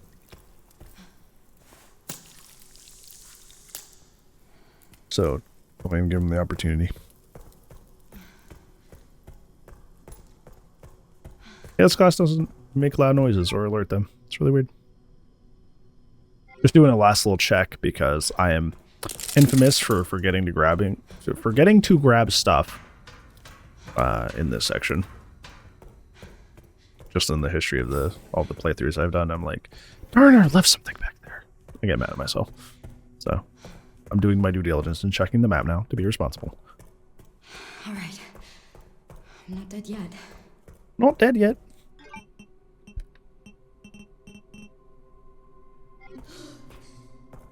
Yeah, I realize I'm like, I should probably not have these in my inventory. I'm not using them.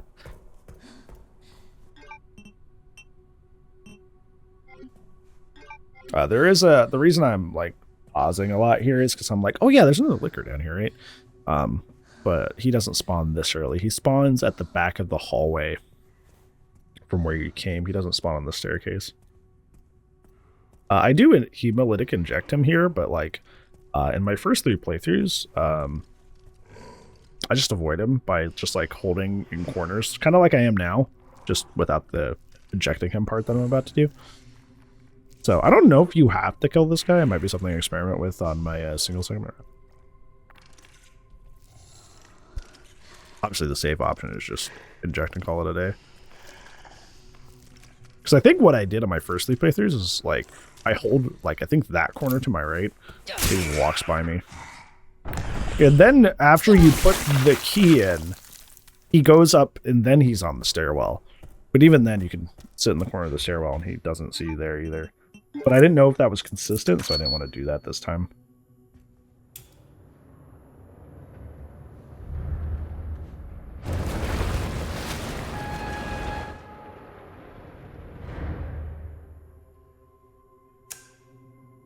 I'm also infamous for forgetting to grab this right after the section, and I go way deep into the map again, and I'm like, I need to get going too.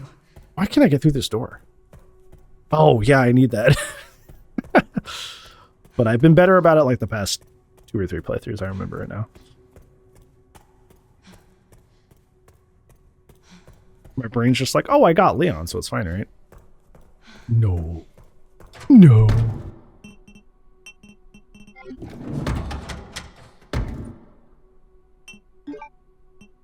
I'm taking out the antique coins because I'm like, finally, I can scrap these soon. But, yeah. I don't know why I make a save segment here, because I can consistently do this area without taking damage at any no issues. Like, this is an area that I've literally, like I said, I don't think I've ever been hit here as Grace. Even on my, like, my standard playthrough. Maybe on my very first playthrough, maybe. But from that point on, I never was. Definitely not on my insanity, that's for sure. TLDR, I'm making fun of myself for not saving, or for saving at this point. It's like, yeah, Molly that guy, back up. Same thing I talked about earlier. It's like, they can technically stumble into you and hit you. I think it's so funny that the burn texture doesn't cover their feet. So there's just like the harsh cutoff at their ankle for that. See, I completely forgot to talk about the code for the other one. So sorry, we're waiting for that. 20 right, 0 left. I think it's like, no, it's 70. It was the wrong odd number, right? I was gonna say 50, right? But got my odd numbers mixed up. Do not need that. Do not grab the med injector. But now you can turn. You can make bottles of acid, but you can also turn coins into scrap. Very cool. But unfortunately, I don't have the inventory for it, so it doesn't matter. And then right about here, I'm like, yeah, I should probably just go back to that other area. Maybe drop off some stuff in the box. What should I do? Well, I feel like I'm getting fussy. I can't remember, but I feel like I'm like, man, my inventory's full and I can't even make this stuff. And then I get distracted and I walk this way and I'm like, no, this is the wrong way. I should not go this way. I think I was just mad because my inventory is full. And I get about here and I'm like, wait a minute. I don't go here till later. Why am I over here?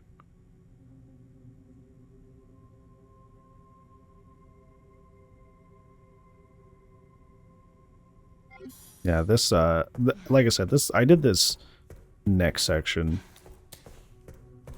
Pretty sure all in one, so. More it dragged on, where I was like, oh. Then, there's a certain point where my save system breaks, like I talked about, and then I do troubleshooting for like, I'm not even kidding, like an hour and a half, 2 hours. So, by this point, I'm probably getting a little out of it. A little tired, not totally locked in. Anyways, we gotta go back to this other door. We also use this on.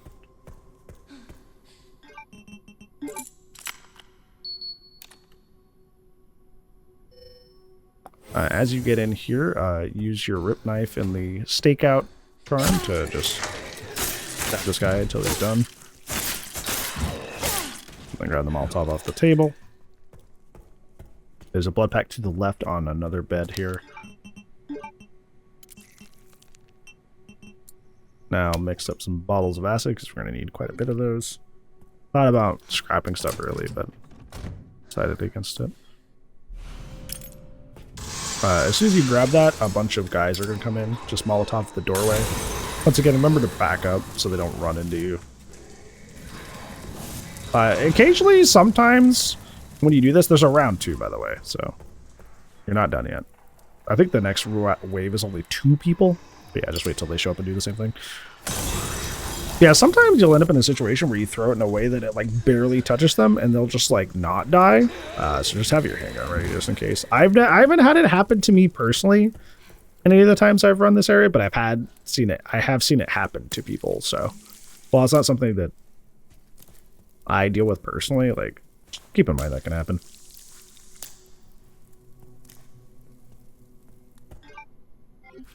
I was like, wait, there's more blood.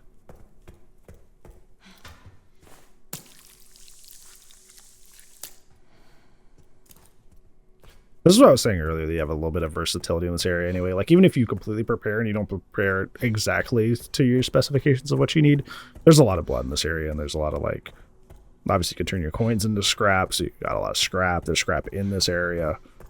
You got a lot of flexibility. So even if you don't plan perfectly, you're probably going to be fine. Now we go back to the red and white hallway, and then we do all that stuff. Please don't tell me I make a save state again. Thank you. I'm like, buddy, that's the lack of confidence is what that is. That's a lack of confidence. This is probably the area I don't mess up. Like, I don't mess up the least. Even the opening area with the hotel and the zombie, like the pause buffering, sometimes I mess that up just because, like, it's extremely tedious and it's really annoying. So sometimes I mess it up just out of frustration. But other than that, yeah, I'm gonna hemo this guy from behind so he's not even a part of the equation.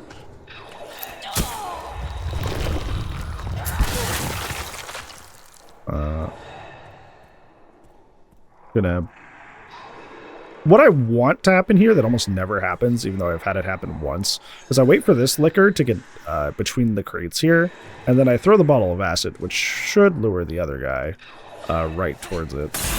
But it usually takes them a bit. I want him closer, but he usually just kind of like walks vaguely this direction and then immediately turns around, which is exactly what he did this time. So I'm like, bro, come on. A similar situation happens with the other liquors up ahead, where, like, I've had one situation go pretty well, and I've never had it happen again, so.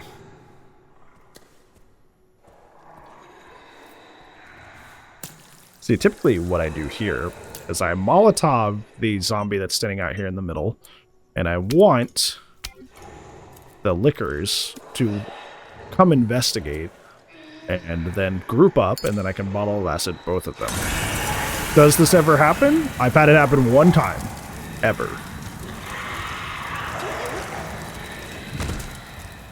But as you can see, this is not the one time. So I just have to use 2 bottles instead of 1. By the way, the liquors can survive the bottle of acid if you don't throw it close enough to them. There is some sort of like AoE factor to it that if they're on the edge of it, it does less damage, so just keep that in mind.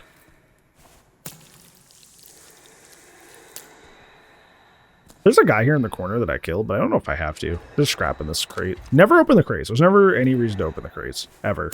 Literally 0. Never touch the crates. Don't do it. Leon, Grace, never do it. Yeah, I throw a Molotov at this guy, but I don't know if you even have to hurt him.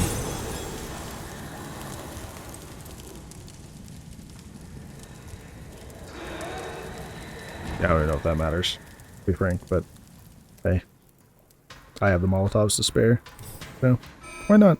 Get this blood first. Noah, reboot failure. No response. Noah response. Haha. Sorry. One second, I make a save here and I know I have to.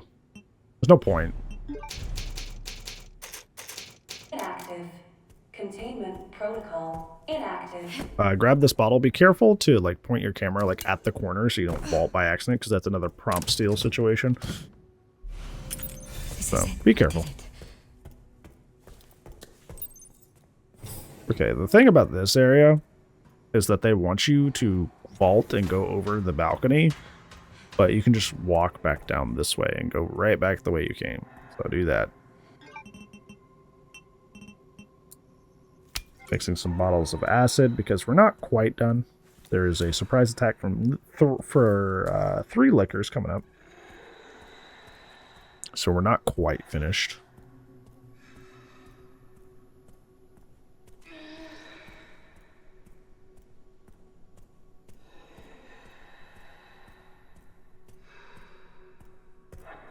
That doesn't happen until we get to the window here. It's kind of playing the same thing Marie did earlier. As of the first one, it will lure the second one. And then when that one comes to investigate, hit that one. See, that throw was kind of sketch. I thought I'd have to throw another one because it barely hit him, but I think it does end up killing them. And on Insanity mode exclusively, there is a 3rd liquor that shows up that comes out of the right hallway here. At this point, I'm not collecting the blood because once I kill this liquor, Grace is finished. Grace has no other gameplay. It's just cutscenes, cutscene, cutscenes. And then you just acid that one and you're good. All of your Grace sections are done for the rest of the game. Technically, you come back to Grace for all of 15 seconds, but it's just a walk from one hallway to the other. There's no gameplay. So, yeah. You did it. If you've made it this far, and for some reason using my silly no damage segmented run to plan how you do things, yeah, you're done with Grace. Congratulations.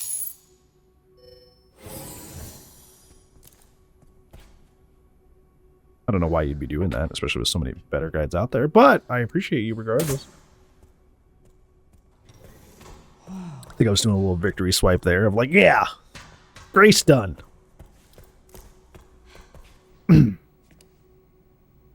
I'll tell you what, this is a very funny thing.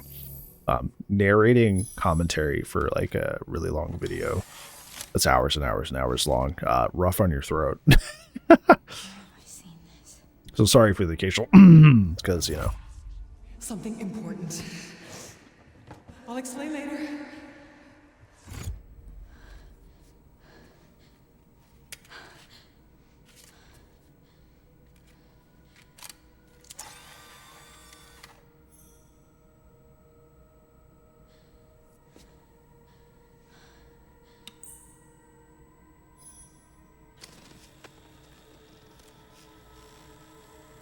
Well, you don't have VLC? Where's the traffic cones, man?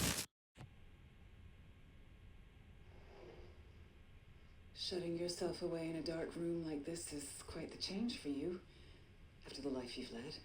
Life takes unexpected turns, don't you think?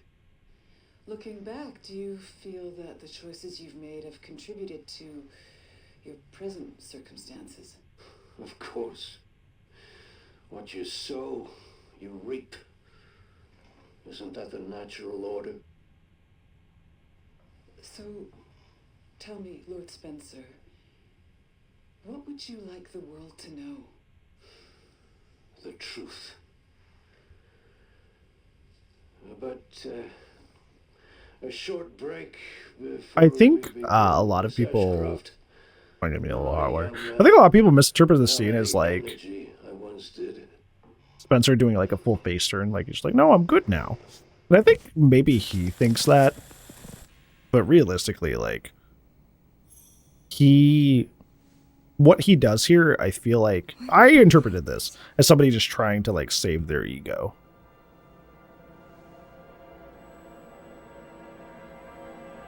And we'll talk about that more when the second file plays, but it's like, I think it's very egotistical for someone to, after all the things that Spencer has done, to like suddenly be like, no guys, this makes it even, right? You know, guys, look, I did A, B, C, now everything's fine. It's like, no, it's not. But that is in character to think for an egotistical man like him to think like, oh man, yeah, we're good now, right? Grace cleared the way for me. At least that's the way I took That's it. not what I'm talking about. Your body can't take much more. I'm gonna settle this. You just send us a chopper for immediate evacuation. All right, so the Leon section at the end of the game is it can be sketchy. I think something sketchy happens at the very beginning of this section. But it's mostly consistent besides one room, the Doom Room, the famous Doom Room that's at the end of almost every Resident Evil game, where they decide to throw 5 billion enemies at you and see how you can handle it. It's in most RE games. There are some normal zombies here, just hanging around the corner. Unfortunately, I missed him because he moved forward when I didn't expect him to. This will come back to haunt me, actually. Because I need that thrown weapon to deal with this liquor that shows up. But now it is slightly behind the wall. You can look at me noticing that, like, oh, well, that's not good. At this point, I take the Connoisseur Charm and put it on the Requiem, so I can put myself in the damage threshold just enough to do a little... I can one-shot the liquors if I hit them with a headshot. Otherwise, they live. I'm trying to think of what I want to make to free up some space, because I need some stat grenades for the upcoming area, and I also shotgun shells are always a good bet. So I was looking, I'm like planning ahead. I'm like, when I start crafting, what will I eventually craft?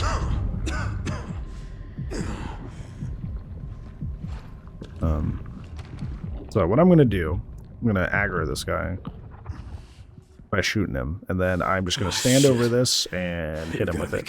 It's very sketch, but I'm gonna go for it. Because the setup that I have is that I shoot him and then throw this at them. What very realistically could have happened here was that that thrown weapon could have hit the wall and I could have died. But I thankfully had a good execution on that, but definitely would not recommend. I would just shoot him again with the Requiem. And call it a day. Once again, don't forget the meta injector on the table. It's a white box on an all-white background, so maybe easy to miss. Yeah, and like a single segment run, though. I would definitely just shoot him again, just to be super duper uber sure. Buy up your ammo here. All of it. Besides the handgun ammo first. Did I forget the submachine gun ammo, but I think for the most part, I don't really use that anymore at this point. It's at this point I realize I'm like, you know what? I'm never getting that 100,000 upgrade, so I am just going to level up other stuff. So the money doesn't go to waste. I was like, why is the Connoisseur Charm not on the... Oh yeah, that's right. I need that. I need that right now for the other gun.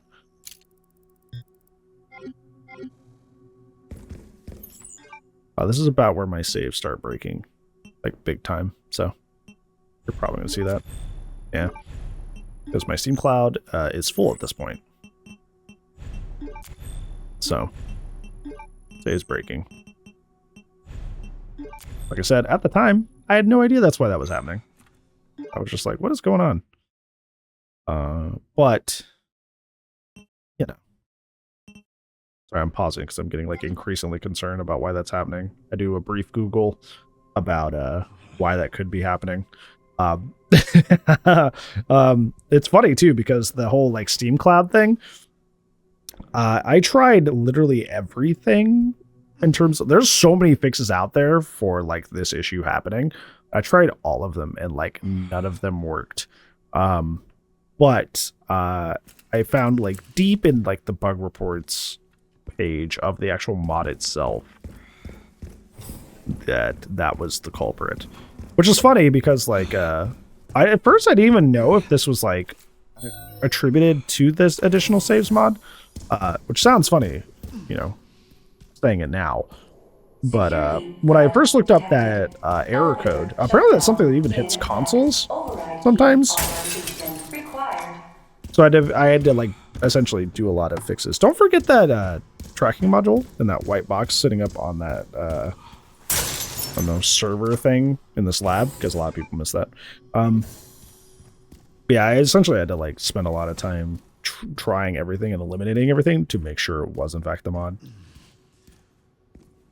Eventually I found it, but yeah. For this section, you get ambushed on both sides by liquors. Turn around and hit the one behind you first. See how it instantly dies? That's why I put the connoisseur charm on the Requiem here. This must be the room. So then turn around and deal with the other. There's another guy that drops down on right here out of the duct. That was really funny. I was watching somebody the other day.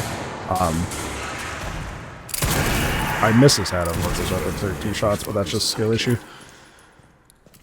Somebody the other day was talking about like beating this game on Insanity and how hard it was and stuff. It was like a YouTube video.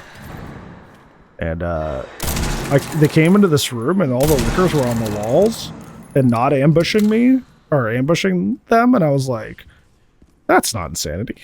I was like, wait a minute. Wait, you're lying. It was like the funniest, like, wait a minute moment that I've had in a long time. Like, wait, this person's lying. Do they just think that the game is like 1-to-1 the same, except harder? Because it's not. This is a really weird thing to try to pass off as.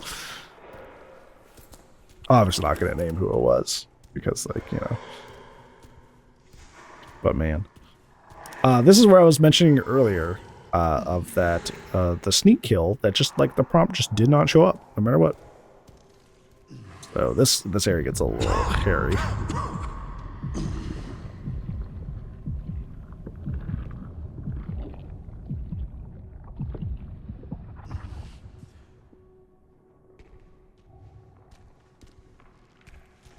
Yeah, see, I sneak up behind him, and as you're saying, there's no prompt no matter what I do. It shows up at the very last second for no reason, but at that point, he was about to swing at me, so I had to kill him. So what I do here is I just line up a shot, wait for him to come around the corner, and unfortunately I miss his head, but 2 shots kills him. Hell yeah.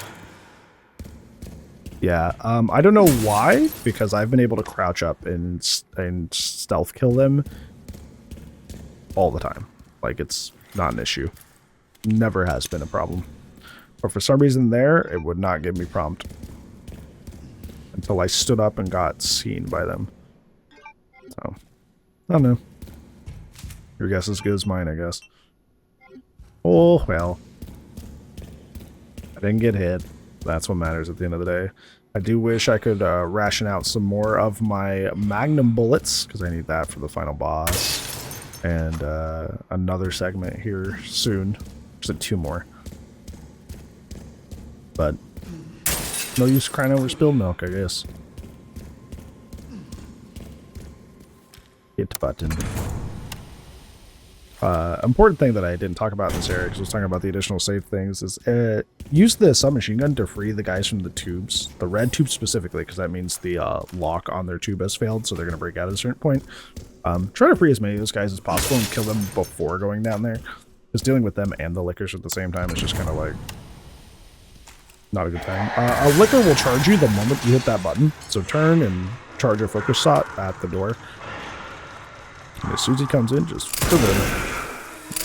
My aim was not the greatest this time around. I definitely need to lock in on like getting headshots on lickers more, so I can save on Requiem ammo.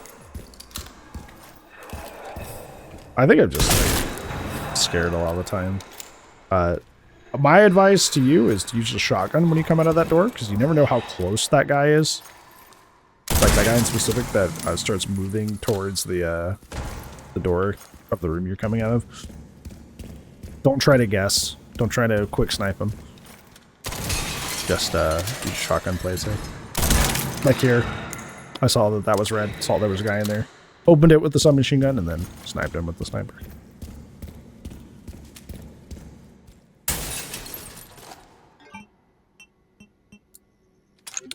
I think I missed a herb in here. It's in one of the crates. But at this point in the game, it doesn't really matter. There's no huge upgrade I would suddenly get because I got 1 more herb, you know.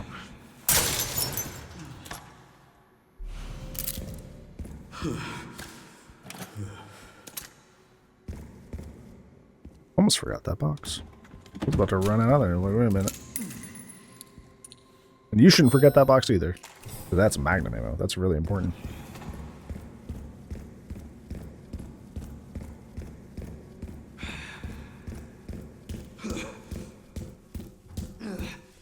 we're almost done with Leon. This is the last gameplay area for Leon before the final boss. I'm gonna go save because not only is this area or that section buns if you don't have a good setup for it, and it's one of those areas that, like, you guys have done challenge runs before. Like, you move slightly left one direction, one hair too early, and suddenly, like, your whole cycle's thrown off, you know?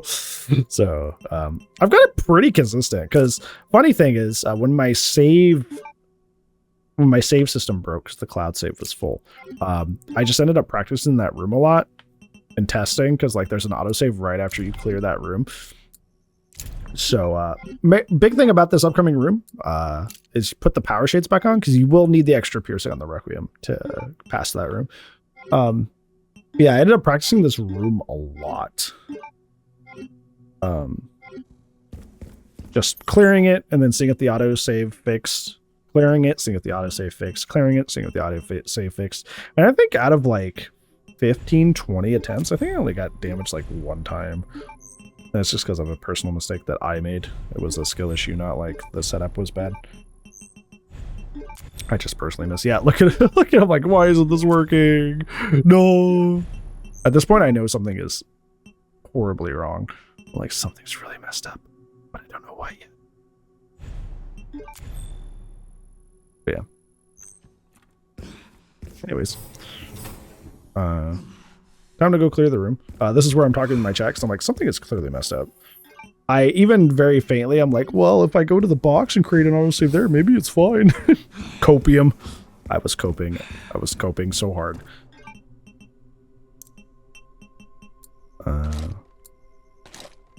Yeah, gonna mix up all the shotgun shells now, because it's the end of the game. As long as I have 2 stack grenades or 4 stack grenades before entering this room, I am good. Thankfully, I have that. So, that's good. You need 2 for this room and 2 for the final boss. So, yeah. I think right now I'm talking to my chat about, like, uh-oh, something's broken. I hope it doesn't stay broken. It did stay broken.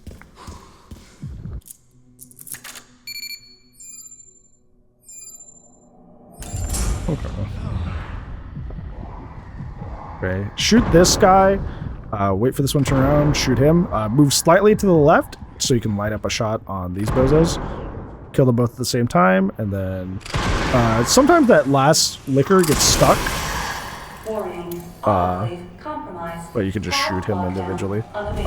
Ready a stack grenade. As soon as the pod lockdown fails and they start breaking out, throw it relatively in the middle of the pods, like right behind that server wall there. And then immediately ready a grenade and throw it to the other side to deal with the rest. You almost always get a cough here, which you kind of can't help with. If a guy lived on the left here, like for me, just snipe him. Oh, he didn't. Yeah, usually that guy there that was on fire on the left, he'll usually have just enough health to stay alive. But I just snipe him from afar. I could probably use my submachine gun to just like hit him 2 or 3 times and kill him. I think I'll do that in the future. Yeah, that guy on the left that was on fire likes to live a lot. So, yeah. As you can see, even the audio save is now broken. At this point, I'm like, oh gosh. Oh no. But I essentially, you won't obviously won't have to deal with any of that. I essentially spend about, I think an hour and a half, 2 hours trying to figure out what the problem is. The funny thing is I don't even actually fix it. It's just that the autosave function just kind of like starts working again. Which is like really funny. I don't know why it decided to or what the deal was, but yeah. It just like auto fixed. And it was by sheer miracle I was able to complete the game. But like I said, and we'll continue to say, if you're using the additional saves mod, make sure the amount of saves you actually use really low. More than the default, I think 32 save slots. I think it's 32, something like that. But not a crazy high amount. Because you will fill up your Steam cloud save and it will literally break your autosave feature because it cannot save anymore.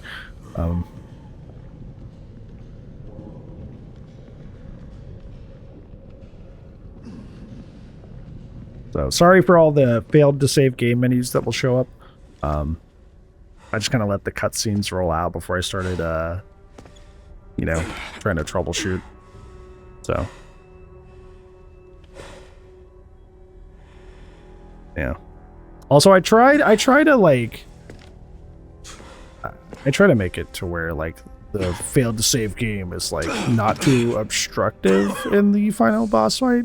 It probably will be still, but you know, I did try to make that a little bit easier. A little bit not as annoying to deal with.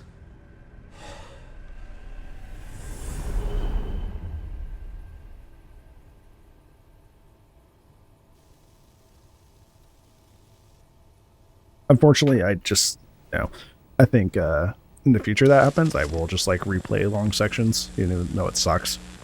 But at this point, like I said, I've been a long. What kind of legacy do you Not only was it the end of my first challenge run ever, but I was like, I'd also been playing this for a really long time, so I was just kind of tired. I just wanted to keep going. Unleashing disaster upon the world. Except Elpis, the goddess of hope? Or so the myth goes. A blind hope. What do you mean? Humans cannot predict when death will come for them. This is why they have hope. I was wrong, and I am plagued by guilt. Happiness cannot be achieved at the expense of others.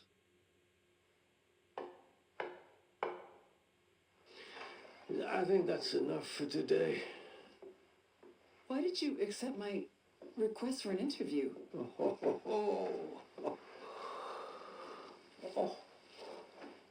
Who is that?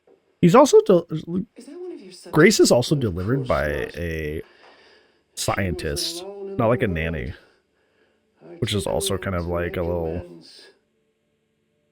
sus. Perfectly normal. Also one of the best tracks in the game. Child needing a home. She. Yeah, I don't think he means that literally, but that's my opinion. Aren't you beautiful? Would you like to hold her? Oh, okay.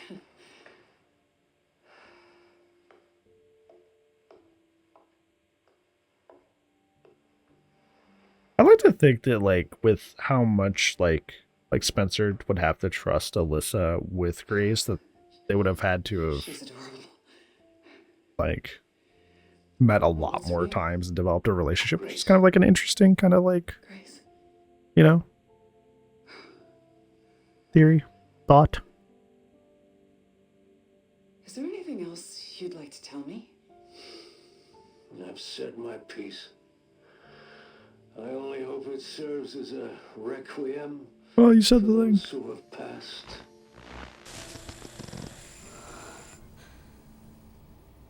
Also, I think it's really funny that they called her Grace. Could have just called her Hope. I had a friend named Hope growing up. She was great.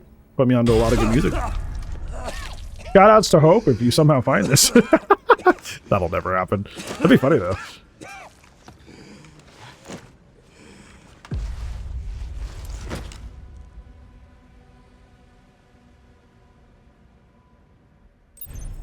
Yep, there's the autosave broken again.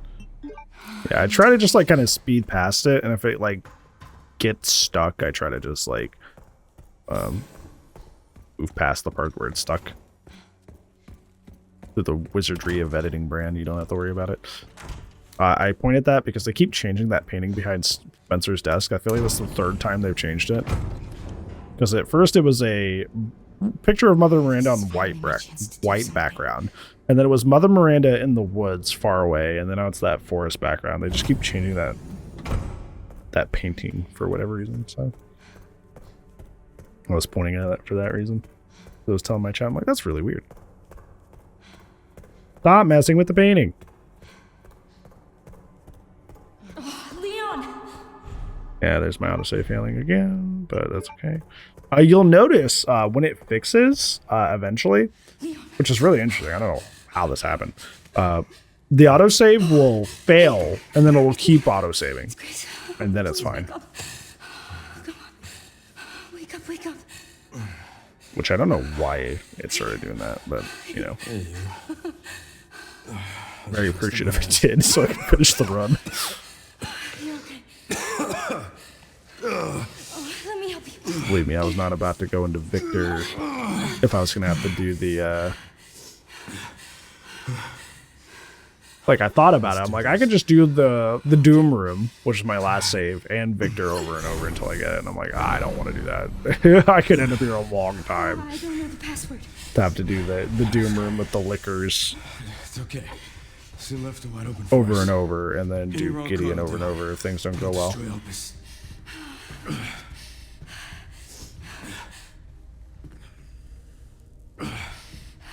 Let's try it. Grace, whatever it takes. I can buy you some time. No. No, I have an idea. I trust you. I trust you. I don't think Leon much has a choice at this point. So, the prodigal daughter returns. I know the password. Fulfill your destiny, and all will be forgiven. Come on, I don't trust him. Only if you let Leon live.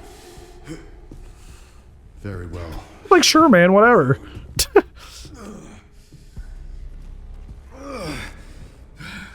Want me to go swing by the McDonald's drive-thru and get you a 20-pack of chicken nuggies next?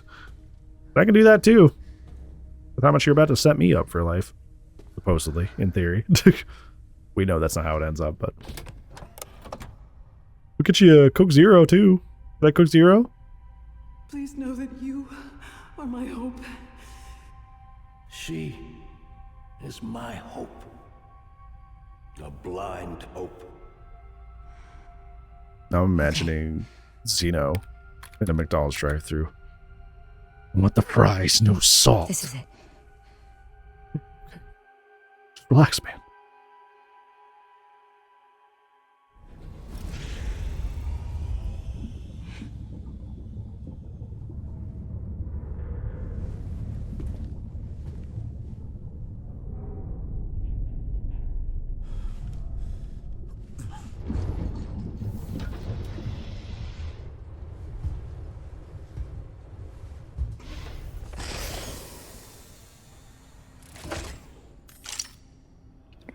We had the prodigal daughter returning, now with the prodigal goober returning in the background. What are you doing, Grace? Spencer regretted what he did. Well done.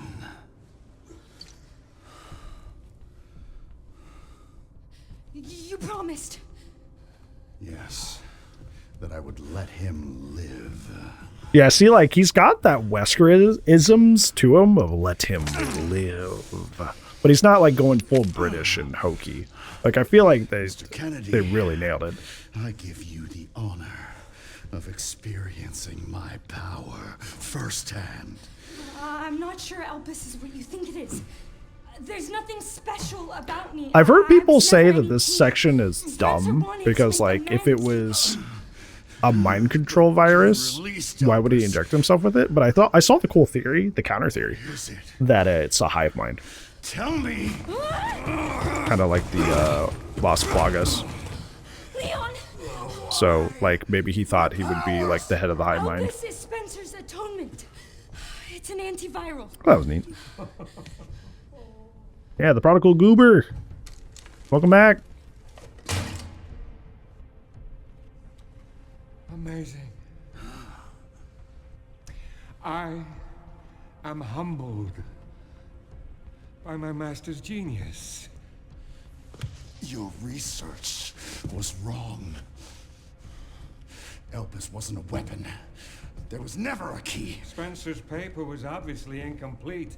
There was no connection between Grace and Emily. Dude, then he says that. And that, like, throws out all the theory crafting that we're trying to do to make anything, like, With Elpis, all make sense in this weapons are useless. The Wile E. world Coyote order story. will be thrown into chaos. I don't know, man. We wanted a weapon. Instead, Spencer gave us anarchy. I will carry his torch and bring his vision to life. You? You and Spencer were a means to an end. Yet he outwitted you all. Spencer defied us and paid the price with his life. He was nothing. You are nothing but an imitation. Ooh. Sorry. It's over, Victor. Burn. The Connections is done with you.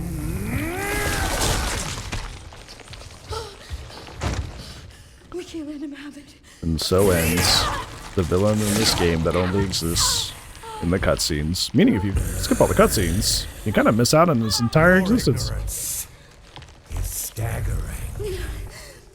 It's a cure.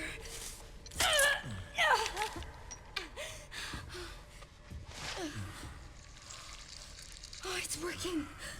This sleeve's kind of Leon, it's working. Wake going up. into his hand there a little bit, but hey. Now, let it all come down. My question is why this is another thing I don't get. Is like, why does he self-destruct the lab? Why would he not like want to stay and study and collect more samples? Or maybe, I don't know, use this giant expensive facility to continue his research? Like, I know it's traumatic and good for the ending. Why did he do this?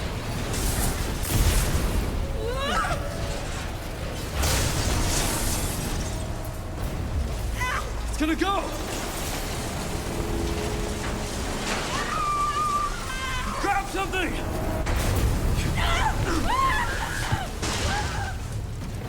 Like, I know the Connections and Umbrella and all that, like, they always seem to have an endless stream of money for whatever reason.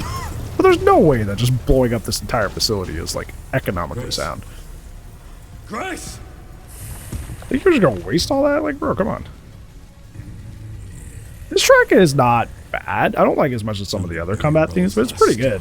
Pretty cool. I did skip by the failed to save thing here, so hopefully there's more to your liking. Although I think the next one I forgot to skip, but oh well. Basically, this fight is what you want to do is every time he like recoils at a parry, you can shoot or sharpen your axe. If he doesn't recoil, like here with the 3-hit combo, do not try to sharpen your axe or take a shot. Yeah, every time you see him recoil, do that. Also, another thing you're noticing here is anytime I need to get away from him, I never take my eye off him. Because he can always do like a really short wind-up attack that has like that one that only takes like a second to get going.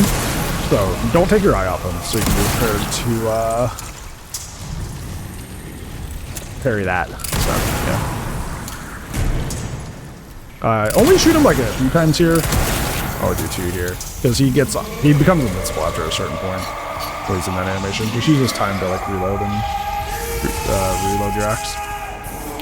To dodge these 2 attacks, just run from one end of the arena to the other. Pretty straightforward. And then I would pick the side that has more space and begin shooting your Requiem again.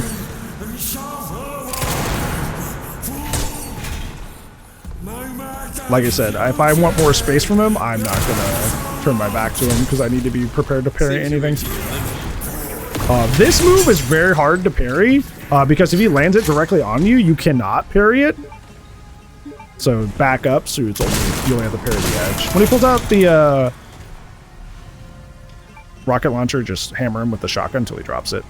Although, weird funny bug here. How come whenever I go to pull out the rocket launcher, my submachine gun comes out? This happened this has happened every single time that I have done this fight. Is if I do that, like exactly the way I do there, that exact sequence, where I make room for it, I equip it, I always switch to my top weapon and my weapon wheel before pulling out the rocket launcher. Is there a reason for that? You guys deal with that too? And if so, tell me why. Tell me what's going on there. If it's a me issue, also tell me what's going on there.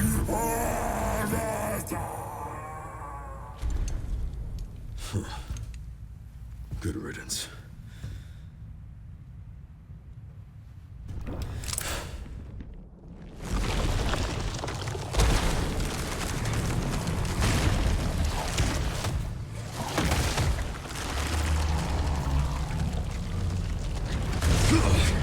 It will spit out another auto save here for this second segment. Hopefully I remember to get rid of the failed to save dialogue. If not, I might just leave it because it is currently 4:30 in the morning where I'm at, so I'll fix it soon. Oh no, I remember too. Good. Okay. Yippee!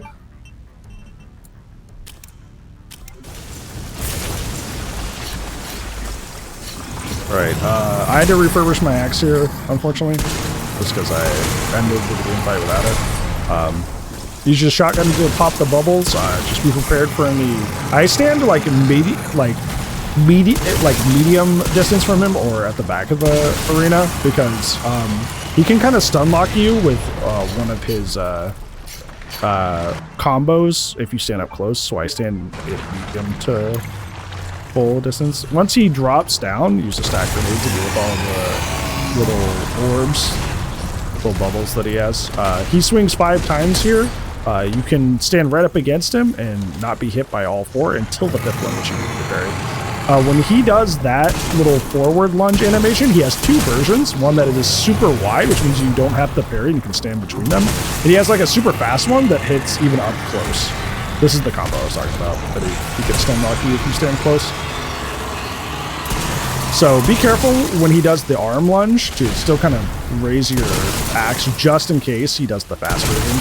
Because that fast version you can't just dodge without parrying.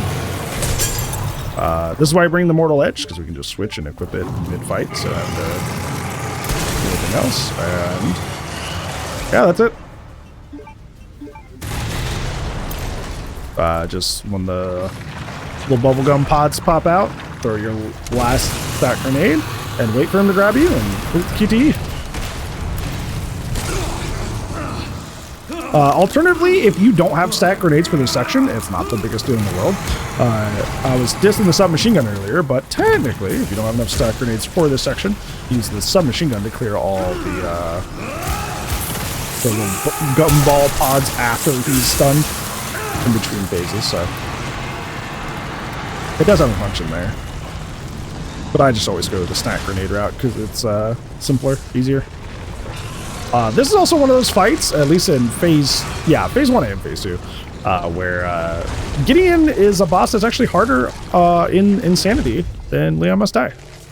Most things I have found in rank 5 Leon Must Die are harder than Insanity, to my experience, but Gideon is actually harder in Insanity.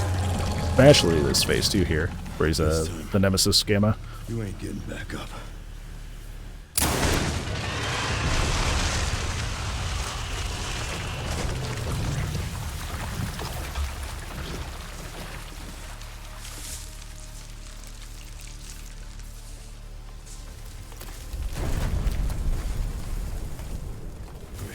Yeah, that's Grace, where are you?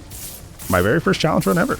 I know it's segmented, so it's not as exciting, but like I said at the beginning of this run, that was recommended by very many of my peers in the challenge run community to do segmented for your very first run. Grace.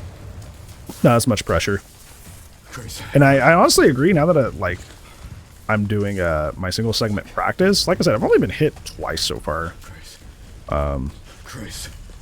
And one was because of impatience, so that was a skill issue. Second one was a routing problem, and I have since fixed that. So, yeah. I am a much improved player because of doing it this way, so I very much appreciate them for that advice.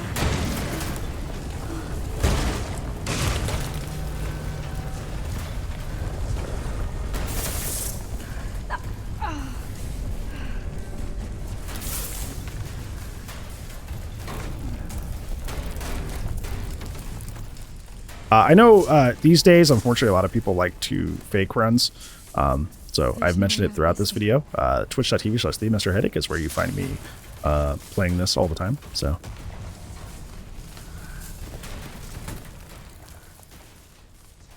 if you're curious and you want to see me either routing or practicing or going for the real run in live time, that's where I do that. It's unfortunate that that's a thing, but you know. Whenever there's anything cool and worth doing, there's always going to be people who cheat to get there, unfortunately. Just human nature.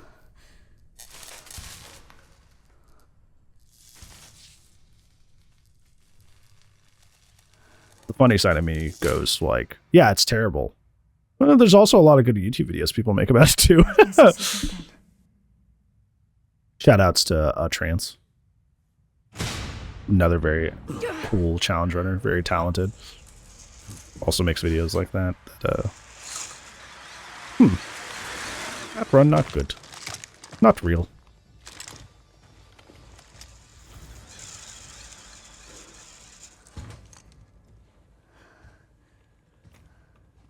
Leon S. Kennedy?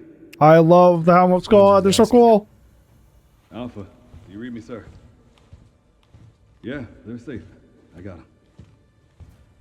Yes, sir. Mr. Kennedy, I have a message from Captain Redfield.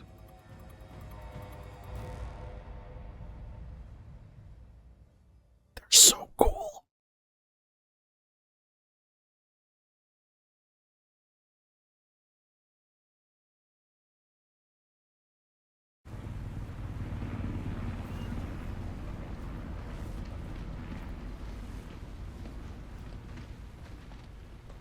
Unfortunately, I will say, I think the Elpis is going to be Capcom's angle into making I Leon can't believe that antiviral actually worked. be in future games forever. Haven't ages. Because of that line in specific. Wow, I feel even better. I'm glad Younger.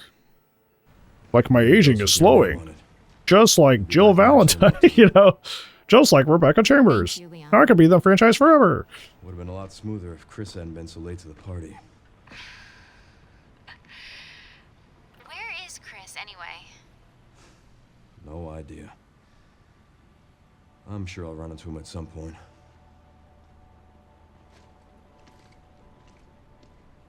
Yeah, I'll call you back.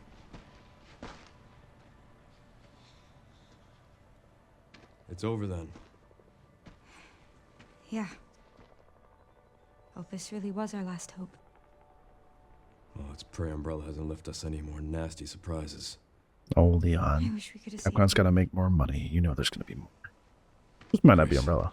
Might be somebody else. I didn't hit any of her vitals. She could still be alive. What are you saying? Maybe we can save her.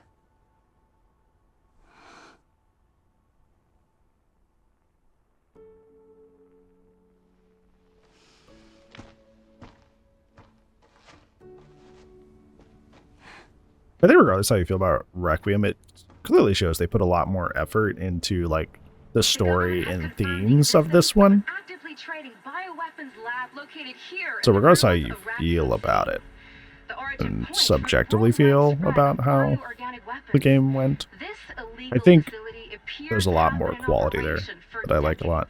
Sources say that the extension of the Sure, the story doesn't really come together in a lot of ways, but you can tell they really tried at the very least.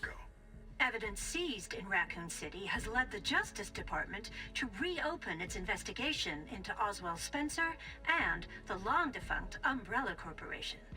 Some believe the government deliberately drove Umbrella into bankruptcy. The late Alyssa Ashcroft is credited with cracking the Oswald Spencer story.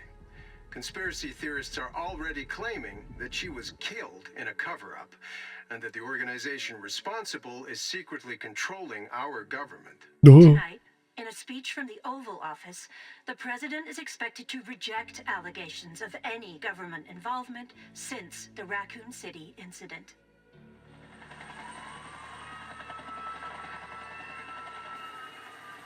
Miss you, Care Center. You were a great level.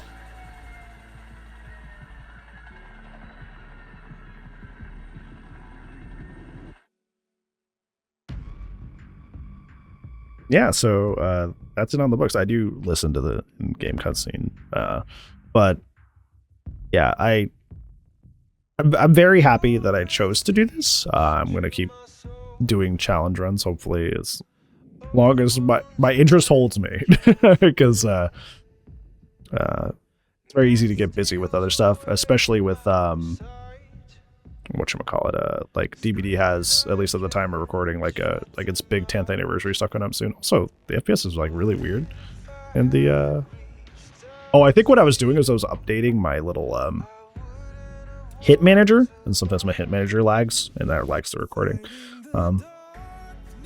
Yeah, I think that's what was happening here. But yeah, if I get busy with other stuff, it may take a while to get me other challenge runs out, but I'd want to keep doing this because like I legitimately love this. There was like a lot of stuff that was like frustrating or annoying, but it was like I genuinely loved the experience of getting to know a game I already love a lot even better. And Sherry's okay? And I want to do that with more games that I love. Good. I'm so glad. Emily, yeah, she's doing great. I'm actually teaching her how to read. Grace. Grace.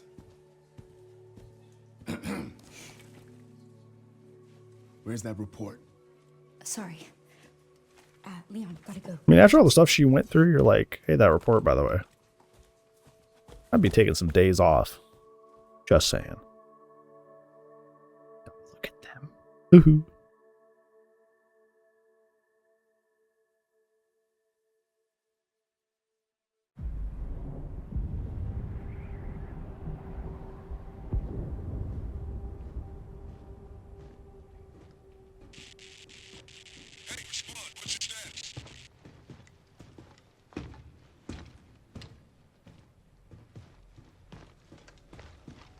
Remaining BSAA forces have been neutralized. For some reason, I really like this guy's voice. Retrieving the objective before they send in the wolves. Whoever voice acted that guy, he did a great job. For just like the end, like teaser cutscene, did a good job. Very ominous. So yeah, like I said, that's my first challenge run, technically ever. It's super exciting and super cool. So I really appreciate you taking the time to watch this and to go through it. I don't know. It's just, I've loved video games for a long time. No duh. Like, well, that would be why you're doing this, right? But like, I don't know. I think I've always watched challenge runs and loved challenge runners, whether it be speed runners or no damage runners or no hit runners. And I always thought that like, that's always so fun to watch, but that's not for me. I'm not good enough to do that. So I don't know, it's super cool that like I got to do that, and I'm going to continue to do that because we're going to do a single segment for this unless something happens. So I don't know, I think it's super cool and super awesome, and I did want to, as cheesy as it sounds, definitely thank and shout out Marforia, who's a very, very good speedrunner for not only Resident Evil, but a lot of indie horror games, who encouraged me probably the most to do a segmented run. Banjo the Uncle, who kind of got me thinking like maybe I should or could do this. When they did their run of Requiem, there was them doing no damage, or no hit rather, of Requiem that got me onto their channel, and they're an incredibly nice and down-to-earth individual. Definitely Zach the Ripper definitely needs a lot of attention for being present while I was actually doing some of the routing for this run, and gave me a lot of hints. My buddy William, my cat, for being a lovely little guy who has just showed up. I think I've taken some strats from Carcinogen SDA, which is not a surprise because they have they're probably one of the bigger videos that have been put out on like Resident Evil No Damage. So I definitely looked at their videos when I would get stuck sometimes. Trying to think. My awesome, lovely chat, my Twitch chat that kept me sane. Because especially when I had to troubleshoot why my saves weren't working and why my autosave broke for like 2 hours. There were so many of you that sat there and like literally waited. You waited for an hour and a half to 2 hours before I properly got to fight Gideon. So like the fact that you were still there to be like, yay, you did it, after waiting for an hour or two of me just sitting at the menus and testing like like I said, kept going back and doing that one Doom room over and over, and they're like, oh no, the autosave failed, so that fix didn't work. And sitting with me for that long and just to still celebrate when I beat the run was just, that was huge. That was so huge.